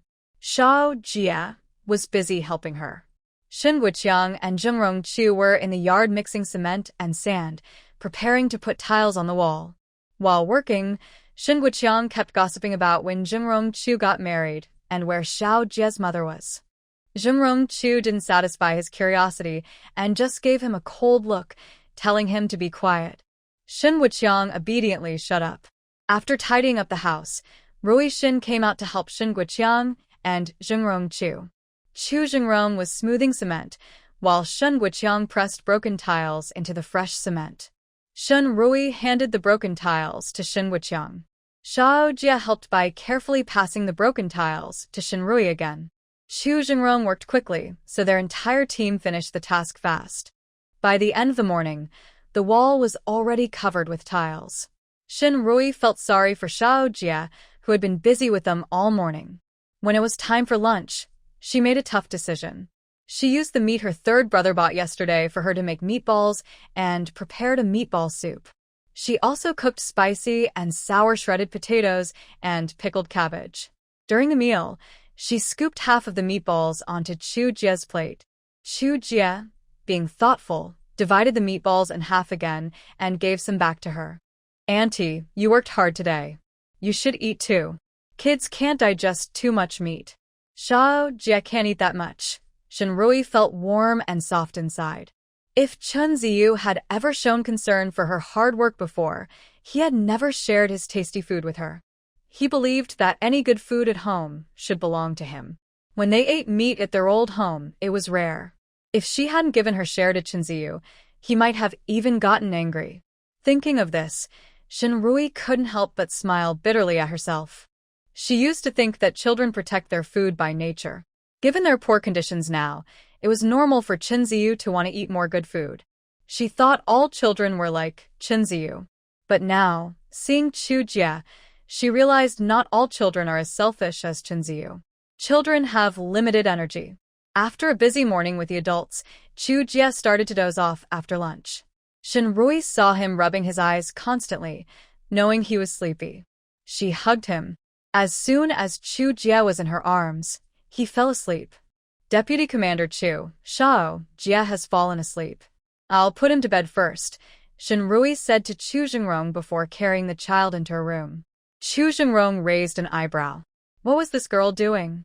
Why was she calling him Deputy Commander Chu again? When Shinrui came out of the room, Chu Jingrong took a big step forward and stood in front of her, blocking her at the door. Shinrui, did I upset you? Shinrui looked up at the man's stern face with a hint of mischievousness and snorted softly. No. Don't pretend, Chu Jingrong said directly. I'm not blind. If I hadn't upset you, I wouldn't have come early to help you with chores. Your nose isn't your nose, your eyes aren't your eyes. What do you mean by that? Chu Jingrong had said enough.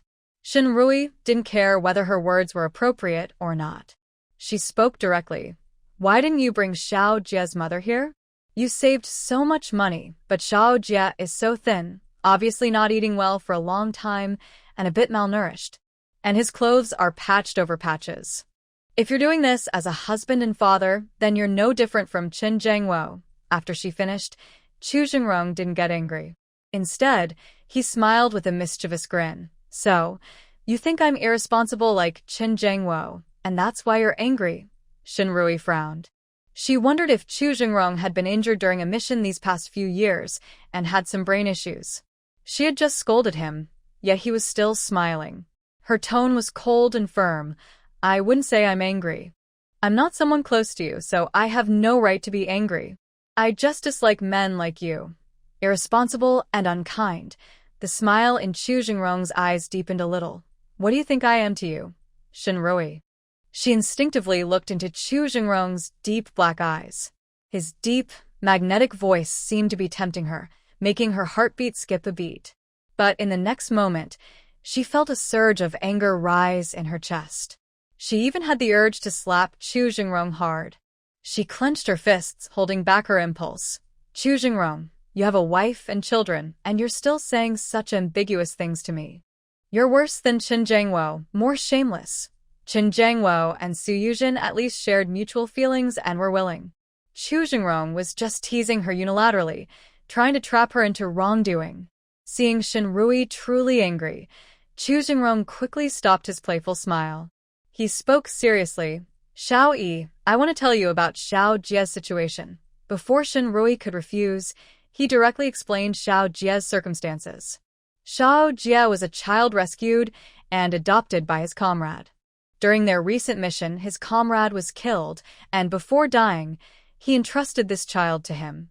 After returning, when he went to the child's grandmother's house to pick up the child, he learned why his comrade insisted that he adopt the child instead of just watching over him.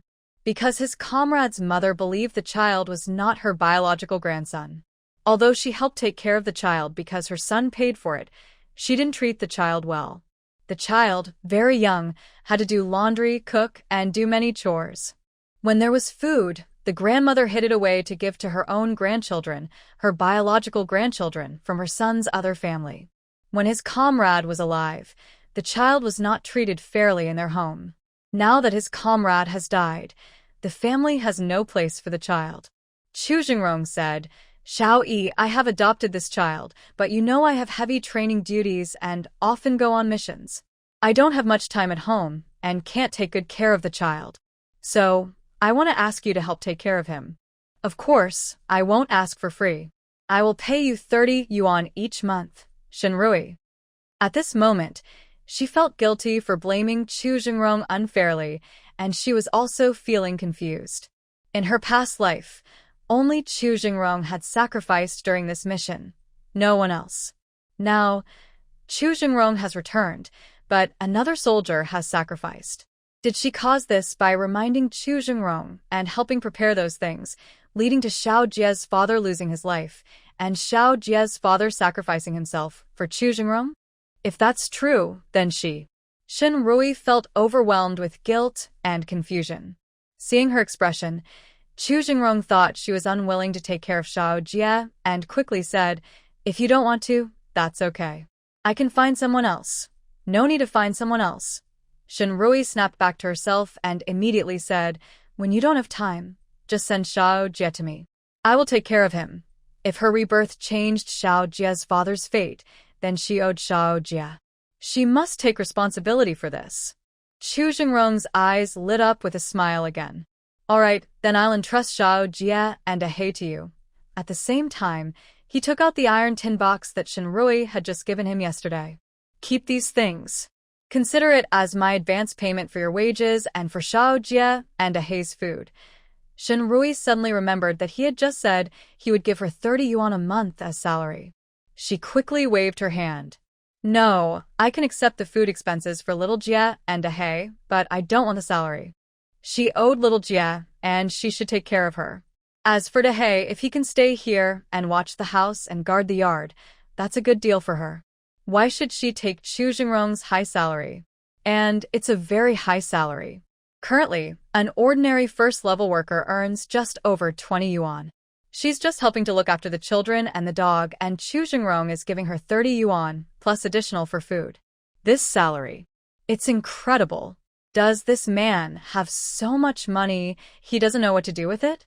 Thinking about the box of large Unity tokens he kept for her earlier, yes, he is indeed quite wealthy. Then she thought about his dull military life. It seems he really has nowhere to spend money. But even if he has money and nowhere to spend it, she shouldn't take his salary. She told Chu Jingrong that she planned to go to the hospital for a job interview, so she could earn her own salary in the future and wouldn't need him to pay her. After she finished speaking, Chu Jingrong raised an eyebrow with a smile in his eyes. Not hiding her skills anymore. Shen Rui smiled brightly, tucking a strand of hair behind her ear. "No more hiding. From now on, I want to live for myself." Chu Jingrong's smile deepened. "Good, that's more like you." Since she was a child, she had always been a strong-willed person. When she was young, to practice medicine, she was afraid of frogs but still caught them one by one to dissect. To practice acupuncture, she used silver needles to poke her own acupoints. But since she married Chen Jiangwo, she had abandoned all her proud medical skills. She spent her days surrounded by pots, pans, and household chores, and her sparkle gradually faded, like a pearl covered in dust.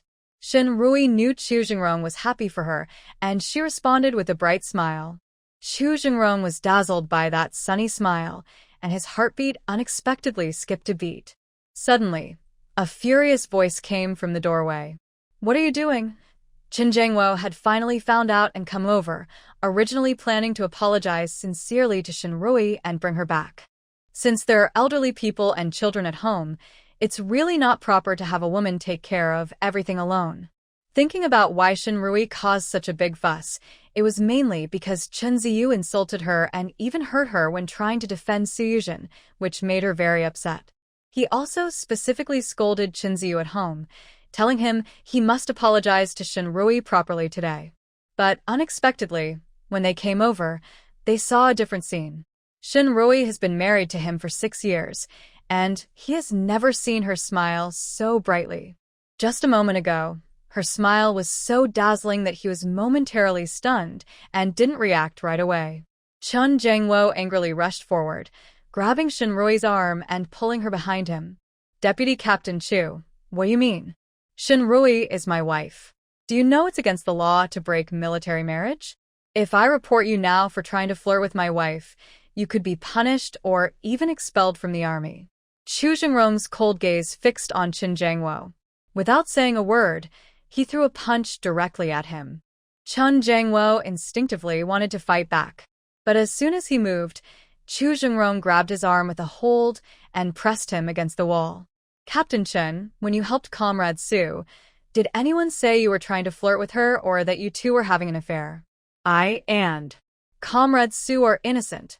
Chen Jiangwo's face was pressed against the wall, and his words were a bit unclear. "Which of your eyes saw me being unfaithful with Comrade Shin? Chu Jingrong asked coldly. Chun Jangwo's chest heaved with anger, but he had no way to respond. Seeing her father being pressed against the wall by Chu Jingrong and unable to fight back, Chunzi also got angry. But he didn't dare to confront Chu Jingrong. Instead, he directed his anger at Shinrui. He picked up a broken tile from the ground and rushed toward Shinrui. "You bad woman. You ordered that bad man to bully my dad. I'll beat you to death." Shinrui was anxious about whether to pull Chu Jingrong and Shin Jangwo apart. She didn't expect Chunzi to attack her. When she heard Chunzi's voice, he had already rushed in front of her. Her heart sank, feeling a sharp pain deep inside. Just as she wanted to dodge, a small figure suddenly appeared out of nowhere. "Don't you dare bully my aunt." Chu Jie pushed Chunzi away sharply. The broken tile in Chunzi's hand cut across Chu Jie's small arm, not only tearing his clothes, but also causing a small bleeding wound. Chu Jie also pushed Chunzi, causing him to sit heavily on the ground. There were still leftover broken tiles from the morning pile on the ground. Chunzi happened to sit among the broken tiles and immediately cried out in pain, sobbing loudly. Shinrui quickly checked Chu Jie's injury. "Shao Jie, how are you? Does it hurt a lot?" Blood was already seeping from Chu Jie's arm. The child pressed his lips together, shook his head, and forced a smile as he said to Shinrui, "Annie, I'm fine. It doesn't hurt much. Don't be scared, Auntie. Shao Jie will protect you." Shinrui's heart suddenly felt heavy, like a ball of cotton blocking her chest. Her son, whom she had raised with great effort and care, wanted to die. In his past life, he indeed took her life. And today, just after meeting her, he, a child who had only shown a little kindness, said he would protect her and proved it with his actions. Shinrui gently patted Chu Jie's small head and took his hand. "Shao Jie, let's go back inside. Auntie will put medicine on your wound." Last time, she prepared many medicines for stopping bleeding and treating injuries, not only for Chu Jingrong, but also some leftovers for Chu Jie. Chunzi didn't expect Shinrui to directly hold the little troublemaker's hand and lead him into the house, ignoring him completely. He felt angry and a bit panicked at the same time. In the past, whenever this happened, his mother would be the first to step in front of him, check if he was hurt, and scold the little troublemaker who pushed him. He instinctively got up quickly, chased after Shinrui and Chu Jie, and stopped them. "Where are you going? You're not allowed to take him. If you don't care about him and only care about me, I won't recognize you as my mother anymore." Chunzi raised his chin arrogantly and said to Shinrui. Shinrui's gaze grew colder. She hadn't paid much attention to Chunzi recently, and he had become even more mean than before. Hearing Chunzi's words, Chu Jie felt a little scared. He hurriedly broke free from Shinrui's hold and apologized nervously. "Auntie, I'm sorry. I didn't know that little brother was your child." He was only worried about not letting Annie get hurt and forgot that Chunzi was actually Auntie's biological child. "Shao Jie, you don't need to apologize," Shinrui said, giving Chunzi a quick look. She squatted down to comfort Shao Jie and said, "You didn't do anything wrong. Annie should thank you for protecting her." As for him, Shinrui's cold gaze turned to Chunzi, and her tone grew even colder. He used to be Andy's child, but from the moment he pushed Andy and tried to hit her with a brick, he was no longer her child. Hearing Shinrui's words, Chu Jie was furious. He clenched his small fists and asked Chunzi, "Annie is your mom. She's so kind. Why did you push her and try to hit her with a brick?" "You're a bad kid." Chunzi was initially a little nervous after hearing Shinrui's words. But when Chu Jie questioned him, he straightened up confidently. "She's not good. She bullies my Aunt Sue. She's a bad woman. She deserves to be hit." Shinrui felt her heart numb with pain. She held Chu Jie's hand and said coldly to Chunzi, "Since your Aunt Sue is good, and I'm bad, then go find your Aunt Sue. Don't come to me. From now on, I am not your mother and you are not my son." Chunzi's face changed briefly, but he quickly calmed down and said fiercely, "If it's gone, it's gone. I don't care. I have Aunt Sue to be my mom." Shinrui didn't want to say anything more and took Chu Jie to the house. Just then, Shunguiqiang, who had been woken up from his nap by the noise, came out of the room. "Little sister, what's going on? Why is it so noisy?" Shenrui briefly explained what had happened. "Third brother, you should send those father and son out. I don't want to see them." If it were only Shunguiqiang, Shenrui wouldn't feel comfortable letting him do it alone.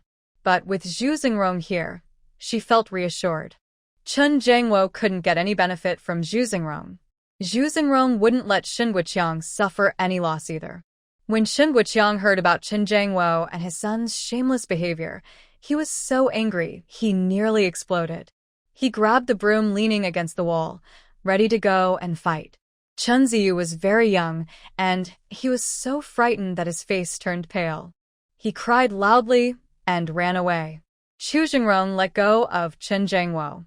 Worried that Chunzi might get into trouble alone, Chun Jiangwo didn't argue further and hurried after him. Before leaving, he called out to Shenrui inside the house. "Xiao Yi, we are married. You can't treat me like this forever. Calm down for a few days and I will come back to see you later." Pfft. Shunguiqiang spat at Chun Jiangwo. "Who said we are married? My sister is going to divorce you. Let me tell you, if you bother my sister again, I will fight you every time I see you." In the afternoon, Zhu Xingrong took Chu Jie's luggage and a hay to Shenrui's house. Before going back to get his things, Zhu Xingrong told Chu Jie clearly that he wanted him and a hay to stay with Shenrui to protect her. Chu Jie heard this task from his father and immediately puffed out his chest and nodded seriously. Yes, Dad. Don't worry, I will stay with the hay to protect Andy." Zhu Xingrong didn't really like children. But seeing Chu Jie's adorable face, he couldn't help but pat his little head. "Little Jie is great. When I have free time, I will teach you martial arts." Chu Jie's eyes sparkled, and he nodded even more proudly. "Yes, I will learn martial arts so I can better protect Andy and Dad." Next to them, Shunguiqiang came over to join the fun. "Little Jie, you only protect your auntie and dad, not uncle?" Chu Jie looked determined and replied, "I will protect uncle too. Ha. Shunguiqiang was amused by the serious look of the little boy and laughed out loud. Shenrui and Zhu Xingrong also couldn't help but smile. Later, Shenrui packed Chu Jie's small bag. She found that it only contained a change of clothes, which were patched up, with 2 torn spots that hadn't even been mended. From these clothes, it was clear how much her grandmother disliked Chu Jie in his original home. According to Zhu Xingrong, Chu Jie's foster father used to send him clothes regularly. But his grandmother gave those clothes to other grandchildren. Even though the clothes were new for Chu Jie, he could only wear old, torn clothes that no one wanted, with no patches sewn on. Thanks to Xiao Jie being young, his foster father had limited visits over the years. The only thing that left a deep impression on him was his foster father's military uniform.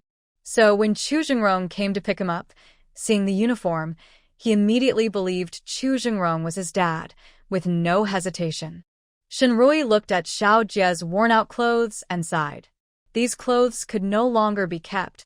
Tomorrow morning, she would take Xiao Jie to the city to buy 2 sets of new clothes for him to change into. Then she would buy some fabric to make a few more outfits for him. Now that autumn has begun, the weather is getting colder each day, and Xiao Jie's winter clothes should be made soon. Shenrui was thinking this to herself. That night, since Xiao Jie was new and didn't feel safe alone, she let him sleep with her.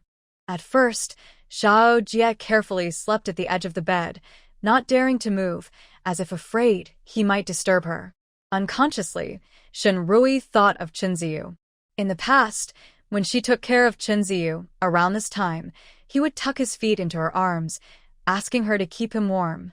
He would also fuss about being thirsty, hungry, or itchy, asking her for water, food, or a scratch. Compared to that, Xiao Jie was truly considerate and made her feel tender. She couldn't help but speak. "Xiao Jie, are you cold? Come, lean closer to Auntie." Xiao Jie obediently moved closer to her. "Auntie, you smell so nice. It's like my mom's scent. My dad said that when I was born, my mom went far away and wouldn't come back. But in my imagination, my mom's scent is just like Auntie's, sweet and nice." Shenrui's heart suddenly fluttered with a light ache, and she felt even more tender. She couldn't help but hold the child close and said, "Auntie will hold you to sleep." Xiao Jie, like a well-behaved kitten, rubbed against her chest and said, "Auntie, you're so kind." She really wished Auntie was his mom. That afternoon, the little boy didn't know what was wrong. Despite having such a caring auntie, he didn't cherish her and even scolded and hurt her feelings, which made her sad. It was really annoying. Children's emotions come and go quickly. Xiao Jie felt upset for Xinrui for a while, smelling her scent and feeling her warmth, and soon fell asleep. Xinrui held the child and quickly drifted off to sleep as well. I don't know why, but when she hugs little Jie to sleep, I feel very peaceful inside. Compared to when I took care of Chunzi before, I feel much more at ease now. Early the next morning, Chu Jingrong came again, carrying 3 lunchboxes. The lunchboxes still had meat buns and boiled eggs. Xinrui was a bit surprised to see him. "Big Brother Chu, you don't need training these days." When Chu Jingrong heard her call him Big Brother Chu instead of Deputy Captain Chu, he felt it sounded more natural. As he entered the yard, he said, "We just finished a mission and have a few days off. I'm free today, so I thought I'd go with you to buy clothes for little Jia. Eating only meat buns and boiled eggs for breakfast isn't good. Both are a bit dry and need something more liquid to swallow easily." Xinrui planned to cook some porridge and prepare a small side dish. Chu Jingrong stopped her. "Just make some milk powder." Xinrui disagreed. "Little Jia just needs milk powder. We all drink milk powder, but one can doesn't last more than a few days. Now, milk powder is not only expensive but also hard to get. It's rationed and ordinary people can't get it easily. We adults don't need to grow taller anymore, so it's a waste to give us so much. You and little Jia drink milk powder, and you third brother and I can just drink plain water. No need to spend time cooking porridge," Chu Jingrong said. Once Chu Jingrong spoke, Shen Wuqiang didn't dare to argue. He nodded repeatedly. Yes, little sister. Having meat buns and boiled eggs is already good enough. No need to bother with porridge." Actually, he didn't want to drink porridge either. What's so good about porridge? Eating meat buns and eggs every day, that's a blessed life. The Shin family has 4 workers, and their conditions are already quite good. But they only get to eat meat or have meat dishes once every half month or month. Eggs are only enough for Shin Qingming to have one each day. Xinrui thought Chu Jingrong might be busy buying clothes for little Jia and had other things to do, so she didn't insist on cooking porridge. He made a bowl of milk powder for little Jia, and she, Chu Jingrong, and Shen Wuqiang all drank plain boiled water. When Chu Jingrong saw the bowl of plain water in front of her, he frowned slightly, then got up and went to the kitchen. Soon, he took out a bowl and prepared some milk powder, placing it in front of Xinrui. "Drink this with little Jia to get stronger. You're so thin you might away in the wind." Xinrui. She had just started to think that this person had been a bit more pleasant to talk to these days, but his old habits seemed to have returned. Meanwhile, Shen Guqiang, a loyal supporter of Chu Jingrong, looked her over and nodded seriously, saying, "Yes, little sister, you are a bit too skinny. Girls should have some flesh on them to look good. Brother Jingrong is right to have you drink milk powder to gain weight." Xinrui. Is this a question of whether she should or not? She took a sip of the milk and said, "Once this can is finished, I will buy the next one." She knew Chu Jingrong wouldn't accept money from her. Chu Jingrong looked at her and said, "If you can earn money and get tickets, then you can say that." Xinrui. Chu Jingrong added, "Don't worry, drink up. If you talk more, I can still support you." Xinrui. Sometimes she just couldn't understand. This person was clearly kind-hearted, but the words he spoke were so harsh. After breakfast, the 4 of them left the house together, leaving Dahe to watch over the home. Recently, Shen Wuqiang had been busy with her matters and hadn't gone to the black market. Today, he probably needed to go there again. Xinrui and Chu Jingrong took little Jia to the supply and marketing cooperative to buy clothes. Currently, the cooperative sold some simple ready-made clothes, but if they wanted stylish and high-quality ones, they had to go to the friendship store. Chu Jingrong rode his bicycle, carrying little Jia on the front bar, while Xinrui sat sideways on the back seat. The moment Chu Jingrong mounted his bike, a faint smile appeared on his lips. He pedaled to the supply and marketing cooperative. Today was a weekday and it was still early, so there weren't many people inside. Shinrui and Chu Jingrong went straight to the ready-made clothing counter. Shinrui asked the clerk to help take out all the children's clothes for her to see. Ready-made clothes are expensive. You should go to that counter to buy fabric. Fabric is cheaper, the clerk said proudly, glancing at Shinrui and Chu Jia. Seeing Shinrui dressed so plainly and Chu Jia's outfit even worse, the clerk looked at them with some impatience and said. After saying that, she muttered, "It's so strange. Everyone wants to see the clothes. Do they even know if they can afford to buy them?" The clerk's voice was loud. Chu Jia, who had never been to the city before, was visiting a supply and marketing cooperative for the first time. At first, everything seemed new and exciting, and he looked around eagerly. But when the clerk said that, he immediately felt shy and hid behind Shinrui, lowering his head to hide his face. He looked at his worn cloth shoes, with toes sticking out. These shoes were made by his grandmother for his older cousin, who couldn't wear them anymore because they were torn. So she gave them to him. But these were the best shoes he had. He knew he had embarrassed his aunt and father. Quietly, he tugged at Shinrui's sleeve and said, "Auntie, you don't need to buy me clothes. I have enough to wear." Seeing how sensible Chu Jia was made Shinrui feel even more caring. She looked at the clerk with a surprised face, about to speak. Suddenly, Chu Jingrong's cold and stern voice interrupted her. "Comrade, please turn around and look at the sign on the wall." Chu Jingrong wasn't wearing his military uniform today, but he had a commanding presence, and his voice was very forceful. Maybe his strong aura was too much for the clerk. The clerk obediently turned around to look at the sign on the wall. "Read it out loud," Chu Jingrong ordered in a deep voice. The clerk was so frightened that her throat tightened. She swallowed hard and nervously read, "Serve the people. Is that how you serve the people?" Chu Jingrong's voice was cold and intimidating. "I want to ask your supervisor if that's how they teach you to serve the people." The clerk had only been scared by Chu Jingrong's powerful presence and had followed his words without thinking. Now that she had calmed down, she realized Chu Jingrong was standing up for Shinrui and the others, and her face looked unhappy. "Comrade, please don't cause trouble. Clothes are already expensive, and besides, everyone is looking at and touching the new clothes. Once they get worn out, who will buy them?" The clerk thought she made a good point and raised her voice a little. Just then, a chubby figure passed by. Huang Jianhua, the director of the supply and marketing cooperative, saw Chu Jingrong and hurried over, politely asking, "Deputy Group Leader Chu, are you here to buy something? Let me know what you need, and I'll take you there." Just now, the cashier, who was confident and assertive, listening to Director Huang's title and seeing his flattering expression, suddenly turned pale. She looked at Shinrui and Chu Jia, both dressed quite plainly, and at Chu Jingrong, who also looked average. She thought they were ordinary common folks, only slightly better looking and a bit more confident. She didn't expect that this man was actually the vice squad leader, who even their director had to flatter. She quickly apologized, saying, "Comrade Chu, sorry, I was rude just now. If you want to see a piece of clothing, I'll get it for you right away." Chu Jingrong ignored her and looked at Shinrui. Shinrui's face was cold. "No need, your supply and marketing cooperative's clothes are too expensive. I'm afraid I might damage them and not be able to pay." Chu Jingrong looked back at Huang Jianhua.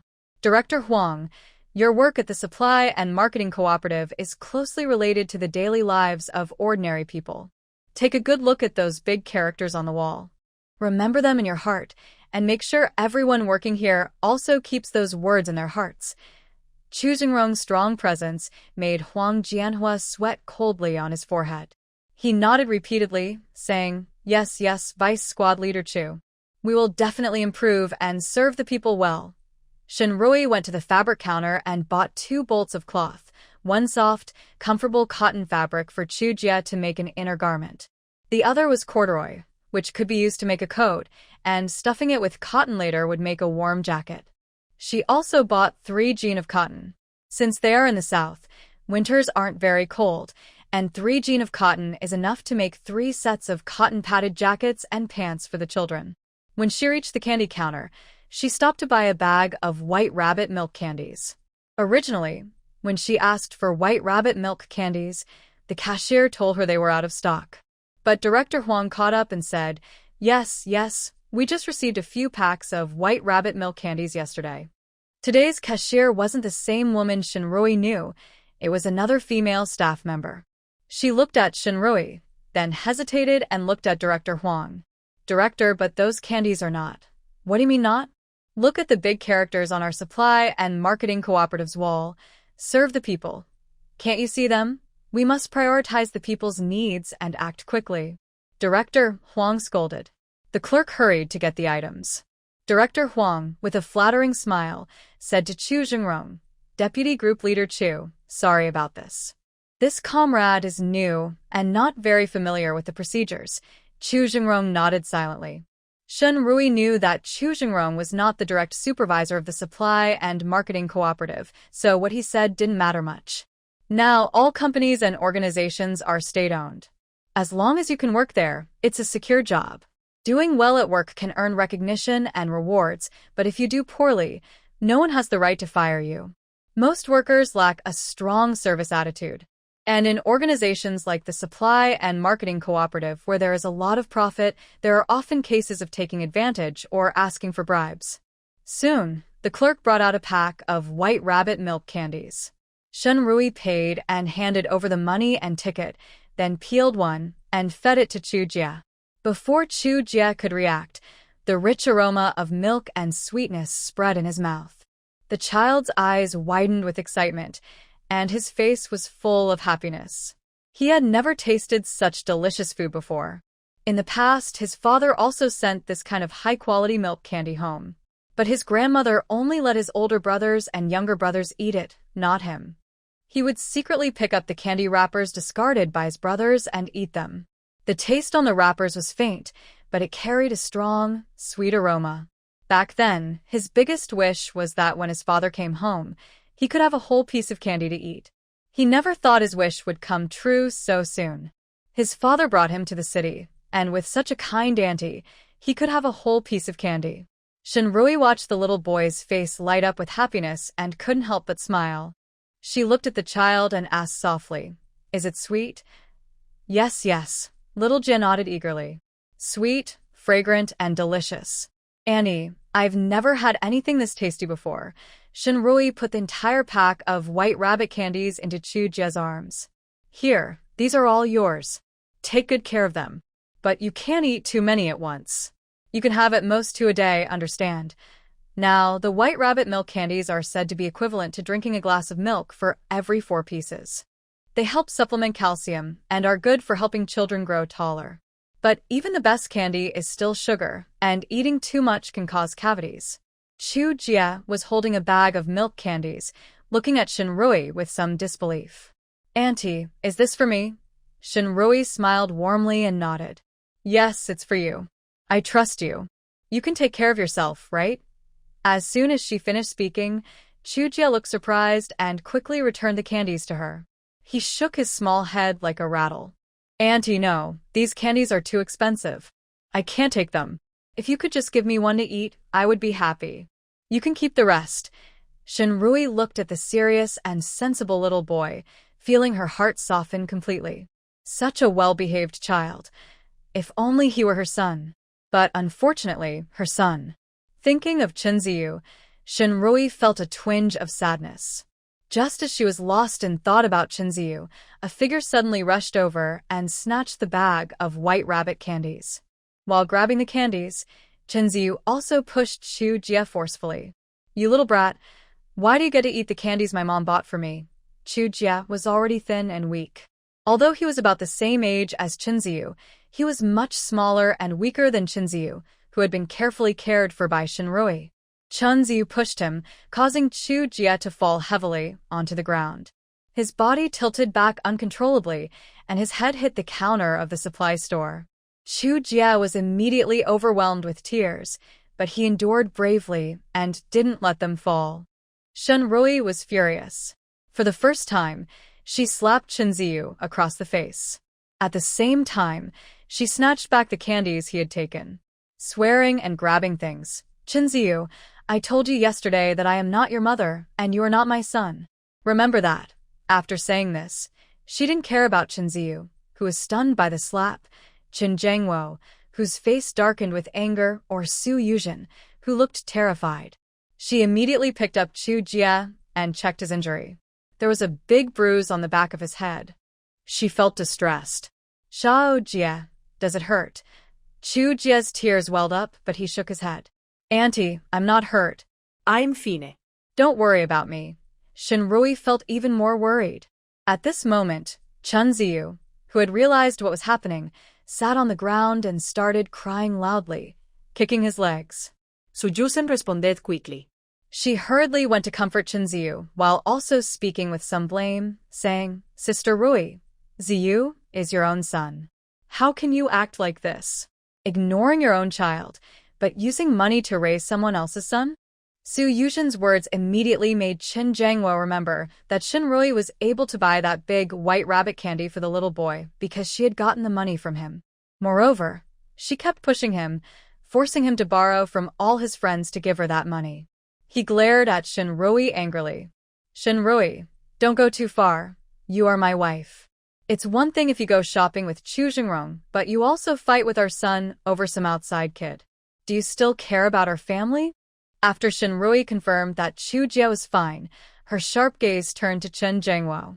Chen Jiangwo, Ziyu, and Su Yuzhen both see her as their mother. How can you refuse to give her a home? Is that reasonable? Shinrui said sarcastically. Chen Jiangwo frowned. How many times do I have to tell you? I have nothing to do with Comrade Su. When will you stop causing trouble? Shinrui now realized that Chen Jiangwo truly didn't understand her words. He still thought she was just causing trouble. Chen Jiangwo looked at Shinrui with a tired expression, as if he didn't want to argue anymore. He glanced at Chu Jingrong and softened his tone. Shao Yi, I know I helped Comrade Su before without discussing it with you, and that made you angry. But now that you've caused a fuss, I promise that from now on, you'll be the one to receive my allowance, and you can spend it however you want. You also argued with Deputy Captain Chu about me. Let's stop fighting and go back home to live peacefully, okay? Finally, he tried to appeal to her emotionally, holding Chen Ziyu's hand. Shao Yi, even if I disappointed you, think about Ziyu. He's only 5 years old. Without a mother to teach him, he learns all sorts of messy things outside and doesn't even realize it. Shinrui looked at Chen Jiangwo coldly. It was the same as in her previous life. Every time she argued with Chen Jiangwo over Su Yuzhen, he would always compromise verbally and then use Chen Ziyu to appeal to her feelings. But in the end, things remained the same. At that time, she was naive. She always thought her son was her biological child. Even when he was young and rebellious, she believed he would be loyal to her when he grew up. Then her good days would come. She kept waiting for Chen Ziyu to grow up and be sensible, but instead, he pulled out her oxygen tube. She coldly glanced at Chen Ziyu and said, he has found a new mom to teach him now. I am no longer needed. Chen Jiangwo, you should sign the divorce papers soon. Chen Jiangwo's face darkened with anger, and his chest heaved heavily.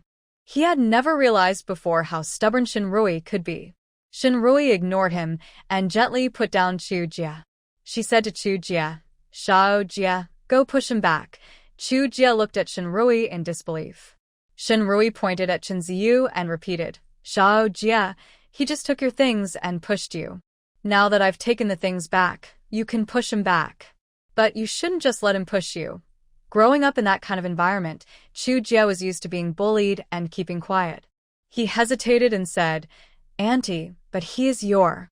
Shinrui knew what Chu Jia wanted to say, so she interrupted before he finished. No matter who he is, if he bullies you, you have to stand up for yourself. Auntie and your dad will always support you. Chu Jingrong, who had been silent, also gave Chu Jia an encouraging look. Chu Jia's fearful expression suddenly became firm. He confidently walked toward Chen Ziyu. Before Chen Ziyu, Chen Jiangwo, and Su Yuzhen could react, he forcefully pushed Chen Ziyu to the ground and shouted fiercely, If you bully me again, I will fight back. Humph. Chen Jiangwo, Su Yuzhen, and even Chen Ziyu didn't expect Shinrui to not only allow Chu Jia to fight back, but also encourage him. Chen Ziyu sat on the ground, not crying or making a fuss this time. Instead, his eyes turned red, and tears welled up as he looked at Shinrui. He looked so pitiful, almost heartbreaking. Shinrui's heart felt like it was pierced by a sharp needle. But she quickly suppressed that feeling.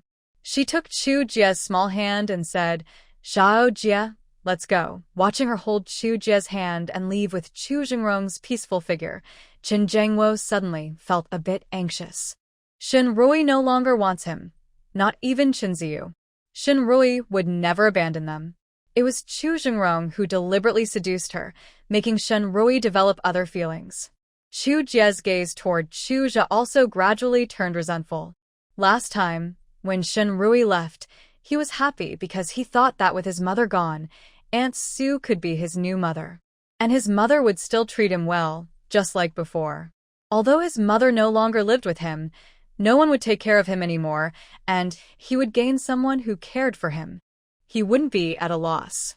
But now, his mother was taken away by that little troublemaker, and the candies she bought were stolen by him. He wouldn't let him get away with it. Su Yushin looked at the faces of the father and son and felt a bit nervous. Her eyes reddened as she tearfully said, "Brother Zhengwo, it's all my fault. Rui probably misunderstood us and called Deputy Captain Chu to act out a scene to upset you." No matter what the relationship between Shinrui and Chu Jingrong was, she would never allow Shinrui to be involved with Chu Jingrong. Chu Jingrong's rank was higher than Chen Zhengwo's, his abilities were better, and even his family background was superior. After Shinrui divorced Chen Zhengwo, she was just a second marriage woman, a woman of questionable reputation. Why should she marry Chu Jingrong? Even if she thought Chu Jingrong would die early, like in his previous life. Even if Chu Jingrong was a man she abandoned after weighing her options, she wouldn't allow another woman to get involved, especially that woman being Shinrui. How could Shinrui compare to her? Chen Zhengwo's gloom in his heart suddenly eased a lot. It turned out Shinrui's contact with Chu Jingrong was just to upset him. He had said, if Shinrui loved him so much, loved Chunzi so much, how could she be willing to divorce him? How could she abandon Chunzi? Su Yushin watched Chen Zhengwo's relaxed expression and felt a bit uncomfortable. But her main goal was to interfere with Shinrui and Chu Jingrong's relationship. As for Chen Zhengwo, she believed she could control him easily. Whenever she needed him, just a flick of her finger, and Chen Zhengwo would happily serve her. Su Yushin suppressed her discomfort and kindly said, "Brother Zhengwo, you should go talk to Rui and clear things up so she doesn't misunderstand again. I can go shopping by myself." "No need," Chen Zhengwo replied without hesitation. "If I chase after her now to explain, she'll think it works on me, and it'll never end. If I ignore her, she'll realize this trick doesn't work, and she'll stop bothering us." Su Yushin opened her mouth to say more, wanting to persuade him. But now she wasn't sure if Shinrui was truly over Chen Zhengwo, or if she was trying to get close to Chu Jingrong. Chen Zhengwo was proud and confident. Since he already thought this way, urging him to find Shinrui would only make things worse. At this moment, Chen Zhengwo was already urging her to hurry and buy what she needed. Su Yushin saw that Chen Zhengwo wasn't really in a hurry to find Shinrui. He just wanted to seem calm. Once she understood this, Su Yushin stopped hesitating and quickly bought everything she needed. Meanwhile, Chu Jingrong took Shinrui and Chu Jie directly to the friendship store. When their bikes stopped outside the store, Shinrui was surprised and asked, "Big brother Chu, why are we here?" "You need foreign exchange coupons to buy things in the friendship store." Nowadays, the friendship store mostly only served foreigners and people with certain status or positions. They didn't use regular tickets but foreign exchange coupons for purchases. When Chu Jingrong handed her all the money, she didn't notice he had foreign exchange coupons. Chu Jingrong's face was gentle as he explained, "I went yesterday to exchange some money." Shinrui was silent. She had only casually mentioned yesterday that Xiao Jie's clothes needed replacing, and they could buy a new set to change into, since the old ones had been used for days. She didn't expect Chu Jingrong to take it seriously and exchange all the foreign exchange coupons. A strange, hard-to-explain feeling suddenly welled up in Shinrui's heart. In the past, she would also complain to Chen Zhengwo about these small matters. But Chun Jangwo always impatiently told her she could handle these small things herself, no need to ask him. She used to comfort herself, thinking men were busy with their careers and couldn't care about these trivial matters. He trusted her to handle everything. But now, comparing him to Chu Jingrong, she realized how cheap Chun Jangwo's trust was. He didn't show concern, didn't give money, and didn't even say a word. Back then, she could also manipulate herself, and she was really foolish. She looked at Chu Jingrong's tall figure ahead and couldn't help but think, how can life be the same with anyone? At this moment, Chu Jingrong had already taken Chu Jia to the clothing area. She quickly pushed aside those messy thoughts and followed the father and son. Although she and Chu Jia weren't dressed very well, the clerk at the friendship store clearly had better service awareness than the supply and marketing cooperative. The clerk kindly picked out a green military uniform suitable for the season for Chu Jia to try on. Now, most ready-made clothes are sold directly, and trying them on is rare. Buying ready-made clothes means just holding them up to see if they fit. As long as the size is close, it's fine. Children's clothes, especially boys, don't have many styles to choose from. Mostly just green military uniforms. Chu Jingrong bought a set for Chu Jia. Shen Rui was about to leave. But Chu Jingrong pointed at a red dress in the display case and said, "Comrade, please take out that dress for me to see." The clerk immediately took out the dress and enthusiastically introduced, "Comrade, you have good taste. This dress just arrived from Shanghai and is the latest style popular in big cities this year. Your wife has such a good figure. It will look great on her." Shen Rui heard the clerk misunderstand her relationship with Chu Jingrong and hurriedly tried to explain. But Chu Jingrong didn't give her a chance to speak and directly asked the clerk, "Do you have her size?" "Yes, we do. This small size will fit your wife perfectly. If you're worried, you can try it on in our restroom," the clerk said warmly. Seeing the clerk's cheerful face, Shen Rui couldn't help but feel a bit reluctant to refuse. She didn't expect that staff with stable jobs in this era could have such strong service awareness. The clerks at the friendship store are truly different.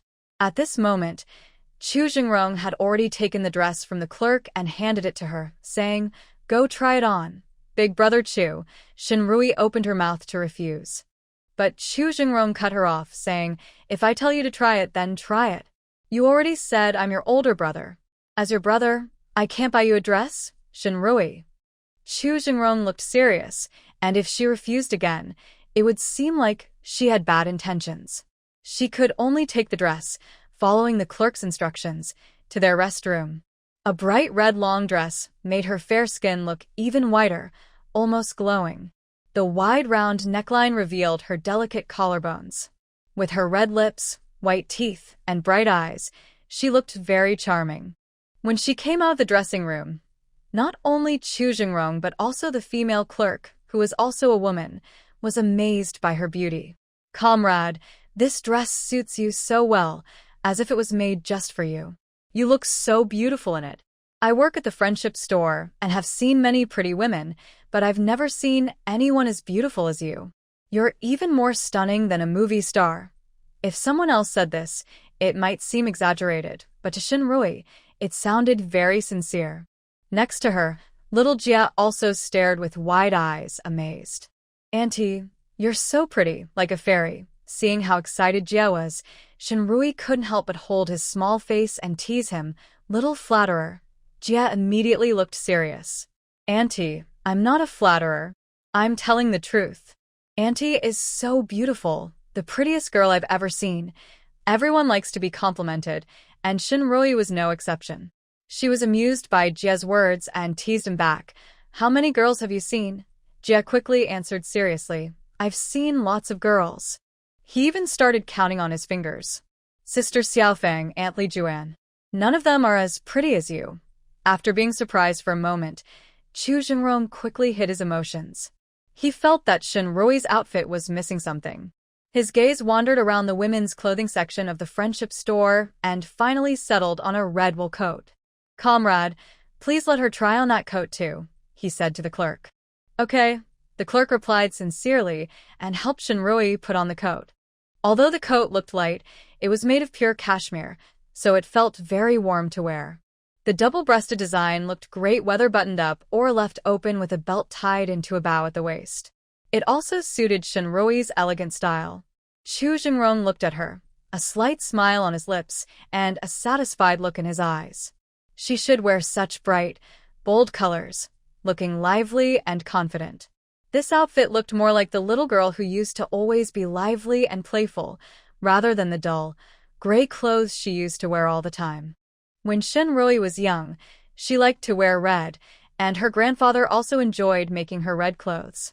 But since marrying Chen Jingwo, she wore black and gray clothes to make chores easier, and she never wore such bright colors again. Now, when she suddenly put on this bright outfit, she felt a bit shy. She quickly tried to take it off, saying, "This color is too bright. It looks like I'm about to get married." As soon as she spoke, Chu Jingrong's mind moved slightly, and a glint appeared in his deep eyes. "That color suits you. It's more like what you should wear," he said directly, expressing what he was thinking. He then turned to the clerk and said, "I'll take both of these outfits." Shinrui hesitated for a moment before trying to take off her coat. She understood what Chu Jingrong meant. He was saying she should be like this naturally, not dull and gray like she had been in the Chen family these past few years. Shinrui made up her mind to buy these two outfits. Her change might need to start from her appearance. Then, from the outside in, she would erase all the marks left on her by her past life and the Chen family. By the time she realized it, Chu Jingrong had already paid and received the receipts. She decided to go back to the lounge and change into her new clothes first. Although the dress and coat were both beautiful, wearing them together was a bit too flashy. She took them back to match with the new clothes her third brother bought for her. The clerk probably didn't hear her earlier conversation with Chu Jingrong. When she folded and handed the clothes to her, she smiled with envy and said, "Comrade, you're really lucky. Your husband is not only handsome but also so good to you. It's truly enviable, Shinrui." She awkwardly smiled and explained, "He's my brother, not my husband." The clerk also looked a bit embarrassed. "Sorry, comrade. Your sibling relationship is so sweet, I thought." Shinrui waved her hand and took the clothes from the clerk. "It's okay, thank you." Before leaving the friendship store, Chu Jingrong went to the lounge first to change Chu Jie into his new clothes. Chu Jie's clothes were so torn that he couldn't stand to see them anymore. Shinrui didn't expect that after leaving the friendship store and returning to the supply and marketing cooperative, she would still run into Chen Jingwo and the others. Chen Jingwo had borrowed a bicycle to come to the city. At this moment, his bicycle's crossbar was carrying Chunzi and some newly bought items, with Su Yuzhen sitting on the back seat. Chu Jingrong's crossbar was carrying Chu Jie and some things, and Shinrui was also sitting on the back seat. When Chen Jingwo saw Shinrui, he got angry. "Shinrui, you're a married woman riding on another man's bike. Don't you feel ashamed?" Chen Jingwo often rode his bike with Su Yuzhen, so he knew that even if they sat sideways on the back seat, the bumps from the bike could cause them to touch each other. Thinking about Shinrui's chest touching Chu Jingrong's back, he felt very upset. Shinrui looked at him with a bit of amusement. "Fine, I won't ride someone else's bike. I'll sit on your bike. You can let Comrade Su walk back by herself. From the city to the army, it's more than 10 miles and it's mountain roads, which are not easy to walk." Although Su Yuzhen wanted Chen Jingwo to interfere and stop Shinrui and Chu Jingrong from being close, she didn't want to pay the price of walking back herself. She immediately bit her lip, with tears in her eyes but a strong tone, saying, "Brother Jingwo, you should take Sister Rui back. I'll walk back by myself." At the same time, she said to Shinrui, "Sister Rui, please don't misunderstand me and Brother Jingwo. Our families are neighbors and we've known each other since childhood. If I had anything with him, he wouldn't be marrying you." Chen Jingwo thought Su Yuzhen's words made a lot of sense. But Shinrui kept pushing and causing trouble, refusing to let go. Now she was even forcing Su Yuzhen to walk back alone. He didn't think it was safe for a young woman to walk such a long mountain road alone. She was deliberately targeting Yuzhen. He said with a serious face, "Shinrui, stop causing trouble. Comrade Su walking alone on such a long mountain road isn't safe. Get off first, walk back a bit, and I will take Comrade Su back. Then I will come back to pick you up." Shinrui almost laughed at his words. Chen Jiangwo, are you crazy? She's a woman, and I'm not? If she's unsafe, does that mean I'm safe? Or do you think I'm stupid? I can clearly take a bus back now, but I won't. I want to walk and wait for you. After speaking, she didn't wait for Chen Jiangwo to respond and said to Chu Jingrong, Big brother Chu, let's go. Don't pay attention to those noisy dogs. Chu Jingrong turned his head to glance at Chen Jiangwo, then happily pedaled away on his bike. Chen Jiangwo was left speechless, unable to say a word. He felt very annoyed inside. Why is Shinrui acting so unreasonable now? He had already said he would take Yujin back first and then come to pick her up, but she still refused to listen. She is different from Yujin. Yujin is in a singing and dancing troupe and doesn't have much strength. But when she was back home, she could go into the mountains alone to chop firewood. She could even catch some wild chickens or rabbits while chopping wood to improve their life. Now, he just asked her to walk a short mountain path. What's the danger in that? Chu Jingrong's bike rode far ahead, and Chen Jiangwo, feeling angry, started pedaling his bike. At this moment, Chunzi spoke up. Dad, did you see? Mom even bought new clothes for that little troublemaker. That new uniform should be mine. Mom promised me she would buy it for me during the new year. Chen Jiangwo hadn't noticed this at all. But thinking about Shinrui using the money he borrowed to support another man and children made him so angry that his chest almost burst. He didn't even realize that Ziyu was cursing again. When Shinrui got home, Shin Wuqiang was already back. Today, Shin Wuqiang seemed in a good mood and brought back a piece of meat about a pound in weight. Xiao Jie and Ahei just came to our house. I bought some meat to welcome them. Brother Jingrong, you should also eat with us today. My little sister and I will cook, and I promise you'll be satisfied. Chu Jingrong looked at Shin Wuqiang happily and said, Okay, hee. Shin Wuqiang chuckled happily. I'll go cook now. You sit for a while. But Chu Jingrong didn't sit down. Instead, he rolled up his sleeves and went into the kitchen to help. Shinrui originally thought she would be the main person cooking today, with her third brother helping her. But unexpectedly, her third brother was indeed helping, but the main person was Chu Jingrong. With her third brother and Xiao Jie helping, they took over all the work, and she found herself with nothing to do. Watching Chu Jingrong skillfully wave the spatula, she couldn't help but think of Chen Jiangwo again. Chen Jiangwo never enters the kitchen. Sometimes she cooked dinner late, and when Chen Jiangwo finished his training, she still hadn't finished cooking.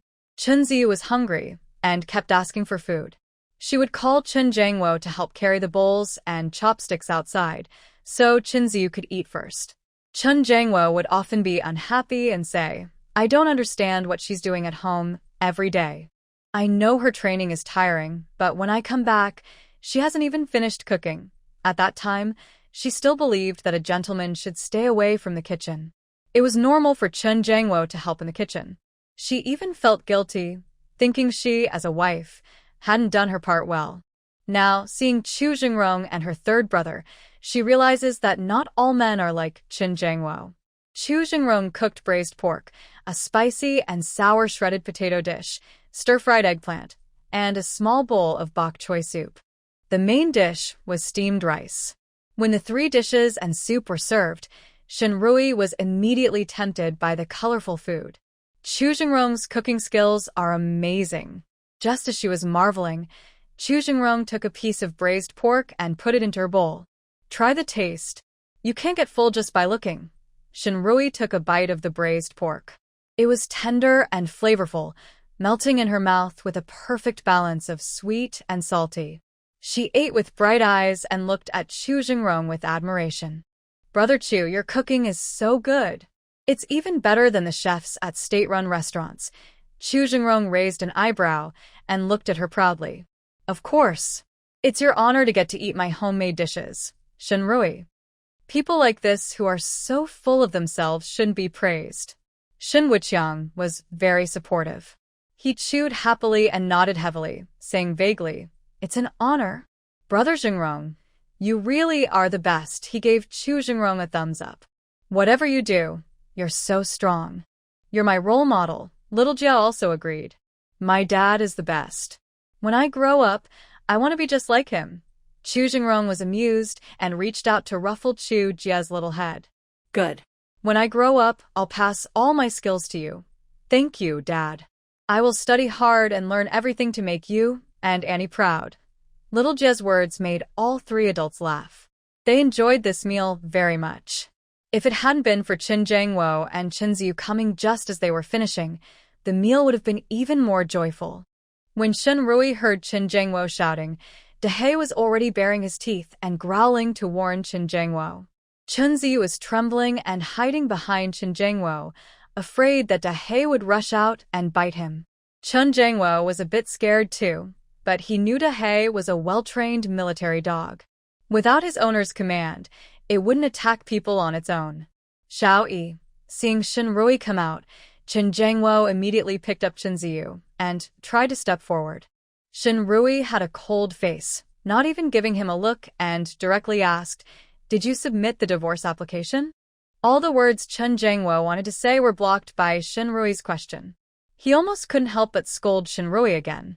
But after taking a deep breath, he held back. Xiao Yi, I know you're angry because I got too close to Comrade Su, and that's why you deliberately found Deputy Captain Chu to upset me. I will be more careful in the future and keep my distance from Comrade Su.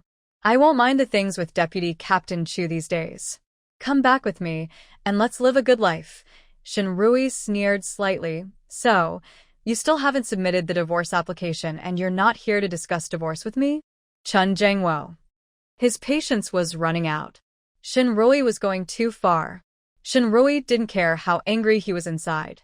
She directly ordered, Dahei, bite him. Woof. Obeying the command, Dahei shot out like an arrow. Qin Jiangwo's face changed drastically in fear, instinctively protecting Chunzi in his arms. Dahei bit his pant leg directly. Chunzi was so scared he wet himself, and the soaked Qin Jiangwo's clothes, flowing down his pant leg. Qin Jiangwo looked extremely upset. Shen Rui was really giving him no face now. Her expression was cold and emotionless. Qin Jiangwo, I hope next time you come, you've already submitted the divorce application and come to discuss it with me. Otherwise, every time you come, Dahei will bite you. After speaking, she called Dahei back and went straight into the yard.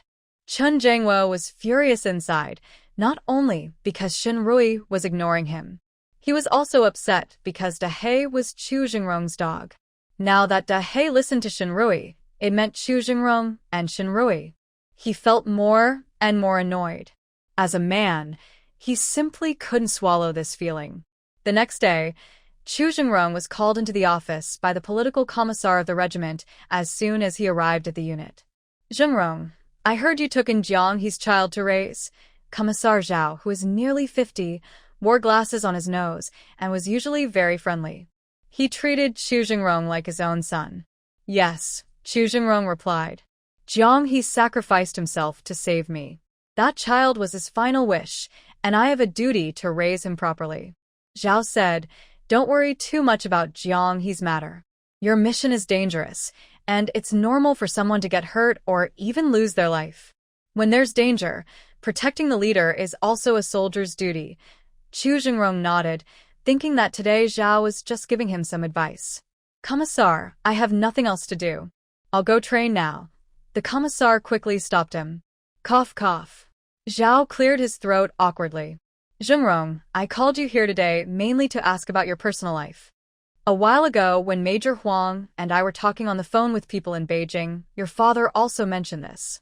You're almost 29 now, and it's time to think about personal matters. Earlier, you submitted a marriage proposal to marry Comrade Su from the cultural troupe. We were quite happy about it. But right after you submitted the proposal, you withdrew it. Now, what are your thoughts? Have you met someone you like? If so, I can help you find a match, Zhao said, calling himself Uncle directly. Thank you, Uncle Zhao, but I don't have any plans for that right now, Chu Jingrong said firmly, then stood up to leave. Zhao called him again, politely reminding, Jingrong, there's one more thing. Even if you're not interested in marriage, you should keep your distance from married women. Rumors can be harmful, and you know that. Chu Jingrong frowned and asked Zhao, Uncle Zhao, did you hear something? Or, what's going on? He didn't care much about gossip. But if there were rumors about him and Shen Rui, it wouldn't just be his problem. It would also affect Shinrui's reputation. He knew very well how important reputation was for a woman. Moreover, Shinrui is now preparing for a divorce, and society is not friendly to women who choose to divorce. Her situation is already difficult enough. He cannot add more trouble for her. Commissioner Zhao knows that Chu Jingrong is always very sharp. He also doesn't plan to hide anything from him. Someone delivered an anonymous letter to the commander's desk, accusing you of bothering the military spouse and trying to damage the military marriage. Lieutenant Huang originally planned to talk to you in person, but he had a meeting and asked me to handle it instead. A cold, sharp glint appeared in Chu Jingrong's dark eyes. He asked Commissioner Zhao, "Is it an anonymous report?" Commissioner Zhao nodded. "Commissioner, I understand. I will handle this matter well," Chu Jingrong said before leaving. Commissioner Zhao didn't stop him. Neither he nor Lieutenant Huang thought the anonymous report was credible. If Chu Jingrong had the intention to steal someone else's partner, his personal issues wouldn't have dragged on until now, making so many people worry about him. This anonymous report was clearly made because he had achieved great success in this mission. Someone jealous, out of spite, deliberately tried to smear him. When Chu Jingrong left the commissioner's office, he ran into Chen Jiangwo. Chen Jiangwo looked at Chu Jingrong with a hint of pride in his eyes. Chu Jingrong walked straight up to him, a cocky, cold smile on his lips. "Captain Chen, last time we trained together, it wasn't very satisfying. Want to practice again today?" Chen Jiangwo. His face darkened as he thought about how to refuse firmly and properly. Chu Jingrong had already put an arm around his shoulder. Then, his body was controlled by Chu Jingrong and moved uncontrollably toward the training platform. He was suddenly panicked. As a rural kid with no background, he was proud to have become a company commander at his age. He had always looked down on Chu Jingrong before. Everyone in the army knew that Chu Jingrong's background was not simple. He looked down on people like Chu Jingrong, who climbed up through connections. But this time, after the mission and the previous training on the platform, Chen Jiangwo clearly saw the huge gap between him and Chu Jingrong. That was also why he felt even more anxious after seeing Shinrui getting close to Chu Jingrong when he returned. After stepping onto the training platform, Chu Jingrong patted Commander Chen's shoulder. "Captain Chen, if you're scared now, you can step down." Then he moved to the other side of the platform and faced Commander Chen directly. Chen Jiangwo's teeth were almost clenched to break. Just now, Chu Jingrong had helped him onto the platform and told many people along the way that they would practice together again. Now that he was on the stage, if he ran away, what would others think? How could he train his soldiers in the future? Chen Jiangwo's face was as dark as a pot bottom. He saluted Chu Jingrong. "Deputy Battalion Commander Chu, I apologize." Before Chu Jingrong could react, he suddenly threw a straight punch aimed at Chu Jingrong's vital area. The soldiers watching from below gasped in shock. "Deputy Battalion Commander Chu and Captain Chen are just practicing, right? Why does Captain Chen look like he's about to fight Deputy Battalion Commander Chu? What else could it be?" Knowing he can't win, he strikes first and hits hard. Some soldiers who were friendly with Chu Jingrong looked down on Chen Jiangwo's behavior. But Chen Jiangwo's fierce attack was no match for Chu Jingrong. Chu Jingrong easily dodged Chen Jiangwo's punch, then used a grappling move to catch him, followed by a smooth shoulder throw, knocking Chen Jiangwo to the ground, unable to move. Then, he pressed his knee against Chen Jiangwo's stomach. Throughout the fight, Chen Jiangwo had no chance to strike back except for the initial sneak attack. Chu Jingrong held him down and said in a low voice, "Chen Jiangwo, I tell you, I've been waiting for Rui to divorce you, so I can marry her. You don't cherish her, so I will. If you're not happy, come find me directly. Don't do sneaky tricks behind my back. If I hear any rumors that harm Rui's reputation, you'll bear the consequences." After speaking, he released Chen Jiangwo and walked off the stage. Cough, cough. Chen Jiangwo, who had been suffocated earlier, now breathed freely but coughed violently a few times, feeling like his internal organs were hurting. But Chu Jingrong had used only skillful moves this time. Although Chen Jiangwo was in pain, he was not even lightly injured. For a while after, Shinrui lived quite peacefully. Neither Chen Jiangwo nor Chunzi, Zhang Chunfang, or Su Yuzhen disturbed her. She spent every day at home reading and studying, preparing for the hospital's recruitment exam. Chu Jingrong would come every couple of days with food, meat, and vegetables to visit Little Jia and Big He. Soon, the day of the military hospital's recruitment exam arrived. Su Yuzhen went to Chen's house early in the morning. "Brother Jiangwo, has Rui still not come back?" Su Yuzhen asked with bright, shining eyes as she looked at Chen Jiangwo.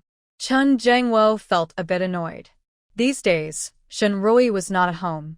Zhang Chunfeng, used to living in the countryside, was careless with chores, leaving the house messy and clothes unwashed. Even the food she cooked was disliked by Ziyu and not eaten. After training each day, Chen Jiangwo returned home to a messy house and crying, fussing Ziyu and Zhang Chunfeng. The whole house was chaotic, and Chen Jiangwo felt overwhelmed. Su Yuzhen looked into the yard and saw that the once spotless Chen family home had become quite run down. She looked at Chen Jiangwo with pity in her eyes. "Brother Jiangwo, you've been working so hard these days. I wish I could help share your burden." She spoke with tears almost in her eyes. Chen Jiangwo felt a warm feeling inside. "Yuzhen, thank you." Seeing the right moment, Su Yuzhen quickly said, "Brother Jiangwo, how about I help tidy up the house now? You can rest well on your day off." Chen Jiangwo hurriedly replied, "Yuzhen, don't bother. You have the exam at the hospital today, right? I'll go with you." That was her purpose for coming today. "Brother Jiangwo, thank you," she said, looking touched. "You're such a good person. How could Rui not cherish you? If I could marry a man as good as you in the future, I would definitely cherish him." Although Chen Jiangwo was feeling irritated inside, he still felt guilty about Shen Rui. Especially after Chu Jingrong said he didn't appreciate Shen Rui's goodness, he reflected a lot. In recent days, Shen Rui hadn't come back, and rumors in the big yard kept spreading.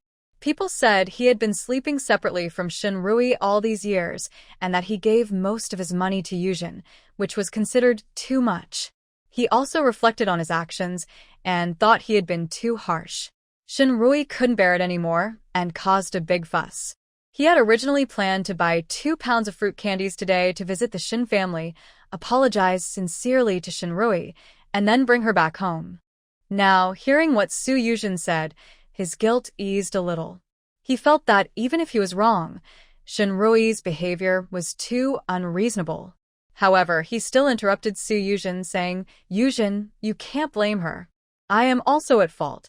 Let's go to the exam first, and we can talk about other things after your exam." "Okay," Su Yuzhen nodded. Chen Jiangwo went out to borrow a bicycle to take Su Yuzhen to the hospital. When Su Yuzhen sat sideways on the bicycle, she said, "Brother Jiangwo, have you visited Rui's sister these days? I heard they say she now lives in a nearby civilian house near our unit. Vice Commander Chu brought back that kid and his dog, and they also stay at Rui's sister's place." Vice Commander Chu almost goes there every day. Chen Jiangwo felt a heavy knot in his stomach, making it hard for him to breathe. It was obvious that Chu Jingrong had bad intentions toward Shen Rui, and Shen Rui still allowed him to visit every day. But now, every time he went to see Shen Rui, he couldn't even see her. He was blocked by that dog. Those 2 scoundrels were openly cheating on him. Chen Jiangwo rode his bike, gripping the handlebar with one hand and nervously scratching his head with the other. But what could he do? He was no match for Chu Jingrong. Last time, he wrote an anonymous letter to report Chu Jingrong, but it not only failed to attract attention or lead to any action against Chu Jingrong. Instead, during a meeting, it was implied that the person who reported Chu Jingrong was jealous of his abilities and achievements. No matter what, he couldn't let Chu Jingrong and Shen Rui be so arrogant. Chen Jiangwo decided that tomorrow he would personally go to the political commissar and report Chu Jingrong. When Chen Jiangwo and Su Yuzhen arrived at the hospital recruitment site, Shen Rui was also there, sent by Shen Guoqiang. Shen Guoqiang immediately saw Su Yuzhen sitting on the back of Chen Jiangwo's bicycle. Although she deliberately avoided suspicion by only holding onto Chen Jiangwo's waist with her hand, her chest, wrapped in a shirt, was almost pressed tightly against Chen Jiangwo's back. Seeing this, Shen Guoqiang clenched his fists. This scoundrel Chen Jiangwo was hanging around his sister, refusing to divorce, and at the same time, He was flirting with other women. Absolutely shameless. Chun Jangwo, you shameless scoundrel. Shin Guqiang thought this in his mind, but he couldn't help but say it out loud. Su Yuzhen's softness pressed against Chun Jangwo's back. He unconsciously felt distracted and even a little pleased. Shin Guqiang's angry shout instantly brought him back to reality. Chun Jangwo looked up and saw Shin Guqiang's furious face and Shin Rui's cold expression beside him. His heart skipped a beat, and he instinctively jumped off his bicycle, creating some distance between himself and Su Yuzhen. Su Yuzhen also saw Shin Rui. Today, Shin Rui was wearing a traditional dress with a red wool coat over it. She had white socks and black leather shoes, and her shiny black hair was casually braided. People say that clothes make the person, and even a plain face can shine brightly with good attire. Shin Rui, dressed like this, stood out among the dull crowd, almost glowing. Chun Jangwo looked at Shin Rui, and a moment of amazement flashed in his eyes. He instinctively wanted to explain something to Shin Rui. But before he could speak, Su Yuzhen, as if frightened, quickly jumped off her bicycle. Just as her toes touched the ground, she let out an ouch and tilted to the side. Be careful. Chun Jangwo reflexively caught her waist and asked with concern, Comrade Su, are you okay? Did you hurt anywhere? Su Yuzhen's eyes turned red, and tears welled up. Brother Jangwo, I think I sprained my ankle. Chun Jangwo immediately knelt down to check her injury. Shin Guqiang didn't expect Chun Jangwo and Su Yuzhen to be so brazen, acting so freely in front of him and so many others. He was so angry he wanted to step forward and do something. At this moment, Su Yuzhen, with tears in her eyes, looked pitifully at Shin Rui and said, Rui Jia, I really sprained my ankle. It hurts so much. Brother Jangwo, can you check it for me? You wouldn't mind, right? Shin Rui stopped Shin Guqiang's furious approach and quietly asked, Third brother, did you bring the camera? Shin Guqiang glanced at Chun Jangwo and Su Yuzhen, nodded repeatedly. Yes, I brought it. Shin Rui nodded. Good. Don't pay attention to them now. Later, we'll follow the plan. After discussing with Shin Guqiang, she smiled and looked at Chun Jangwo and Su Yuzhen, saying, I don't mind. But after being married to Chun Jangwo for so many years, this is the first time I know he can also be a doctor. That's quite interesting. At this moment, everyone waiting here was there to take the recruitment exam. Most of these people were not from the military family housing area. Some were, but they lived far from the Chin family's house and didn't know Shin Rui and the others, nor were they aware of the relationship between the three. But once Shin Rui spoke, everyone immediately sensed some gossip. Some people with straightforward personalities even openly spoke up to defend themselves. Bah! Shameless. Flirting with another man's husband in broad daylight, and then having the nerve to tell others not to mind. Double standards. How can your face be so thick? Who is this woman? How can she be so shameless? Someone with poor morals like her shouldn't be here for the hospital's job interview. Most of the attention was on Su Yuzhen. However, some people said it's not entirely her fault. Flies don't land on a clean plate. The man is fine, so why would a shameless woman cling to him? Chun Jangwo listened to these voices, feeling his chest rise and fall with anger. He didn't think there was any problem between him and Su Yuzhen. He considered her like a sister, and their relationship was pure. He was just helping Su Yuzhen prepare for the exam. When she sprained her ankle, he helped her check it out, just mutual help among colleagues. But Shin Rui deliberately brought up their relationship in front of so many people, clearly trying to embarrass him. Moreover, Shin Rui's own relationship with Chu Jingrong was also unclear. Why was she so eager to tarnish his and Su Yuzhen's reputation? All the guilt he once felt toward Shin Rui was gone. He glared at Shin Rui and asked in a deep voice, Shin Rui, how can you be so vicious? My relationship with Comrade Su is pure. Yet you keep trying to create trouble and ruin our reputation. Shin Rui replied, Chun Jangwo, do you think everyone is blind? Do you think I need to ruin your reputation? Immediately, voices supporting Shin Rui arose around them. Chun Jangwo's face showed some embarrassment. He didn't shout anymore but asked, if you didn't mean to say these things to ruin us, then what are you doing here today? Su Yuzhen also had red eyes and looked pitiful as she said, "Sister Rui, I know you don't like me, but you don't have to come to the hospital recruitment site just to ruin my reputation." At this moment, Qin Jiangwo also had red eyes and said, "Shin Rui, don't think that by playing these little tricks and damaging my and comrade Su's reputation, the organization will agree to your divorce." Although it was a bit embarrassing to say that Shin Rui wanted to divorce him now. But saying so would make Shin Rui seem heartless and unfaithful, willing to ruin his reputation just to get a divorce. He was the weaker one, and people would sympathize with him. He even wanted to reveal the issues between Shin Rui and Zhu Jingrong. But he swallowed his words. First, he couldn't afford to offend Zhu Jingrong, and second, as a man, it was really shameful to be cuckolded. Sure enough, public opinion immediately shifted in favor of Qin Jiangwo, and many people discussed that Shin Rui was scheming. Shen Guoqiang was angry again and wanted to stand up for his sister. Shen Rui stopped him, looked at Qin Jiangwo and Shin Rui with a mocking look, and said, "What? Only your comrade Su can participate in the exam? I can't join too." Qin Jiangwo frowned in disgust. Hospitals are places for saving lives, and exams have educational requirements. You didn't even graduate from elementary school. What are you taking the exam for? Shin Rui indeed didn't graduate from elementary school. Because when she was in school, the classes were half a day, and the other half was farm work.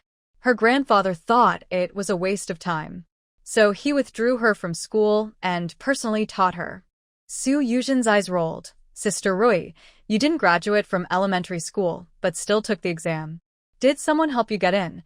Her words clearly implied that Shin Rui used connections to get in. For those taking the exam, someone using connections already affected their own interests. This was even more enraging than the moral issues of Qin Jiangwo and Su Yuzhen. People who didn't even finish elementary school can qualify for the exam. How can there be fairness in this? Someone who didn't graduate from elementary school is taking the exam. Maybe the spots were already reserved for others, and they just let us take the test. Are they playing with us? Report it. We must report this. Chen Jiangwo, that dog. Shen Guoqiang saw everyone being influenced by Qin Jiangwo and Su Yuzhen, all targeting Shin Rui, and he was so angry he wanted to hit someone. Third brother, don't pay attention to them. Let's prove ourselves with our strength. Just then, the exam supervisor announced that they could enter the exam room. No matter how angry everyone was, they wouldn't actually give up the exam. They first calmed down and planned to speak about it after the test. Everyone entered the exam room one after another, and Shin Rui held her head high as she went in. Chen Jiangwo had thought she was just talking, but now he saw she was really going to take the exam, and he frowned. She didn't even finish elementary school, and she probably couldn't recognize many characters. Even if Shen Guoqiang helped her get in through connections, she might not be able to write properly in the end. What a shame. Su Yuzhen's eyes flickered, and she comforted Qin Jiangwo. "Brother Jiangwo, don't worry about Rui." She was able to come to the exam because everything was arranged in advance. Qin Jiangwo didn't want to affect Su Yuzhen's mood for the exam, so he said, "Yuzhen, don't mind what happened earlier. Focus on your exam and don't let Rui affect you." Yuzhen nodded and also went into the exam room. This time, Shin Rui was applying for a doctor position, while Su Yuzhen was applying to be a nurse. They applied for different jobs, and their exam papers were different, but they took the exam in the same room. After receiving her paper, Su Yuzhen looked it over and felt confident. Recently, Qin Jiangwo had helped her find many review materials through some channels. He had hinted that if she studied those questions carefully, she would definitely pass. Now, looking at the exam paper, she understood Qin Jiangwo's hint. Because the exam questions were all from the review materials Qin Jiangwo gave her. She glanced at Shin Rui with a bit of pride. What does Shin Rui have to be proud of? Her husband ignored her, yet he was always there for her. The man she was now involved with was someone she had refused to marry. After receiving her paper, Shin Rui started answering seriously, not paying attention to Su Yuzhen's gaze. This was a new beginning in her life, and she couldn't afford to be careless.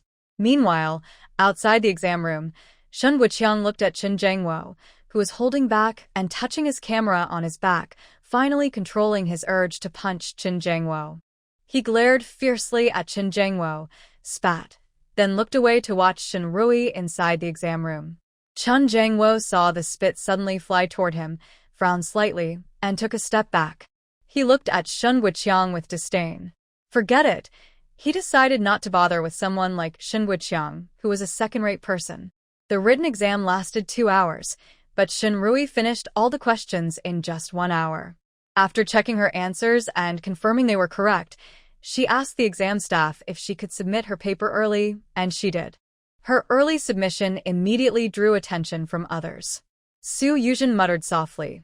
Someone who didn't even finish elementary school is taking the exam. What can she answer?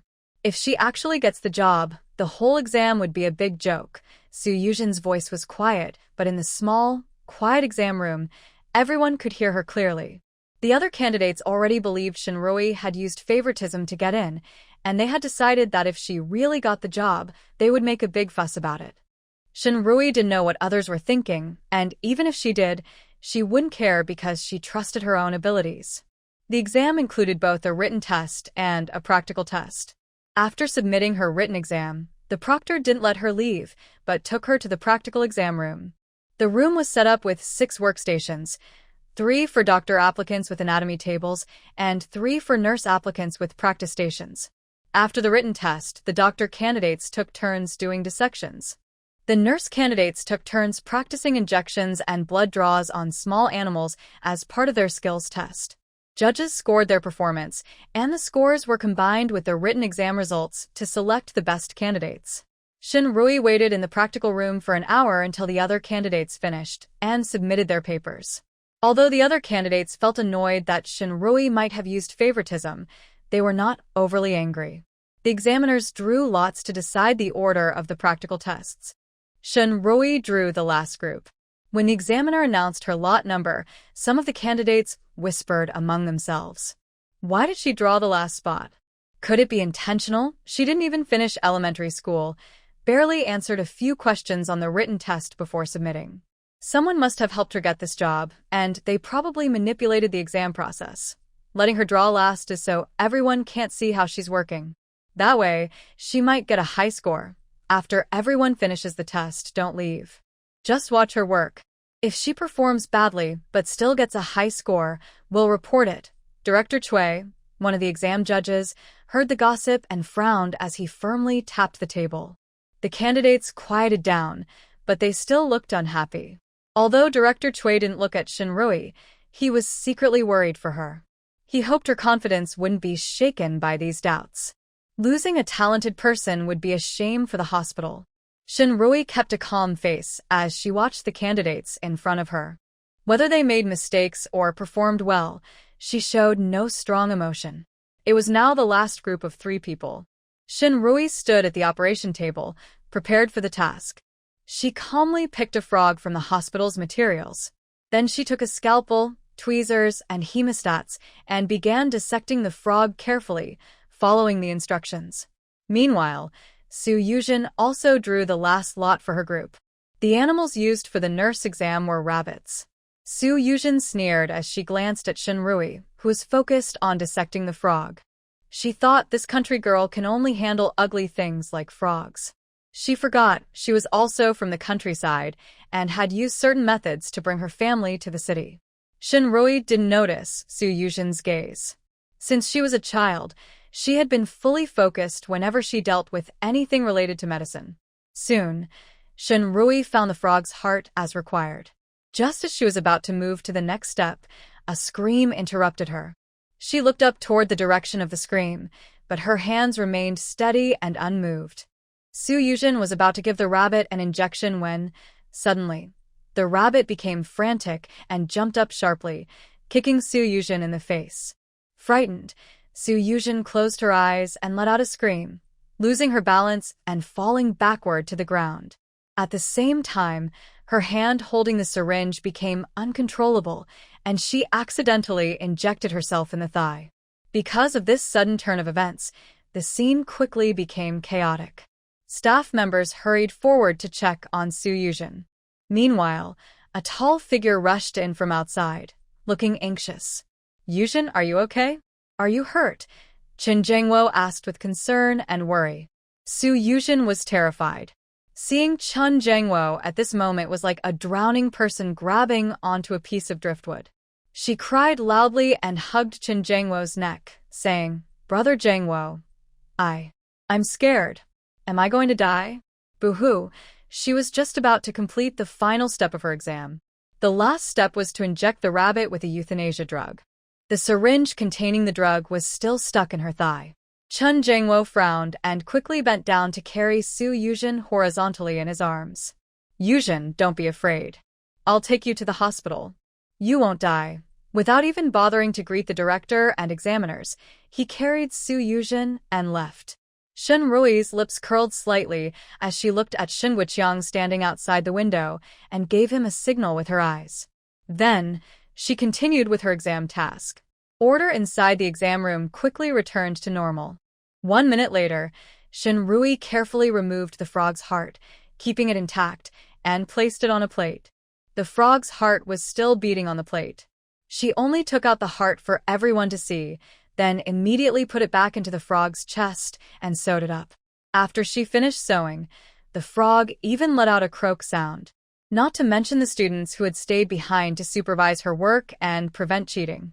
Even the examiners were stunned.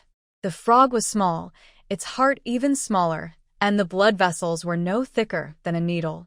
Shen Rui managed to sew the frog's heart back in place.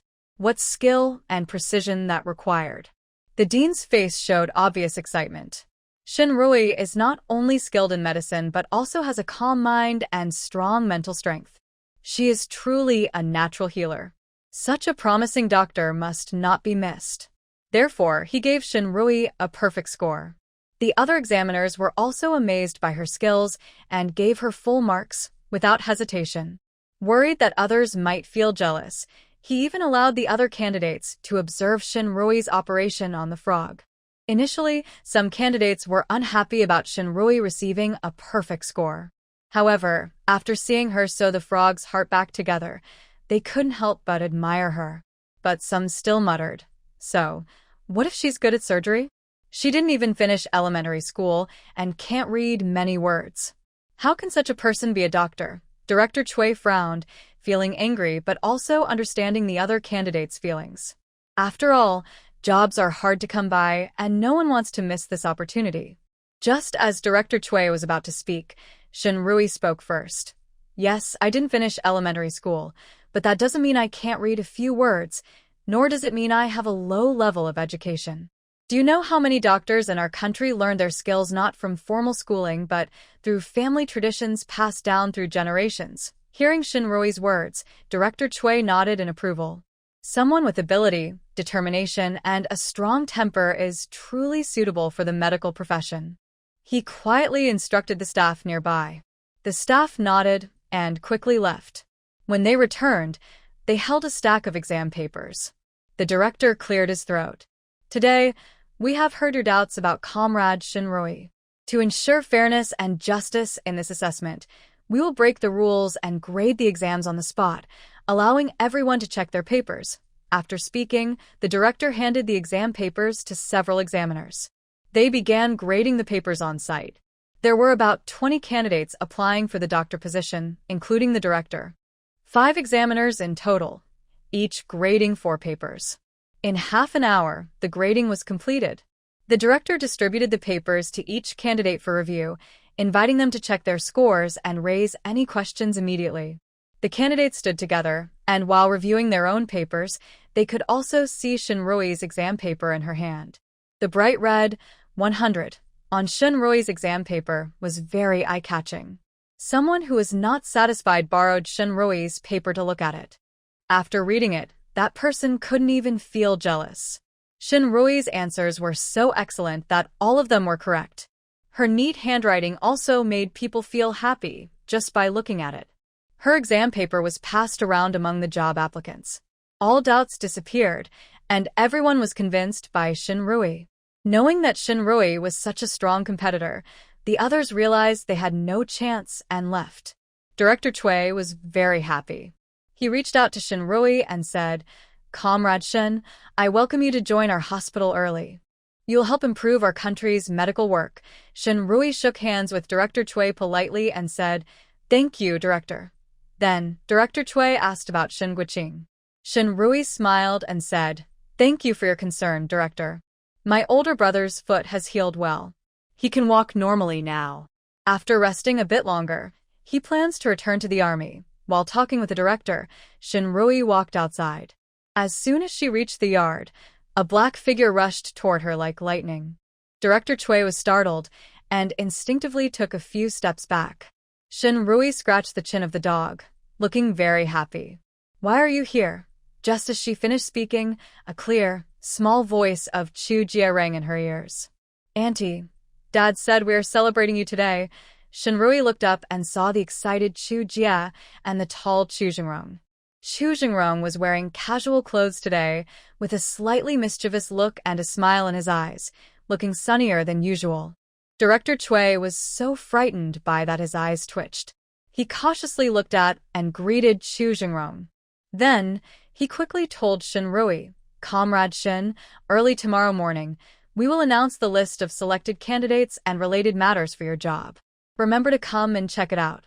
Nothing else, I'll go now." After saying that, Director Chui hurriedly left, looking like he was afraid would bite him. Shin Rui also felt a bit helpless. She didn't even get a chance to tell the director that, although a bit fierce-looking, was very well-behaved and wouldn't bite anyone randomly. "Auntie, you're so amazing. You got the job so quickly." Chu Jia looked at Shin Rui with big, shining eyes full of admiration. Recently, Chu Jia had gained some weight. His once prominent cheekbones were less noticeable, and his cheeks looked softer and cuter. He looked adorable and sweet. Shin Rui couldn't help but reach out and pat him gently. "The notice hasn't even come out yet." "How do you know I got the job?" Chu Jia straightened his face and said very seriously, "Because the director just told Annie to check the announcement." If Auntie didn't get the job, he wouldn't have told her to look. The little boy analyzed logically. Shin Rui looked at him with a bit of surprise. Despite his young age, his reasoning was quite strong. She casually took Chu Jia's small hand in hers. "You're such a good thinker, Shao Jia. You said you want to celebrate for me. How should we celebrate?" Chu Jia looked at Chu Jingrong. Chu Jingrong reached out and took Chu Jia's other small hand. Shin Rui looked at their big and small hands holding together. She felt a little strange about holding Shao Jia with Chu Jingrong. She instinctively wanted to let go of Shao Jia's hand so that Chu Jingrong could hold it alone. But at this moment, Shao Jia looked up at Chu Jingrong and then at her, smiling widely. "Dad, Auntie, holding me like this makes me so happy. I feel so happy I want to spin around." Shao Jia's face was full of genuine happiness and joy, so sincere that Shin Rui didn't want to ruin it. Chun Jiangwo rushed out of the hospital room, his heart pounding wildly. He almost made a mistake. Right now, for some reason, his mind was full of Shin Rui. A huge feeling of guilt overwhelmed him, making him eager to see Shin Rui. He wanted to be kind to her. Shin Rui didn't even finish elementary school to attend that interview. She turned in her test early, and everyone knew she didn't answer much, so no one mocked her. But during the operation, everyone could see what was happening, and the other candidates even stayed behind to watch her make a fool of herself. At this moment, she must be very embarrassed and in need of his protection. He had to go back to her immediately. Chun Jiangwo thought about quick walking and changed to a light jog.